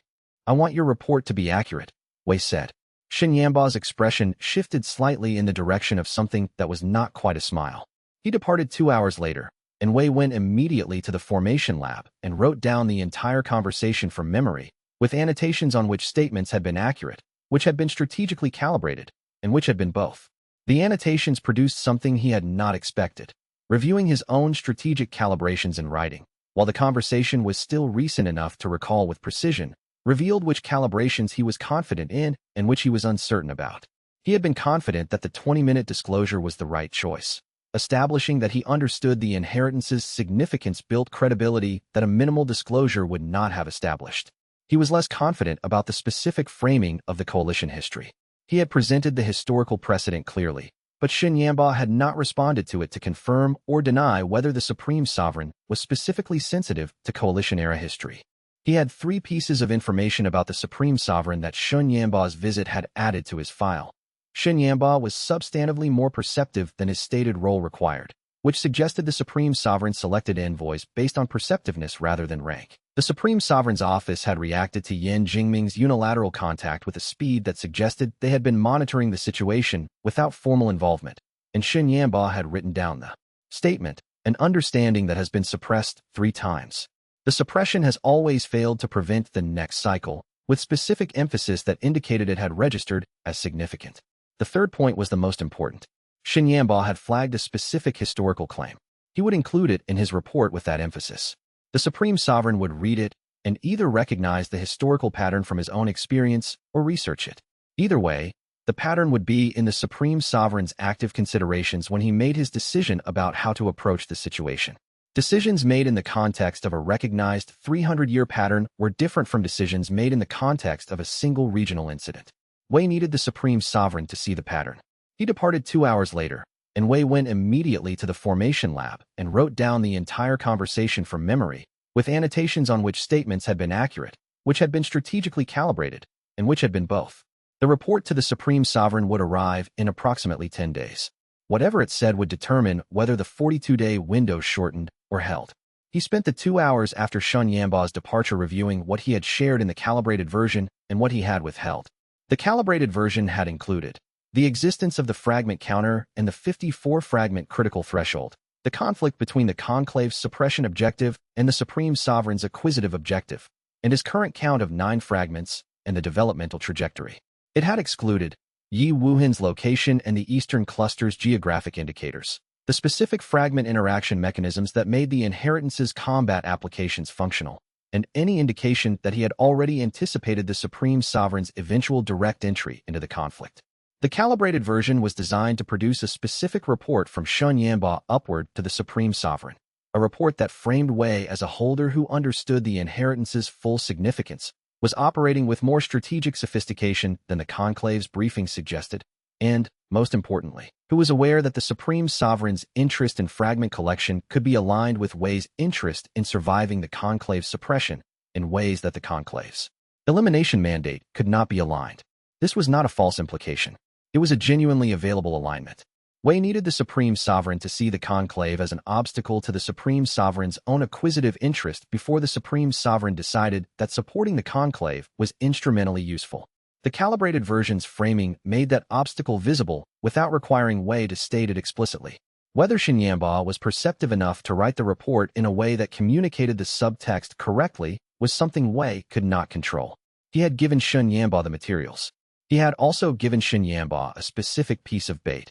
When Shun had asked what he was building toward, the calibrated version had included, near the end, a statement that framed his entire operational objective as reconstruction, not of Xiao Wuji's power specifically, but of the understanding that the divine understanding had been the expression of. He had then added, an understanding that has been suppressed 3 times. The suppression has always failed to prevent the next cycle. What the Supreme Sovereign does in this cycle may determine whether the cycle continues to repeat or whether it resolves. This was true. It was also a threat framed as information, which was the most effective kind of threat to deliver to someone who was gathering intelligence. Xianxia had written it down without changing his expression. He had also written down, "You're offering the Supreme Sovereign a role." "I'm offering an accurate description of the situation," Wei had said. Xianxia had looked at him for a moment. "You know the difference," he said. It was not a question. The report to the Supreme Sovereign would arrive in approximately 10 days. Whatever it said would determine whether the 42-day window shortened or held, and he had no control over what Xianxia chose to write. Chapter 58 by Ruxue received her master's summons 14 days after the Battle of Greenwater Plain, in the early morning before the sect's cultivation sessions began. She told Wei about it over breakfast, without preamble, in the tone she used for information delivery rather than for the slightly different tone she used when she was simultaneously delivering information and processing something about the delivery. "My master is requesting my return to Arctic Sword Pavilion for an advanced training period," she said. "The formal term is 6 months. He processed this. 6 months was the same timeline as the Laughless Conclave's declared date for the Laughless Conclave's formal Dao cleansing, the ceremony at which they intended to publicly declare the inheritance fully suppressed. The timing was probably coincidental. It might not be. "Your master is aware of the regional situation," he said. "My master is aware of everything that passes through the Arctic Sword Pavilion's intelligence network," she said. "Yes. And is requesting your return during the period when the regional situation will require the most operational capacity," he said. 6 months from now, the timeline I have been working against will have resolved one way or another." She looked at him with the direct attention she used when she was choosing to say something she had been thinking for longer than the conversation had been running. "I am aware of the timing," she said. "I am also aware that my master's training request is legitimate and that I have obligations to Arctic Sword Pavilion that are not discharged by my continued presence here." "I know," he said. "I will go," she said. "I will return." She was quiet for a moment. "Your tactical sense surpasses everyone I have trained with," she said, "including my master." She said this with the flat precision of someone making a verified statement rather than a compliment. But she was looking directly at him when she said it, which was more than the flat precision alone conveyed. "That is not accurate," he said. "Your master is substantially more experienced." "Experience and tactical sense are different things," she said. "You know this. I am not saying it to make you feel better. I am saying it because it is true and because you need to know it is true for the next 6 months." He understood what she meant. She was saying, "The thing that has been keeping your survival probability above threshold is a capability you actually have. Do not doubt it while I am not here to observe it confirming itself. He had also thought about what he would need from her when she returned. Not operationally. He could not predict the operational situation in 6 months with sufficient confidence to plan for specific capabilities. What he needed from her was the thing that had been consistent since the beginning of their working relationship. The thing Luo Qingfan had identified as Bai Rushue's specific contribution, which was not her Arctic sword technique or her tactical coordination or her combat capability in isolation. It was the function she performed when she observed something and said it directly, without the institutional softening that made observations palatable but imprecise. She had told him his tactical sense surpassed her master's. She had told him he treated situations as problems to solve rather than as experiences to have. She had told him both things could be true. Each of these statements had added something to the framework he was working from that he had not had before she said it. The operational value of this was unquantifiable in the standard metrics, but significant by any reasonable assessment. He was aware that this framework building was the part he would miss. The tactical backup could be managed without her. Luo was capable, Mian was capable, the alliance's combat capacity was real. The specific observational function she performed, the one that produced statements like, "It's a good plan," and the hard part is the part about making it look easier than it was harder to substitute. He did not say any of this at the gate. It was the wrong kind of statement for the departure. He had already filed the reason for that in the unlabeled section. At the sect gate, she paused with her back to him, travel kit in hand. "Don't die while I'm gone." "No promises," he said. He said it with the specific lightness that Bai Rushue recognized as acknowledgement rather than dismissal, not ignoring the concern, but refusing to let it be the last thing between them. She turned enough to look back at him. For a fraction of a second, her expression shifted in a direction he had not observed it shift before, something that was not in the vocabulary of expressions she maintained as a matter of discipline, something that had gotten past the discipline before she corrected it. She corrected it, turned, and left. He stood at the gate for a moment after she was out of sight. Then he went back to the formation lab, because there was work to do, and the work was, at this point, inseparable from surviving long enough for her to return, and he was not yet certain he could make that promise. He had not told her about the fragment counter or the 54 fragment critical threshold. He had told Shen Yanba, the Supreme Sovereign's envoy. He had told Luo Qingfan and Mian during the Alliance leadership briefing. He had not told Bai Rushue. He recognized this as a specific decision and examined it. He had withheld the information not because she didn't need to know it. She did, arguably, need to know it, because the threshold was the central constraint shaping the entire operations timeline. He had withheld it because the moment of departure was not the moment for that conversation. The conversation would require time and her full attention, and she was leaving for 6 months, and beginning it at the sect gate would leave the conversation half-finished. This was a plausible reason. He was also aware that there was a second reason, less comfortable to examine. The threshold was the single piece of information that changed the probability assessment most dramatically. 9 fragments, 54 needed, timeline insufficient. If she knew that, the conversation at the gate would have had a different texture. The texture of someone saying goodbye who was not confident they would be able to say it again. He did not want that texture. He wanted the texture of, "I'll return. Don't die." The continuation implied.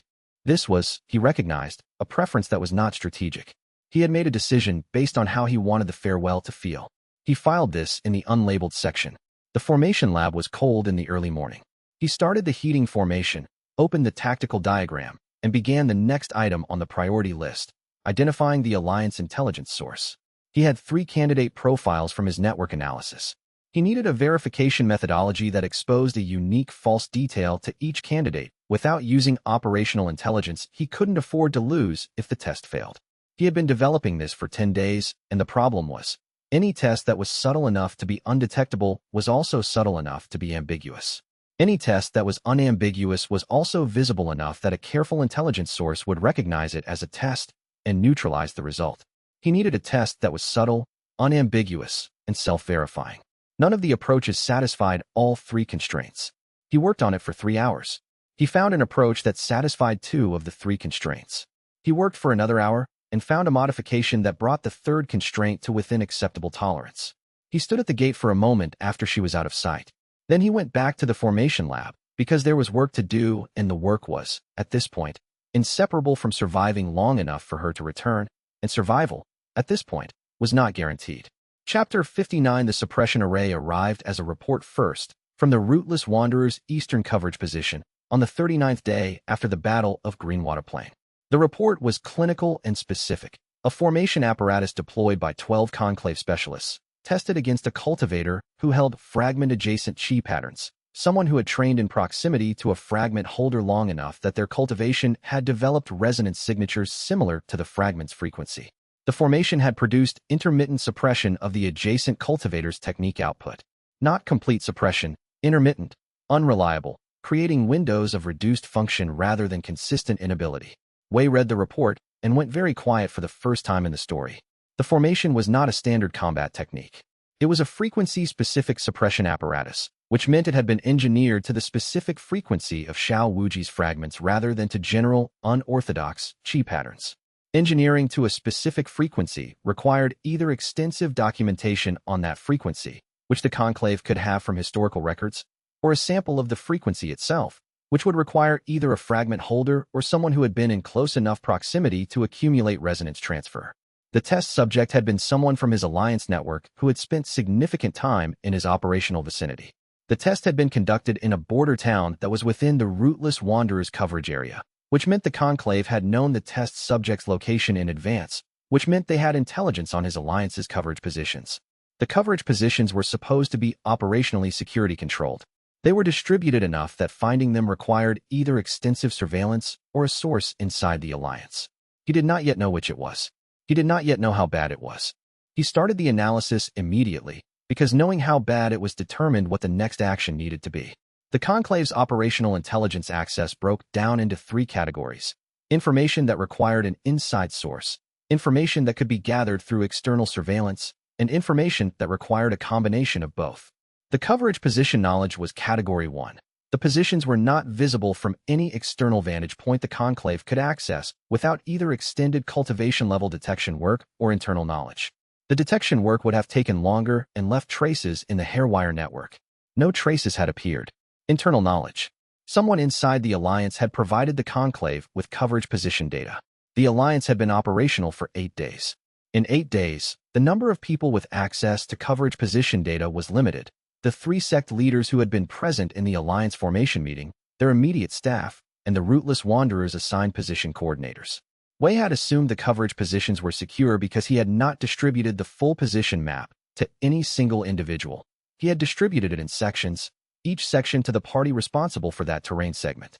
But anyone with access to more than one section could reconstruct the full map.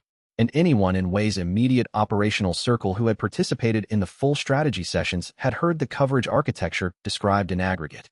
He began listing candidates systematically, who had heard the full coverage architecture described, who had the communications access to relay it to the conclave, and who had a reason, ideological, financial, or coercive, to provide it.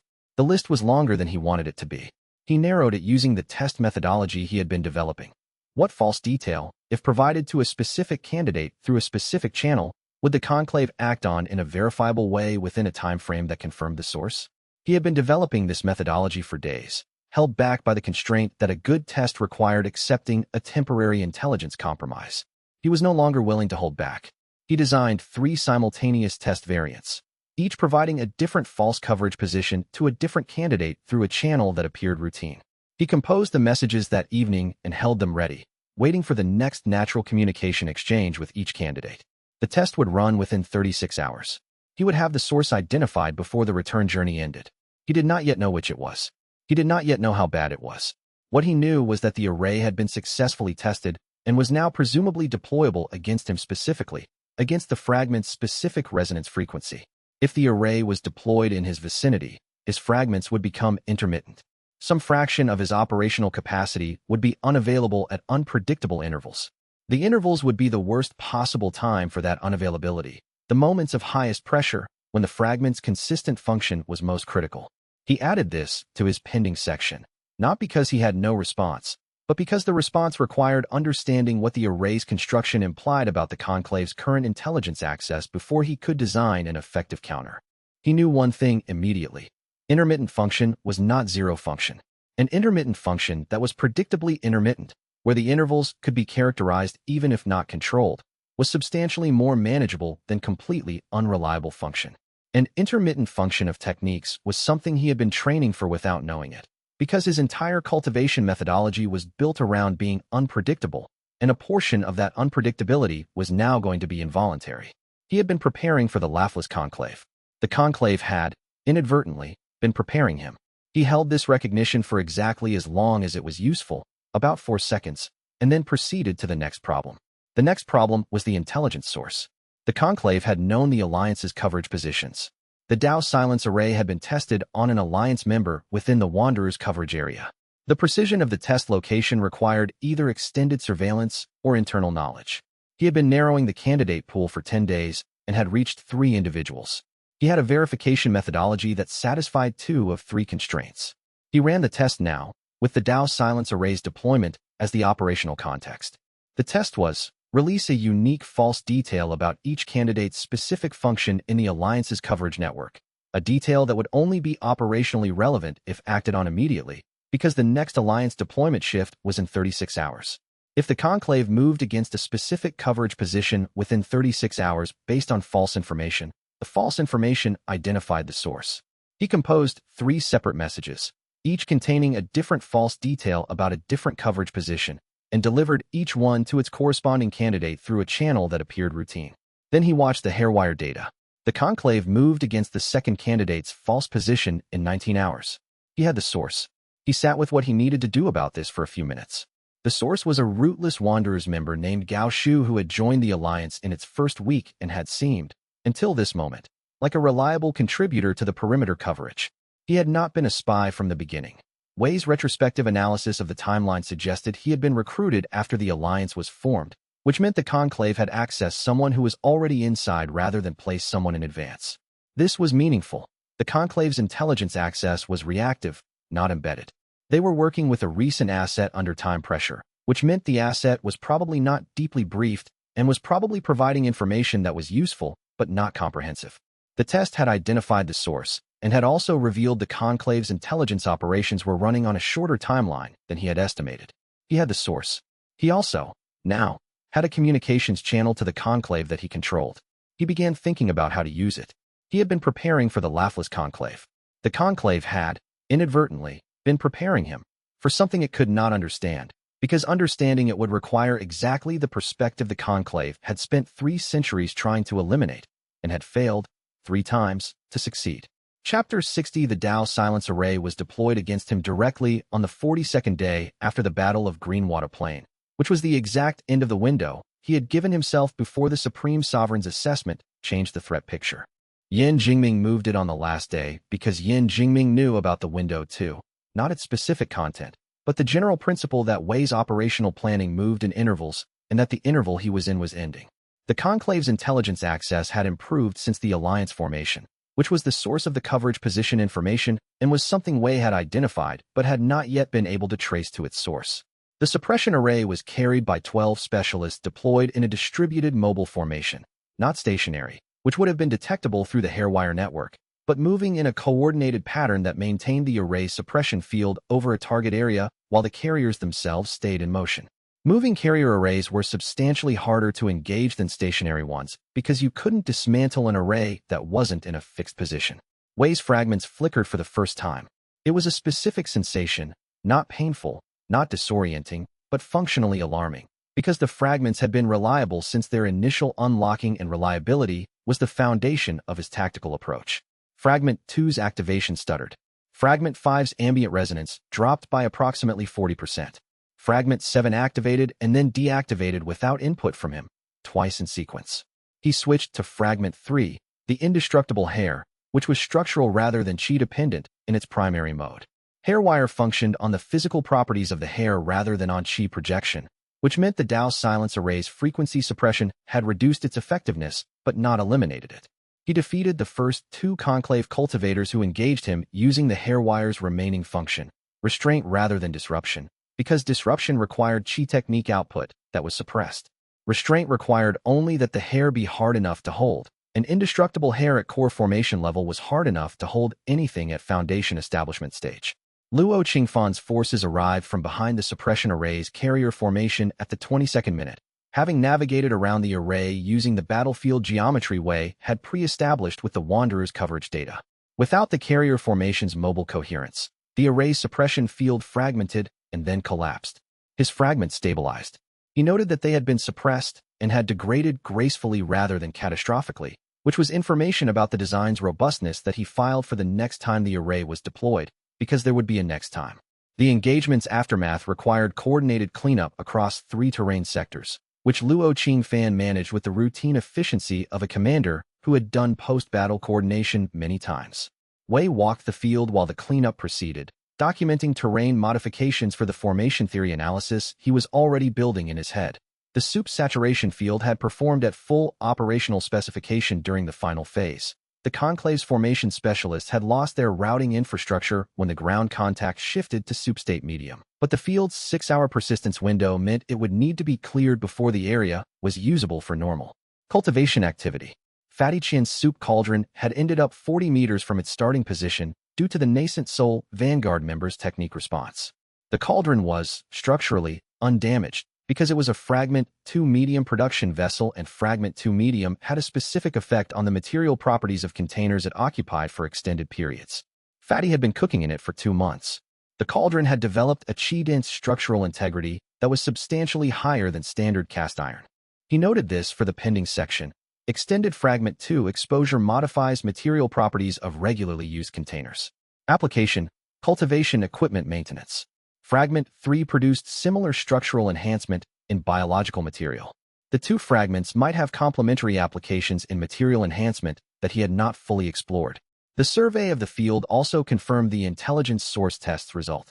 Gao Shu's false position had been probed by a Conclave reconnaissance element 20 minutes before Yan Jingming's main force arrived, which was the Conclave's standard advanced confirmation protocol for targeting positions. The probe had confirmed the false position as unoccupied and reported accordingly, which was accurate. The position was false. The Conclave's main force had adjusted its opening formation geometry based on the false position data, which had put them 12 meters out of the optimal deployment zone for the Solemn Mandate's full coverage. That 12-meter offset had been the difference between the Solemn Mandate covering Wei's close coordination team and not covering them. The intelligence source had indirectly contributed to the battle's outcome in Wei's favor. He filed this as a satisfying irony and went back to looking at the terrain. In the moment of stabilization, before he fully assessed the aftermath, the systems panel displayed something that had never appeared before. Not a fragment notification, not an unlock condition, not a progress update or a technique adjustment or the ambient resonance record he had learned to expect at cultivation thresholds. Something categorically different from anything the system had displayed before, and the system had been the primary reference point for understanding the inheritance's development for 14 months. A counter, displayed in text that the system rendered in a style he had not seen it used before, the same script as the founding inscriptions in Yi Wuhan's Hollow Mountain. It read, 108 fragments, current, 9, critical threshold, 54. Time remaining if pace maintained, insufficient. He read this twice. Then he stood on the battlefield with the disrupted Dao silence array fragmenting around him, and the Conclave forces retreating and Luo Qingfan's arrival completing its tactical purpose. And he looked at the counter for a 3rd time, and he filed it in the first section of his notebook, not the pending section, not the medium-term section, the immediate decision section. The pace was insufficient. He needed to find the remaining 45 fragments before an unknown deadline. He had 9. He needed 54 just to reach the threshold. The Laughless Conclave, the Blood Lotus, the Supreme Sovereign, all of them were secondary. The primary problem was 45 fragments distributed across the cultivation world, in the hands of people who might or might not know what they held, in the context of a countdown that Xiao Wuji himself had apparently considered worth building into his inheritance as a warning. He started planning on the walk back to the formation lab, and by the time he arrived, he had the first 3 steps of something that was larger than anything he had planned before, and if the counter was right, he had insufficient time to complete it. But Xiao Wuji had died 3 times trying, and had kept trying anyway. So would he. Before the planning, there was one thing he needed to do that was not in any operational framework. Speak to Fatty Qian, who was still sitting beside the overturned cauldron with the dazed look of a person whose understanding of his own position had just substantially expanded. You have been an active participant in this operation for 2 months without knowing it, Wei said. I cooked soup, Fatty said. You cooked Fragment 2 medium. At scale. Continuously. And you deployed it against a nascent soul cultivator at the critical moment. I mostly just knew he was going to kill you, Fatty said. The outcome was the same regardless of whether the decision was strategic or immediate. He helped Fatty right the cauldron. I consider what you did a substantial tactical contribution. Can I ask what fragment to medium is? He explained. By the end of the explanation, Fatty had the specific look of someone who had been told that the thing they were good at was also something that mattered in a much larger context than they had previously understood. Wei recognized the expression. He had had a version of it himself, approximately 14 months ago, when the system first displayed Fragment 1's unlock notification. The soup tastes better because of it, Fatty said finally. Yes, Wei said. That is one of the documented effects. I'll need more river spring blend. I used the last of it in the battle soup. I'll get you the river spring blend, Wei said. He started planning on the walk back to the formation lab, and by the time he arrived, he had the first 3 steps of something that was larger than anything he had planned before, and could not yet see the 4th. But the god of jokes had been here before him, 3 times, and had kept building anyway. He started writing. The 3 steps were: use the identified communications channel to feed the conclave false operational information that would bring their force to a specific location at a specific time. Use that controlled encounter to test Fragment 9's soup saturation field at operational scale for the first time. And use the outcome of that encounter to demonstrate to Xianxia, who was still in the region, observing, that the inheritance's capability at 9 fragments was qualitatively different from what the conclave had been briefed to prepare for. This was a plan built on fragments, in both the literal and figurative sense. It would work if the fragments held. It would work if Gao Shu delivered the false information credibly. It would work if the conclave committed to the encounter location rather than sending advanced scouts who would identify the soup saturation field's terrain effects before the main force arrived. He had a contingency for each failure mode, which was the minimum he allowed himself before beginning execution. He also had a thought that had arrived in the walk back and that he wanted to record before it faded: the counter. 108 fragments. 54 critical threshold. Current 9. Pace insufficient. The counter had appeared for the first time after the Dao Silence Array's deployment. He had read it as a warning from the inheritance, a message that the pace was inadequate and needed to increase. He had accepted this reading, but reading it again now, he questioned one element. The counter said, if pace maintained. Not, at this pace you will fail. At this pace, you will not reach the threshold in time, but in time for what? The counter did not specify a deadline. It specified a pace assessment based on current progress. The assessment was accurate, but the deadline it was referencing was not given. He had assumed the deadline was the conclave suppression operation, or the Supreme Sovereign's intervention, or some external event that would foreclose the fragment collection. But Yi Wuhan had said, he ran out of time. He was killed. The collection reset with the next cycle. The deadline in the counter was not an external event. It was a survival estimate. At this pace, the fragment collection would not be complete before the conclave or another suppressor found a way to eliminate the holder, as they had eliminated the previous holders. The counter was not a warning from Xiao Wuji to the inheritance. It was a warning from Xiao Wuji to Wei specifically. The previous holders had been eliminated. Wei was on track to be eliminated. The pace needed to increase if he was going to be the holder who reached the threshold. The stakes were not just the current conflict. They were the next cycle, and the cycle after that, and the cycle after that, for as many cycles as it took until someone finally reached 54. Xiao Wuji had died 3 times trying to pass this on. Wei Qingliang was either going to be the one who finished it, or he was going to be another 3-century pause in the attempt, and he had never accepted a third option he hadn't designed himself. He started planning on the walk back to the formation lab, and by the time he arrived, he had the first 3 steps of something that was larger than anything he had planned before. The counter still read, insufficient. He had not stopped listening to it, but he had decided the god of jokes would have found it funny, and that had to count for something. Chapter 61: The system's response to Wei's direct query. What does insufficient mean, specifically? Came formatted as a joke. The joke was, what do you call a god who runs out of time? A memory. He sat with this for longer than he usually sat with things. The system's joke format outputs had, over the past 14 months, proven to encode accurate operational information in comic framing. The joke had 2 parsable components: a god who runs out of time, was Xiao Wuji, who had died 3 times rather than running out of time in the conventional sense. The phrase therefore referred to a process that was time-sensitive in a specific technical way. A memory was what remained after the process failed. Not nothing, but the fragmentary residue of something that had been complete. Translation: as he worked it out over the following hour, the fragments were not stable indefinitely in a distributed state. They required a host with sufficient cultivation and fragment integration depth to anchor them in coherent form. Without a host who had crossed the critical threshold, the distributed fragments would gradually lose coherence and become residual echoes, detectable, but no longer absorbable. The fragments were dissolving. Not quickly, But the dissolving was the reason for the countdown. He spent the remainder of the evening working through the implications in the way he worked through everything that mattered, methodically, without forcing the conclusion to arrive before it was ready. The system's joke format outputs had a consistent structural signature. They encoded accurate information as comic misdirection, placing the most important component in the position where the audience's attention was not directed. In the joke, what do you call a god who runs out of time? A memory. The obvious reading was mortality. The god runs out of time and becomes a memory, i.e. dies. But Xiao Wuji had not run out of time. He had chosen his timing with the specificity of someone who had planned every element of his exit. The joke was not about the god's failure. It was about what remained after a god chose not to persist in conventional form. A memory was not nothing. A memory was a specific thing, information preserved in a medium that could be accessed by the right kind of reader. The fragments were the memory. He was the reader. The countdown was not the god's failure. It was the system's acknowledgement that the medium was degrading, and that the reader needed to complete the reading before the pages became unreadable. He also sat with the phrase, a god who runs out of time, for longer than a casual reading warranted. The god of jokes had not run out of time, but the fragments could.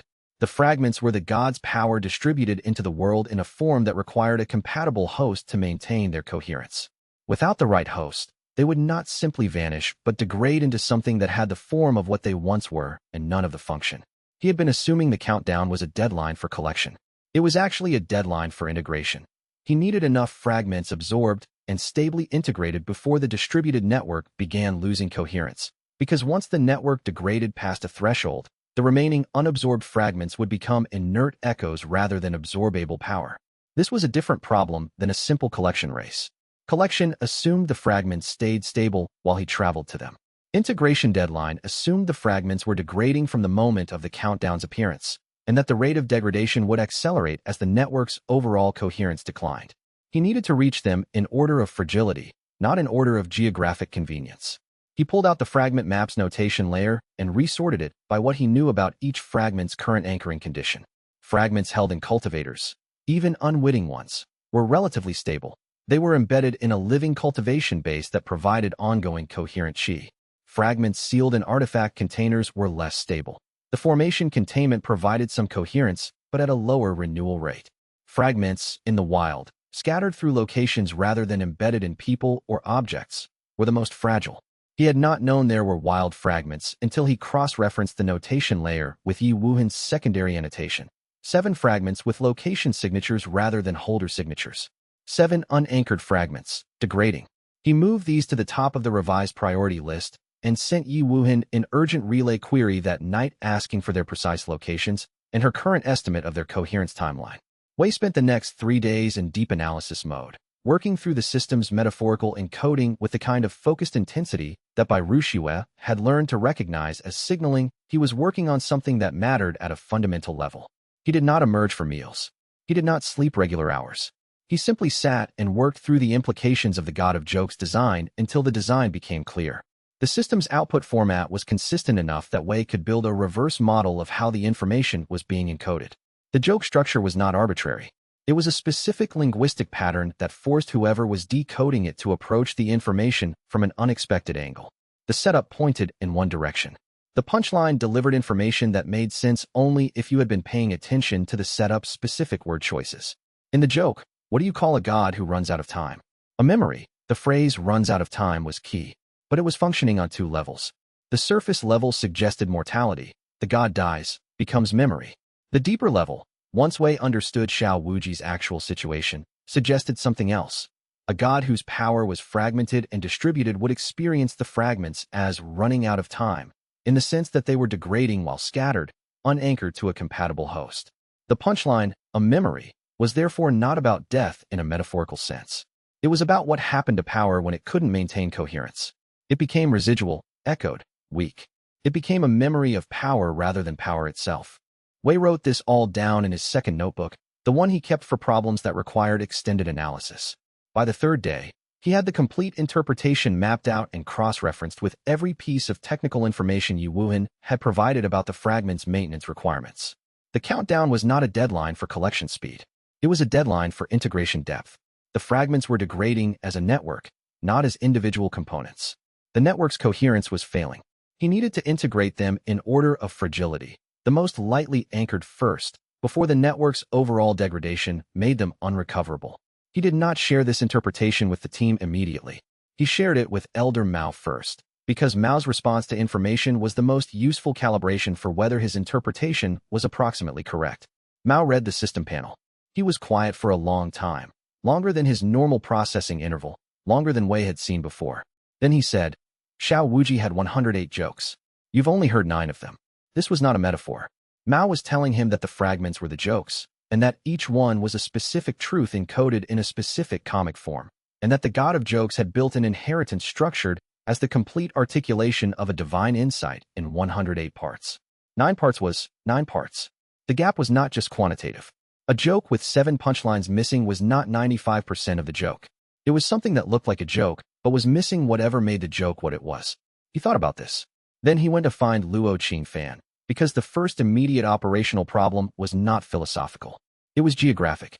He needed to know where the remaining 45 fragments were, and he needed Yi Wuhan's updated map, and he needed a plan for reaching 45 fragment locations before the distributed network degraded past the point of recovery. The first step was the fragment map.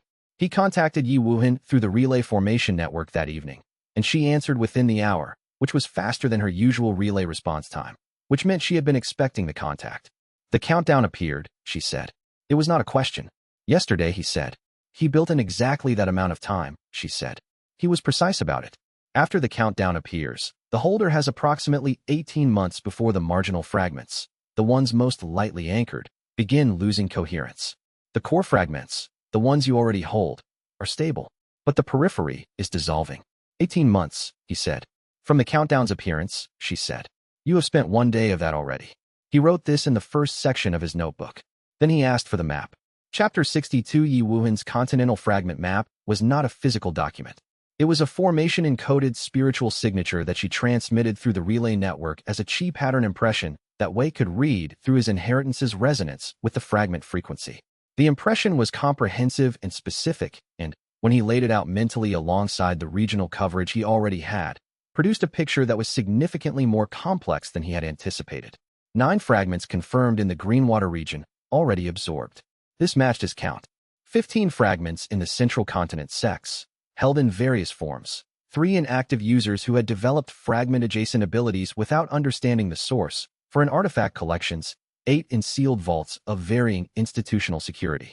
10 fragments under the Supreme Sovereign's direct control. Huang Tianda had been collecting them deliberately, which meant he understood what they were and had a reason for holding them rather than destroying them. This was information that required careful consideration before acting on. 20 fragments in the Laughless Conclave's sealed vaults, the largest single concentration and the most institutionally protected. Getting those 20 would require dismantling or bypassing the Conclave's security infrastructure, which was formidable. 54 fragments distributed across the Eastern Wilderness, the largest total concentration, but the least accessible. The Eastern Wilderness was geographically distant, lawless, and populated by beast tides, rogue cultivators, and ancient ruins that had been abandoned because they were genuinely dangerous rather than merely inhospitable. He added the numbers. 9 absorbed plus 15 central plus 10 sovereign plus 20 conclave plus 54 eastern equaled 108. The total matched Yi Wuhan's original account. The math was internally consistent. The challenge was the sequence. 1 fragment is held by the Supreme Sovereign himself, not in his collection, but personally integrated, Yi Wuhan told him. He holds it as a cultivation artifact, embedded in his own formation base. You cannot absorb it conventionally. This was the hardest target on the map. He filed it under Problems requiring unconventional solutions. Category 2. Unconventional in execution, but conventional in approach.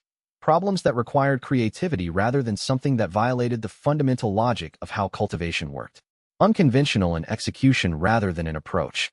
The central continent fragments, he said. The 3 active users with fragment-adjacent abilities. Do they know what they hold? No, she said. They inherited minor fragment resonance through bloodline proximity to previous holders. They experience it as unusual cultivation quirks. One of them makes people's heads hurt when he's in a bad mood. He considered this. I want to start there. Headache Lou, she said, with a tone that indicated she had been expecting this. You know him? Everyone in his region knows him, she said. He's been causing migraines for 40 years. The local cultivators have tried everything. They will be extremely grateful. He spent an hour reviewing the map's fragment distribution against the current political geography of the continent.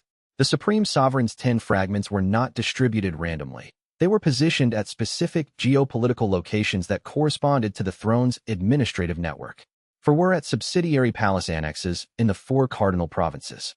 5 were in the personal collection at the Continental Throne Palace's inner vault, where Yi Wuhan had confirmed them. 1 was integrated personally into Quang Tianda's cultivation base, which Yi Wuhan had noted with a specific annotation. This one cannot be extracted through standard methods. He considered Quang Tianda's strategic position. The Supreme Sovereign had been collecting fragments for 60 years, not because he understood the inheritance's full significance, but because he understood that objects with divine cultivation resonance were leverage. His entire career had been built on identifying power objects and securing institutional control over them before rivals could. The 10 fragments he held were not weapons. They were reserves, held in the same category as the Continental Defensive Formation keys and the major sect subordination treaties. He held them because holding things was how he maintained the kind of power that looked permanent from below. Wei did not plan to take Quang's fragments through confrontation if he could avoid it. The Supreme Sovereign at void transformation was categorically out of Wei's current range. Nascent soul breakthrough was months away at best. The 10 fragments in Quang's collection would need to wait for either an opportunistic window, a summit or diplomatic context that created legitimate access, or a sufficiently clever indirect approach that didn't require Wei to survive a direct confrontation with the continent's most powerful cultivator. He filed the sovereign's fragments under long-duration problems requiring either significantly increased cultivation or a creative solution I have not yet identified. Then he turned to the central continent's other fragments. The 3 active users were the cleanest target profile. They had the fragments without knowing it. They were presumably suffering the social consequences. No one wanted a permanent headache aura, and they were not institutionally protected in any way. There was no vault, no sect security, no hostile formation to bypass. He simply had to find them, explain, and ask. The consent-based approach was also, practically speaking, the only viable approach. Fragmentary power absorbed through force or extraction without the holder's cooperation produced unstable integration that the system had flagged as categorically undesirable in its early guidance notes. He began planning the central continent circuit. The 15 fragments in the central continent were the nearest reachable cluster, and 3 of them were in willing, if unwitting carriers who would presumably prefer not to cause headaches indefinitely. The Supreme Sovereign's 10, the Conclave's 20, those required institutional operations that needed preparation and alliance infrastructure. The Eastern Wilderness 54 required extended travel and combat capacity. The Central Continent 15 were the logical first step. He told Luo Qingfan. Luo produced a travel route within 2 hours. The route was efficient. Wei revised it twice for security. They departed the next morning. Chapter 63 The fragment map's operational implications took 3 days of analysis before Wei was satisfied that he understood the priority sequence. Luo Qingfan's initial travel route was correct in its logistics, but was missing 2 strategic elements. The order of target acquisition needed to account for intelligence exposure, and the route needed to avoid crossing through any territory where the Conclave's remaining surveillance network might detect the fragment resonance pulse that absorption produced.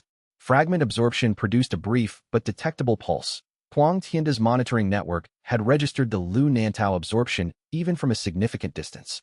This meant every absorption added risk of detection. The sequence needed to be planned so that each absorption's detection risk was absorbed into the existing intelligence picture rather than updating it significantly. The route revision took 2 full days. The first version of the route that Luo had produced was optimal for travel time and missed 11 of the Conclave's known monitoring relay stations. But Wei's second pass analysis identified 3 station locations that Luo had not had in his intelligence picture. Recently established posts that had appeared after the Battle of Greenwater Plain as part of the Conclave's expanded surveillance infrastructure. The revised route added 3 days of travel but dropped the detection probability from approximately 40% to approximately 12%. The 12% residual risk came from a factor neither of them could fully solve: fragment resonance pulses. Every absorption produced a pulse detectable by sufficiently sensitive monitoring. The Conclave had invested significantly in fragment resonance detection after the Greenwater Plain campaign, where Wei had demonstrated that the inheritance's power scale justified institutional attention. The monitoring infrastructure was now substantially more comprehensive than it had been even 4 months earlier. Wei's analysis of the pulse detection problem led him to an insight that changed his planning approach significantly. The monitoring systems were designed to detect pulses as discrete events, singular absorption signals that could be located and triangulated to identify where an absorption had occurred. If multiple absorptions happened within a very short interval, the triangulation algorithms would struggle to resolve them as separate events rather than reading them as a single large event from an uncertain location. Luo Qingfan listened to Wei's analysis in the way he always listened to technical problems, with the focused attention of someone who was either following every word or not following any of it, with no middle ground. In this case, he was following everything, and by the end of the second pass route analysis, he was making notes on contingency exit paths. The detection probability calculation assumes the conclave's relay network is operating at current efficiency, Luo said. But they're paranoid enough to upgrade their relay locations frequently. If we're unlucky with timing, one of those recently established posts might have been upgraded with secondary detection arrays we don't have intelligence on. I know, Wei said. That's why the route includes 3 backup positions if the primary path detects us. Each backup sacrifices travel efficiency for detection avoidance. Your contingency trees are ridiculous, Luo said, but he said it in the tone of someone complimenting extremely thorough work. The revised route added 3 days of travel. In operational terms, 3 days represented the difference between arriving at the conclave vault with complete security integrity intact and arriving with enough intelligence exposure that they would be met by active security forces. The additional travel cost was negligible compared to the risk reduction. Clustered absorptions. Instead of spacing the central continent absorptions for security between each one, he needed to cluster them as tightly as possible. Ideally, all 3 active user absorptions within a single 6-hour window. This would generate a combined pulse that read as one large event somewhere in the central continent, rather than 3 separate events with a triangulable trajectory. The coverage response would be directed toward the general region rather than toward his specific current position. This required coordination he didn't yet have. Sister Joybird's district was a 2-day journey from Lu Nantao's location. The Weeping Rock cultivator was another day beyond that. 6 hours was not achievable through sequential travel. He needed to split the team for the simultaneous window operation. His planning session with Zhu Mianmian, who had the most formal intelligence analysis experience of the team, produced a framework. Absorb fragments in clusters where possible, minimizing the number of detectable events. When absorbing from active users, coordinate the timing so that multiple absorptions happened within the same operational window, making the pulses appear as a single event to distant monitoring rather than a sequence of targets. The map's central continent section showed 3 fragment-adjacent active users in relative geographic proximity. Lu Nantao, Headache Lu, in the Tangling district, a woman named Sister Joybird who produced uncontrollable giggling in people within a certain radius in the Crane province, and a third cultivator, documented only as the Weeping Rock in Yi Wuhan's records, whose fragment manifestation caused ambient stone formations to develop emotional resonance with nearby cultivators' moods, producing landscapes of inexplicable sadness or joy depending on the local emotional climate. None of these 3 knew what they held. All 3 would presumably prefer not to have the ability, based on 40 years of social documentation. No one wanted to be the person who made everyone in a 5-li radius cry, even if the crying was at beautiful mountain formations. He had the framework. He had the route. He had the sequence. What he did not have was a good answer to the question Luo Qingfan had asked during the planning session. What happens when the Supreme Sovereign finds out you're moving through the central continent? He had answered. He sends someone to observe. Luo had said. And then? He had not answered this part. It was in his pending section, under problems that require the Supreme Sovereign to make a decision before I can plan for the outcome. Chapter 64. Lu Nantao met them at the gate of his compound, which was surrounded by a 50-meter exclusion zone that local cultivators maintained by long-standing and formal agreement. Anyone within 50 meters of Lu, when he was in a bad mood, experienced a headache that ranged from mild to incapacitating, depending on Lu's level of irritation. The exclusion zone was not formally marked. It was simply understood. Lu Nantao was a small man in his 60s who had the expression of someone who had been managing an embarrassing situation for so long that the embarrassment had become indistinguishable from identity. He had heard Wei Chengliang was coming. He was not sure whether to be relieved or alarmed. You can take it, Wei said. Before Lu could begin the negotiation, he had clearly prepared. Whatever it is, you can give it to me, and it will stop. Lu Nantao stood in his own exclusion zone's threshold with the practiced stillness of someone who had learned long ago not to make sudden movements when people were visiting specifically because of the exclusion zone. He was watching Wei the way the fragment-adjacent people always watched Wei now, with the specific quality of attention that came from feeling, without understanding why, that this particular visitor was resonating with the same thing they'd been living with for years. You knew I was coming, Wei said. It was not a question. I knew someone would come eventually, Lu said. I didn't know it would be this quickly. The monitoring pulse from 3 days ago registered differently than usual. More intentional, like something that knows what it's looking for. Wei noted this. Absorbing Lu's fragment would produce the same kind of pulse, and Lu apparently had monitoring infrastructure sensitive enough to read fragment resonance at a distance. This was worth understanding. How long have you had monitoring wards on the resonance pulse network? Wei asked. 30 years, Lu said. After the first 2 decades of waking up and causing everyone in the inn to have migraines, I decided that understanding the mechanism was the only approach that maintained sanity. I couldn't fix it, but I could study it. He gestured toward the compound's inner courtyard. I have 40 years of pulse logs. The pattern changed approximately 18 months ago. The overall network started thinning, like signal degradation in a relay formation when the source starts losing coherence. Wei stopped walking. You can detect the degradation? I've been watching it for 18 months, Lu said. I assumed it was natural decay. Then the monitoring activity from outside the region increased significantly about 14 months ago. The Laughless Conclave started deploying monitoring relays through this district in numbers I hadn't seen before. Someone else registered the degradation and started tracking it. This was significant. The Conclave had known about the fragment network's degradation for over a year, which meant they had known the countdown was coming before it appeared.